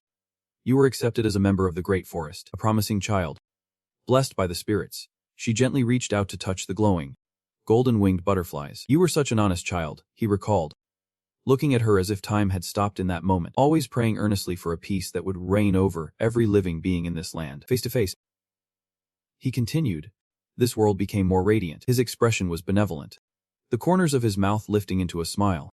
And my heart grew warmer. All thanks to you. The vast, endless galaxy appeared in the sky. She let out an involuntary gasp of amazement. It is so beautiful. They talked until night fell, the stars twinkling like jewels against the deep black sky. She asked hesitantly, "Is there something you wanted to tell me?" He replied, "Leave the great forest." "Alithia," he said seriously.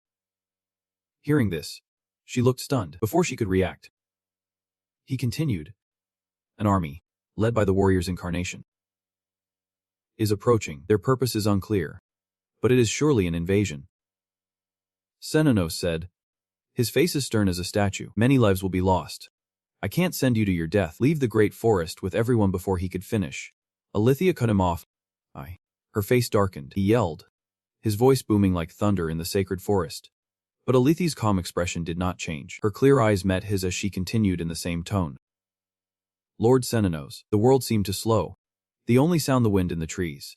She lifted her head and smiled softly. "I want to protect this place forever." Her words were like a lullaby as she gazed at the starlit forest. Her voice grew softer, more sincere, as if she were confessing feelings she had hidden for years. "I love looking up at the starry sky with you." He looked surprised, his eyes freezing as if he would heard the impossible. She gently placed her small, trembling hand on his. "I love everyone who accepted me as family, and I love you. Lord Senonos, you have treated me like a daughter." Every word from the bottom of her heart, long hidden, now touched his soul like a gentle flame. His pupils dilated, as if an invisible blade had pierced his very soul. She smiled happily. "To me, the great forest is the precious home that you built." Hearing her words, a smile touched his lips, but it felt like stabbing an old, unhealed wound. Then, the memory hit like a fierce wave, washing everything away. An image of the forest burning. Thick black smoke billowed everywhere as a cruel fire ravaged the great forest. Warriors in golden armor, carrying spears and shields like ancient Romans. The cold metal glinted in the firelight. They were the army of mankind. In the great forest, a life-or-death battle was raging. On one side, invaders with weapons of steel. On the other, the beasts of the woods. They fought back with simple weapons of wood and stone. Blood and spirit soaked into the earth like a tragic hymn. And Alithia was there, fighting for the forest, her eyes filled with killing intent. "My eternal regret is that I did not stop her." Her gaze was both resolute and desperate, as if she were punishing herself with every blow she struck. From nowhere, a soldier with a bloody weapon charged, cruel as a faceless demon, and cut her down. Her pupils contracted, blood sprayed from the wound, red as a final sunset. The images seared into my mind, a red-hot blade in my soul. On the battlefield, his own body pierced with weapons. He held her in his arms, his face dark with grief. All that remained were wordless sobs, choked sounds that seemed to drag his soul into an endless abyss. "This is Alithia's end." Her whisper was like a final breath merging with the world. "This is your memory, Senonos. Not a day goes by that I do not regret that day." He whispered like a curse. The painful memories were playing, each image a wound that would never heal. "I killed her. I killed that child." He screamed in despair within the memory. His scream seemed to want to tear reality apart, to erase everything and return to that moment. But it was all too late. Making the pact with the wings, receiving the branch from his father, and being reborn as a being who could traverse worlds, it was all to fix that mistake. But he knew what is lost can never be regained. The image of her being devoured by the immense power within his body was like a never-ending nightmare. It was all to find that child again. He thought desperately, each thought scorched by the flames of torment. Escaping the horrifying memory, her vision blurred. She felt dizzy, as if thrown from the land of the dead. Her heart pounding in terror, as if she would just return. Glancing behind her, she heard an incomprehensible phrase that roughly translated to, "Let me eat you up." The image of Senonos, corrupted by evil, appeared like a nightmare torn into reality, a disgusting, colossal monster. On his head was a bear skull, with long, winding antlers like thorny branches twisting through the air, reeking of blood, flesh, and rotting souls. A strange language echoed from his mouth, like a voice from the shadows, roughly translating to, "Don't be afraid, my little sister." She seemed to understand his words intuitively. Her whole body shuddered, and she let out a scream, like someone being strangled in the dead of night. She turned and fled frantically. Beneath her feet a sea of fresh, thick blood, steaming as if boiled from death itself. With all the strength of an 18-year-old, she ran for her life. Pant. Pant. Her ragged breaths echoed as each heavy step felt like stomping on her own heart. As she ran, sweating profusely, she thought, where am I? What the hell is that monster? Her mind spun as if it were being churned in mud. Everything was distorted. Upside down. Nothing felt real anymore. It was so messed up. She could not even recognize herself. Who am I? She screamed in her head. Her legs kept moving, as if stopping for a second meant death would instantly devour her soul. Behind her, the demon's lecherous face appeared. Its smile torn to its ears like a horrific gash on the earth. Step by step, it pursued her with its 3-meter-long legs and 1-meter-long arms. It could give her a huge head start. Each step shaking the entire spirit realm. It kept making bizarre noises, as if to say, "Don't run. Let us have a little sparring session." Terrified, she ran for her life without looking, tripping on something hard and falling flat into the fresh blood. The sound of her body hitting the viscous surface echoed like a soul-shattering. Looking up, she let out a gasp. The shock was overwhelming. She endured the sight before her, her heart skipping several terrifying beats. Her eyes widening as if they would burst. Before her lay mutilated bodies, their eyes wide open as if asking why they had to die. She was surrounded by a space overflowing with death, as if she had stepped into the heart of hell. Alethea, completely stupefied, unconsciously raised her hand to look at it, which only made her more terrified. That was not a scream, but the sound of a heart shattering into 100 pieces. From somewhere, a voice rang out behind her. "True child." The voice echoed like a prophecy from the void. Like a lotus blooming in a ghastly mire of death, a being with white, angelic wings slowly descended, each sweep of his wings painting brilliant streaks of light that tore through the darkness. His aura glowed, illuminating the gloom and making space itself seem to bend from his divine presence. His entrance was more dramatic than any main character's, surpassing all cliches. Like a savior sculpted by the will of the world itself, her face darkened, her pupils fully dilated in terror. Not knowing what the hell was behind her as a wave of numbness swept through her mind, she turned to face him, her expression relaxing slightly, as if instinct told her he was not a threat, but a hand reaching out from across the abyss. He landed slowly, a being with 6 pairs of white wings, each feather glowing brilliantly like starlight pouring down to earth. He was like a savior sent by creation itself to redeem her fragile soul. Nadia, the embodiment of nature, the only hope that truth has left behind. His words rang out like a distant bell, soothing every bloody wound in Alethea's mind. Suddenly, rays of light filtered down from above, as if the heavens themselves acknowledged his presence. The monster was stunned into silence.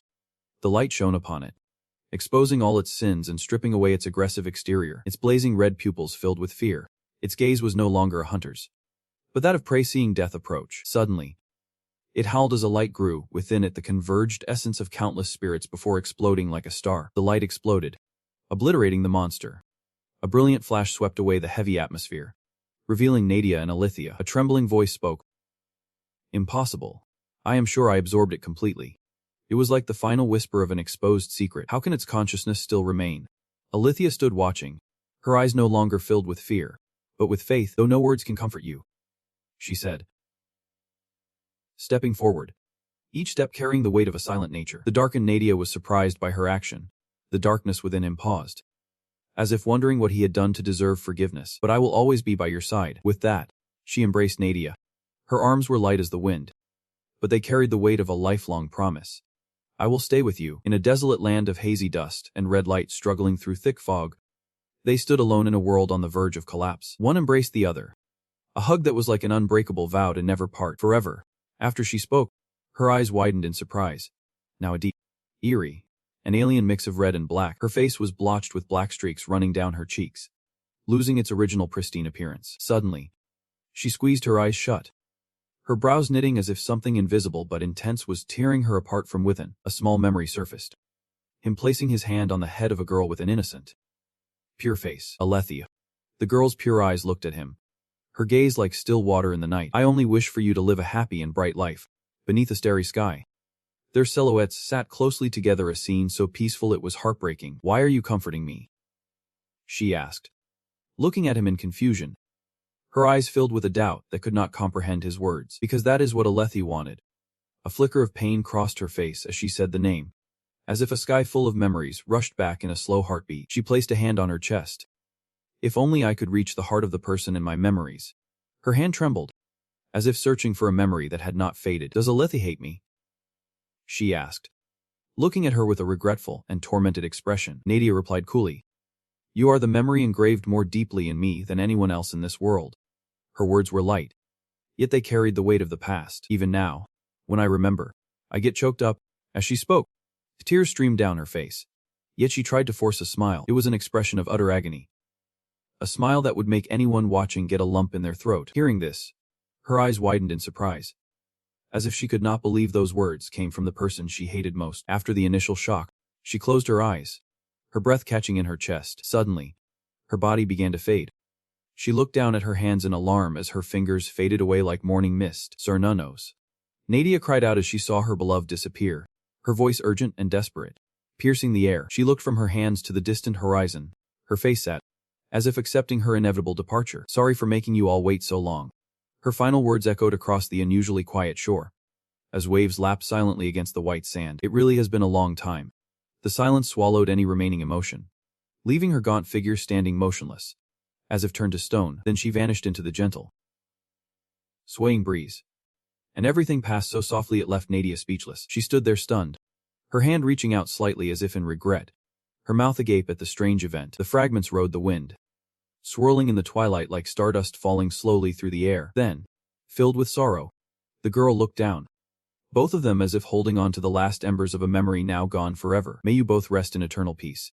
The newly appeared girl carried a gloomy sadness, a black aura surrounding her as if all of space had fallen silent at her presence. She materialized from black fragments like ashes, with dark streaks extending and twisting from the top of her head like a pair of coiled deer antlers. Elsewhere, the sky was completely swallowed by a gloomy red, like diluted blood on the canvas of the heavens, while a thick, viscous fog, like a demon's breath, surrounded the rolling mountains. A young man with a muscular physique stood silently on the cold ground, his gaze cast down in deep contemplation. At his feet, a large black shadow seethed with murderous intent, silently radiating a pressure that cracked the very ground. A tall, dark dragon appeared behind Anata, its colossal body rippling with waves of shadow, its mouth open in a demonic smile, as if mocking the tiny fate before it. He stood in front, his face dark and wordless, his eyes sunk deep in silence. You weak little brat. A voice suddenly rang out, sharp, cold, and malicious. A girl with long, flowing black hair was confronting him, her voice full of sarcasm. To see you so miserably trampled. Her words were like daggers twisting in his pride. This is so satisfying, she said, laughing and provoking him, her triumphant expression revealing her cruelty towards her weakened prey. Azida Haka. He glanced at her indifferently and said her name, his eyes emotionless, like a passing breeze. She flew into a rage and cursed him, an expression of defiance. Why that look? She could not understand why he was still so calm. His golden eyes glanced at her, looking incredibly cool. That gaze seemed to pierce through all layers of deceit. Have you given up and lost control of your body? She asked, as if confirming something terrifying. She grimaced, speechless, her throat tight with disbelief that the person before her was the Anata she once knew. Her eyes widened in surprise as she looked down. The tall, dark, brawny man from before was now kneeling wretchedly on the ground, like someone who had lost everything. She kept repeating the word, unable to say anything else in this situation, her mind thrown into chaos by the inexplicable sight. He knelt there, head bowed in silence, as if conversing with the darkness in his heart. What are you doing? Her voice choked, not with anger, but with shock. Because of my foolish choice. A memory of his surfaced in his words, his voice low like an echo from an abyss. We left each other with indelible scars. Every word was a heavy cut to the soul. She frowned in surprise, her eyes wide as she looked at him. Everything she once thought became a blur. Azida Haka. I want to apologize to you. The words broke the strange silence. Shut up. She furiously transformed into a bizarre half-human, half-beast form, with dark patches of skin bulging on her body. Her eyes blazed with fire as she slammed Ananta's head to the ground, the sudden action catching him off guard. What is the point of your cheap apology now? She erupted in fury, her voice roaring in the deadly atmosphere. She grabbed his neck and screamed, her cries echoing as if to tear the night apart. A bizarre and haunting scene appeared in her mind. A small person standing at the feet of a great dragon, looking like someone who had once been terrified. Do you think a few words can make me forget the hatred of that day? Every word burned in her heart. Do you think words alone can solve anything? He looked up at her with determination, his gaze as steady as a rock, as if ready to endure anything. But to defeat Juyo, I need your power. The girl bared her teeth and glared in anger. The golden light cascaded down on him as if to burn away every thought in his head upon hearing the true purpose. Please, help me, he pleaded. She furiously flung him dozens of meters away with her powerful, hate-filled hands. You detestable mortal, don't delude yourself. Control of your body belongs to me now, she asserted in a tone as cold as a blade, letting him know who the real boss was. Though thrown far, he managed to sit up. We can never walk the same path, because you and I are two incompatible beings. She transformed back into her human form, each footstep echoing softly on the ground, as if to emphasize the unbridgeable distance between them. I understand that better than anyone, he replied with a sincere look, his heart filled with a belief whose origin even he did not know. We can never be reconciled. Only death can part us. As Anata spoke, he clenched his hand into a fist, his knuckles cracking as proof of the firmness in his words. I have no intention of apologizing to you without taking any responsibility, he said, looking down at his hand where the remnants of memory still seemed to burn. His face showed he was determined to do something, she said, turning her back, her voice softer but still firm. Could it be? Her eyes seemed to realize something, her lashes trembling slightly in a moment of astonishment. A dark red heart was contracting, each beat echoing in the suffocatingly tense space. Amidst the crackling electricity was something that looked like a wide-open eyeball with no white. Another scene appeared. Empty space. A figure stood imposingly in a hallway like a living statue. 3 small girls sat on the cold stone floor nearby. The pink-haired girl leaned painfully against a pillar, while the 2 younger girls watched worriedly on either side, none daring to speak. Suddenly, a worried Zubi turned to look in a certain direction, her intuition warning her of approaching danger. The tall figure from before was Byron. His massive body was like a towering mountain, blocking the sky and obscuring a vast patch of stars. He scanned the area with his ice-cold blue eyes. They seemed lifeless, yet held an endless judgment. His hands, tipped with sharp claws, reached forward as if to tear space itself apart. He clenched his fist, and the scene before them suddenly shattered into pieces, forming a perfect pathway, as if tearing through this layer of reality to lead to something beyond. Ruby. Is that? He asked the little girl, his voice trailing off in astonishment. All 3 of them stared intently at where the strange phenomenon appeared. Ruby responded to the thought in her head. A burly black figure was approaching from a distance, its heavy footsteps echoing like the beat of an approaching storm, from what looked like an opening gate. This presence, it has to be, in the crimson darkness. A black-haired boy with a grim face was approaching them, his powerful steps shattering the unnerving silence. Anata. They shouted his name with joy. A hand with blood-red claws like a chicken's foot was enveloped in a dark aura. Azida Haka. In the middle of his chest was a red patch blazing like a forge, along with a diamond-shaped metallic gem emitting an eerie light. The hatred and resentment for me turned it all into fuel for battle. His leg began to tremble, then cracked open to reveal a layer of shiny black dragon scales. It transformed into a massive dragon foot. The foot stomped on the ground, gathering power for an attack. He transformed completely into a powerful dragon. His body swelled, his back broadened, and his spine arched. Black spikes shot out like a row of sharp stakes. He opened his fanged mouth as if letting out a furious roar until he became a demonic Rakshasa. His skin cracked open to reveal layers of dark red muscle wrapped around glowing blood vessels. The fierce dragon opened its mouth, revealing 2 fangs that reached its ears, its eyes glinting with deadly intent. Grara. The massive dragon let out a ferocious roar, a sound that seemed to want to overturn the heavens. Before the black figure standing silently on the steps, the one who defeated the Abyss incarnate is a demonic incarnate. Your power is still truly a mystery. Byron frowned at the person before him, his eyes showing a mix of doubt and a hint of caution. Do you want to be crushed by me that badly? Vengeance incarnate, he said, revealing a grotesque, dark face. Half of his face twisted into a hideous shape as he raised a hand with sharp claws to threaten him. Gra!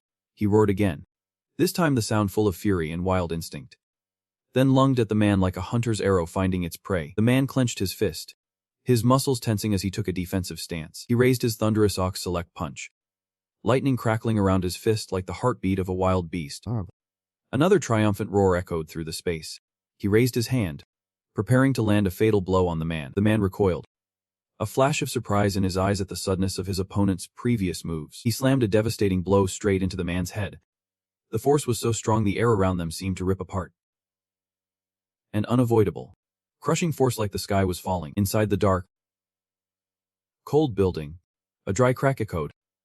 Suddenly, a figure was sent flying out like a bullet from a gun. Anata stood there, motionless as a statue, his hand still clenched from the punch that sent the other guy to meet his maker. Anata.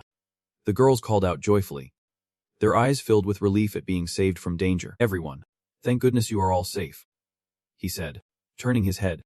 His worried eyes quickly scanned each of them to make sure no one was hurt. But in that moment of distraction, the enemy saw his chance. The man sprang up and, without warning, threw a devastating punch straight at his face. The blow was so powerful that Anata's body was thrown back dozens of meters, tumbling across the cold ground. He grunted, struggling to his feet and trying to regain his balance. Before him, the large figure had risen, his eyes burning with hatred. I did not think I could take you down with just that, Anata panted, his half-human, Half-beast form was visible in the dim light. One side of his face was bleeding, bright red from the damage of the last blow by Heron. He roared, calling his enemy's name. The man's muscular body tensed, every muscle seeming to bulge with surging energy. The man's eyes glinted with a murderous intent like an invisible blade. I will destroy you.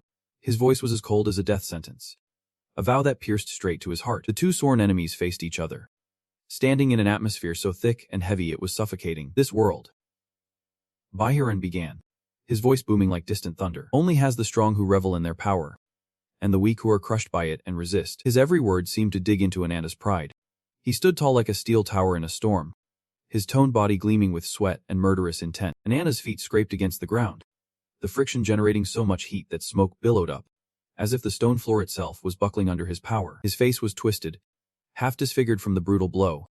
Blood trickled down his jaw, and his eyes shone with an unquenchable fire. You and I have fought 3 times now. Byron's voice carried over, cold and firm like the final toll of a bell. Let us end this. You have proven your worth. 2 faces, 2 wills, 2 boiling bloodlines clashed like fire and steel. On one side was Byron, his muscles like hot steel, surrounded by furious blue energy. On the other was the powerfully built Anata, his skin covered in dark red steel spikes, his aura blazing like living magma. In less than 5 seconds, they charged at each other like meteors crashing to earth. Everything shook. They roared, mouths open wide like wild beasts, hands raised, ready to deliver a punch that would give their opponent a taste of hell. The next second, their fists collided in mid-air. The violent shockwave cracked the ground beneath their feet as if it had been struck by a natural disaster. Power exploded from the point of impact, so intense it nearly tore the sky apart, sweeping away everything nearby in a riot of absolute force. Like thunder on a clear day, the shockwave from the collision made the very ground tremble. The 3 girls on the other side were nearly blown away by the violent burst of power. Anata gritted his teeth, his eyes blazing as he glared at his opponent. His hand had not lowered, his fist clenched like heated iron, waiting for a chance to strike again. Without hesitating, he lunged forward, his fist flying at Byron with lightning speed. But luck seemed to have turned its back on him. The decisive blow hit nothing but air. Byron had dodged aside, evading the attack with familiar agility, as if his body was born to evade fatal blows. Seizing the opening, he swung a powerful punch into Anata's stomach. The blow was so strong it sent his body flying off the ground like a rag doll. He flew back dozens of feet, his body slamming hard into the wall behind him, leaving a deep indentation like a gash in solid rock. Byron was now like a cunning old wolf.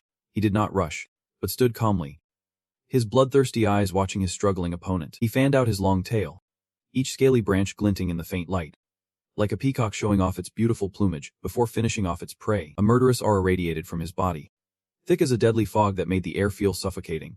He launched his long tail. The long tail shot out like hundreds of sharp spears, ready to impale the exhausted target. Watch out! Ruby screamed, her eyes wide with terror as she saw him unleash that familiar attack. Her shout shattered the deadly silence. Don't get hit by that attack. She suddenly remembered the eagle that he had killed with that very same move. Just then, Anata's body, once a deep, molten red, erupted in a brilliant green light, like a galaxy falling to earth. Converge. He roared, his whole body flaring with life energy. In that instant, the ground beneath him shattered, the tiles bursting outward as if from an underground explosion. Something was wrapping itself around a nearby pillar, something massive, thick, and powerful. It was the majestic dragon from before. Now, countless long, snake-like bodies, like nightmarish tentacles, grew from it, coiling around the stone pillar where it perched. Don't let it get away now, Byron said with a smirk, his tone half joking, half provoking, as if challenging both Anata's patience and his power. As he spoke, dozens of tails shot out from his back like fireworks, attacking Anata in unison with terrifying speed. The dragon was now fully awake. It opened its blazing eyes, baring its jagged teeth and fangs, sharp as a judge's blade. It screeched and then suddenly shot upward, its body coiling into a giant wheel. He lashed. Its entire body became a spinning vortex, powerful enough to crush anything in its path, be it steel or soul. Byron's tails did not hesitate either. They surged upward, aiming straight for the center of the vortex, determined not to lose the advantage. His face became more ferocious than ever. His eyes widened as he drew back his right hand, concentrating all his energy. A thunderous punch was building, ready to be unleashed, monster sword style. His voice rang out as he threw the punch. At that exact moment, the dragon's vortex crashed down. The two forces collided like thunder and storm, creating an intense explosion of light so blinding it tore apart the space around them. Something had just happened that left him stunned. His usually cold eyes were now wide with astonishment. "I will crush you." Anata growled, each word deliberate. His eyes were as sharp as blades. His voice like a sword about to fall on his enemy's head, giving his opponent no time to defend. He shot forward like an arrow cutting through the wind, his aura burning up the very air around him. Byron had no choice but to take a defensive stance. He stepped back, raising his arm to block, all his muscles tensing like a suit of armor. Ananta's fist slammed into the arm protected by a steel gauntlet. But a moment later, the steel shattered like ice under intense heat. The man gritted his teeth, his jaw tight, suppressing his rage and pain. Byron's eyes immediately lit up, a savage glint flashing deep within them. Without hesitation, he reached out and grabbed Ananta's head with his massive hand. He put his full strength into it, slamming his head down onto the tile floor, as if trying to crush his opponent's skull under his powerful heel. The sudden, powerful slam gave Anata no time to react. The ground beneath him cracked and shattered, sending dust everywhere. This fight was clearly costing a lot in building materials, he gasped, spitting out a mouthful of fresh blood that stained the already shattered tiles. He was now completely on the defensive. Byron raised his fist high, his breathing heavy, ready to end it, monster sword style. His punch came down like a meteor, crashing violently into his body. The floor was no longer a floor. It completely disintegrated. Dust and debris rose in a thick, white cloud. "The one who possesses the body of the incarnation of conquest. You can surely withstand my full power." He stood amidst the devastating smoke and dust, looking at where the blow landed as if admiring a masterpiece created by his own hands. "But," he continued, his eyes no longer just triumphant but now mixed with doubt. From within the rubble, thick, black, steel-like tails were slowly stirring, shifting the broken stones. "How long can you withstand that power?" Byron smirked. His tails coiled and then extended, gently lifting Ananta's motionless body like a lifeless corpse. "Byron," he muttered, not realizing that his opponent's body was now glowing, every line of it emitting a strange light. "I will be your doom," he said with conviction, a triumphant smile on his face. Confident he had completely overpowered his enemy. "Anata," Ruby whispered from a dark corner. Her heart clenched as she called his name, trembling with worry. His eyes were still tightly shut, as if his will had been completely drained. Then, suddenly, he opened his eyes wide. The light within them was like stars in a galaxy, burning with an unquenchable fire. Anata's body instantly erupted in a blazing red light. Streams of light seemed to burn the air, and the heat was so intense that even Byron had to step back, staring in astonishment at the figure burning like a living flame. A colossal beam of light shot down from the sky where they stood. It was so powerful that the ground shook and shattered, sending fragments flying everywhere. The massive tower could not withstand it. It crumbled to dust before this power. Byron staggered, nearly falling backward from the invisible pressure that crashed down on him like a tidal wave. "Mountain's punishment," Anata said. His voice reached Byron's ears like a judgment from the depths of hell. He turned, his eyes showing clear hatred, now mixed with apprehension. As if completely incinerated, his body now glowed like an eternal flame. A blazing red light emanated from every muscle fiber. Anata's power had reached an entirely new level. The greater the power one obtains, the more time it inevitably takes to fully control it. He frowned slightly, looking up toward the source of the voice, his gaze piercing through the smoke and dust that had yet to settle. That is, Ruby was nearly speechless, her eyes wide with astonishment as she saw what was flying in the air. A giant fire dragon, glowing with a brilliant red light like a sacred flame, spread its massive wings against the sky. The sudden transformation left Byron stunned, his eyes unable to process reality. He looked down at the man with a defiant expression, his eyes filled with hatred. "Ananta's new form," Ruby choked out, her voice weak but unable to hide her amazement. "Roar," the lion like Byron below roared. The sound was like thunder, filled with anger and resentment. He refused to accept defeat, refused to let fate decide for him. The red dragon began to open its mouth. Light gathered inside like a second sun forming. A massive ball of energy gradually appeared, swirling like a divine flame about to descend upon the world. Without a moment's hesitation, it unleashed all of that power straight down at its enemy. The stream of blazing energy poured down like a waterfall of fire, screaming through the air, giving Byron no chance to escape. The terrifying energy fell like a meteor hurtling from the highest heavens, tearing through the atmosphere and blasting the ground below. The ground shattered, and dust and rock flew high into the air, leaving behind a deep, dark, bottomless pit. "Did I get him?" he wondered, looking down with a wary gaze. But his intuition told him otherwise. He immediately dismissed the thought. His warrior's instinct would not let him believe in such an easy ending. From within the ashes and dust, a frightening power was rising. He had not been destroyed at all. In fact, he seemed even stronger. His body was covered in blinding rays of light, Blue flames erupted like a raging sea in the night sky. He has not even revealed any of his real power yet. Anata froze, staring in shock at the figure slowly ascending from the pit. Everything that had just happened was merely a prelude. From the depths of the pit, a brilliant blue light began to creep upward like a resurrected soul, a nightmare that had never died. He stared, his tense gaze following every vague movement from the dark pit, the deciding factor between victory and defeat. A vortex of blue energy suddenly surged upward like a hurricane. It was not the power of the branch, but the will to use all his strength to kill the enemy. Baiharan slammed his hand onto the ground.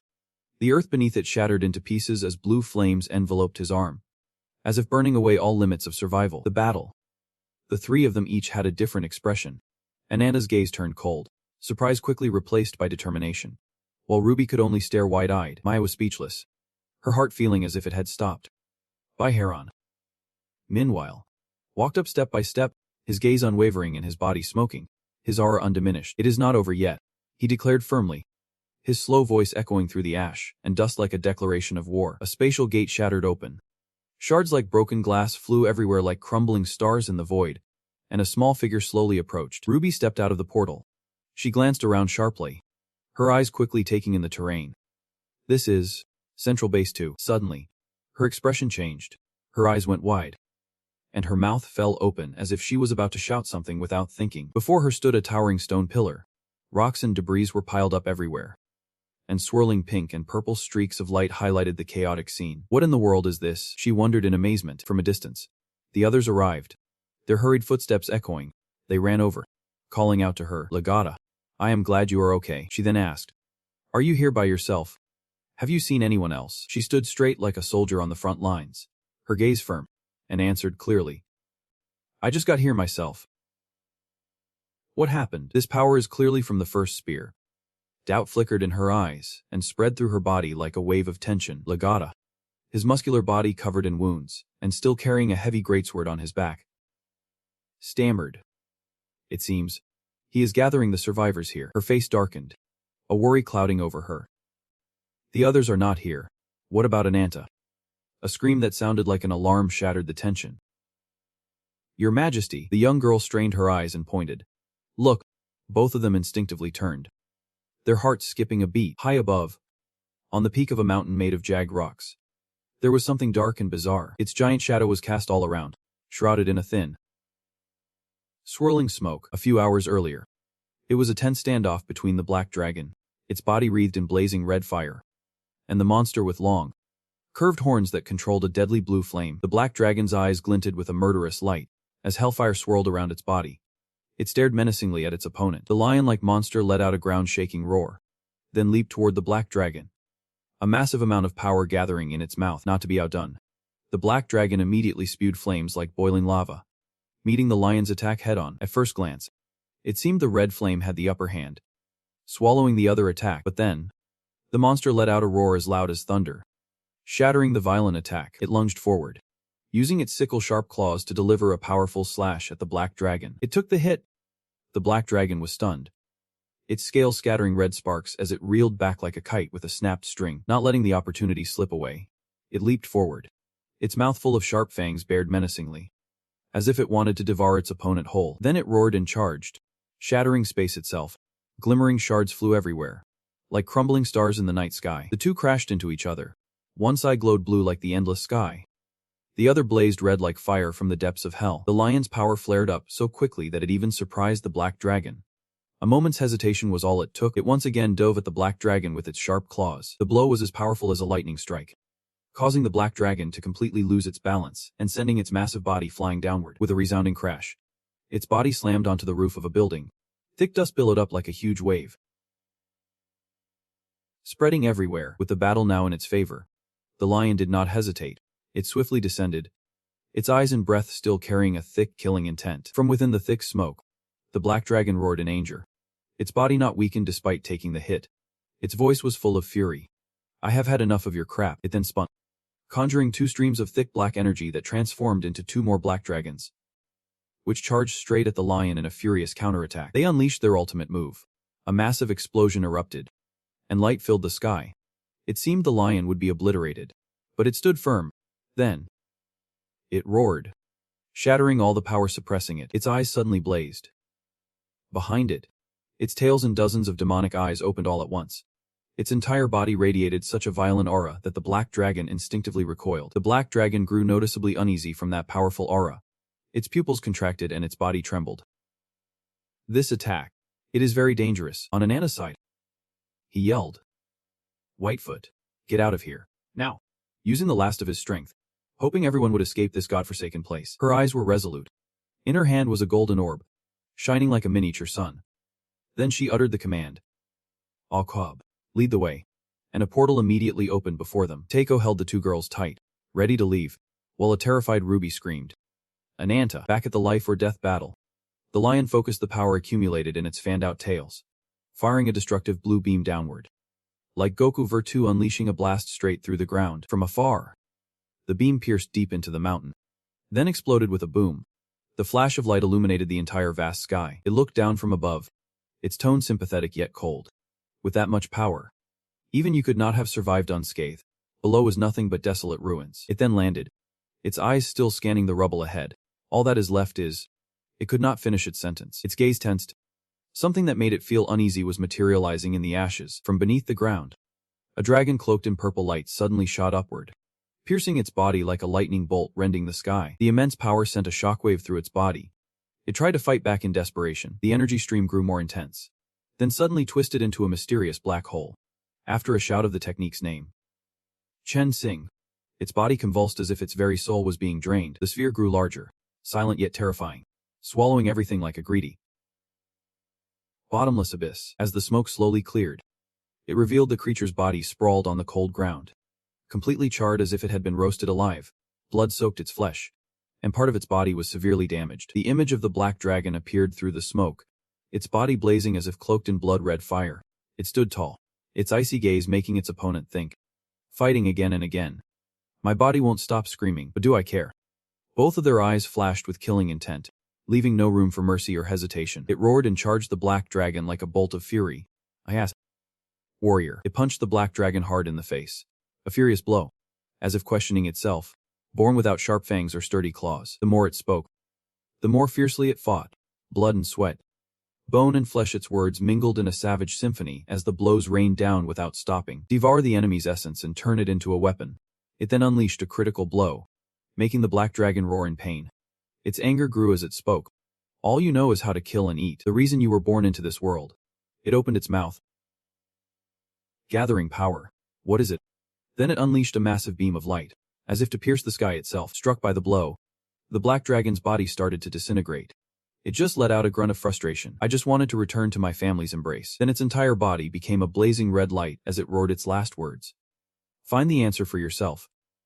You fool. Its body exploded, splitting into individual fire dragons that swirled about like mythical beasts rising from the ashes.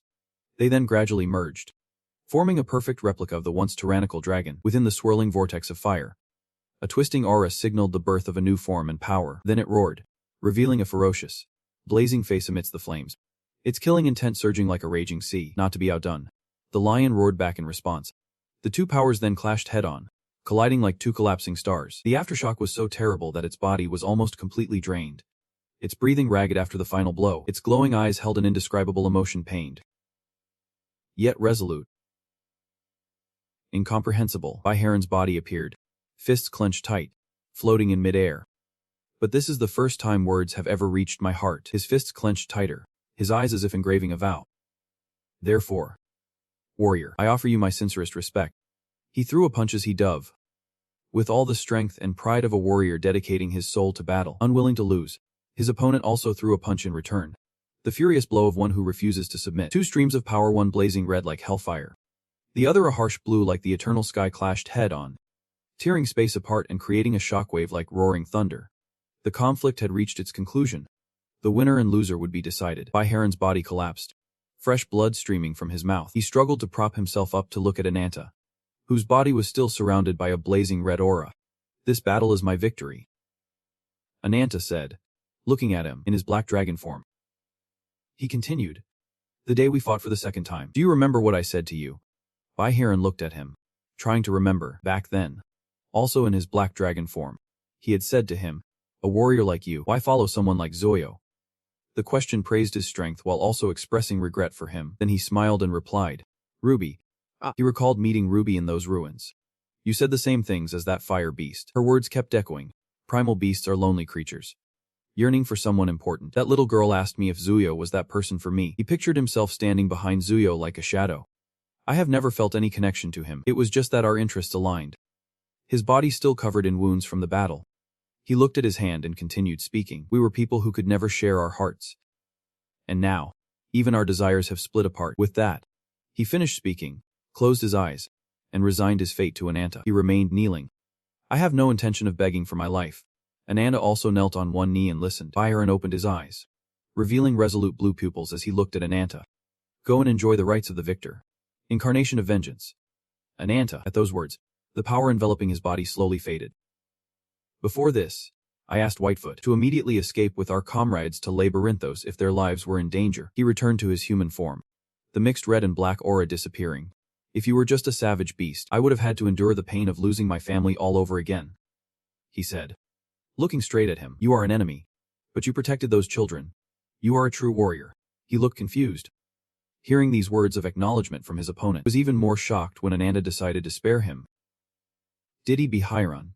Stop searching for your purpose in Joe. He remained kneeling, listening like a warrior to the one who had subdued him with strength. He continued, until you find the answer for yourself, that is the victor's right I am entitled to. Hearing those words, he was so stunned that his body trembled involuntarily. You are being a bit too cruel. Then, as if having made a decision, he clapped his hands. His solid body materialized, revealing only one glowing eye. As the very space around him began to shatter with the sound, perhaps out of gratitude or a new understanding from Anata, a debt for his own life, he continued. Those who survived the fierce battle will also arrive here soon. I doubt we will have a chance to meet again. Farewell, warrior. With that, he turned to walk toward the purple light. He stopped abruptly when asked, where are you going? Anata wondered. He slowly turned his head back, closing his eyes slightly. Because you spared me. I still have something I need to take care of. Hearing this, he was startled and asked frantically, wait, where is Jio? He yelled after his retreating figure, but he had already stepped into the purple light. And all that remained was his voice fading into the distance. At the source of the moon base, where it all began. Wait! He screamed, so many questions still unanswered. Before he could even recover, a portal radiating golden light appeared behind him, and a voice called out, Anata. Hearing the familiar voice, he spun around. She spoke with urgency. We have confirmed Juo's location earlier, at Central Base 4.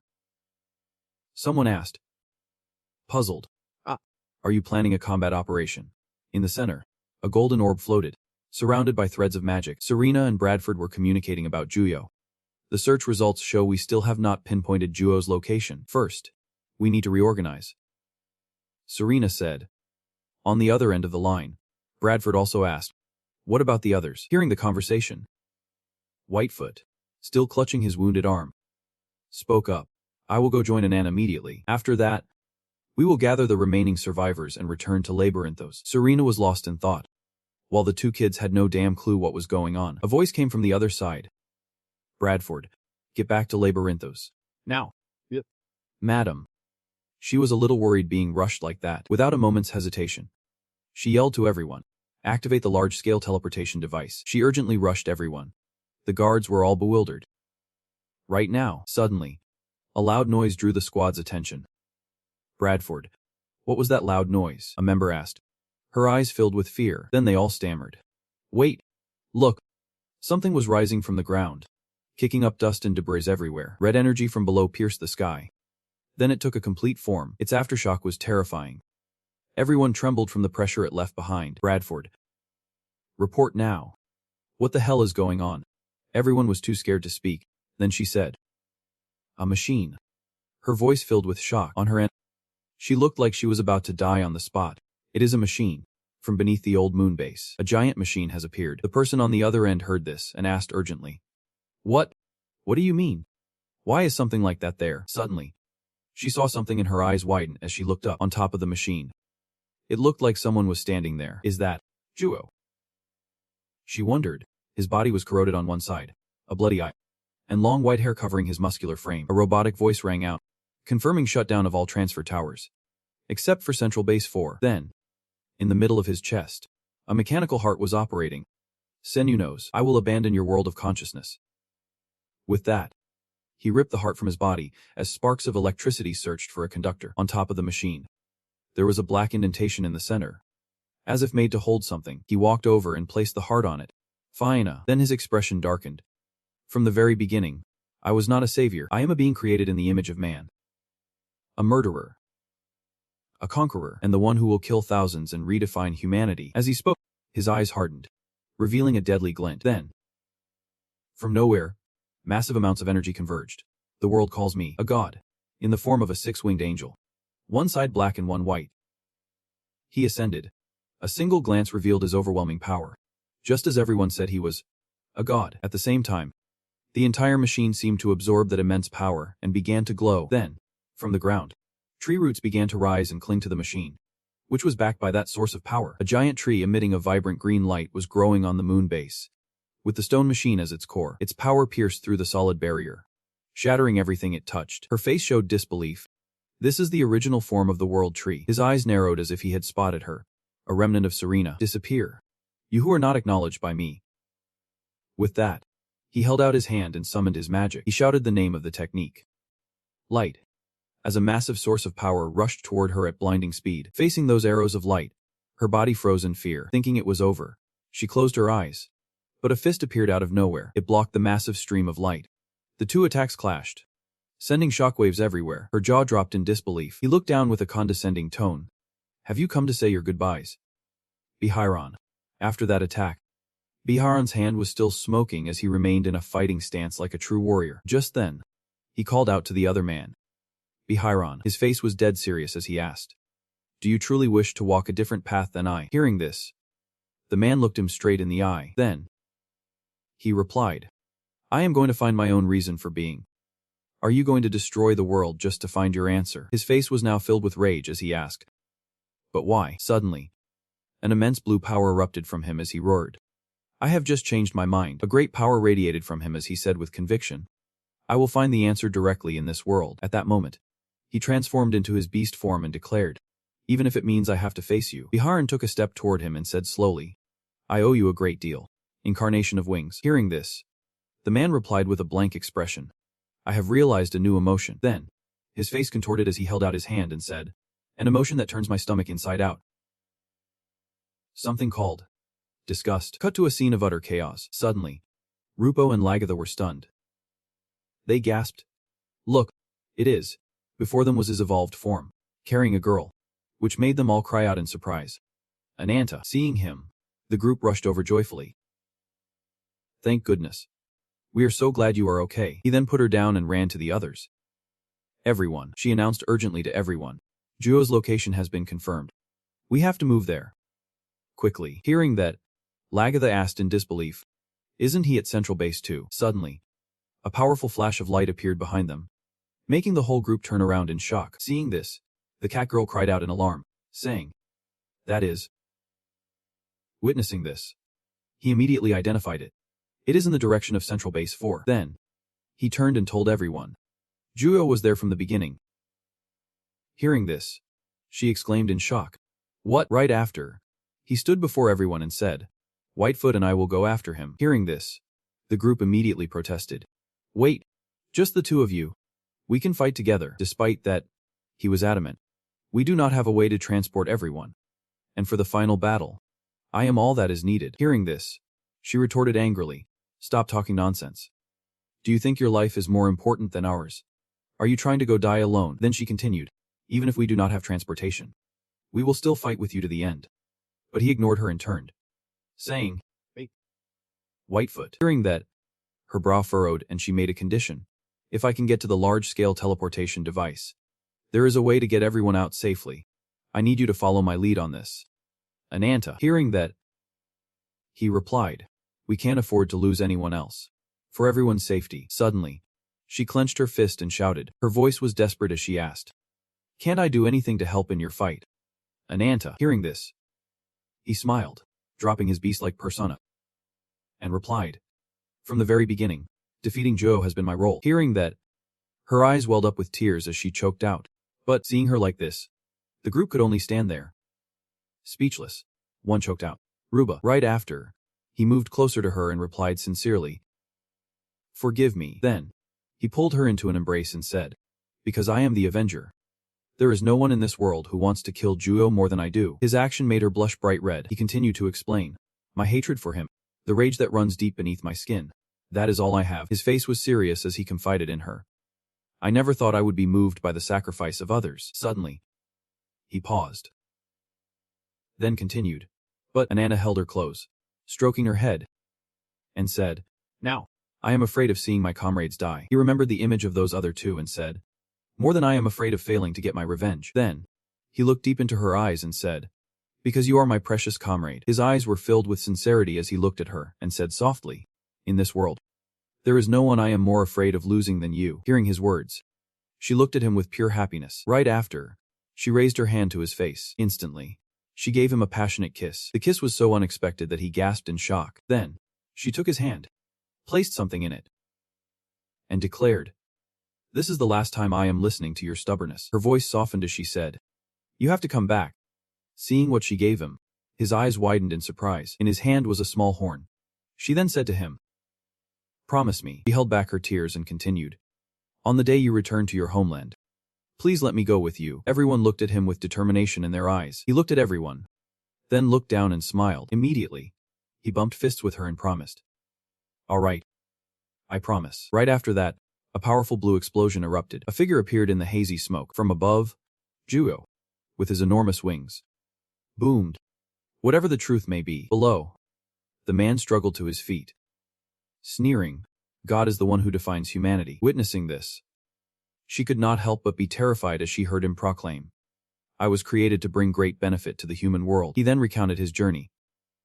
"Therefore, I wandered the world and observed humanity." He had to go through many trials, nations, corporations, religions. On his journey, he went through many wars where the majority discriminated against and oppressed the minority based on ideology. Soldiers ruthlessly slaughtered civilians. There is no salvation anywhere in the human world. A wife, heartbroken to see her husband die. The very nature of humanity is conflict. Returning to him, he arrogantly proclaimed, "Therefore, I will completely destroy the existing order and declare myself the one and only unrivaled being in the world." Instantly, his face contorted as he declared, "A sage standing alone upon the ruins. That is my ideal." At that moment, an incredibly terrifying power emanated from Baharan. Hearing his words, the man gave a scornful laugh. "Ha." Then, he landed on the ground. "Baharan, I'm one who seeks the meaning of his own existence." Hearing this, the man shot him a deadly glare and retorted, "And yet you are obsessed with humans, a being full of contradictions, just like me." Seeing the man laughing at him, he asked, "What is so funny?" The man then held out his hand and replied, "Of course it is funny." Seeing this, he also held out his hand and listened as the man continued, "Because I am listening to words that are not sincere." Right after, he clenched his fist in anger upon hearing the other man say, "Coming from a mindless machine." Suddenly, white flashes of light began to appear from the ground. Instantly, this power erupted from the ground, piercing through the earth. Constellations. Seeing this spectacle, his face remained calm and expressionless. Suddenly, the ground began to shake. Seeing this, he immediately grew wary and turned around. From behind, something black rose quickly from the ground. Seeing this, he froze. He tried to look up at it and guessed to himself, could it be? A girl with a murderous gaze appeared up there. He then realized, the incarnation of nature. Just then, a ring of fire appeared behind him. Instantly, Anata appeared right behind him. He then raised his claws towards him. Immediately, he shot straight up into the air. Seeing this, he did not give up and continued to extend his claws. He immediately attacked again. This power shot straight towards him. He then gathered all his strength and yelled, "It is time for you to pay the price for your choice, for insulting a dragon's reverse scale." Instantly, he unleashed all his power and roared. Just then, the whole group arrived at the sphere. "I will now activate the large-scale teleportation device." Suddenly, a frantic scream echoed from behind. Bracefoot. She immediately turned around, exclaiming in surprise. "Surprised!" she exclaimed. "Sister." Rupa ran over in a panic, yelling, "Please wait a moment." She came closer and said breathlessly, "To move all the remaining people at Central Base 2, I am going to start expanding the teleportation coordinates." Hearing this, she gripped the golden sphere tightly. She looked bewildered and asked, "But why?" Katiya, flying high above and interrogating, "Why do you confront me time and time again?" He frowned, directing a dangerous gaze at the man. "How long do you intend to stand in my way?" he growled. Anata. Immediately, he shot his power straight at him. Seeing this, he shot straight up to meet it. Not to be outdone, He immediately rushed towards him, and quick as a flash, he slashed him several times. These slashes caused Anata immense pain. His face was still very smug. Suddenly, his face contorted, his eyes rolling back in shock. His wings were now torn to shreds. Seeing this, he immediately turned around, then rushed towards him. The two of them clashed in a fierce battle. The sounds of impact rang out ceaselessly. Seeing his power, he had to admit, compared to before, he thought to himself while dodging his attacks, Anata's power has increased significantly. A collision between the two of them caused a massive explosion. Unlike me, who has gradually weakened from separating the divine artifact, he was still rushing to attack him. He assessed the situation. The one who swallowed those 4 branches has comparable power. Right then, he identified his immediate target. The top priority is to eliminate Anata. Then, he turned to look at that other power source, and thought to himself, the remnants of Serena and the incarnation of nature can be dealt with later. Cut to Nadia. She looked serious and swung her staff. Instantly, these black vines shot up incredibly fast. Her face showed considerable worry. The black vines could not pierce the blue barrier. They could not even scratch it. She watched, completely helpless. A huge amount of energy is powering the entire moon base. Its source must be the divine artifact. Looking at the green tree shooting power into the sky, she considered, to stop the dawn of the new world, I have to cut off the power supply to the divine artifact. Performing the ritual, she was extremely worried. If I do not destroy the mechanism quickly. Just then, Yuo flew straight up into the sky and ordered, get everything out of my way. Suddenly, something appeared that made her scowl, and that something also caught Anata's attention. After a moment, he saw the golden sphere over there. Instantly, he flew quickly towards it. A powerful light shone from the sky as Anata tried to rush towards the sphere. Light and aura. He was now standing in front of the sphere, shielding it. Then, Anata let out a roar to absorb all the power into his body. Roar. He had now taken the full brunt of his attack. Witnessing this, the 2 rabbit girls exclaimed in shock, Anata. Right then, he yelled to everyone, hurry. Getting the signal, the 2 rabbit girls proceeded with the plan, initiating coordinate expansion. The golden sphere now left her hand and gradually flew up into the golden ring. Rupa looked at him with great pity and cried out, Anata. At that moment, his body was severely injured. Then, he collapsed to the ground in agony. He tried to crawl up, thinking, they have evacuated safely. Right. Immediately, he tried to recover his life force. That last attack caused a lot of damage. I did not mean to use up a branch like this. But flames now began to appear on his body. To revive, Anata must completely burn away the flames clinging to the branch. But he could no longer create flames, unable to ignite anything further. Suddenly, a loud noise made him turn to see what it was. Just then, a lizard ran out from the smoke. Seeing it, he exclaimed in surprise. Ruby. Seeing her, he asked in surprise, why are you here? Going back in time. She had already made a resolute decision. Ruby asked Kiran for help. Right after that, she ran straight into that place to get to Anata, making everyone worry. Hearing this, he anxiously confronted her. What the hell are you doing? It is dangerous here. I should be the only one. Her voice lowered as she said, I will stay by Anata's side. Then, she tried to persuade him with a sincere look in her eyes, because this might be the last time I can be with Anata. She then moved closer to him, because she gently bumped her forehead against his and said softly, Anata and I are family. Hearing her words, the fire within him blazed. You are right. I will leave him in your hands. Right after that, he shot into the sky and declared, they are all mine. Elsewhere, Juo was observing from up high. The remnants of Serena had escaped, and it seems Anata was neutralized while trying to protect them. His expression was incredibly grim. Suddenly, down below, the black tree burst into flames as the incarnation of nature appeared. After that, his eyes were fixed on her as he thought, looks like it did not cause much damage. Right after, he created a blue orb, setting priority elimination target. His wings sprouted as he began to power up. An eye appeared in the middle of his chest. Very quickly, he finished evolving and looked incredibly powerful. He then called out, light. Hearing this, she turned around, shocked and horrified. An incredibly powerful beam of light was sweeping across the area. She could not react in time and let out a blood-curdling scream. The scene was tragic. Then, a voice called out, Sir Nunnos. He flew down, his voice filled with contempt. To think you would let a clone seize control of your body. He looked menacing as he exclaimed in a satisfied tone, this is a fitting end for a coward who could not protect anything. Witnessing the scene, he was very pleased. All those who have died by my hand are screaming for their unfulfilled dreams. Suddenly, a noise startled him. A blast of red energy shot straight towards him. It was then that he finally understood. Now I get it. Looking at the power released by Anata, he thought, he can't be killed unless his heart is subdued. Seeing this, he could not help but exclaim, the one who dies yet does not die.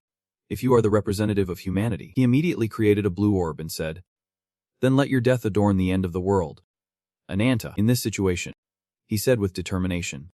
Lend me your strength. He then called out the name. Azida Haka. Upon hearing this, it instantly granted him power, which surged through his body and erupted in flames. Immediately after, he unleashed a terrifying blast of power. He was shocked to see this. It shot straight into his attack, using all his strength. He screamed. Azida Haka. The power was terrifying. He was burned completely black. He anxiously awaited the result. Suddenly, his voice rang out. I can assure you.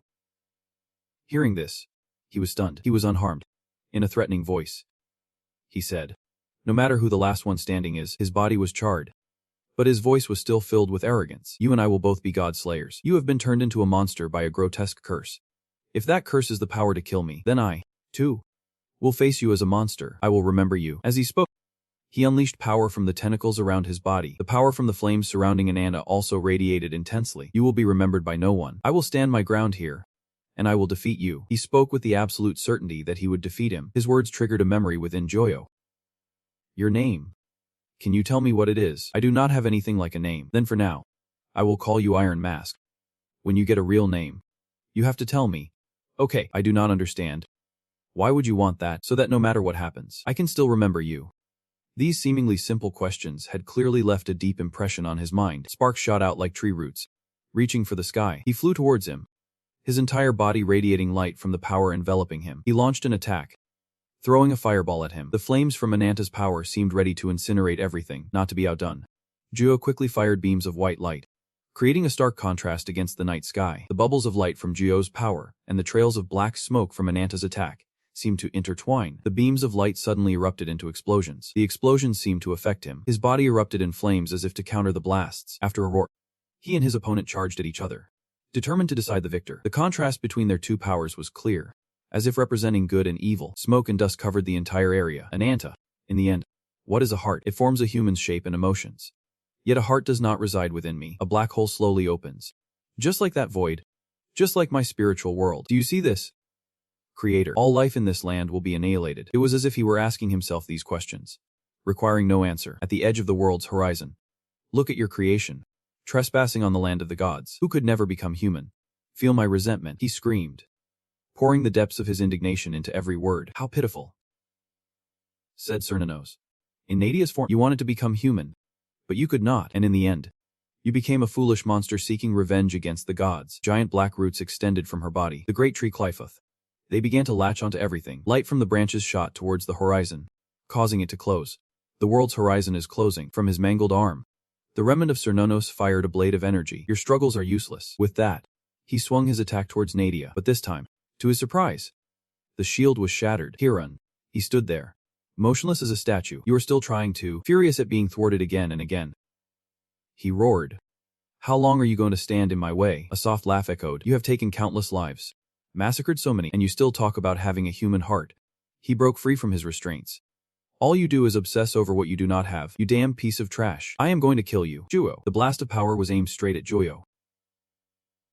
But unfortunately, he dodged it. But he did not give up and was determined to chase him to the end. Once again, he fired beams of light down at him from above, but this time, they had no effect on him. He leaped up, gaining momentum to chase after him. Not to be outdone, Juo focused all his energy into creating an orb of power. Then he fired that blast of power straight at Anata. When the dust cleared, he could be seen with his mouth open, having swallowed the monster whole. Humans are my gods. To me, you are the ones who taught me hatred, not what a heart is, and you dare judge me.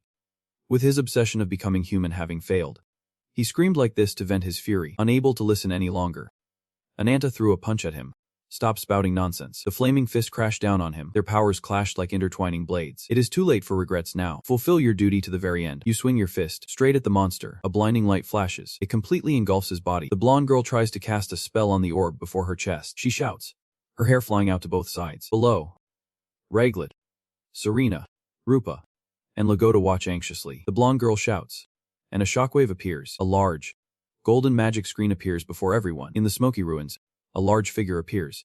On the ground, a wire is severed. Combatants' vital signs confirmed. The smoke slowly clears, revealing half of a machine's body on the ground. The referee shouts, and the winner is Anata. Anata, covered in wounds, stands tall amidst the smoke. Rupa looks at the screen, tears of joy streaming from her eyes as she speaks. Anata, followed by a wave of cheers from the audience. He beat Juyo. Hooray, Anata. However, does not move. He just stands there.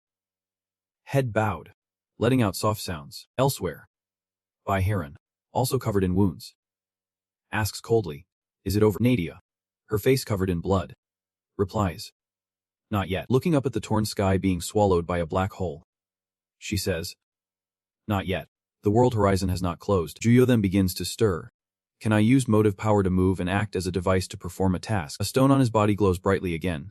A sophisticated tool to achieve a predetermined goal. The steel mass behind Byron begins to shift. The vines wrapped around the iron mass start to snap. Then, a machine head flies up from the iron pillar. Nadia watches, horrified and speechless. While Anata is stunned that Juyo could do such a thing. Over with Rupa and Bag, Lagratha starts to worry about Anata. Rupa asks, "What is that?" Wires shoot down from the machine head, abandoning physical restoration. Above the machine head, it begins to reform into a human shape. But my will, it then reveals a terrifying face, as if wanting to kill everyone. Will not stop until the very last moment. A beam of blue light shines down, piercing the machine head and forming a silver tree. The machine head is then lifted up into the stream of white light. Without hesitation, Anata quickly transforms into a dragon. His eyes widen as if he is in excruciating pain. Anata collapses to the ground. He remembers and realizes, "I have used up all the power of the branch." Sensing something is wrong, Byron and Nadia run over worriedly, asking, "Anata, are you okay?" Nadia's eyes widen in shock. She looks at Anata's condition and says, "You have used up all the branch's power." Anata quickly reassures them, "It is fine even without the branch's power. I will defeat him." Nadia is silent for a moment, then speaks, "Devour us, Anata." Nadia is not afraid. Instead, she looks at Anata with determination and says, "Use the power of the branch that I have. Restore your strength one more time. Hurry." Nadia urges, but Anata's shout cuts her off. "That is not necessary." With that, he walks forward, leaving Nadia and Byron behind. "This revenge is mine. I do not want anyone else to be sacrificed." Byron watches Anata's back, deep in thought. "You two should leave this place quickly. The link between the incarnation of the wings and me is over," Byron says, causing Anata to pause. Nadia looks up in surprise. That is, Byron takes out a small, glowing branch and holds it out. "I do not need this anymore. Take it." Warrior Anata. Anata's eyes widen in shock. Byron continues, "Fulfill your wish." After Anata absorbs the branch, his body transforms again as feathers sprout from his scaly hands. He transforms from a dragon into a massive, imposing eagle. He faces the sky, then he soars away swiftly. "Anata," Nadia calls out softly, worried. As he flies, a voice echoes in Anata's mind.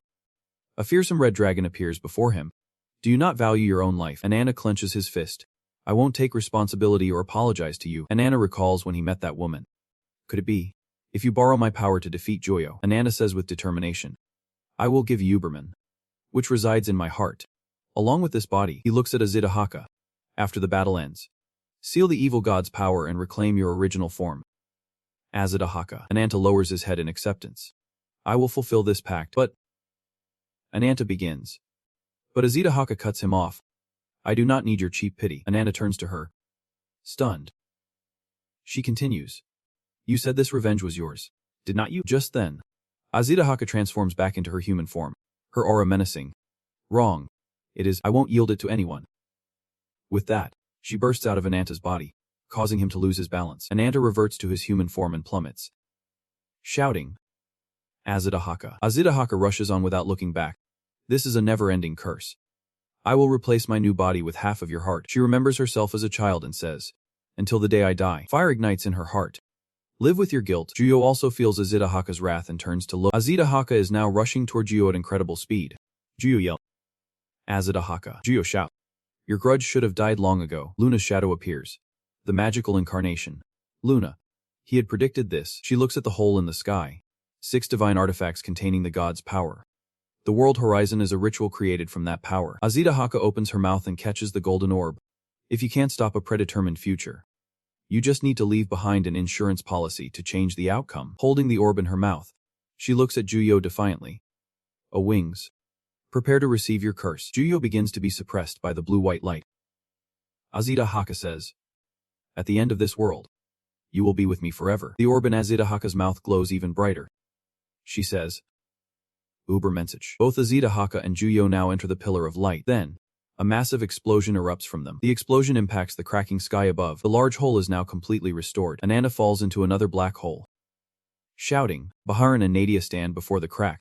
We have to go. The silver tree suddenly becomes strangely quiet. Immediately after, a great beam of light grows, illuminating the entire sky. For that flash, a massive explosion occurs. The blast is so large that its shockwave spreads across the entire region. 1 week later, at the center of the holy temple, Baharan, covered in bandages, stands before a large orb. Are you leaving already? A voice asks, making Baharan turn his head. Nadia, in civilian clothes and also bandaged, walks up. Why do not you stay and rest a little longer? She asks with a worried look. Baharan turns back to her. Has Anata woken up yet? Not yet. Nadia replies. Anata was seriously injured and is still unconscious. Rupa and Breakfoot are by his side. Nadia says. He just went through a huge battle, so he will probably need to be monitored for a while. Baharan looks at Nadia. That man is a warrior, I acknowledge. His face emotionless. He continues. So no matter what, he will find his way to where he belongs. Hearing this, Nadia is a bit speechless. A hint of regret on her face. I see. Baharan looks at Nadia again. I have received permission from the Rabbit Foot Chief. Unauthorized spatial teleportation is forbidden here. He recalls carrying Anata back with Nadia beside him. We were originally enemies at that moment. Breakfoot, Wildfoot, and Serena arrived just in time, even though Baharan was also injured. Nadia gently placed a hand on him and gave him an encouraging smile. Baharan said, if it were not for your advice, I would not have needed this kind of help. Nadia looked straight at Baharan and asked, where are you going now? Baharan replied, I do not know either. He clenched his fist and looked down. It is just the reason I was born into this world. I plan to wander the world until I find the answer. Destruction is the other side of creation. As he was speaking, Nadia stepped forward. She stopped a short distance away, looking at Baharan gently and said, even in the wasteland, life still sprouts. Her eyes, full of hope, were on Baharan. Why did not you try using your power to protect people? Baharan looked at her in silence. After a moment, he asked again, how? Nadia replied, I am heading to the great silver forest of Kununos. She spoke of a forest with a great tree that could spread lush green branches to all who were seeking a warm home. Nadia looked at Baharan with great confidence. Come with me. Baharan seemed to sense something, which left him a bit stunned. After a moment, he replied, I understand. Elsewhere, Serena was at her desk writing a letter to Anata. I hope you are well. She was completely focused on the letter she was writing. A month has passed since the battle at the moon base. She recounted Azida Haka's sacrifice. That day, thanks to Azida Haka's sacrifice, the world's domination came to a complete end. Then she mentioned the explosion between Azida Haka and Juyo. Without her sacrifice and countless others, we could not have defeated the winged incarnation. After finishing, she carefully put the letter in an envelope and sealed it with wax. The seal impression was beautiful, with a design of a jumping rabbit. Once everything was done, she gave it to a small robot for delivery. The letter quickly reached Anata. Anata was currently wandering a wasteland. We must remember those who have fallen. Anata opened the letter and read, and keep moving forward. Because you are not alone. Sorry for the long intro. Reading those words, Anata's eyes filled with a bit of sadness and regret. When you return home, let me tell you the recent news. In another land, only the remnants of conflict remained. There were people who, undaunted, were working hard to rebuild the homes and structures that had been destroyed. Queen Lagertha has returned safely to her country. It is said that every day, she works with her people to rebuild the capital. Lagertha worked hard to help everyone while also leading the efforts. Even though it would take a long time, she used her hand to wipe the sweat from her face, accidentally pulling back her bangs and revealing an eye of a different color. But she remains determined to fight to achieve her long-held dream of Valkyria's revival. Their efforts were not in vain, as they soon restored the statue of two enormous warriors. The Therians have also changed a lot recently. Over in another town, we have begun to commercialize information on a large scale to the outside world. Bradford and Wildford were happily strolling through the streets. Previously, we only operated in secret within human society to carry on Luna's will. As they walked, the two stopped and turned back as if waiting for something. The Therians wished to form a closer bond with the human world. A pair of drooping ears appeared from nowhere. Raglet walked up to Taza. The three of them then continued their leisurely stroll down the bustling street. The new member of our family is also adapting very well. As for Nadia, she touched the trunk of a tree. News of Nadia can be found on the western continent. She was using her power to restore the dead trees. She is working with the spirits of the forest to restore the great silver forest of Kununos, which was long abandoned due to the scars of invasion. Ah! A scream rang out, making Nadia turn her head. For some reason, an element of instability is always by her side. A girl was facing a giant venomous spider. Her body was frozen, her face filled with terror as she looked at the monster before her. Somewhere, A rift appeared in space. Bjorn appeared and used his power to punch the spider monster straight in the head. Everyone around was stunned speechless by the sight. But Nadia was completely at ease about Bjorn. As you asked? Anata. I will keep an eye on his movements. The girl who was at death's door looked at Bjorn in disbelief as he turned back and held out a hand to help her up. Finally, there is the story concerning Ruby. Anata clenched his hand and brought it to his chest. Speaking of that fiery red heart, it seems that for Anata's sake, Ruby has given up her physical form and become a spirit. When Ruby embraced Anata in his storm form, she probably wanted to protect him to the very end, even if it meant sacrificing herself. Anata's back remained motionless. We Therians will do everything in our power to find a way for Ruby to return to her original form. Then, a voice called his name. Anata, making him turn his head. I sincerely hope that you two will be able to meet again someday. Ruby ran up to Anata, urging. At that moment, Serena's letter had a postscript. How is your life with Ruby going? Ruby, in high spirits, looked at Anata. The two of them then rode their mounts across the wasteland. While riding, Anata looked at Ruby and shouted, Wait, Ruby. Over there. Anata dismounted and set foot on the ground. The two then stopped before a grassy field. Ruby walked over, looked down and said, This place is... Anata replied, approaching two red flowers. Anata said, This is Asida's grave. Standing before his older sister's grave, he looked down. His voice choked with emotion. I miss you so much. Ananta's face darkened with immense regret and sorrow. Welcome home. A voice echoed in his mind. Startled, Anata's eyes widened in surprise. Before him now was the deceased sister he missed so dearly. Have you been well? Asida gave Anata a radiant smile, as if they had never been parted. Anata's expression froze for a moment. Then, tears streamed down his face. Anata said, his voice choked with emotion. Beside him, Ruby looked at him joyfully. Anata broke into a happy smile, and, almost breaking down in tears, he replied, I am